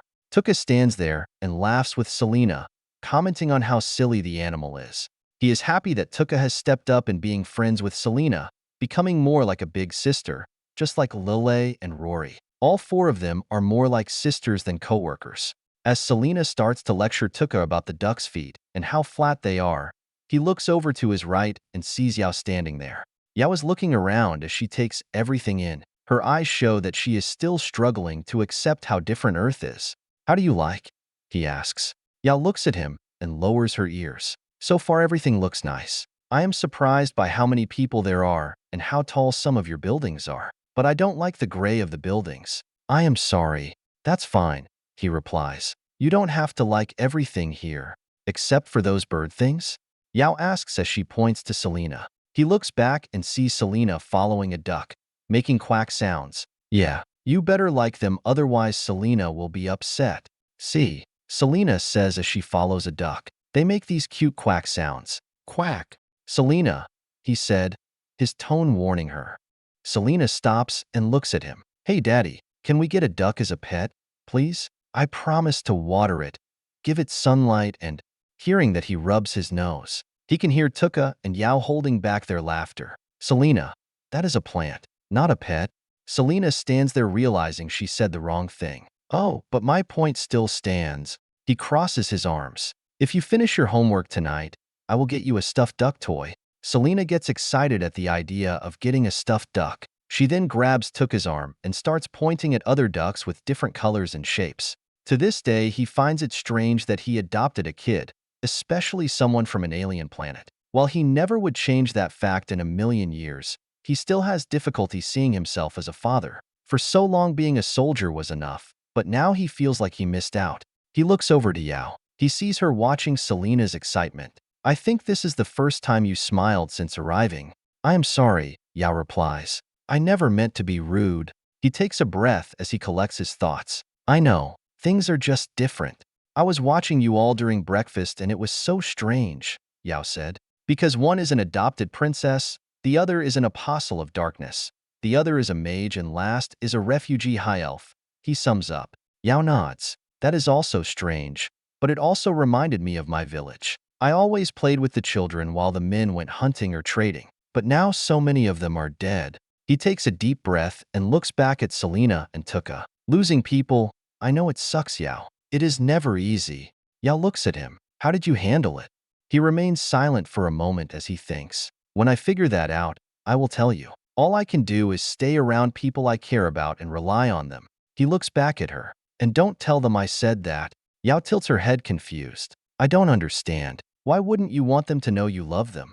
Spend a week with Rory and you will understand, he replies. Yao chuckles after hearing that. You're interesting. You are far nicer than before. After getting to know you, I get that a lot, he replies. He then hears yelling his name. He sees her waving and he waves back. You see all these people? No one is owned by anyone else, so no more of this being my slave stuff. I understand, Yao replies. However, I am your slave until the debt is repaid. I do promise not to strip in public this time. After hearing that, he places his hand on his forehead and shakes his head. Why are women so complicated? He mumbles. He then hears Rory and Lelei walking up. Hi girls, how are you doing? Wait, where is Sarah? Rory and Lelei look at each other and giggle. That is not good, he states. We ditched Sarah, Rory said in a prideful tone. And before you start lecturing us, she deserved it. Sarah wanted to go on the subway and Rory said no. Lelei comments. I refuse to. Rory responds in a defiant tone. I do not trust Hardy. Sarah did convince her to come down, but when Sarah got on the train, Rory grabbed me and ran back upstairs, Lelei said. He looks at both of them and realizes he is going to get yelled at. What was wrong? Yeah, well, we had other plans, Rory responds. And she deserved it. She is still pissed we caught you all mating, Lelei states. She has been plotting her revenge ever since. Lieutenant Colonel, Lelei said, we noticed a few same-sex people holding hands. Is this common? Well, yes, he answered. While they represent a fraction of the population, they are allowed to get married just like anyone else. That creeps me out, Rory replies and glances around. He understands why Rory said that. She told him how Hardy molested her long ago because of some sickness gods have on Uros. He knows Rory doesn't think ill of people who live that lifestyle. She just had a bad experience. Hey Rory, not all gay couples are like Hardy, he said, trying to ease her concern. They are just like normal people. I know, Rory replies. I have seen this all the time in Falmart, so I am fine. But they are allowed to marry. I do find it strange, Lelei replies. Back in Rondell, conducting sex with the same sex was considered normal, a game that people of status did. But no one would marry the same sex though. That wouldn't make sense. How do you have babies and expand your family bloodline? Well, on Earth we do, he responds, trying to end the topic. As Peter Griffin once said, if they want to be miserable like everyone else, why the hell not? He chuckles after hearing that, remembering that Family Guy episode. That episode is what makes him support same-sex marriage. Let people live the way they want, as long it doesn't harm you. Love is more important. Then he sees both Rory and Lelei glaring at him. What?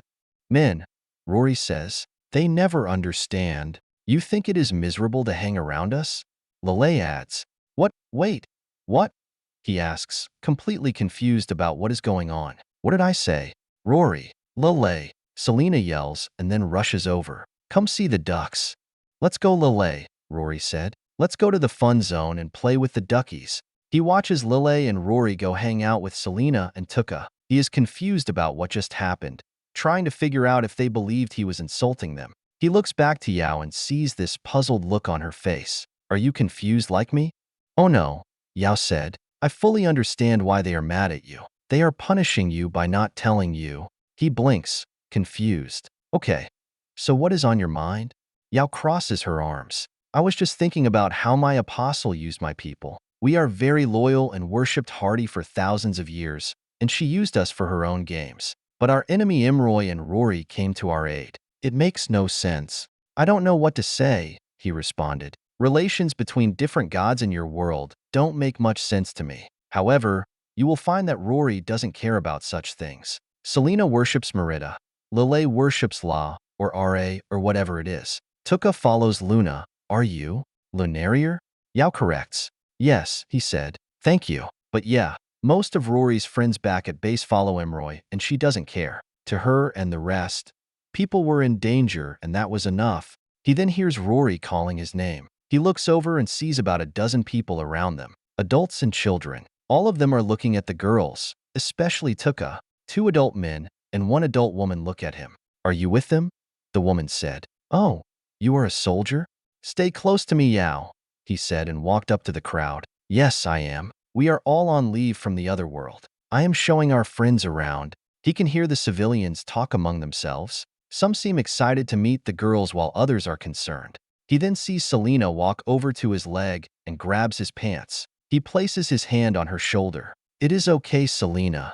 He looks out and sees Tuke talking to some of the civilians, showing off her ears. He is impressed by how well Tuke is handling this crowd, being very positive, non-threatening, and diplomatic. The civilians around her look amazed by seeing an elf for the first time. I think I have seen you in the news, a man said. Looking at Rory, I cannot believe the military is using children as soldiers. Rory looks directly at that man. Good sir, I am 962 years old. I have fought hundreds of battles. The civilians around her loom at her impressed. I am the apostle of death and war. I spread the will of Imroyal, Rory said. Then this young adult asks her a question. Why are you helping us? Shouldn't you be fighting us? Or are you those Alnus people? If you represent war and death, it sounds like you should be on the enemy team. Rory smirks. I got those questions when I first met your soldiers. I find it humorous how narrow your kind sees such things. We might be from there, however, we are enemies of the Empire. My alliance with you people was earned by trust, values, and blood. If you are so powerful, what do you want from us? Someone asked. What are your goals? To spread your values to my world, Rory replies. One of my other representations of Imroy is love. Love rules all. To go to war, you fight for what you love. You must be willing to die for what you love. Love makes you do many insane things. I wish to spread love to all because only love is worth fighting and killing for. Rory then pulls out her halberd and swings it around, but in a safe manner, just showing off to the crowd. Everyone steps back and watches. Some are amazed while others are concerned, but the event seems positive so far. He watches Rory and can tell she has done this a lot. He sees that her message had a positive effect on the growing crowd. The men enjoy seeing a sexy, badass female warrior, and the woman loving the message about spreading love to a world of evil.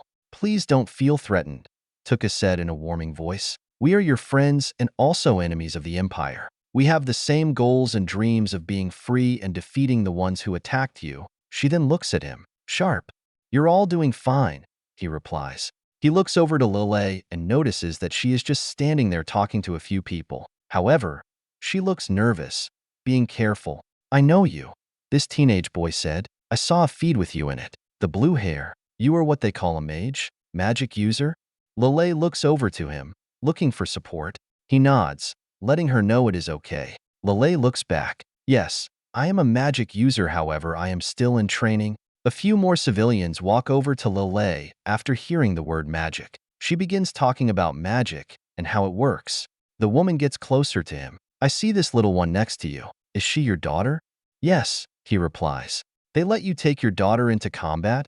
The woman asks. She isn't lecturing or angry, more trying to understand. Of course not, he replies. She was taken by the Empire and I freed her. Then I adopted her. She stays in Alnus with everyone else.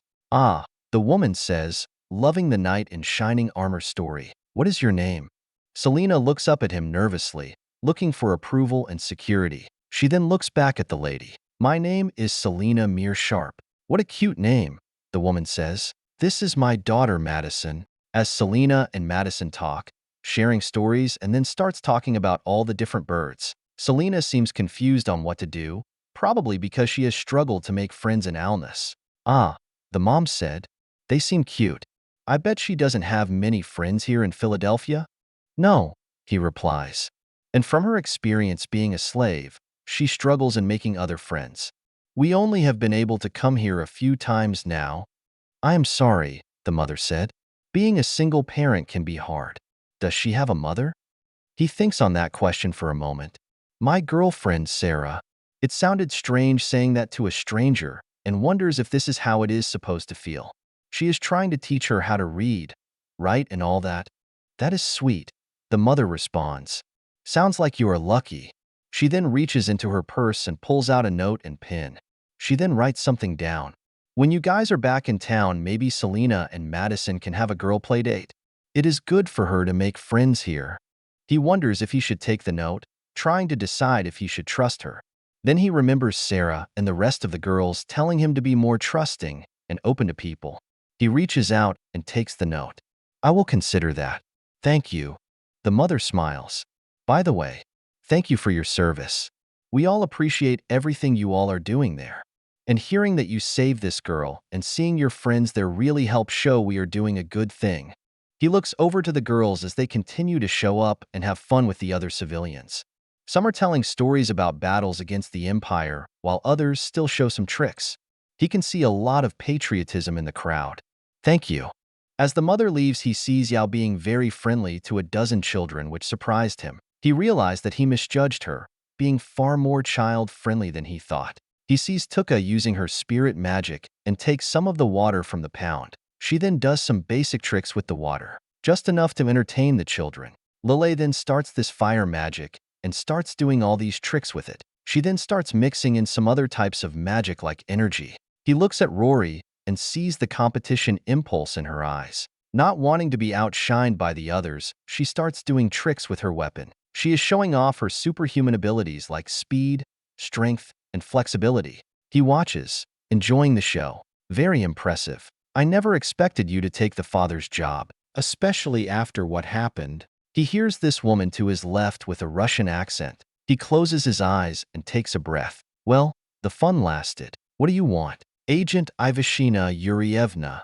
Yurievna walks up beside him and watches the girls do tricks for the civilians, all having a good time. That is no way to treat an old friend. After everything we have been through, we're not friends, he replies in an annoyed tone. And why is the SVR-1 here? Don't play dumb, Yurievna said. I have been authorized to make a trade with you and your people. He looks directly at Yurievna. Hell no, there is no way I'm dealing with a Rusky.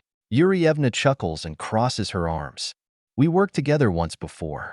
You showed my supervisors that while you are a trade American cowboy, you are responsible. 1 inch. He glares at her and looks away, only because I had no choice. If we didn't work together, then that Soviet-era mini-nuke would have gone off by those insurgents. He thinks back to that mission. It was still early on in his Delta career. When the Soviet Union fell in 1991, many of their nuclear stockpiles went missing. For the past 4 decades, SOCOM, too, has been secretly trying to recover any missing Soviet WMPs on the black market. Yurievna chuckles a little. And that is why I am here. My country has been quiet on matters with the gate, playing a wait-and-see game. I know, he replies. We have been wondering why you Ruskies have been quiet. While the Chinese make a daily speech about how the Americans are keeping the gate to themselves and demanding a role on the other side of the gate. Of course, the Americans reject, claiming China's intentions as evil. Here is the thing, Sharpe. Yurievna continues. My country is willing to continue looking the other way as long as we get something.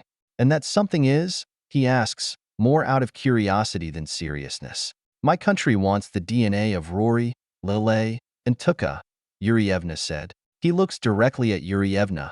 His first reaction was hitting her, and it took a lot of discipline not to. Hell no. Yurievna looks at him and smiles. You have changed. That outburst wasn't out of duty but fatherly protection. While he does not understand the science behind Rory's superhuman abilities, Tuke's long life, and Lelei's ability to use magic, he fully understands the potential of it all. He wonders if the Russians learned from DARPA experiments on the girl's DNA. The answer is no, he says again and looks at her. This conversation is over. Period.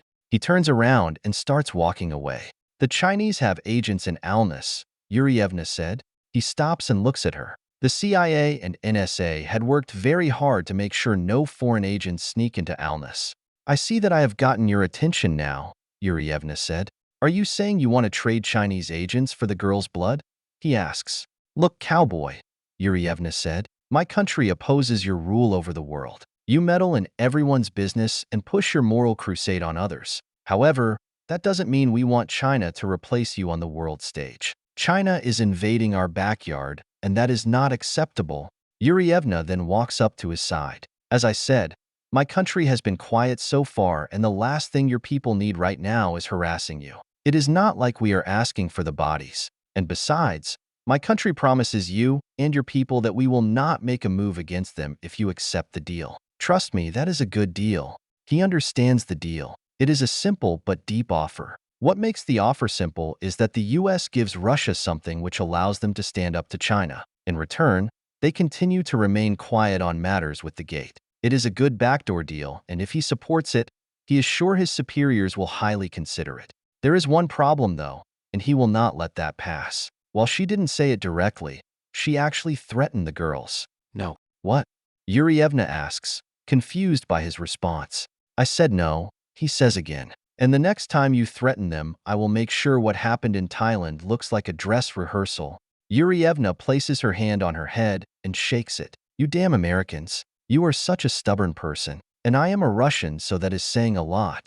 He then hears Rory heels walk up. Jackson, Rory said in a jealous tone. He looks at Rory and was going to tell her to leave. He then saw her eyes and can tell she is not happy that he is talking to another woman, which gave him an evil idea. He smirks. Getting an evil idea? Nothing, Rory. This fine lady here was just asking me on a date. She just gave me her phone number. He then shows the note from the other lady. What? Rory yells, and then looks at Yurievna. He does not belong to you, so now get out of here before I slice you into two. Yurievna holds up her hands and backs away. Wow, girl. I am sorry. I am going to leave now. Once Yurievna leaves, he looks down and sees Rory pointing at him angrily. And you, Jackson, Rory states. He claps her hand and then fist bumps, which confuses her. Thanks for bailing me out, Rory. As a reward, I will let you play with a stick. Now let's go find Sarah before she gets pissed. He thinks, winks at her, and walks to the other girls. Rory stands there confused. What just happened?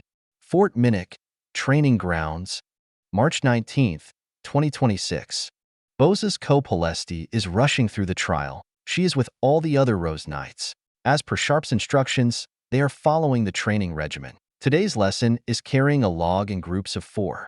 In the morning, they had to find a tree and cut it. Then they had to cut it into smaller logs and carry them back to base. The catch is that they must travel for kilometers through a forest. When they get back to base, Chief Master Sergeant Carlos Cruz must inspect the log to see if it was heavy and long enough. If not, they would have to do it again the next day. She knows this because this is the Rose Knight's second attempt at this type of training, failing yesterday. Carlos said this type of training is to teach them teamwork, good field judgment, and to figure out how is the best way to follow orders. As they run, she sees the finish line. Oh boy, there is the finish line. She looks back. Come on, girls. We are almost there. By the gods, yes. Panache Fierkalji said, pleased by the news. I am gonna go to sleep after this.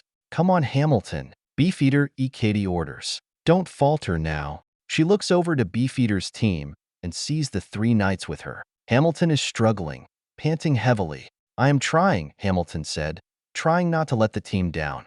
Knock it off, girls, she orders. When Princess Pina is not here, she is in charge of the Rose Order Knights, and unlike Pina, she lets everyone knows not to make her mad. And Hamilton Uno roar. Don't falter, otherwise we all have to redo this again. They all push forward and cross the finish line.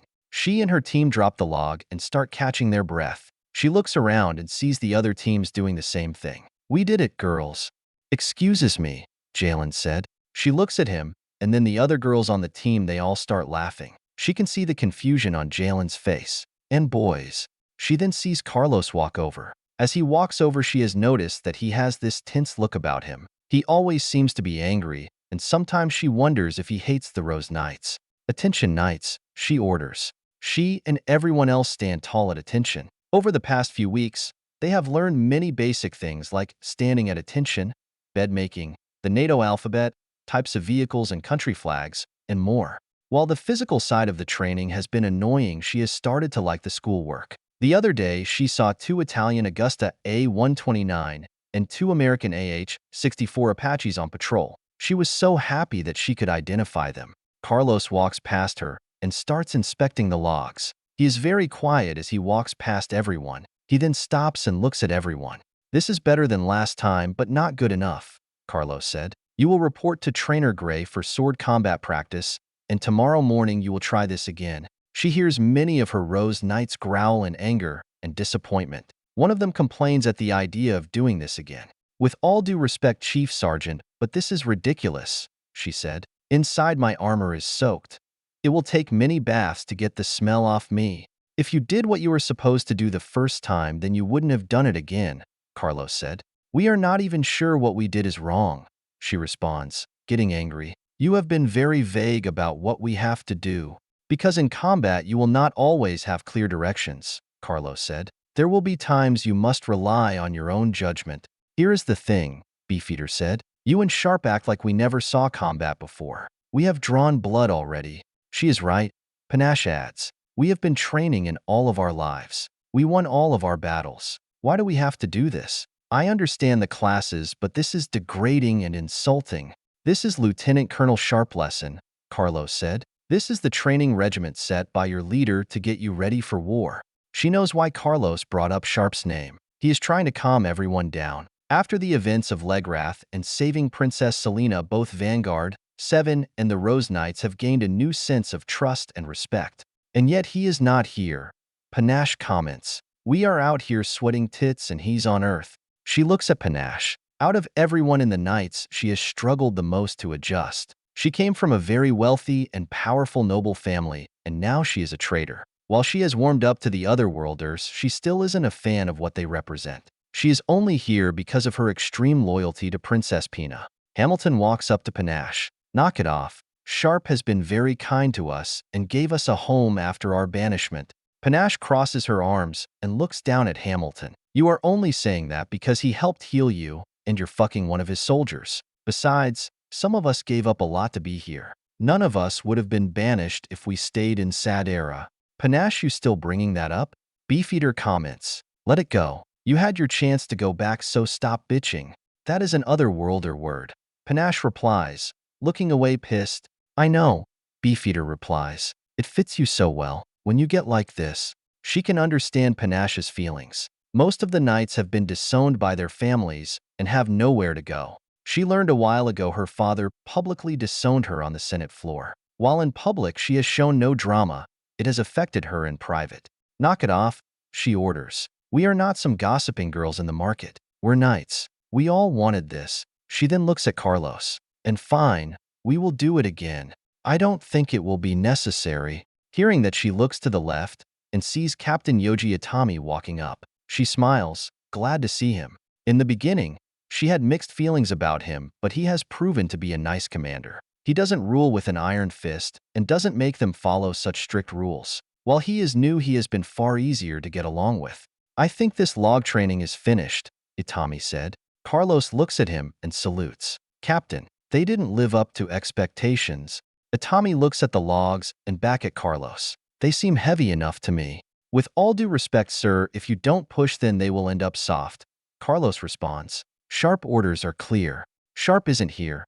Itami replies. And I don't think he intended to drill them to death. And besides, they have already been through a lot, so they're not green like the ones you're used to training. Now go help train the Legrath group. She can see the frustration look in Carlos's eyes. He salutes again and then walks away. She walks up to Itami smiling. Thank you. I think he hates us. Itami said, confused. He doesn't hate you. He is just extreme. Why are Carlos and Sharpe pushing us so hard? She asks. Because they have been through hard times, Itami answers. I am here to balance them out, and besides, there is no point pushing you all away just because of training unrealistic. Nicolasha Lumon places her arm around her. Remember, Bozes, you are already taken. She then looks closely at Itami. I wish you were our leader. What? Why? Itami asks, confused.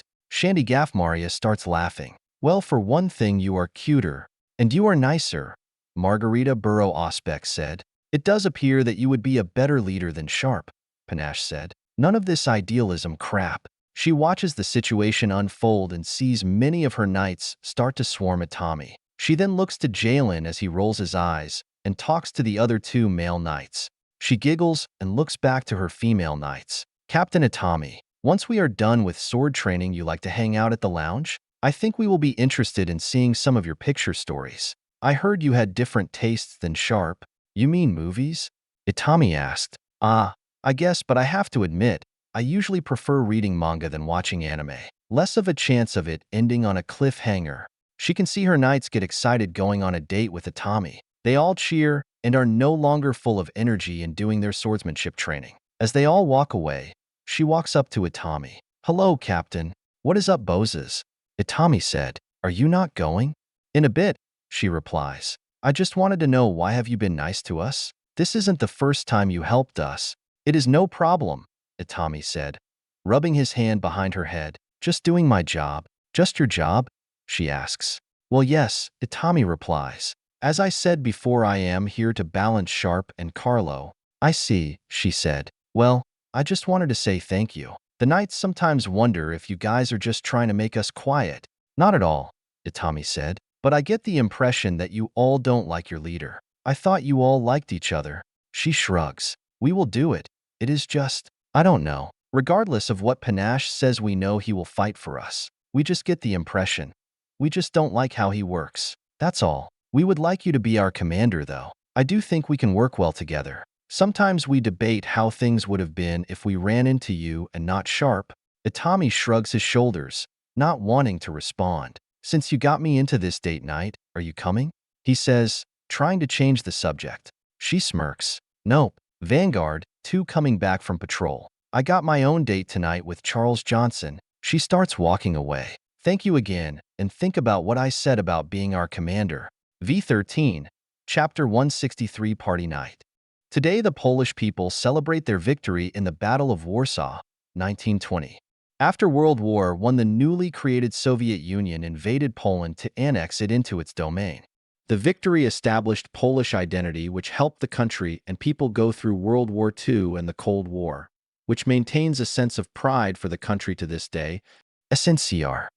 Earth. Philadelphia. Sharpe Condo. March 20th, 2026. Selena Mere Sharpe is on the couch, leaning against the backrest. She sees Rory, Yao, and Tuke standing there in their new clothes. They look really good on you, she said, feeling jealous of their new outfit. The 3 girls are wearing different types of dancing clothes. Short and shiny shorts, sleeve shirts that reveal a lot. I still don't like this, Sharpe said. And that is how we know we look good, Rory says with pride. I am completely confused, Yao said as she looks at her clothing.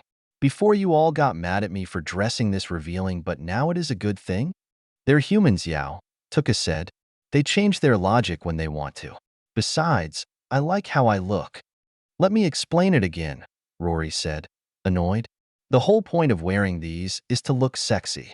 At the club, all the guys will be looking at us. Yes, Tuke said, and pointed to Sharpe in a silly way. The only reason he disapproves is because he thinks we're hot in these clothes and doesn't want other guys checking us out. She giggles hearing that and looks to her father. Is that true, father?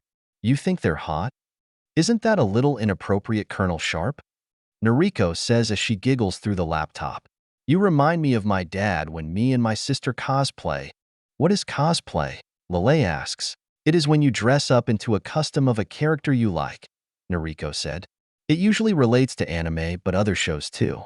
You usually dress up as someone very attractive that you like, and it is usually in a revealing uniform. It is all for fun. Why didn't anyone tell me? Rory asks, taking interest into the idea. Lelei looks over at Rory. Didn't you once say that you refused to wear other clothes because it would be disrespectful towards Emroy or something? Rory glares at Lelei. Shut up.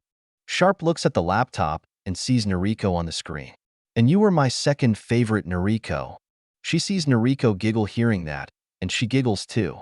She then thinks of what her father said and looks at him. What did you mean by second favorite? I caught those too, Tuke said. Everyone wait. Rory yells and then jumps onto the top of the sofa backrest. She balances herself and points at her. He has a favorite list for us. I demand that you tell us who is your dash. Lelei, Noriko, Selena, Tuke, a reserved space, Sharpe says as he counts with his hand. He glances at Rory and smirks evilly. Yow, and then you, Rory. Rory falls onto the floor in disbelief and then jumps back up. How is the new girl higher ranked than me? I do like to know how you came to this order, Lelei says in a cheerful tone. You just want to know why you're first, Tuke says, crossing her arms. Shouldn't I be top? She asks, confused. Or ahead of Noriko? I thought I was your daughter. Sharpe leans against the sofa back and chuckles. It is based on how much of a headache I get from your actions. Tuke then looks to Rory. You're screwed then, Rory. What? Rory yells. Noriko and the little brat keep me up at night for being at base and still find ways for getting in trouble, Sharpe says, jokingly calling Tinchi a brat. He then rubs Selena on the head.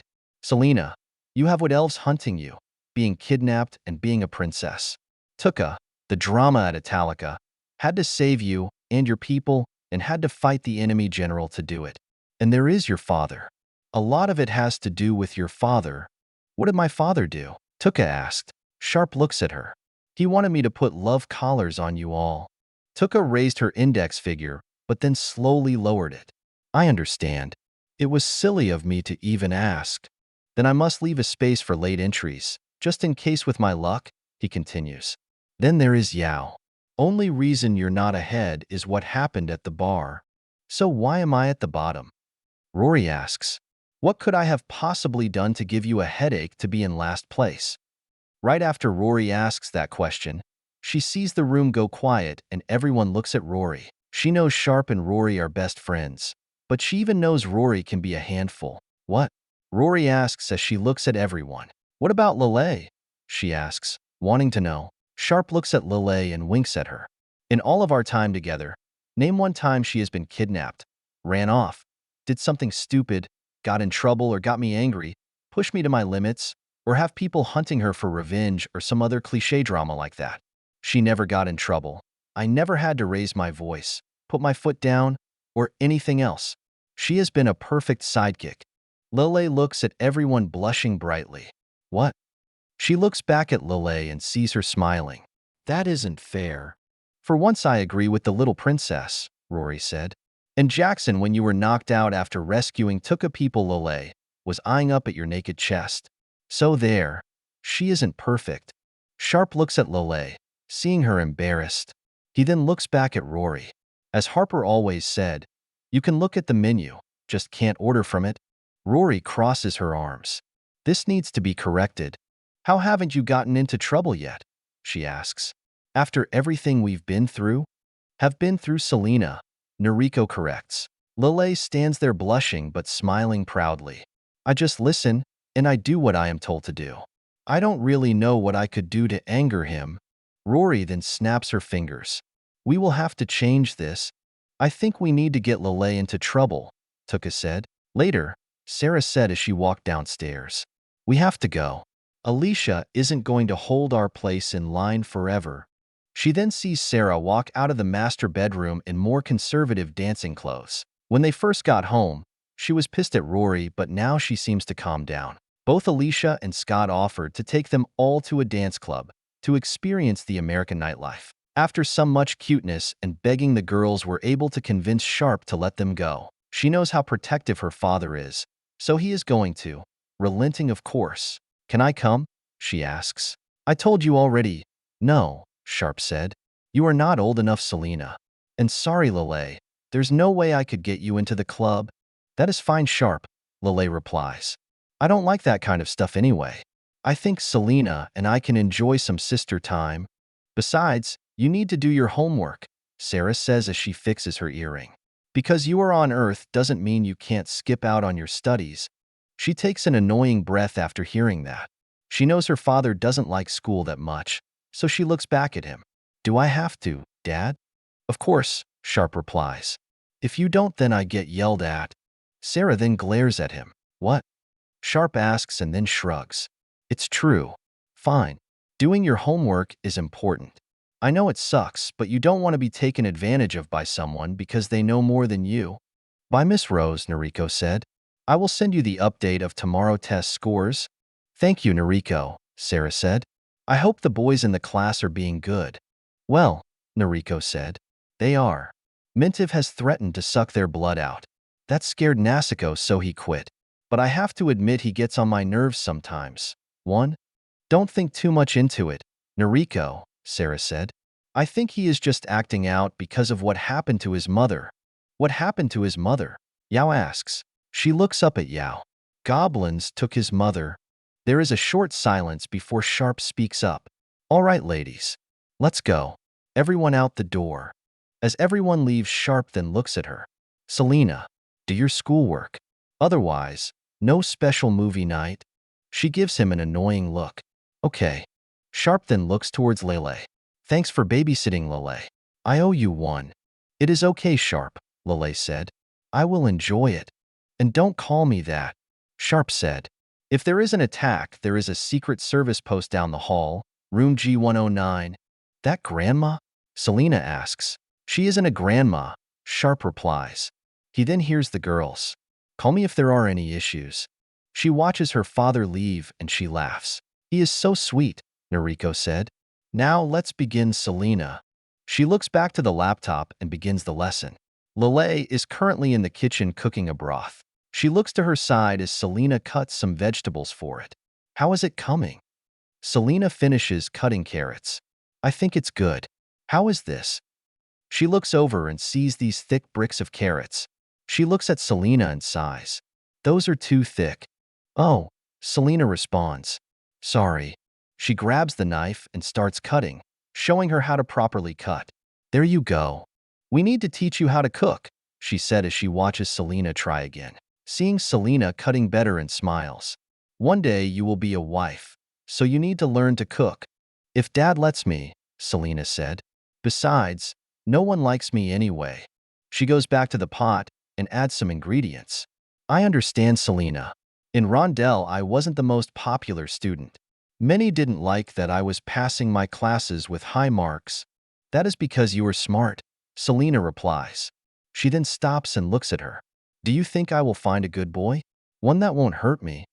She understands what Selena means by that. Seeing her parents murdered and being sold off to become a sex slave for the imperial royal family has to be hard on her. Only reason Selena has recovered is because Sharpe adopted her and gave her a safe home. To everyone's surprise, including him, he turned out to be a good dad, fun and protective, being a role model on matters of life like a father should. While Sharpe is not known to be on the sensitive side of things but one who can be relied on. That is why Rory and she have gotten so close to Selena, almost being like sisters. Now Tuke seems to be accepting the role and she wonders about Yao. But that father-like figure is what attracted her to Sharpe, so she feels like her and Selena have something in common. While she is not attracted in a romantic way, she wishes her biological father was more like Sharpe. Originally, she just planned on learning everything she could from the Otherworlders and go back to Rondell. But during her time with Vanguard 7, she decided she could abandon them, having too much fun and feels like it would be a betrayal. This is her new tribe. I think so, she replies, not thinking about boys. I am not the best when it comes to boys. But what I did know is that if you feel them, that is half the battle. I see, Selena said. Done with the orange sticks. Okay, now cut those things up, she asks and then tries the broth. Tasty. By the way, how was your studies? I was nothing, Selena replies. I am just catching up because I missed 2 days. Noriko is helping me. I know, Selena, she replies. But it is good you are still doing your schoolwork. You never know when that knowledge will come in handy. Easy for you to say, Selena said. You are blessed by law while I am blessed by no one. She understands what Selena means by that. Selena has struggled to find the balance between Sharpe will protect what is left of her purity and her goddess Merida. Selena thinks that because she obeys her father, she will not give herself to be blessed by Merida. She will not be an official worshipper of Merida. You will be blessed one day, Selena, she said. I wasn't born with my enhanced learning ability. I think I gained it because I studied all the time. But from what you said about Merida, she seems like a kind and gentle goddess. I don't think she will be like Hardy and think less of you. And besides, she continues, you spend a lot of time with that other Merida worshiper. My point is when the time comes, the time comes. I guess you're right, Selena mumbles. She smiles, glad Selena is feeling better. She sometimes wonders if this is how her older sister Arpeggio Lelina felt, always helping her younger sister through struggles. Let us sit down and eat. Then we can go to bed and watch a movie. Selena shakes her head. I rather stay out here waiting for Daddy. She can see the disturbing look on Selena's face. Her sweet and happy look quickly went away to this worried and scared look. Selena? What is wrong? She places her hand on Selena's shoulder. You can tell me. Selena waits for a moment and then looks up at her. When I was a slave and being taken to Sadera, the slavers who were transported me thought they could have more money. Since I was too young to have kids and bring royalty, they thought they could charge a premium. Premium? She corrects. Selena nods at the correction. They thought Prince Zorzel would never know that his property was tainted. So, they sold me many times at each town we stopped at. But when we stopped by this town on the Rose Stream, I think it was days, but I do not remember. We were there for a while because this noble knight took special interest in me. As Selena continues, she figures out where the story is going. While she has mostly recovered from her experience, whatever this knight did still has traumatized her, and the only time she feels safe is when around her father. She places her arm around Selena and holds her. Let me guess. You see this knight in your dreams? Is that why you sleep with him at night? Selena nods. I feel safe. I understand, she replies. When I go fight, I like being around Sharpe too. I feel safe even though we fight powerful enemies. So, I understand. Thank you, Selena said. Promise not to tell father? For now, yes, she said, wanting to maintain trust with her. She also knows that Sharpe will get overprotective and try to fix the problem even though there is nothing to be fixed. She will never understand the need for men to fix everything. Sister secret. Selena smiles and looks at her. Is that why you turn red and run away every time? She turns bright red as she hears that. All she can think about now is Sharpe naked chest, the masculine body, and all the scares. She doesn't understand why she likes it. All she knows that she does. It is one reason why she avoids the gym. Selena giggles. Can't wait until I am old enough to get like that. How about this? She said, wanting to change the subject. Why don't I go get us some snacks at the store across the street and you pick us a movie?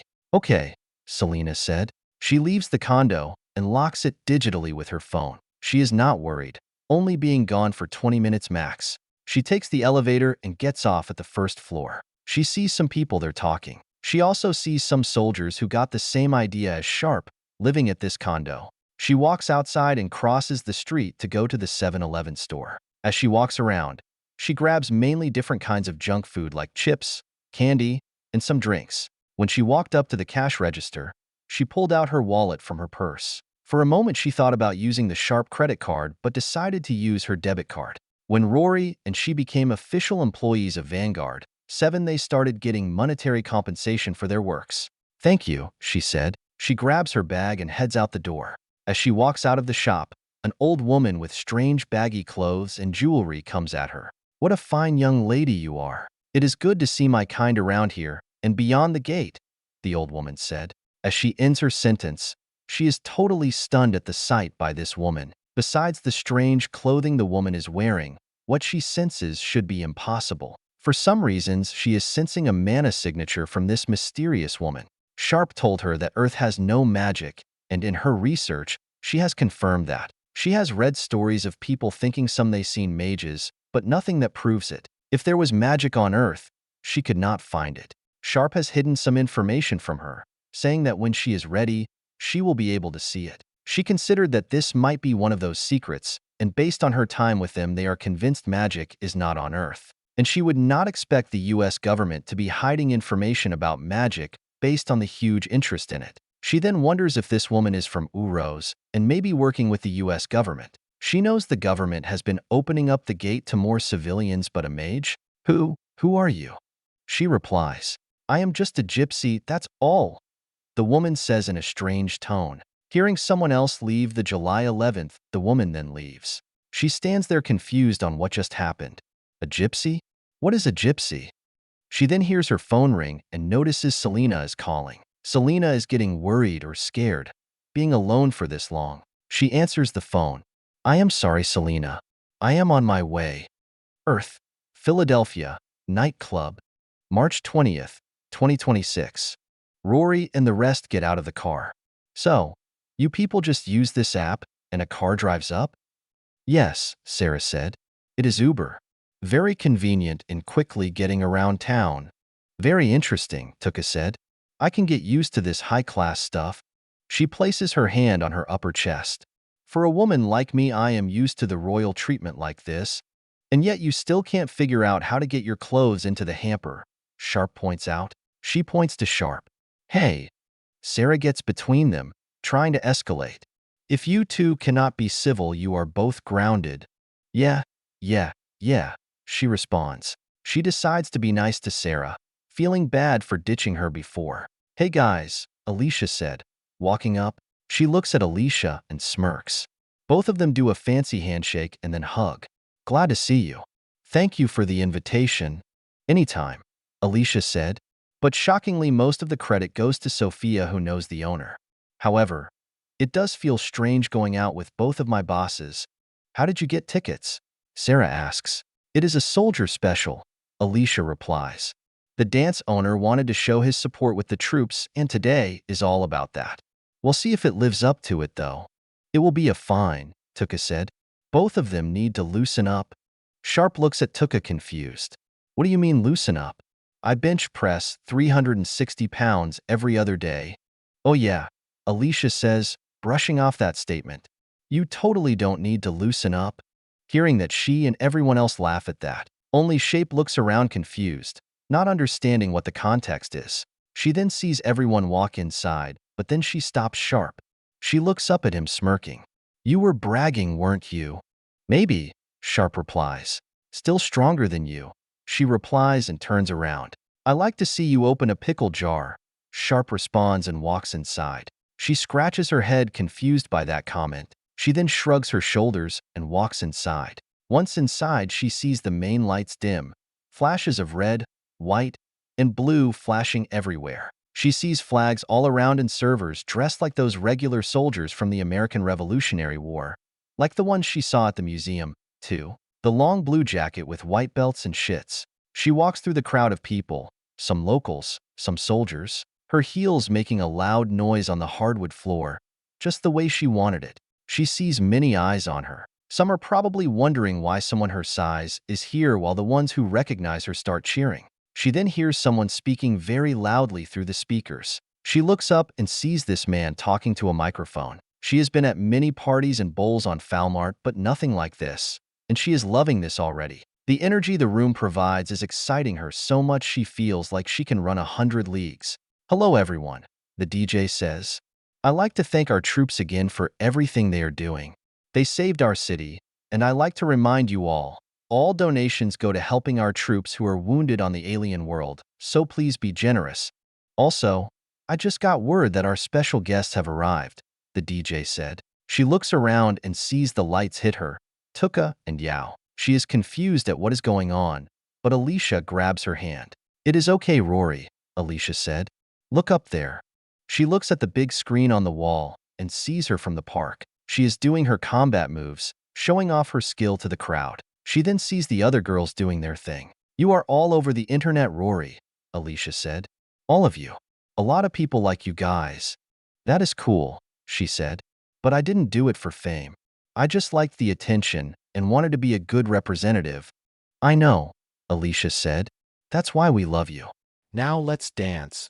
Yeah, she yells as she raises her hand into the air. She then starts dancing around, going with the beat. She can see Alicia dancing alongside her, both moving their arms and swinging their hips, enjoying themselves. All the times of them fighting side by side has allowed them to know each other's movements, making them good dance partners. She looks out and sees Tuke with two guys. To her annoyance, she is jealous that Tuke is dancing better than her, and that she is getting attention because of those ears.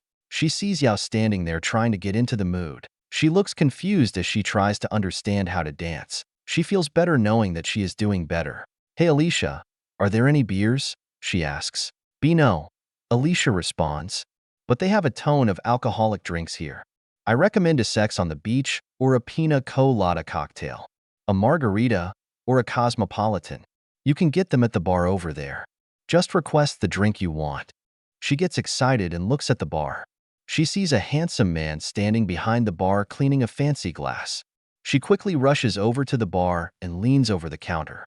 Hey fancy guy, I want a sex on the beach. A pina, a margarita. Just give me one of everything. She then looks over and sees how small the glasses are. Make it 3. Are you old enough? The bartender asks. Yes, she replies, glaring at him. You're no longer cute. Sorry lady, but you look like you're 12, the bartender said. I cannot serve you. In fact, you should be in here. She gets angry and looks over. Jackson. She then sees Sharpe and Sarah walking over to her. What is it, Rory? She then points to the bartender.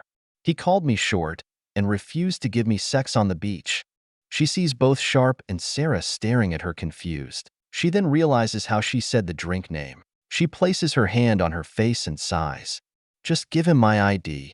She watches Sharpe grab her ID out of her red and black purse. Before coming into the club, Sharpe was promoted to purse duty, having to carry them all for the girls. Well, fine, Rory, Sharpe said as he showed the bartender her ID.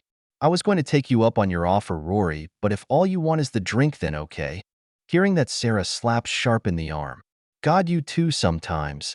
She glares at Sharpe, not having the fantasy stuck in her mind. For that you are paying for the drinks. I am going to get Tuke and Yao some drinks. On you. She grabs drinks, she leaves. Sharpe leans back at the bar booth, watching the dance floor. He can see his 3 rangers having fun, Alicia, Scott, and Frost. He also sees the girls, Rory, Tuke, Yao, and Sarah on the dance floor. Originally, he was worried that this would be too much for the girls, being too much of a culture shock, but they seem to adopt far better than he expected. Tuke seems to be the most popular of the night, being a great dancer and singing a song earlier. He does not know if that is thanks to her godlin area or just her talent. Rory has been showing off greatly, using her superhuman abilities to do fancy tricks. She had drawn a large crowd. She also is spending a lot of time with Alicia. And there is Yao talking to some people. While not dancing a lot, she has been socializing a lot, telling stories of what it is like to be 315 years old. They all seem to be having fun. What are you doing over here alone? Sarah asks as she walks over. He looks at Sarah, able to hear her heels on the wood floor. Just watching. Everyone is having fun. I know, but why are you over here and not out there enjoying yourself? Sarah asks. You look depressing over here alone. He takes a drink. I am fine. Just staying with them so they can enjoy themselves. And that is the problem, Sarah said as she ordered a margarita. Yes, they are enjoying themselves, but you don't want their memories of tonight or any other night of you in the back watching. They want to see you out there enjoying the time too. He could find an argument against what Sarah said. The more he thinks about it, the more he agrees. He takes another drink. Look, I just don't want to embarrass anyone. Embarrass? Sarah asks, confused. How on earth could you dash da? I can't dance, he states, forcing himself to say it. Sarah looks at him and laughs. Same with everyone else here. She then grabs his arm and pulls him towards the dance floor. He stops and sees himself surrounded by dancers. Look, I don't know about this. Forget everyone else and just focus on me, Sarah says, trying to relax him with her tone. Yeah, well, life easier when bullets are zipping past you, he mumbles. He watches Sarah and slowly starts dancing. There you go, Sarah says. Just have fun. The fun part he is struggling with. He never realized how bad he is with social life. This is silly. Sarah stops and turns around. She grabs him by the shoulders. Look, we all love the tough soldier side of you. It keeps everyone alive when traveling around Falmart. But this war will end at some point, and you cannot live like this forever. The girls will need you to be more than a soldier at some point. He takes another annoyed breath. You're right. I am going to try. Isn't try one of your curse words? Sarah said. Chuckles. She tries to mellow out and keeps dancing. As he finally gets relaxed as he dances with Sarah, he feels a tug on his shirt. He turns around and sees Rory standing there, holding her stomach. You okay, Rory? Jackson, I feel sick, Rory replies. I keep telling you not to overdrink, he said. You might be an apostle, but you still have limits. No, Jackson, Rory said, pulling on his shirt more. I drank too much before, but this is different.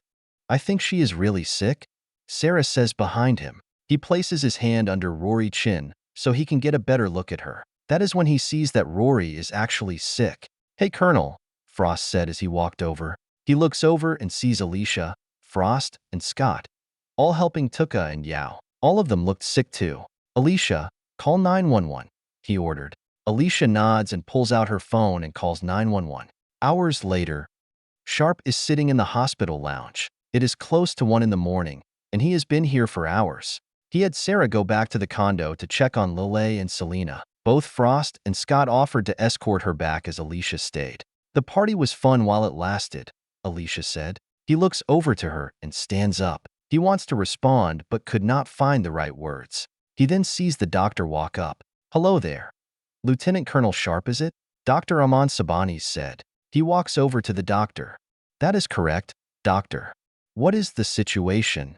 When he told the first responders that Rory, Tuke, and Yao are from Falmart, they headed to St. Lee's Specialized Hospital, a hospital that has been specializing in alien medicine and physiology. As the United States starts building trade relations with their Falmart allies in Philadelphia is the ground zero for alien interaction, this hospital was chosen to deal with that new reality. However, it is still more theory than reality as only a few natives from Falmart have been allowed through. Well, this is the first time we looked at an elf and an apostle, Dr. Sabanis said as he looks at his clipboard. Thanks to the government research on the bodies of the invaders, so we weren't going blind. Get to the point, he said, not in the mood for the fluff stuff. Are they okay or not? They will be fine, Dr. Sabanis replies, a little intimidated by his protectiveness. They just got alcohol poisoning from drinking too much.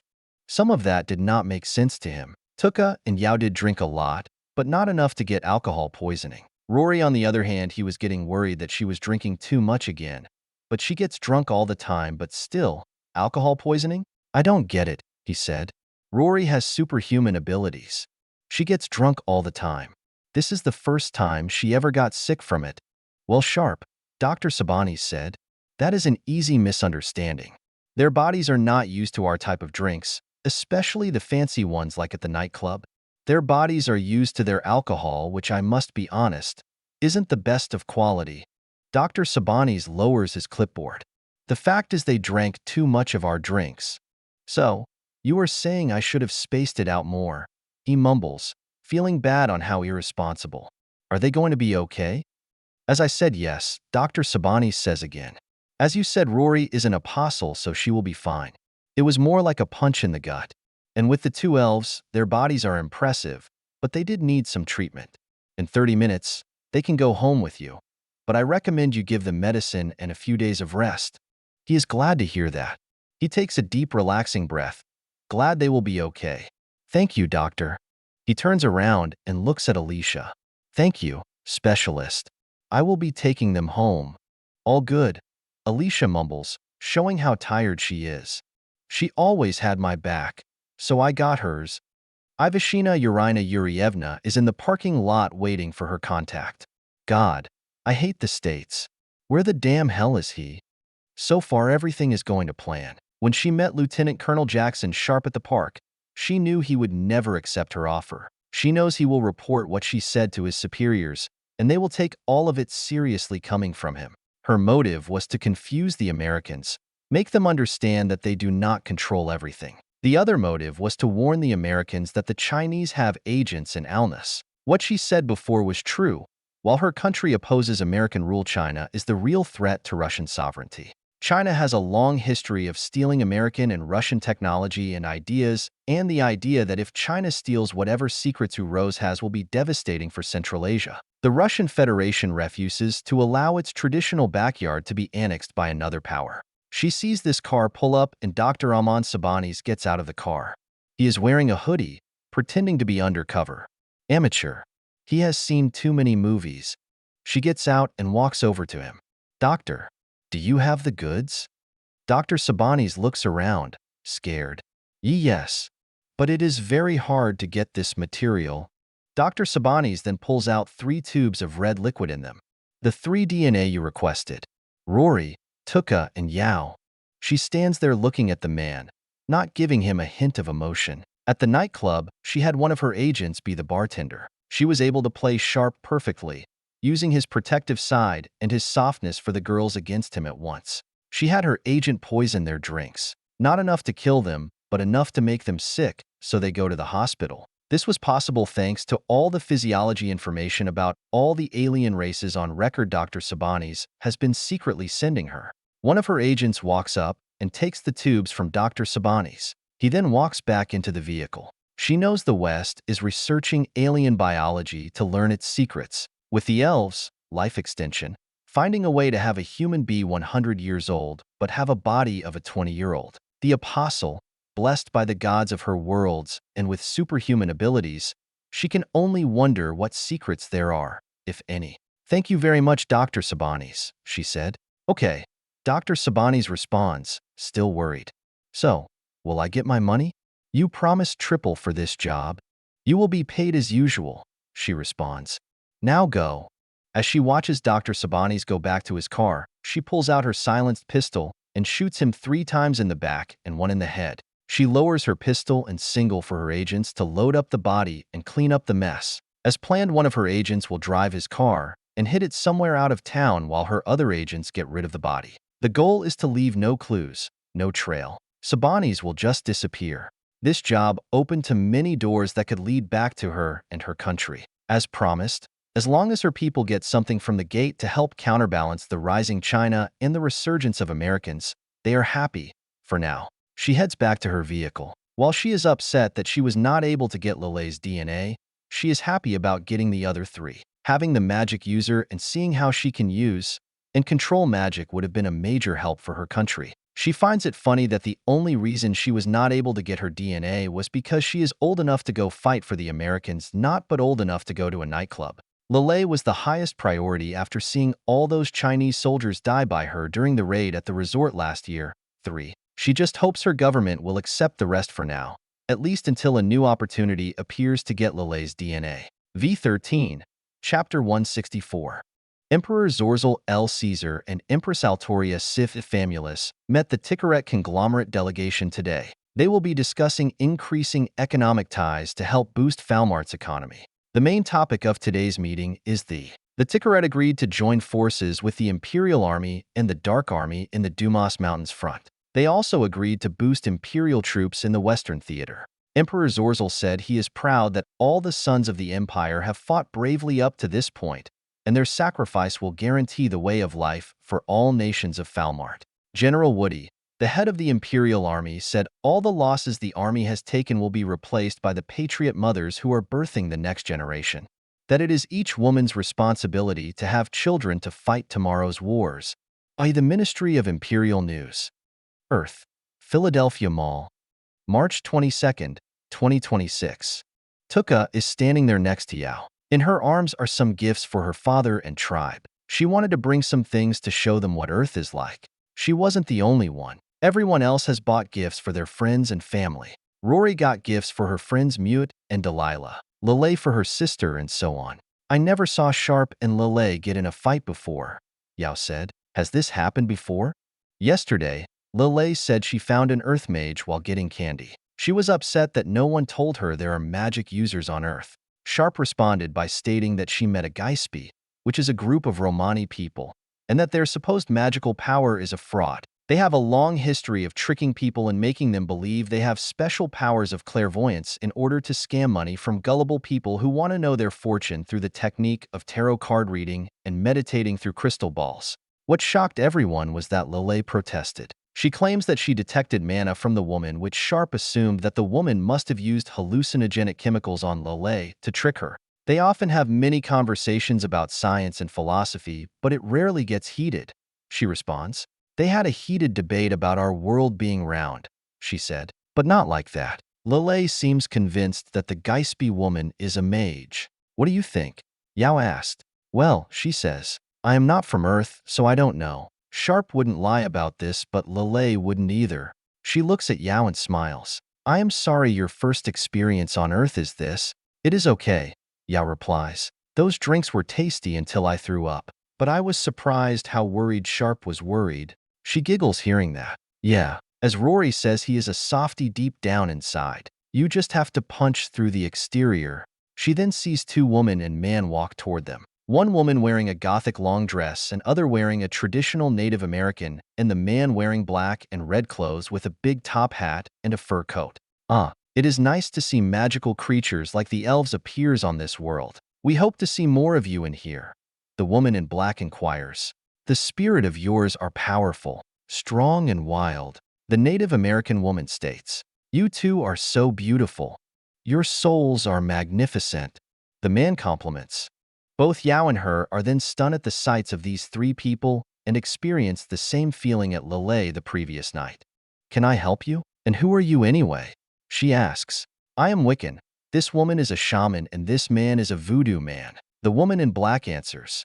We like to meet our kinds, and we hope that you too and the little blue hair girl can help us being accepted in the future. You three are the sensation of the internet now, the Native American woman states. We just come to say hi, but we will meet again someday. And that day we hope we can live in harmony, the man states. As they leave the two elven girls, she then starts asking Yao a significant question. Did you sense what I sense? She asks Yao. Yep, very clear. Yao replies. I think Lelei was not hallucinated when she met that gypsy woman like Sharpe said at all. She strongly affirms. Fort Alness, Apostle Containment Cell, March 22, 2026. President Emily Potts adjusts her glasses as she looks through the one-way glass window. Inside the cell is the most valuable prisoner Giselle, the Apostle of Hardy. Are you sure she is secured? She asks. I believe it shall hold, Fryan answers. She looks over at Freyann's head as it sits on a table. After Chrysist's army was defeated by the Empire, and Legrath fell to NATO, Freyann's head was discovered hidden under a vault full of treasure. 1. The Empire did the ritual of El Baga, in which they cut an apostle into pieces and spread the bodies all around Falmart to guarantee the apostle cannot fully regenerate. The idea behind it is that the apostle will have to wait out thousands of years in that state. Fryan agreed to help NATO in the war effort, and in return for his help, she agreed to send soldiers to find his body. She then looks to one of the DARPA representatives who are leading the anti-apostle program. He is looking at his tablet. She looks at the name on his uniform, Aaron Howe. She recognizes the name on Lieutenant Colonel Sharpe's record. They both served in Delta together until 2023. All systems are green, Madam President, Aaron said. This is the next generation of hardened glass. It is polarized to help deflect kinetic energy. Fryan here has been a big help in giving us ideas on containment. What about the restraints inside? She asks. Will it work? I do not want another Herm situation. She is strapped with a shock collar, Aaron said. If she rips the straps or moves in the wrong way, she will get one hell of a shock with 1500 volt of electricity being injected into her body. She will feel like being impaled by thousands of needles. And how do you know this works?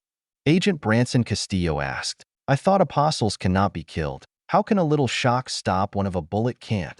You are thinking about it all wrong, Aaron said. Watch the old Netflix movie, The Old Guard. It does a good job of showing what an apostle is. While they have godlike regeneration, that doesn't mean they are unstoppable. You just have to go around that. It is a crude example, Fryan adds. However, it is indeed a decent example of this context. She looks, Aaron. Explain. Aaron thinks about how to respond. We all know a bullet does nothing. We already tried many different types of bullets. Only explosives had a tolerable effect on apostles. The regeneration is just too quick. However, Aaron continues, getting excited. Apostles still feel pain. Here is an example. If you rip the arm off of an apostle, they still feel the pain. Our tests with Rory have shown that apostles can feel pain. They just can withstand far more than a normal humanoid before it bothers them. Get to the point, Stanford said. My point is they are still alive, Aaron said. They can still feel all the effects of starvation and dehydration. They just won't die from it. As an example, I got this idea when Fryan explained how apostle biology works, too. I read the report, Stanford replied. It didn't have the best of effect. It still hurt, Giselle said. She looks inside the cell, surprised that Giselle commented. I am a draconian, Giselle said with a smirk. My hearing is as good as warrior bunnies. And that still hurt pricks. Exactly, Aaron said. And that was just a standard M26 taser. She was affected just like any other person who gets tossed. She remembers the report. Sharpe fought Giselle and used a stun gun. It did stop the apostle and knock her out, however, it was not sustainable. So, you were saying she is still affected by that? She asked. Correct, Aaron said. This has been our most effective weapon so far for the infantry. We are working on a rifle version, but having a power supply. Thank God we have Rory on our side, Stanford states. No offense, Fryan. None taken, General, Fryan replies. I am somewhat useless right now until I get my body back. Rory is more of a fighter than me anyway. She looks directly at Giselle. The report said that she set a trap for U.S. forces at the Mount Tube skirmish as part of some test. She murdered half a village of dark elves. She does not know if she was targeting Sharpe and Rory directly, or it was just a coincidence. Since you can hear us, why did you attack Vanguard 7? She asks. Giselle closes her eyes and smirks. Because you needed to be tested. A lot of people died in your test, Stanford said. What test? She says in a demanding tone. My goddess Hardy wanted to know who you people are behind all your fancy technology, Giselle said in a cocky tone. Your weapons are strong, but is that it? You were talking about a character test?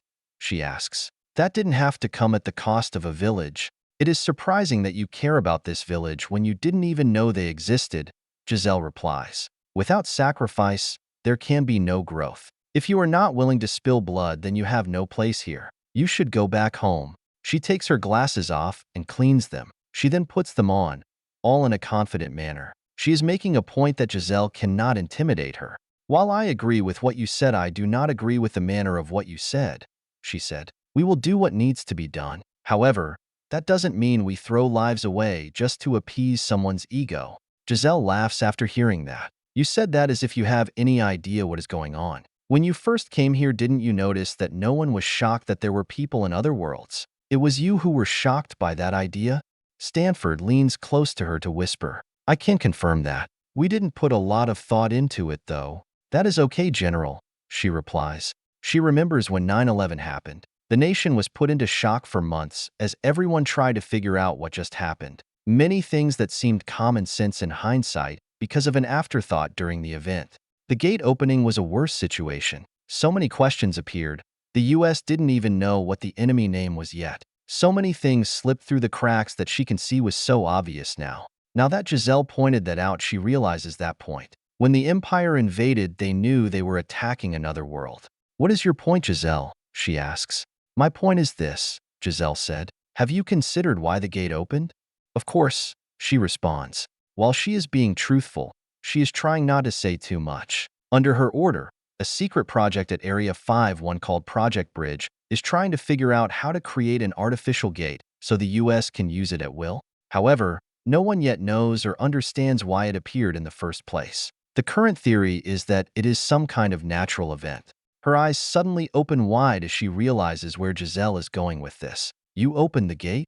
Giselle laughs. No, silly, but my goddess Hardy did. She wanted me to tell you that she opened the gate. She told me to tell you if you were worthy of that knowledge. She looks at Fryan. You are the apostle of knowledge. Could Hardy open the gate to Earth?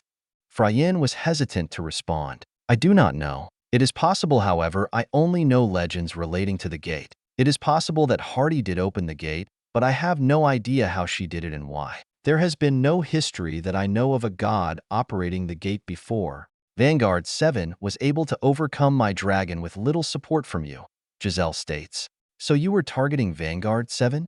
Stanford asks. My goddess wants Rory for her own, Giselle said. She can track Rory. It was just waiting until the time was right. By the way, where is Rory, Sharpe, and Pina? I was expecting them to be here. And that is why they are not, Stanford said. Now why did your goddess open the gate? Castillo asked. For that, you must go see and ask her yourself, Giselle said with a smirk. Hearing that angers her. She is getting tired of this world game. I want you to tell me now. I cannot, Giselle responds. Only Mistress Hardy knows. I was just here to give you a message. She wants to meet Major Sharpe with Rory to meet her at her temple at Belnago. You or Hardy don't make personnel decisions here, Stanford said. Say what you want, General, but that is what Hardy commanded, Giselle said. If you send a different unit, Hardy will not be pleased, especially if Rory is not there. She can see the threat. It is a subtle threat, but a threat, nonetheless. So far in the war, NATO has yet to encounter an actual god. Based on Rory, Lelei, Tuke, and the other locals, she is convinced they are real in this world. How they talk about them makes it sound like they interact with these gods. She then realizes that Giselle intently wanted to get captured so she could give this message. Okay, you gave us your message. Now what? Until you go to Belnago, I have no role, Giselle said with a smile. I wish to see Alnus for myself, experience your culture and ways. I hear you have tons of delicious foods and drinks. She cannot believe what she just heard. You have got to be fucking kidding me, Giselle. Giselle looks at her strangely. What? You got half of a village killed for some game, she said in a pissed tone. You tried to kill one of my elite units, and now you are saying you want to casually walk around one of my cities. I am an apostle, Giselle said before being interrupted.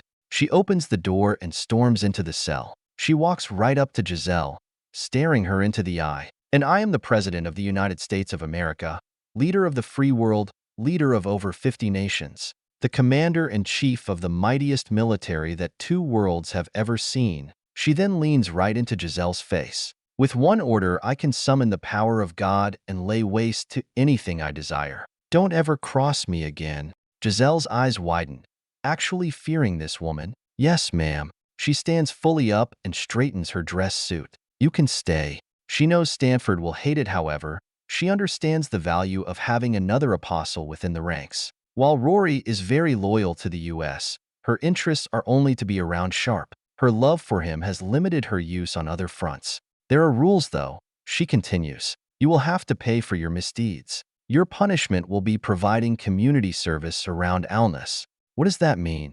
Giselle asked, confused by that statement. You will clean the streets, clean the laundry areas. You will go out and help farmers fix their property. You will do whatever the public needs, she explains. While the punishment seems like a slap on the wrist for the crimes she committed, she sees no other form of punishment for an apostle. English common law is worthless to someone like Rory and Giselle. Luckily, Alnus is a U.S. territory, so she has some leeway on what she can do with the law.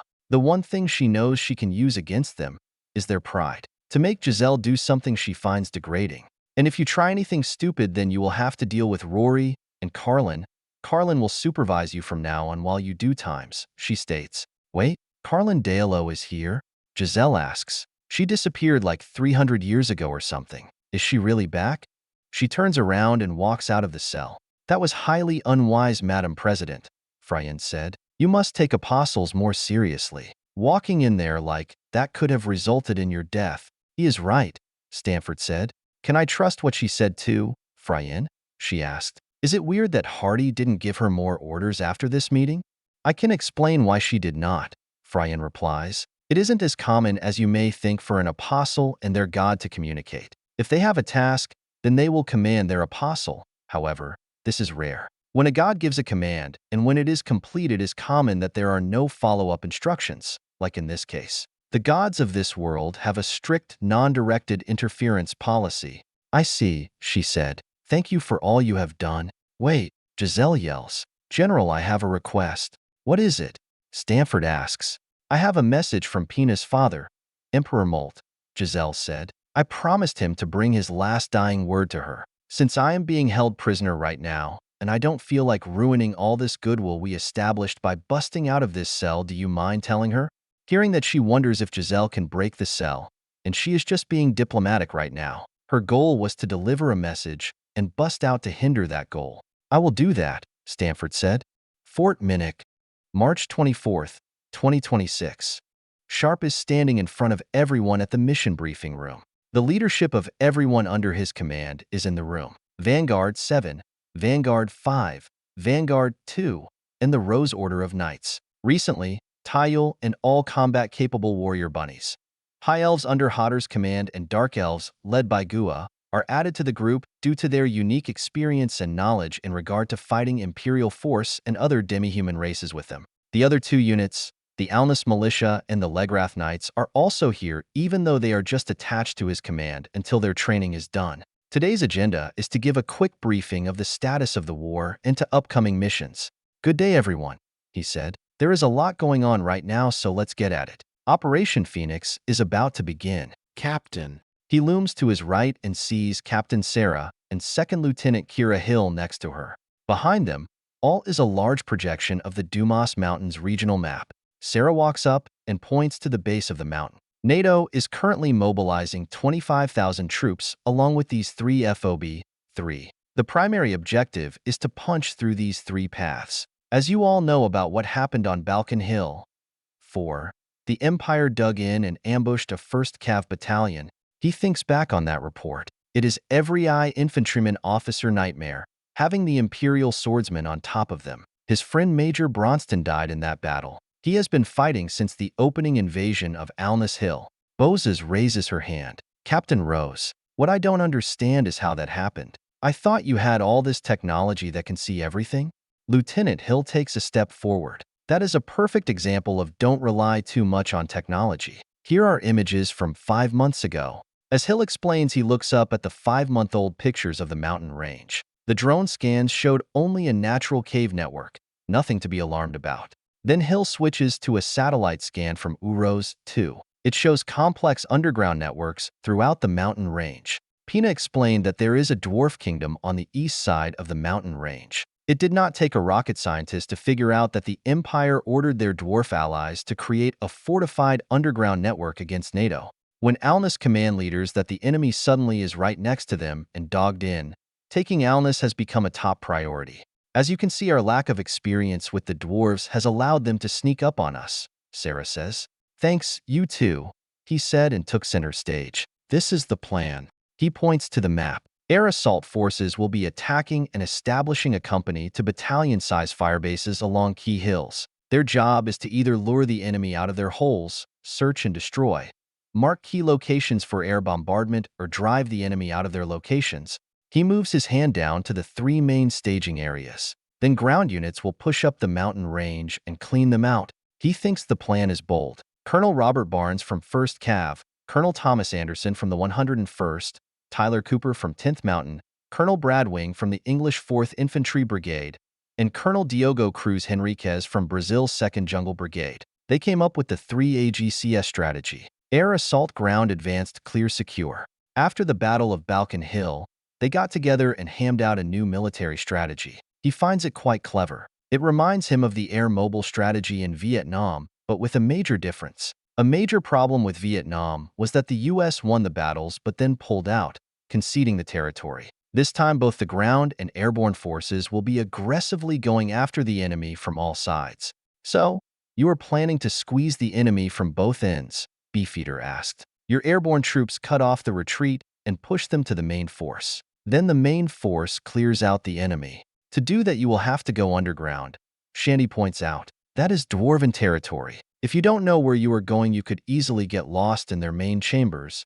We figured this, Sarah responded. That is why the president authorized the use of the GBU 46/a Moab MKI 5 and MOPS 6 to be used as needed. Why are you bothering with all this?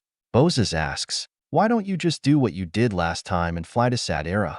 Baluti raises her hand, showing confusion. I have always been confused about why you haven't done that yet. I saw how you took Legrath in a day, so I know you can take Sadera. I do not believe they can take Sadera in a day, Pina states quickly. Someone sounds protective, Bailey states with a chuckle. Pina looks at Bailey, annoyed. Sadera has 2 million people. On a normal day, it would have a full legion guarding the city. With my brother during the war, time expects 4 to 6 legions. This is the capital. Expect everyone, including the population, to fight to the death. Knock it off, you two, he orders. And Pina is correct. The brass came to the same conclusion. The reason we have yet to attack Sadera is that they are just out of our reach right now, Sarah said, and then points to the map. When we attacked Sadera the first time, we had to refuel our V-22s while they were on the way back, making a direct air assault impossible. This includes most of our air support. A direct path between Alnus and Sadera close to 1,000 kilometers. To get our Apache's helicopters within the range, we had to drive them close to the center of this valley here. Sarah then points to the south of the Dumas Mountains, where the mountain range ends, by the town of Marias. As you can see, the Empire still controls everything north of Marais and Budum. We did a study and found our heavy and medium vehicles will not be able to get through here without significant delays. The road to Sadera just cannot support the hundreds of vehicles we will need. Plus, there are fortresses and towns we will have to take. Point is, it is just not worth it, Bailey finishes. Correct, he said. The war front requires our focus on other theaters. While most of Ely's is ours and our control, we are still establishing ourselves. Ely's being engaged on 3 sides, and now the Ticaret Conglomerate joining in command doesn't want to remove forces. Panache chuckles a little. So, you people do have limitations. Of course, he responds, looking directly at Panache. We could easily take Sadera, but that isn't the problem. It's logistics. It will take 20,000 soldiers to occupy the city. So, what is the plan? Johnson asks. I cannot believe the brass is going to ignore Sadera. Correct, Lieutenant, he said. He then points to the map. Because the Empire closed off the Dumas Pass by Lorsis and by a sizable force, so we cannot clear it out, we are going to punch through here. He then points to a thinking part of the mountain range, next to the dwarf kingdom Galrash. The 2 main forces will be pushing through the north and the south of this kingdom. Whoever breaks first wins. On top of this, King Duran agreed to deploy his army, Sarah adds. We will be conducting a joint attack against Marais. After that, they will keep pushing north. This is meant to distract the Imperial Army. About damn time Elba gets in the war, Bailey said. They would have gotten in sooner if you didn't kill them all. 7. Panache points out. It takes a long time to rebuild an army. Panache is correct, he said. He can see his agreeing with her shocked her. Their attack against Alnus in the opening stage of the war and the war against Algona has made it more complicated for the Elba army. There are also some reports with instability in the Tumarin, which means the Elba army has to keep a garrison on their southern border, Hill added. After the Second Battle of Alnus, the kingdoms of Tumarin, Mudwan, and the League Principality have remained neutral or leaning loyal to the Empire. As long as they stayed within their borders, and no buildup of Imperial troops, Alnus command ignored them for more important theaters. But recent intelligence says something is happening in Tumarin. He looks around and sees Pina and Shandy taking notes. Bozes is paying attention but does not seem to be recording anything. Beefeater has been laying back, however. He can see in her eyes that she is memorizing everything. Panache, on the other hand, is paying attention. There is also Operation Tombstone, he said. He sees Hill move to the next map. It is what the brass calls the Arm of Falmart, the long but thin piece of land south of Legrath and the Ligus Mountains. To him, it looks like the boot of Italy but larger. To put pressure off of Ely's, the brass decided to invade the city of Yorgo, he said as he pointed to it on the map. It is a port city that leans inroads. Based on the Batgirl Mintiv's description of her country, many Darklings are not hostile. The goal is to make inroads with the Darklings and put down the orcs and goblins. The 82nd Airborne and other NATO paratroopers will be dropping here at an unknown time, Sarah states. Since technology cannot always guarantee winning, which is the fact we learn it many times after many encounters with the Imperial Force and the fact that the Imperial Force is using the very nature of this world against us. Therefore, based on Bailey and my experience, we have managed to convince the Alnus militia to be more involved in combat from now on, since they live here in Falmart much longer than us to know what we still do not even know yet. In both Operation Phoenix and Tombstone, I have special assignments for you and your bunnies, Tayul, as well as your people Tu Hodo and Jelua. What are these special assignments? Tayul asks. These assignments require your people expertise as assassinations and scouting. Beside your superhuman prowess, we know that the bunnies had waged war with the Imperial force for a long time to know much of their tricks and weaknesses. So I want you and your bunnies to support our advancing troops in all our campaigns to detect Imperial guerrilla attacks to increase reaction time to deal with them effectively, as well as scouting enemy movements during combats. To use your stealth and speed to conduct sabotage missions, he explains. However, the most important task is still assassination. I want you and your people to infiltrate enemy position, thin them out and raise hell before we can attack and finish them off, targeting mages and any types of enemies that can greatly hinder our advances, he said as he details the plan. That doesn't sound so difficult, Delilah smirks. For your people Hotter and Jello, your people's archery and spirit magic will be useful for our troops to hinder the enemy advance in our position.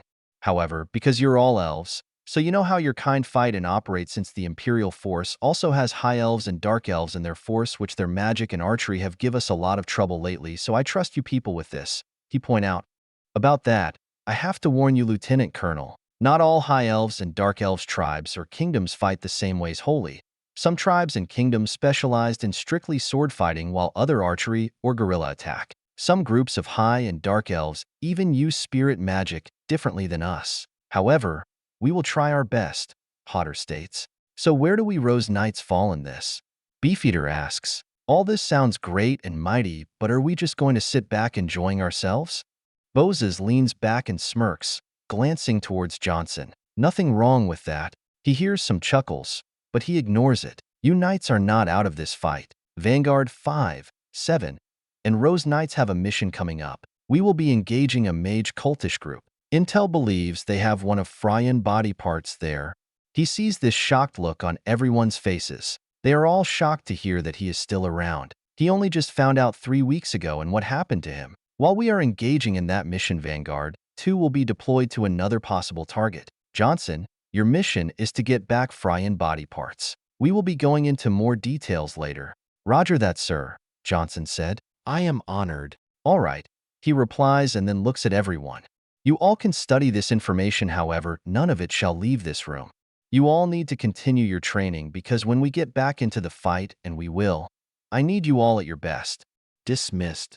Oh, I almost forgot. The Rose Knights and all native militia will receive new weapons to enhance your combat capability, so check the armory, he said. Finally, we can use guns, Hamilton said with excitement. Negative, Sharpe responds. You still use your traditional weapons, but in a more advanced version and some additional weapons.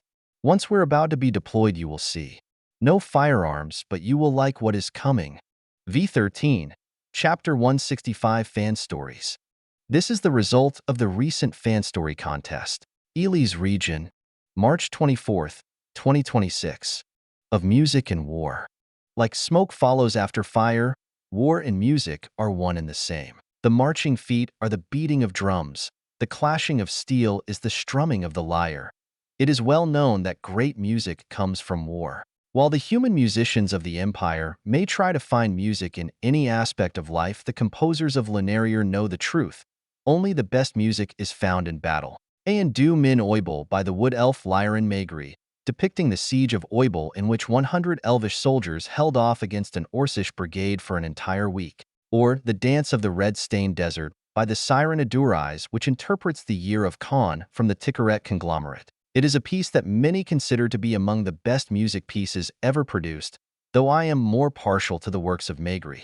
Opinions aside, it is known to the composers of Lunaria that war breeds good music. This is why I, Vamr Crisnellis, worshipper and composer of Lunaria, find myself in the lands of the Empire, or to be more correct, in the lands of the Otherworlders. Amid this unusual conflict, I intend to produce the next masterpiece and have my music composed in the grand halls of the Eklevana. You there. Vamr's inner monologue was cut off by shouting from in front of him. As he turned his focus back, he saw a small squadron of Imperial soldiers. Great, just what I needed, he thought to himself. What business do you have so far into these lands? All citizens are to be stopped at the outpost. The squadron captain spoke. Ah yes, the outpost.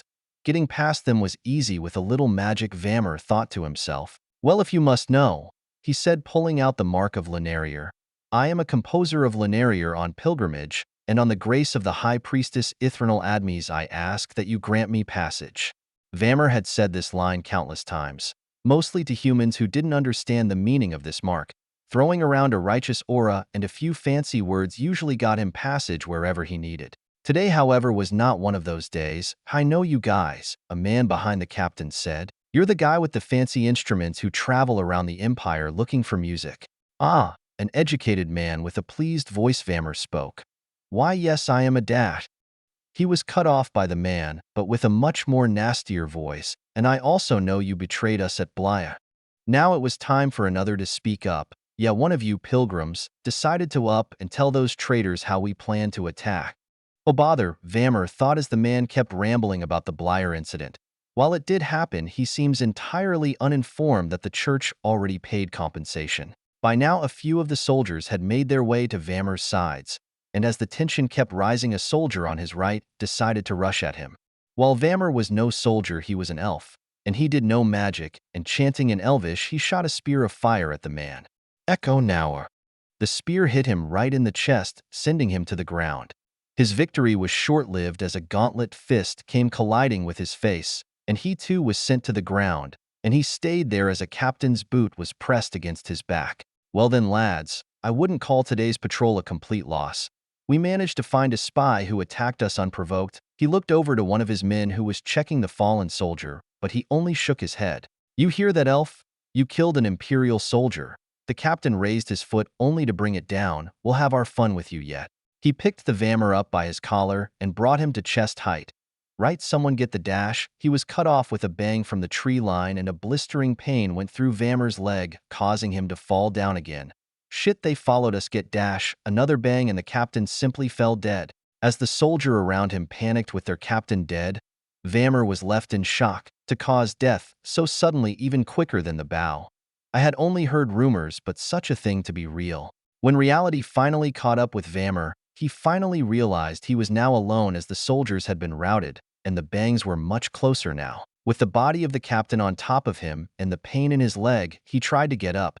He was a musician and a mage, not a warrior.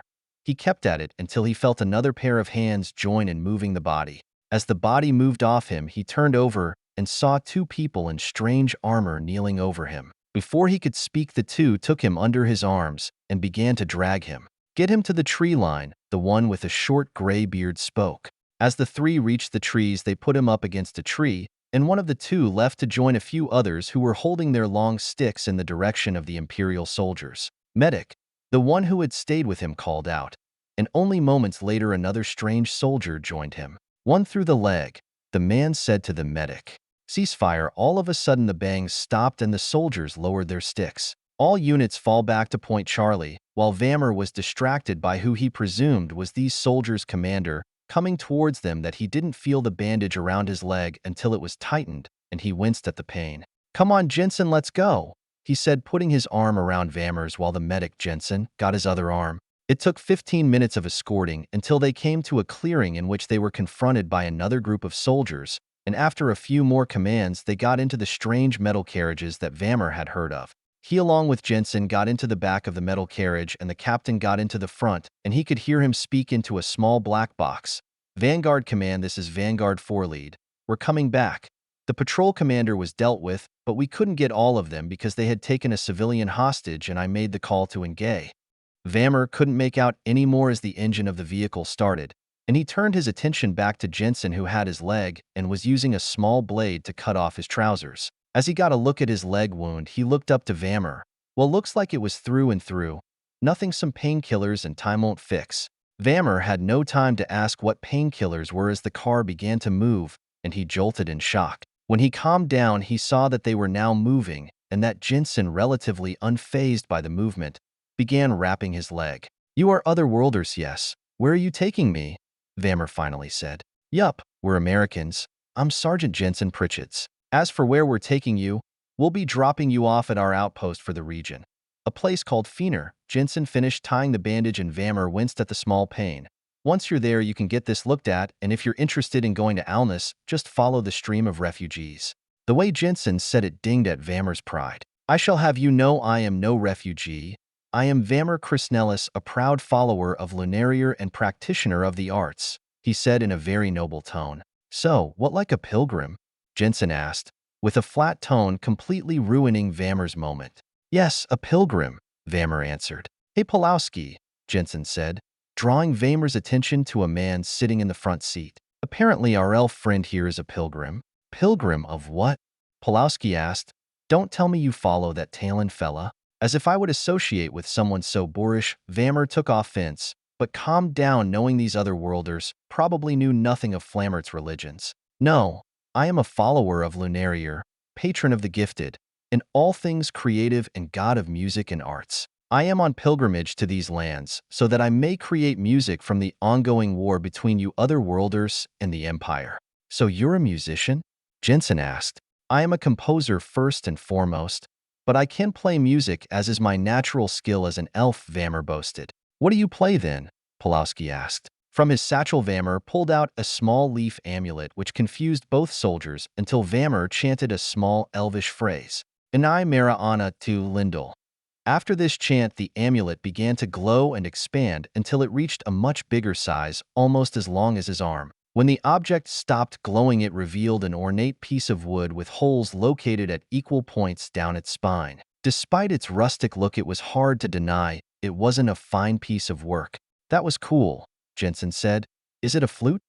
Vammer was about to say something when the radio sounded out. Vanguard Lead, this is Vanguard Alpha. We just saw glowing from your vehicle. Is everything okay? We're okay, Vanguard Alpha. Just our elf friend showing us some magic, Pulowski said into the radio. Copy that. When Pulowski finished, he looked up to see the confused face of Vammer. It's a radio that lets us communicate over long and short distances, Pulowski answered before Vammer could even speak. Well then, to answer your question, Jensen was it? Jensen nodded. Well, this instrument is of special craft, and it is far more special than a common flute. Well, could you give us a demonstration? Pulowski asked. I would be more than happy to play for you as recompense for saving my life from those Imperial thugs. But I ask I perform when we have arrived, and without this carriage, as the noise it makes is rather unsettling, Vammer said. Both the soldiers looked at each other and shrugged. Musician's vanity, Pulowski said. The rest of the trip wasn't long depending on who you were. For Jensen, it was quick as the super nerd-turned-soldier got to meet and talk to a real elf. For Vammer, it couldn't have been longer, being bombarded by questions from Jensen wore on his patience. When they arrived, a few people in the town gave way to the cars as they made their way to the town center, and once there the cars stopped. Vammer was more than happy to stretch his legs again, although he was painfully reminded that he had in fact been shot, but was fortunate enough to be caught by Jensen, who then led him to go and see a doctor. Vammer was let out after an argument with the doctor over the fact that he didn't need antibiotics, and that as he was a wood elf, he was naturally resistant to infection anyway. Eventually, the doctor caved and simply redressed the wound and sent Vammer on his way. It didn't take long for Vammer to find Jensen and his squad again, as they had set up where most soldiers went, the inn. Once Jensen noticed Vammer approaching, he stood and raised his mug. Our elf friend has arrived. How's the leg? Just fine, thank you, Vammer said, hiding his annoyance at the brashness of Jensen. I believe I said I owed you a song. This got the attention of a few of the bar patrons who knew by his clothing that Vammer was a follower of Lunarier. All right then, play away, Jensen said, and Vammer smirked. Clearly these other worlders knew nothing of Lunarier or her composers. They were in for a surprise, and Vammer always loved showing off. Confusingly to the soldiers, some of the locals started to clear some space around Vammer as he took out the instrument from before. Vammer got onto one of the tables as a few more people gathered around, and he sat down crossing both legs. As Vammer put the instrument to his lips, he thought to himself, while anyone can become a follower of Lunarier, only true devoted worshippers can do this. As soon as Vammer put his lips to his instrument, the atmosphere in the bar changed, catching the attention of everyone. The tune he started with was soft and very melodic. The aura in the room began to pick up as he kept on. When Vammer finally picked up his pace and started the next part of the song, the purpose of the space that was created came to light. In the middle of the circle, magic started to gather, and slowly something started to glow, and it went higher and higher, eventually making the form of a woman. She had an ethereal glow to her body, and her face was blank like a mannequin. Once she was fully formed, she began to move, much to the shock of Jensen and his squad. The ghostly woman began to dance around the circle, and the eyes of everyone in the bar was captivated by her. Her movements were elegant and matched the music perfectly.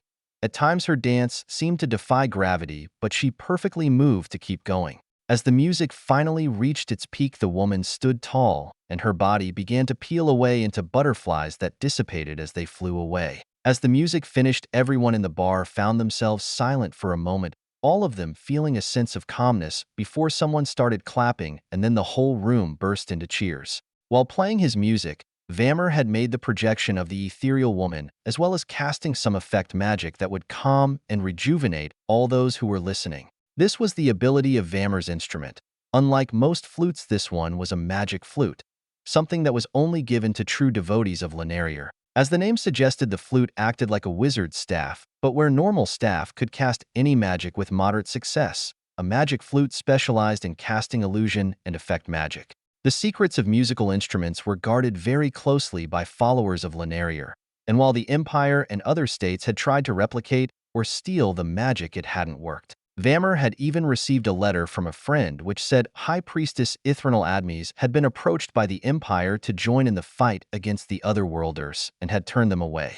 The position of most in the church was not to be involved in war, but to follow and draw inspiration from it. This opinion was also Vammer's position, and he was quite happy to stay on the side and watch. The remainder of the night seemed to blend together as a combination of casting the fireball earlier, getting hit in the face, and using magic to perform had drained Vammer. After the room calmed down, Vammer managed to find the owner of the inn and get a room with a discount thanks to the performance. Waking up, Vammer found himself in a less than luxurious room. Not that he wasn't used to it, him being a traveler meant staying at some less than reputable places. After getting himself presentable, he began to check through his satchel, something he had learned to do from his previous experiences. What he saw, or rather didn't see, made his face pale. "Wherein Uros is my music book," Vammer shouted as he began to tear apart the room looking. After a minute of frantic searching, he paused for a moment. "Wait, that Jensen fellow asked me about my music and I showed him that book. I must have left it there," Vammer thought as he began to tidy the room and left in a hurry for where they had stopped yesterday. Vammer approached the town center and found the strange carriages were still there, but with Jensen nowhere in sight. Once inside, he approached a man in a light green uniform like Jensen had under his vest. "Excuse me, sir. I'm looking for a man named Jensen and another called Pulaski." Vammer tried his best to pronounce the other man's name. When the man didn't respond, Vammer grew annoyed. Was he ignoring him? "Don't you think it's rather rude to ignore someone?" Vammer spat. This seemed to grab the man's attention, and he turned around, taking out something from his ears, and was surprised to see a scowl on Vammer's face. In an apologetic tone, the man spoke, "Oh, sorry, I didn't hear you. I was listening to music." The man then seemed to think for a moment. "Oh yeah, you're that elf that performed last night. I was there, and I have to say it was a very melodic piece." Vammer's scowl lessened at the praise. If there was a way to an elf's good side, it was through flattery. "Ah yes, you must be here for this," the man said as he reached over to a desk upon which sat a familiar book. Thank Lelei, Vammer's attitude did a full 180 as he hugged the book closely. The man smiled. "Yeah, I figured a musician like yourself would rather lose a leg than lose your songbook," he said. "You couldn't be more right," Vammer said, placing the book in his bag. That was when his elf ears picked up music. It was very faint, and when he focused, he found that it was coming from the buds he had taken out of his ears. "You said you were listening to music? Do you mean through those?" Vammer said, pointing to the white buds. Oh yeah, these are earbuds and they play music from this," he said, pulling out a small device with a black screen. "On this device, I can record and listen to music as much as I want to. Like a book, but just for listening to music." The man took hold of the bud and held it out to Vammer. "Here, put it to your ear. I always wondered what a native musician would think of our music," he said. Vammer took hold of the bud and brought it closer to his ear. "It's a piece called Ride of the Valkyries by Richard Wagner." Vammer finally placed the bud in his ear and was shocked to find himself hearing a full orchestra. After his shock wore off, Vammer listened intently to the music, half as a lover of music and half as an analyzing composer assessing another work. This was clearly music of war. Each instrument seemed to work in tandem to create a feeling of courage and inspiration. The image that this music put into Vammer's head was one of a gallant charge of soldiers, and to Vammer the image a piece of music gave was half the battle. The music's feeling then changed to apprehension for a moment, but not long before going back to its original feeling, and the shift back only seemed to amplify the feeling in Vammer's heart. As the song came to a close, Vammer could do little but wish for more. This song, at the very least, is deserving of a place in the halls of the Eklavana, he thought. Vammer took out the bud from his ear and handed it back to the man. Well, I must say it is an incredible piece, Vammer said while keeping a straight face, his elven pride not letting him show his true appreciation. Though I must ask, the name of the piece, Ride of the Valkyries, I assume Valkyries are warriors of your culture. The man chuckled slightly. I'm glad you like it. It's one of my favorites, the man said, and after a pause, he continued. As for the Valkyries, well, they are a group of female warriors from Norse mythology. They are sad to behold beautiful wings and travel to each battlefield, selecting the warriors who died bravely so that they can move on to Valhalla, the Norse afterlife for the brave. As I assumed, it is a music piece of war, Vammer said, causing the man to look confused. Don't worry, it isn't an insult. It is of wide belief between the composers of Lunaria that the best music comes from war. As the great composer Lyron Magri said, it is the work of we few composers to show the glory and honor of war. After Vammer finished his small rant, he looked back to the man who was thinking. I thank you for keeping my book safe and showing me that my decision to come here was not without fault, sir. Oh, James Owen Jones. James scratched his neck, releasing he hadn't given his name yet. But there's no need for the sir part. Well, thank you, James, Vammer said as he turned around to leave. I disagree. Vammer only got a few steps before James stopped him. Vammer turned around quizzically. From my experience, war very rarely involves glory and honor. Even so, I disagree. Music and war work together. Vammer fully turned around to face James as he went on. When there is war, there is also an increase in music. Yes, but it isn't or shouldn't be because they go together. Rather, when war comes, music rises to face it. Where war leaves wounded and tired, music comes along to heal and inspire. Music can be about war, but it can also be about remembrance, companionship, and love. I mean, no offense to you or those, but as the American composer Leonard Bernstein said, this will be our reply to violence. To make music more intensely, more beautifully, more devotedly than ever before. With that, James finished, and the two stood a few meters apart staring at one another. James, someone shouted from another room, and James turned to leave, but not before nodding to Vammer. Vammer stood silent for a moment. He was feeling so much more than he expressed. He had just found that these people had a wealth of culture behind them. Alongside that, they had a viewpoint completely new to Vammer. In his head, Vammer had dismissed James' opinion, but as with the spreading of all ideologies, the seed of an idea had been planted. Placing his hand over his heart, he muttered a small prayer to Lunaria. To Vammer, his journey here had been rough. No small number of strangers and even friends had tried to discourage him from going to Alnus. It was too different, they said. They were right. The people from another world were different. But at this, Vammer only steeled himself, as now his task was clear. If the music he had been shown was anything to go by, then this new culture would be as rich and full as Falmart's. As these two cultural giants inched toward each other, as an elf, composer, and follower of Lunaria, Vammer wanted to be right in the middle and maybe, just maybe, compel these giants to lift one another up instead of tearing the other down. To Alnus then, Vammer said to himself. Written by Hockey12, the winner of the fan story contest. Check out his Fallout story, Fallout, Our Never-Ending War. Sadera, Akusho, March 11th, 2025. Thaddeus was walking down the streets. Well, if you could even call them streets, in Akusho, the slums. He hated being here. The war was going badly for the Empire. He saw right through their propaganda. Shortages were growing. People are losing their jobs.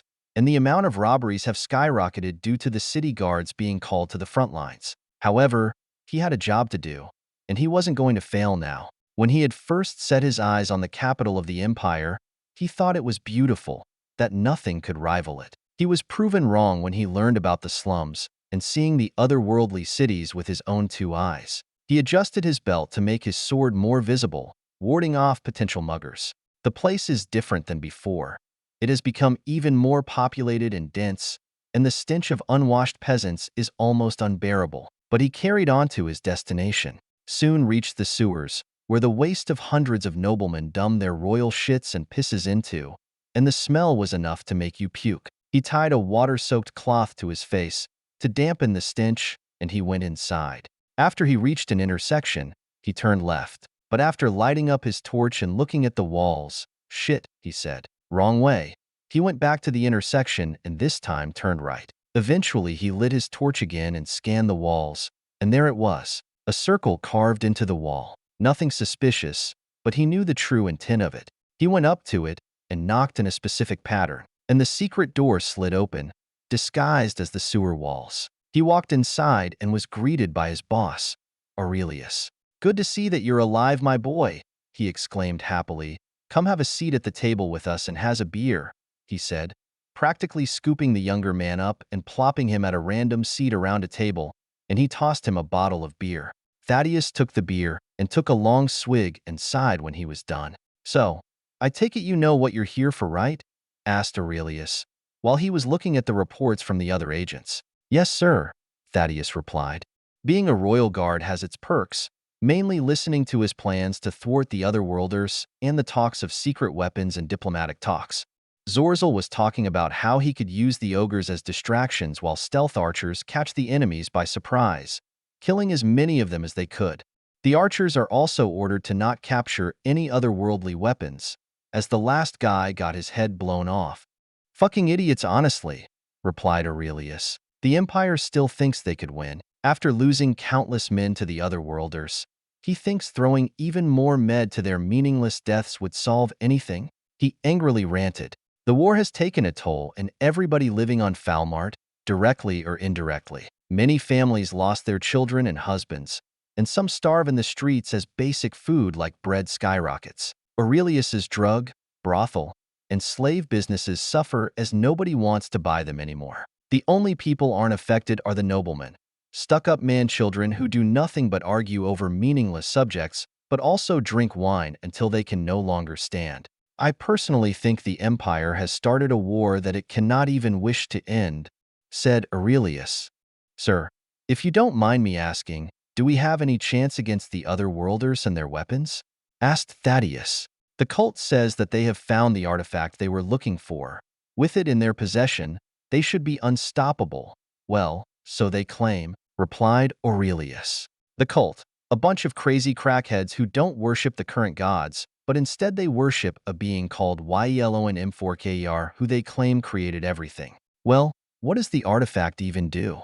The only thing they told me was our glorious leader in red shall be back amongst the land of the living once again. Written by Demon was already taken. Check out his gate, the new era story. Grasslands of Headhunting Rabbits.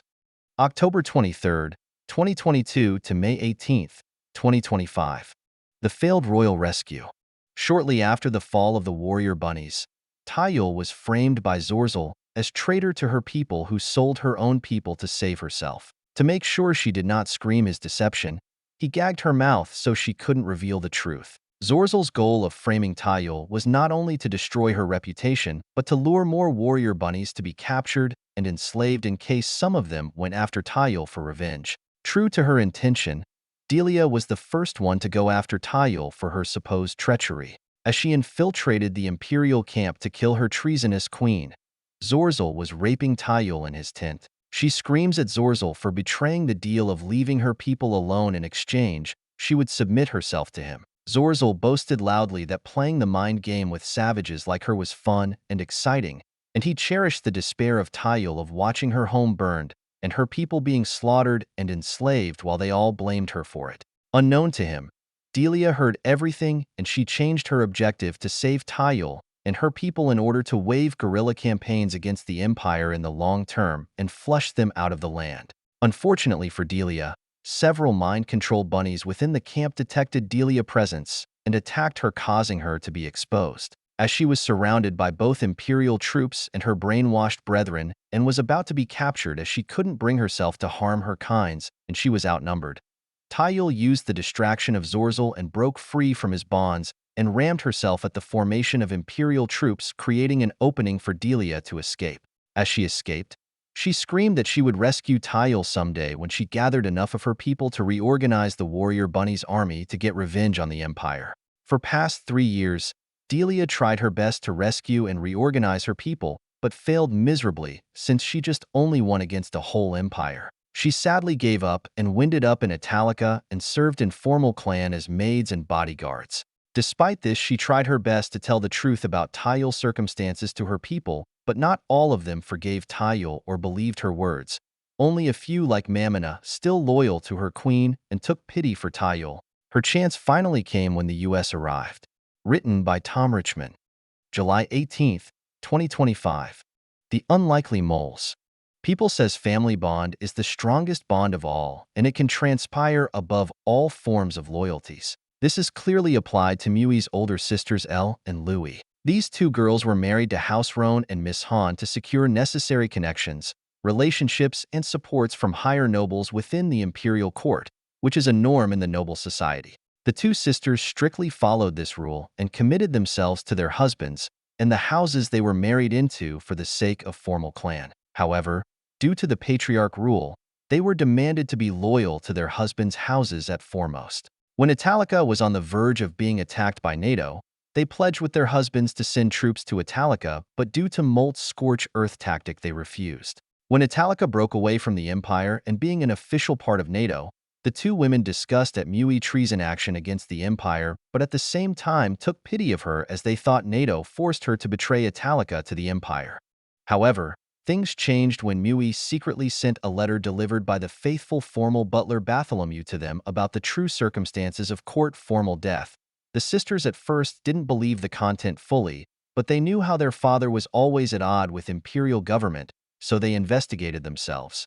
When Herm returned to Seterin, the sisters visited Herm and drunk him with alcohols in which he slipped his tongue about his murder of Formal. The sisters swore revenge against the Empire, but their husbands discovered their intent and savagely brutalized them and forced them to denounce Mui. Bartholomew caught wind of the situation and informed Mui, in which Mui contacted with Stanford about this. The CIA then dispatched a contact with two sisters, and they agreed for them to bug Court Roan and Miss Sham Estate, as well as sending secret messages to the CIA about troop movements of the Imperial force through their husbands, making them one of the CIA moles within the Empire. Written by Tom Richmond. V13, Chapter 166. Sophia Past. Earth, Philadelphia, January 27, 2025. Corporal Sophia Everett jumps off from the back of the M1083 truck. Good to be home. She looks towards the city and sees smoke everywhere. She was born and raised in this city. She has seen many things growing up here. Seeing it in flames terrifies her. Shit, man, she says. My apartment was downtown. I thought this was a joke, Private Higgins said. Just some riots again. She wonders if her school is still intact. Let's go, everyone, Staff Sergeant Tucker said. First squad with me. As she walks with her squad, she passes a plaza. There are dead and wounded people everywhere. She sees one man missing his arm. People crying while others are looking for loved ones. When she enlisted into the National Guard, she knew there was a possibility OKF being deployed to some foreign war. She never imagined seeing combat in her own city and seeing her people crying. She follows her squad through the city. Fires everywhere, bodies everywhere. She hears weapons fire and people yelling in the distance. She hears two of her fellow soldiers up ahead commenting on the burn makes on the building they're passing. Keep moving, Tucker orders. She looks toward and sees this dance club that is on fire. Shit, I used to sneak into there. Sneak? Hanson asks. Isn't that illegal? Maybe, she responds. She wanted to laugh, but seeing her favorite place burning, she can feel the heat even from a block away. The owner didn't give a shit. As they keep walking, she wonders if her friends got out safe. She then this strange roar, followed up by yelling and screaming. Gunfire can be heard. Tucker orders everyone to double time it, and everyone starts running. As they run, they see this small car is flying through the air. A woman inside screaming for her life. The car ramps into a building 4 stories up.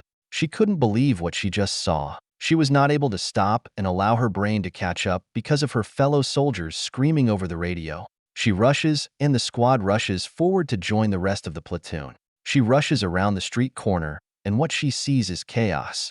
A troll lets out a roar as it slams its large spiked club into a van full of people. The screaming people inside suddenly go quiet as blood sprays the windows.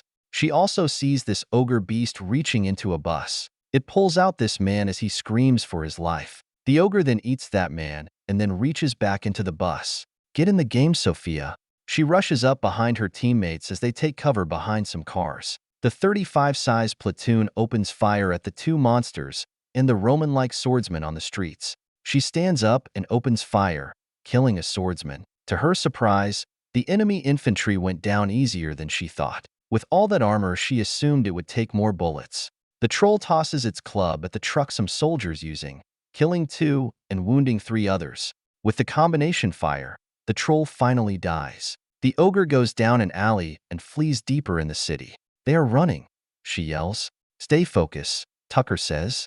Watch out, a soldier yell. She looks up and sees this dragon coming down. The dragon lands in the middle of the intersection. Once it lands, it lets out this deafening roar. She and most other soldiers fall from the intense wind from the wings. As she gets up, she notices a man on top of the dragon, which baffles her. What the fuck is going on? A fucking dragon? One of her comrades helps her up as the other soldiers fire at the dragon.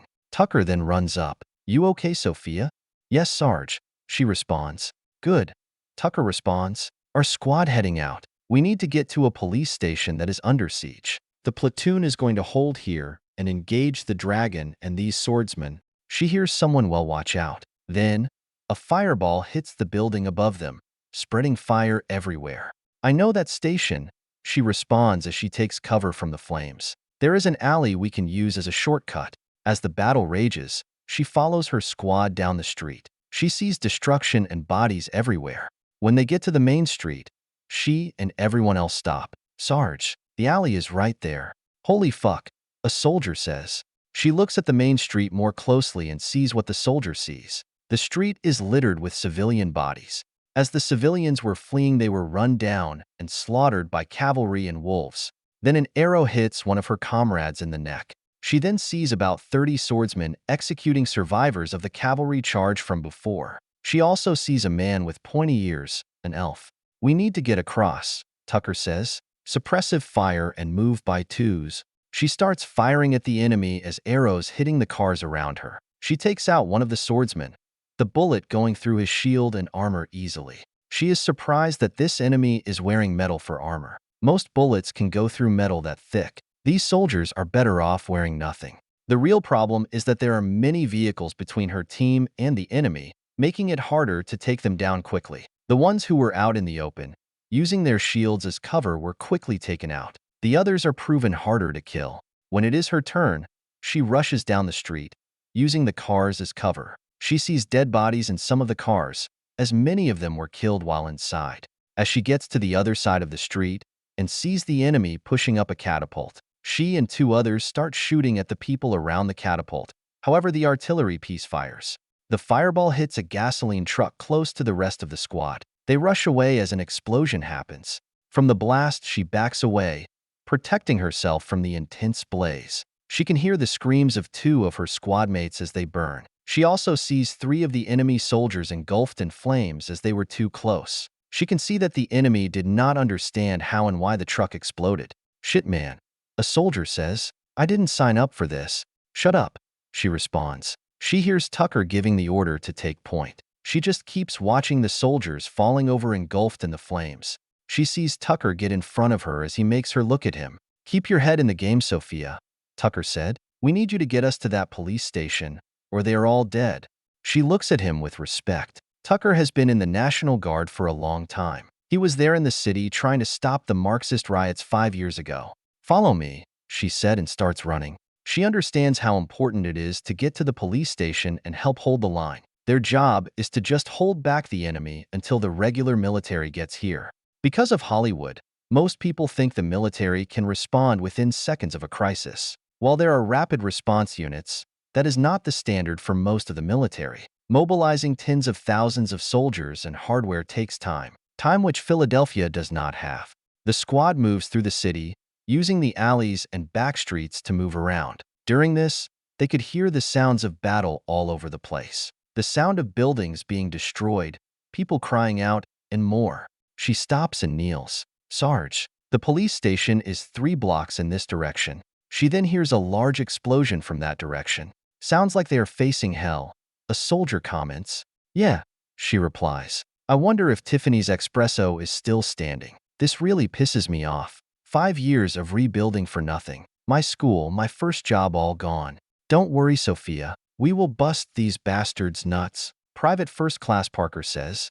All right, team, Tucker says. We will get to the street and see the situation. However, we must link up inside with the police and SWAT and hold out until the rest of the 48th National Guard Division arrives. And then the rest of the army, Parker states. Let's go, Tucker says. Wait, a soldier in the back says. Listen. She looks around, hearing nothing. She is about to respond, but then she hears a sound, a faint scream. It sounds like a woman's scream, begging for help. I hear it too, Tucker said. We know where to go, so Parker, Sophia. Go check it out. If someone needs help, find them and bring them to the police station. She nods and heads out. Follow me, Parker. She moves through the alley and stops. She breaks into the back of a Chinese restaurant. This is another shortcut. I used to eat here when I was a kid. She stops at the restaurant's large window and looks over. See you there.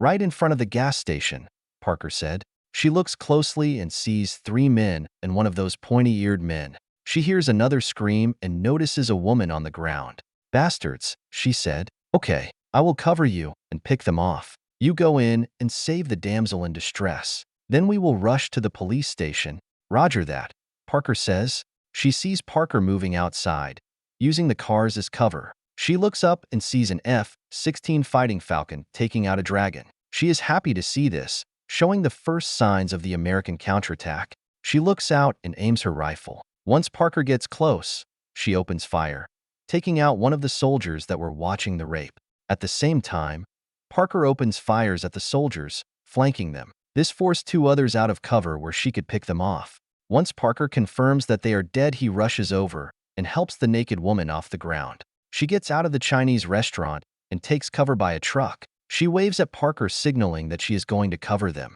Down the street, she sees more strange enemy soldiers coming up. She fires her M4, taking out the leading scout. These people are everywhere.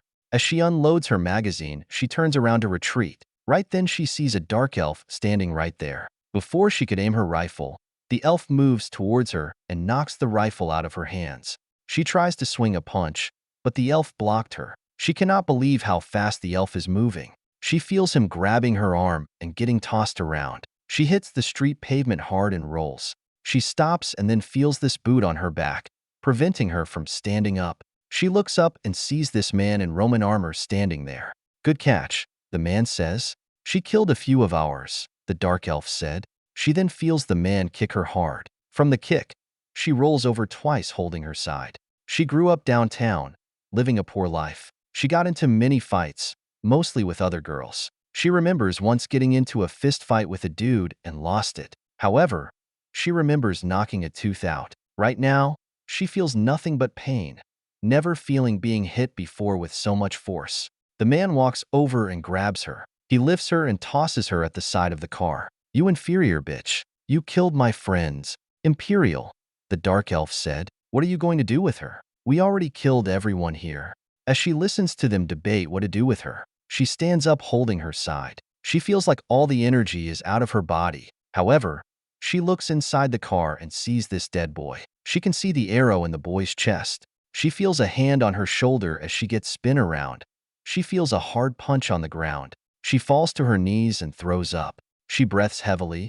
Hearing the two laughing, all she can think is about that dead boy. Seeing the places she grew up burned to the ground. She sees the shadow of that man and the sword he is holding. She sees the sword shadow raise as the man prepares to execute her. While her body screams in pain, her heart only fills with anger. She grabs a piece of glass next to her and rams it into the man's neck. The man takes a few steps backward as he grabs his neck, bleeding to death. While the man dies, she pulls out her combat knife and charges at the elf. She rams him into a van and starts stabbing him. You bastard. You fucking killed my people. For what? Treasure and honor, the elf says as he slides down to the ground dead. She places her hand on her side, feeling a sharp pain. The Kevlar stopped most of the blade, however. It was somehow able to cut through. She hears horns as soldiers marching towards her. She tries running through the street, trying to get to the police station. I just have to make it, and everything will be okay. We will win. She had to travel 5 blocks and hit a few times. When she finally got close, she saw smoke coming from around the corner. She knew there was a siege happening and wondered if the police and army blew the invaders away. She summons what little strength she can muster and rushes over. Once she gets around the street corner, she stops, and her eyes widen in the horror. She sees the police station engulfed in flames. Hundreds to 1,000 of enemy soldiers celebrate their victory over the police. She sees some police in Tucker's hands being nailed to a cross, being crucified. She sees about 13 of these crosses with people on them, begging for their lives. She falls onto her knees, holding her side. She does not know what to do. She saw the stores she used to go to, the apartment of one of her friends' homes, all destroyed. And now the police station with everyone in it dead or dying. Fort Minnick, Vanguard, 7 Barracks, March 24th, 2026. Sophia Everett wakes up during the middle of the night. She is breathing heavily. She places her hand on her forehead as she tries to control her breathing. Bad dream? Alicia asked. She looks over and sees Alicia sitting up in her bed. What makes you think that? Alicia gives her a what the fuck look. Really? The yelling, screaming, the tossing and turning. She gives her a fuck off look and grabs her water bottle. Sophia, Alicia said, you can talk about it if you want. We all understand you were at Ground Zero. None of us were. If you just talked, we could help. Hearing her say that annoyed her. If any of you were there, none of you would have those alien brats around. I worked my ass off to get into Ranger School because I heard you guys were on the front lines kicking enemy ass. The first thing I found out is that you were working with the enemy. Not all of them are the enemy. Alicia responds. We keep telling you that. They earned our trust. Alicia pulls off the covers and sits on her head, looking at her. Let me ask you this. If they are the enemy, why are they nice to you and help you? Selena tried to be your friend. She has been through enough to be treated like that. One. And Selena, she was a sex slave before. She just wants to spread love and be loved. Out of all the girls, she hates Selena the most. It is not anything she has done. It is what she represents. Her commanding officer Sharpe adopted an alien girl. She heard nothing but him and Vanguard, 7 taking it to the enemy, and he adopted one. When the shit hits the fan, she knows she won't be able to trust Sharpe in battle. His loyalties are divided. You should talk to the colonel, Alicia said. I know he is hard to approach, but he is a big softy inside. Just don't start a fight. He fights to win. But he has been in your shoes. Trust me, no one liked him, but he has grown. I hated him the most. The same as you. Trust me.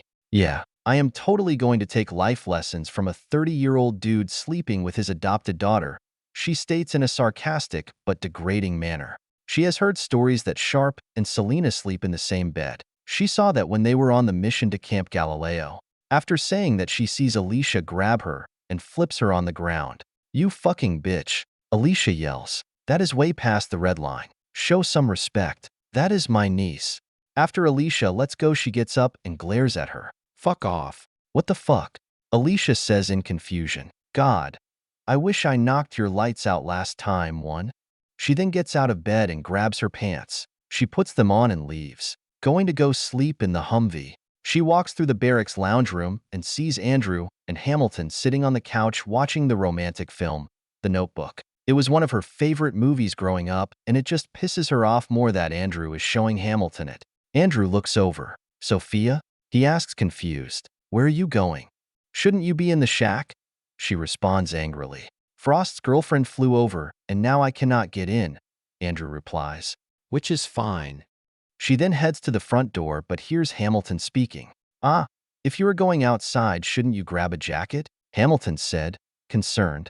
She stops and notices that she has her tank top on. She gets angry hearing that because Hamilton is right. She walks over to the closet and grabs a jacket.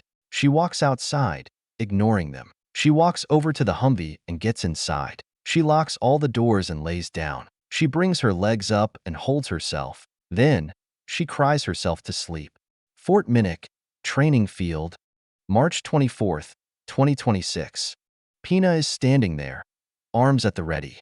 That is right, Ling said. Good balance, princess. She glances over and sees Corporal Ling Fanghua and Sergeant First Class Shino Kurabayashi standing there. Both are training the Rose Knights and the militia on basic martial arts for close-quarter combat. She looks over and sees each Vanguard, 7 members and Rose Knight paired up. They wanted the Rose Knights to practice against a professionally trained soldier to give them an idea of what combat is like. Sharpe believes because the enemy specializes in close combat, it will be wise to know how to fight without a weapon. So far in this training, she has found it extremely exhausting. During her Rose Knight Academy days, she thought Gray's training regiment was hell, but this ranger training has been insane. She feels like she has never worked so hard in her life.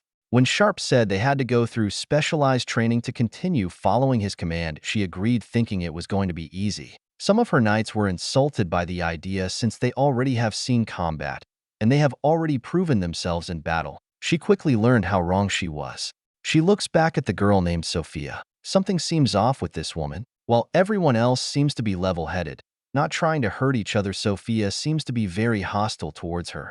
Princess, Sophia, stop, Ling said. Pina, I want you to practice defense. You will need to learn how to block.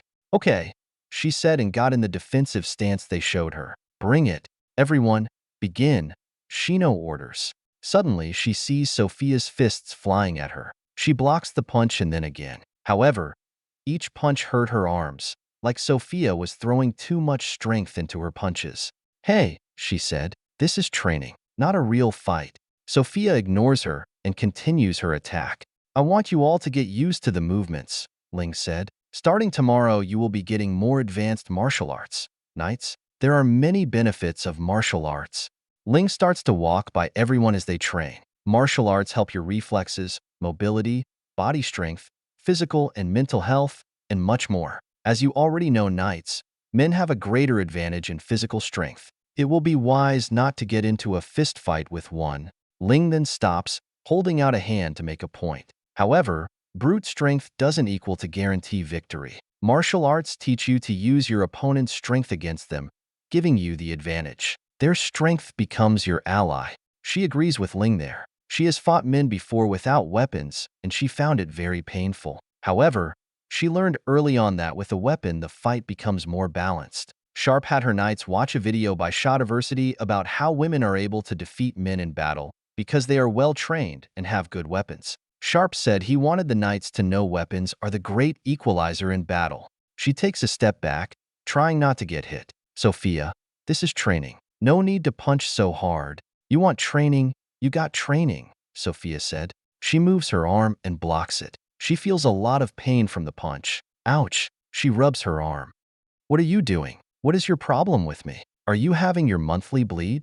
That only pissed Sophia off. She gets into an attack stance. You bitch, you want to know my problem? You killed my people and I have to play nice. She looks at her confused but then realizes the issue. I denounce the Empire. My knights and I are helping you to overthrow my brother. Do you think I care about politics? Sophia responded in an angry tone. You attacked my city. I lost so many friends, business, places I grew up, my first apartment, my first job, my school, were all burned to the ground and destroyed. Most of my unit was killed just trying to delay your people's attack.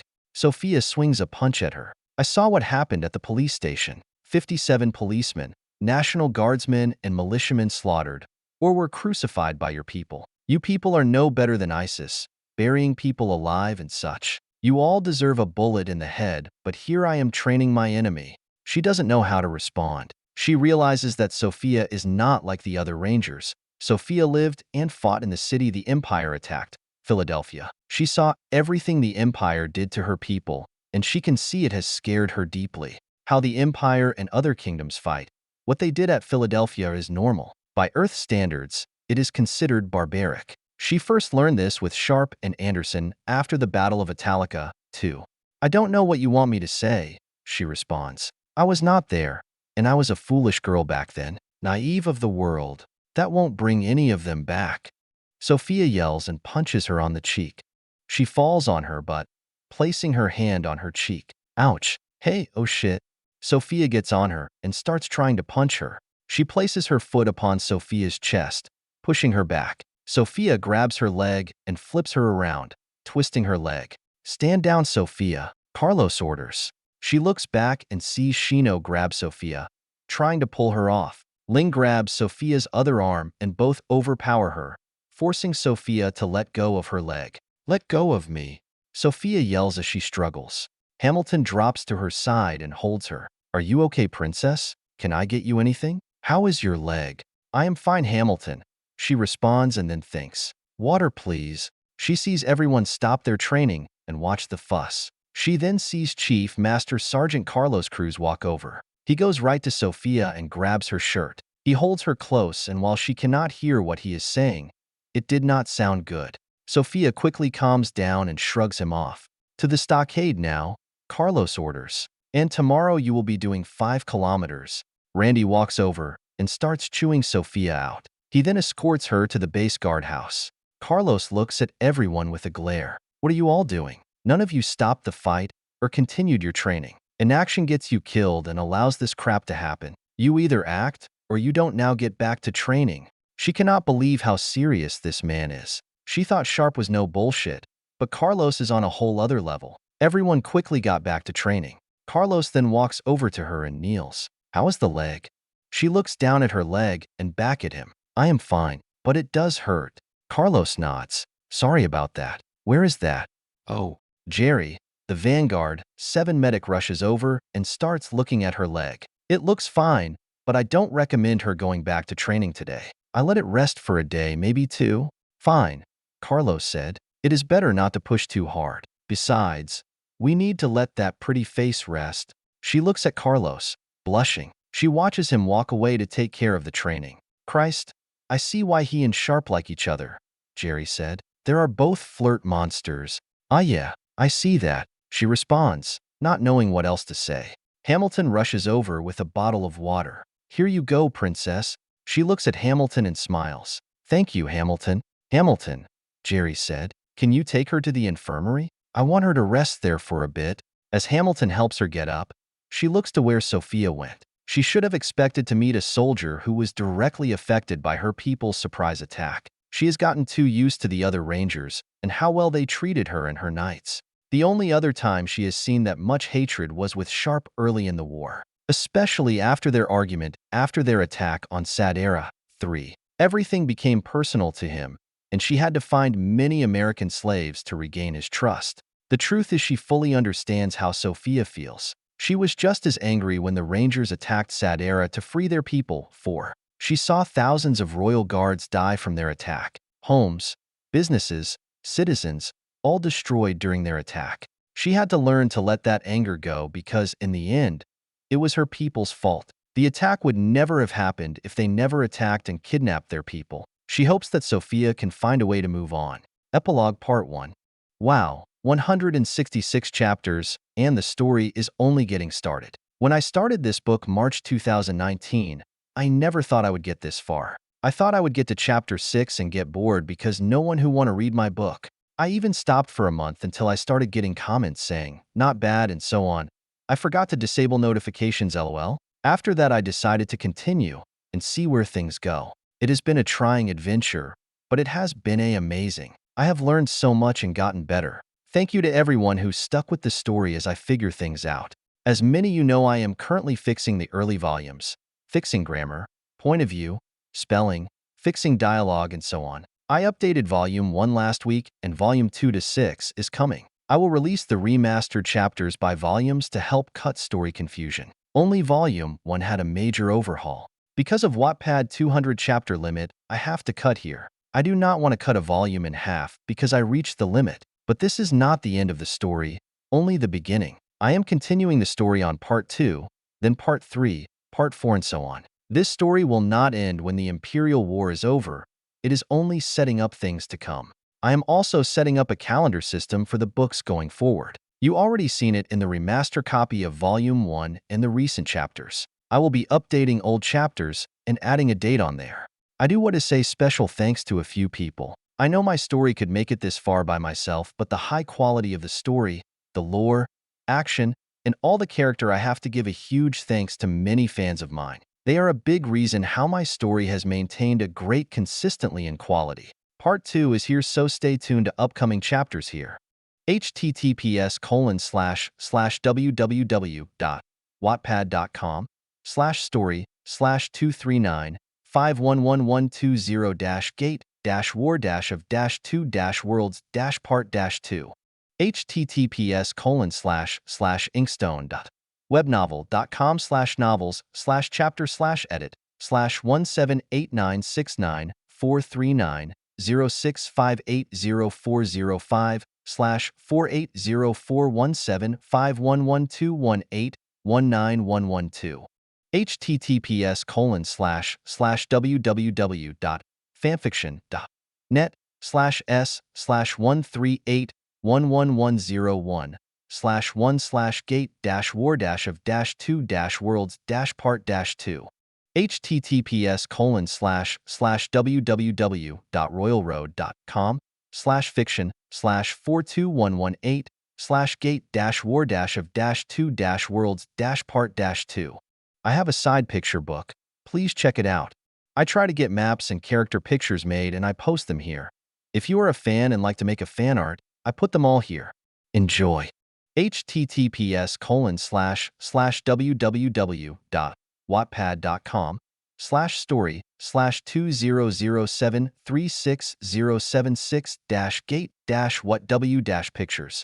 My book is also on Wattpad, Web Novel, Royal Road, Scribble Hub, and Fanfiction. https://wwattpad.com/story/1809-12336-gate-war-of-2-worlds-part-1 https://www.webnovel.com/book/gate%sign 3A-1-2-2-050050505/V01-chapter-1-war-dash-2-worlds-arm_3984396528-764628 https://fiction/33131/gate-war-of-2-worlds-part-1 https://fanfiction.net/s/135860020/1/gate-war-of-2-worlds-part-1 https://www.scribblehub.com/series/1717/gate-war-of-2-worlds. Special thanks to Tom Richmond for always being there and helping me brainstorm ideas. I always can trust his opinion. I cannot list all the things he helped me with. It would take 6 pages or more. Hockey 21 or 12 ICO for all the great ideas. For winning the faction and story contest. Lunar Reaper 824 for helping me early on with ideas and brainstorming. Flamewolf 902 for helping me early on. He helped me with many of the romance and character development early on. He helps created the Merida Apostle Carlin Dealo and was a major help in the Christmas special. I wish you the best of luck in the afterlife, my long-lost friend, but not forgotten. Mithril 124DD for helping me with ideas and brainstorming. Second place winner in the faction contest. Big help with ideas and on of my longest readers. Empty Design, thank you for being with me from the beginning.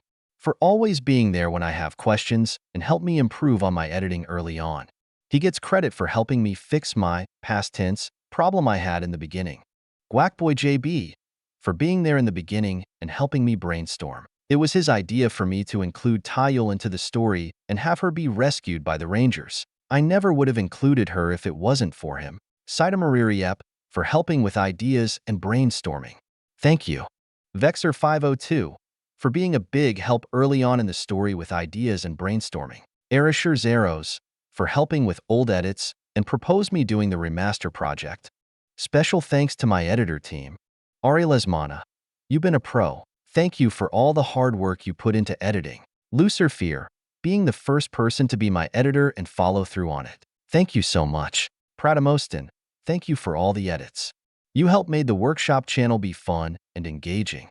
Notorious Degenerate, one of my newest editors, thank you for wanting to help out. Cupman, newest editor. Great job in recent chapter. Welcome to the team. Special thanks to my Discord team. Demon was already taken. He set up my Discord server and helps run it. Thank you because I have no idea how to do it. That been a big help. U.S. General Assembly. Thank you for helping out as a moderator. You have been a big help with the server. I don't feel like I have to worry about the server now knowing you are watching over things. Nafravralvajay, thank you for helping out watching over the server, with all the fixes in it. Special thanks to my cat Nala. If you on the server, you will understand. Hail, thank you again for everyone. I know there are others, and thank you to all of you who were not listed. This has been a great and hard project.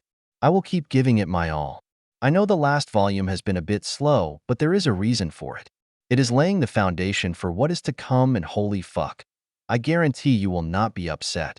Enjoy the calm right now because you will miss it. I couldn't help myself.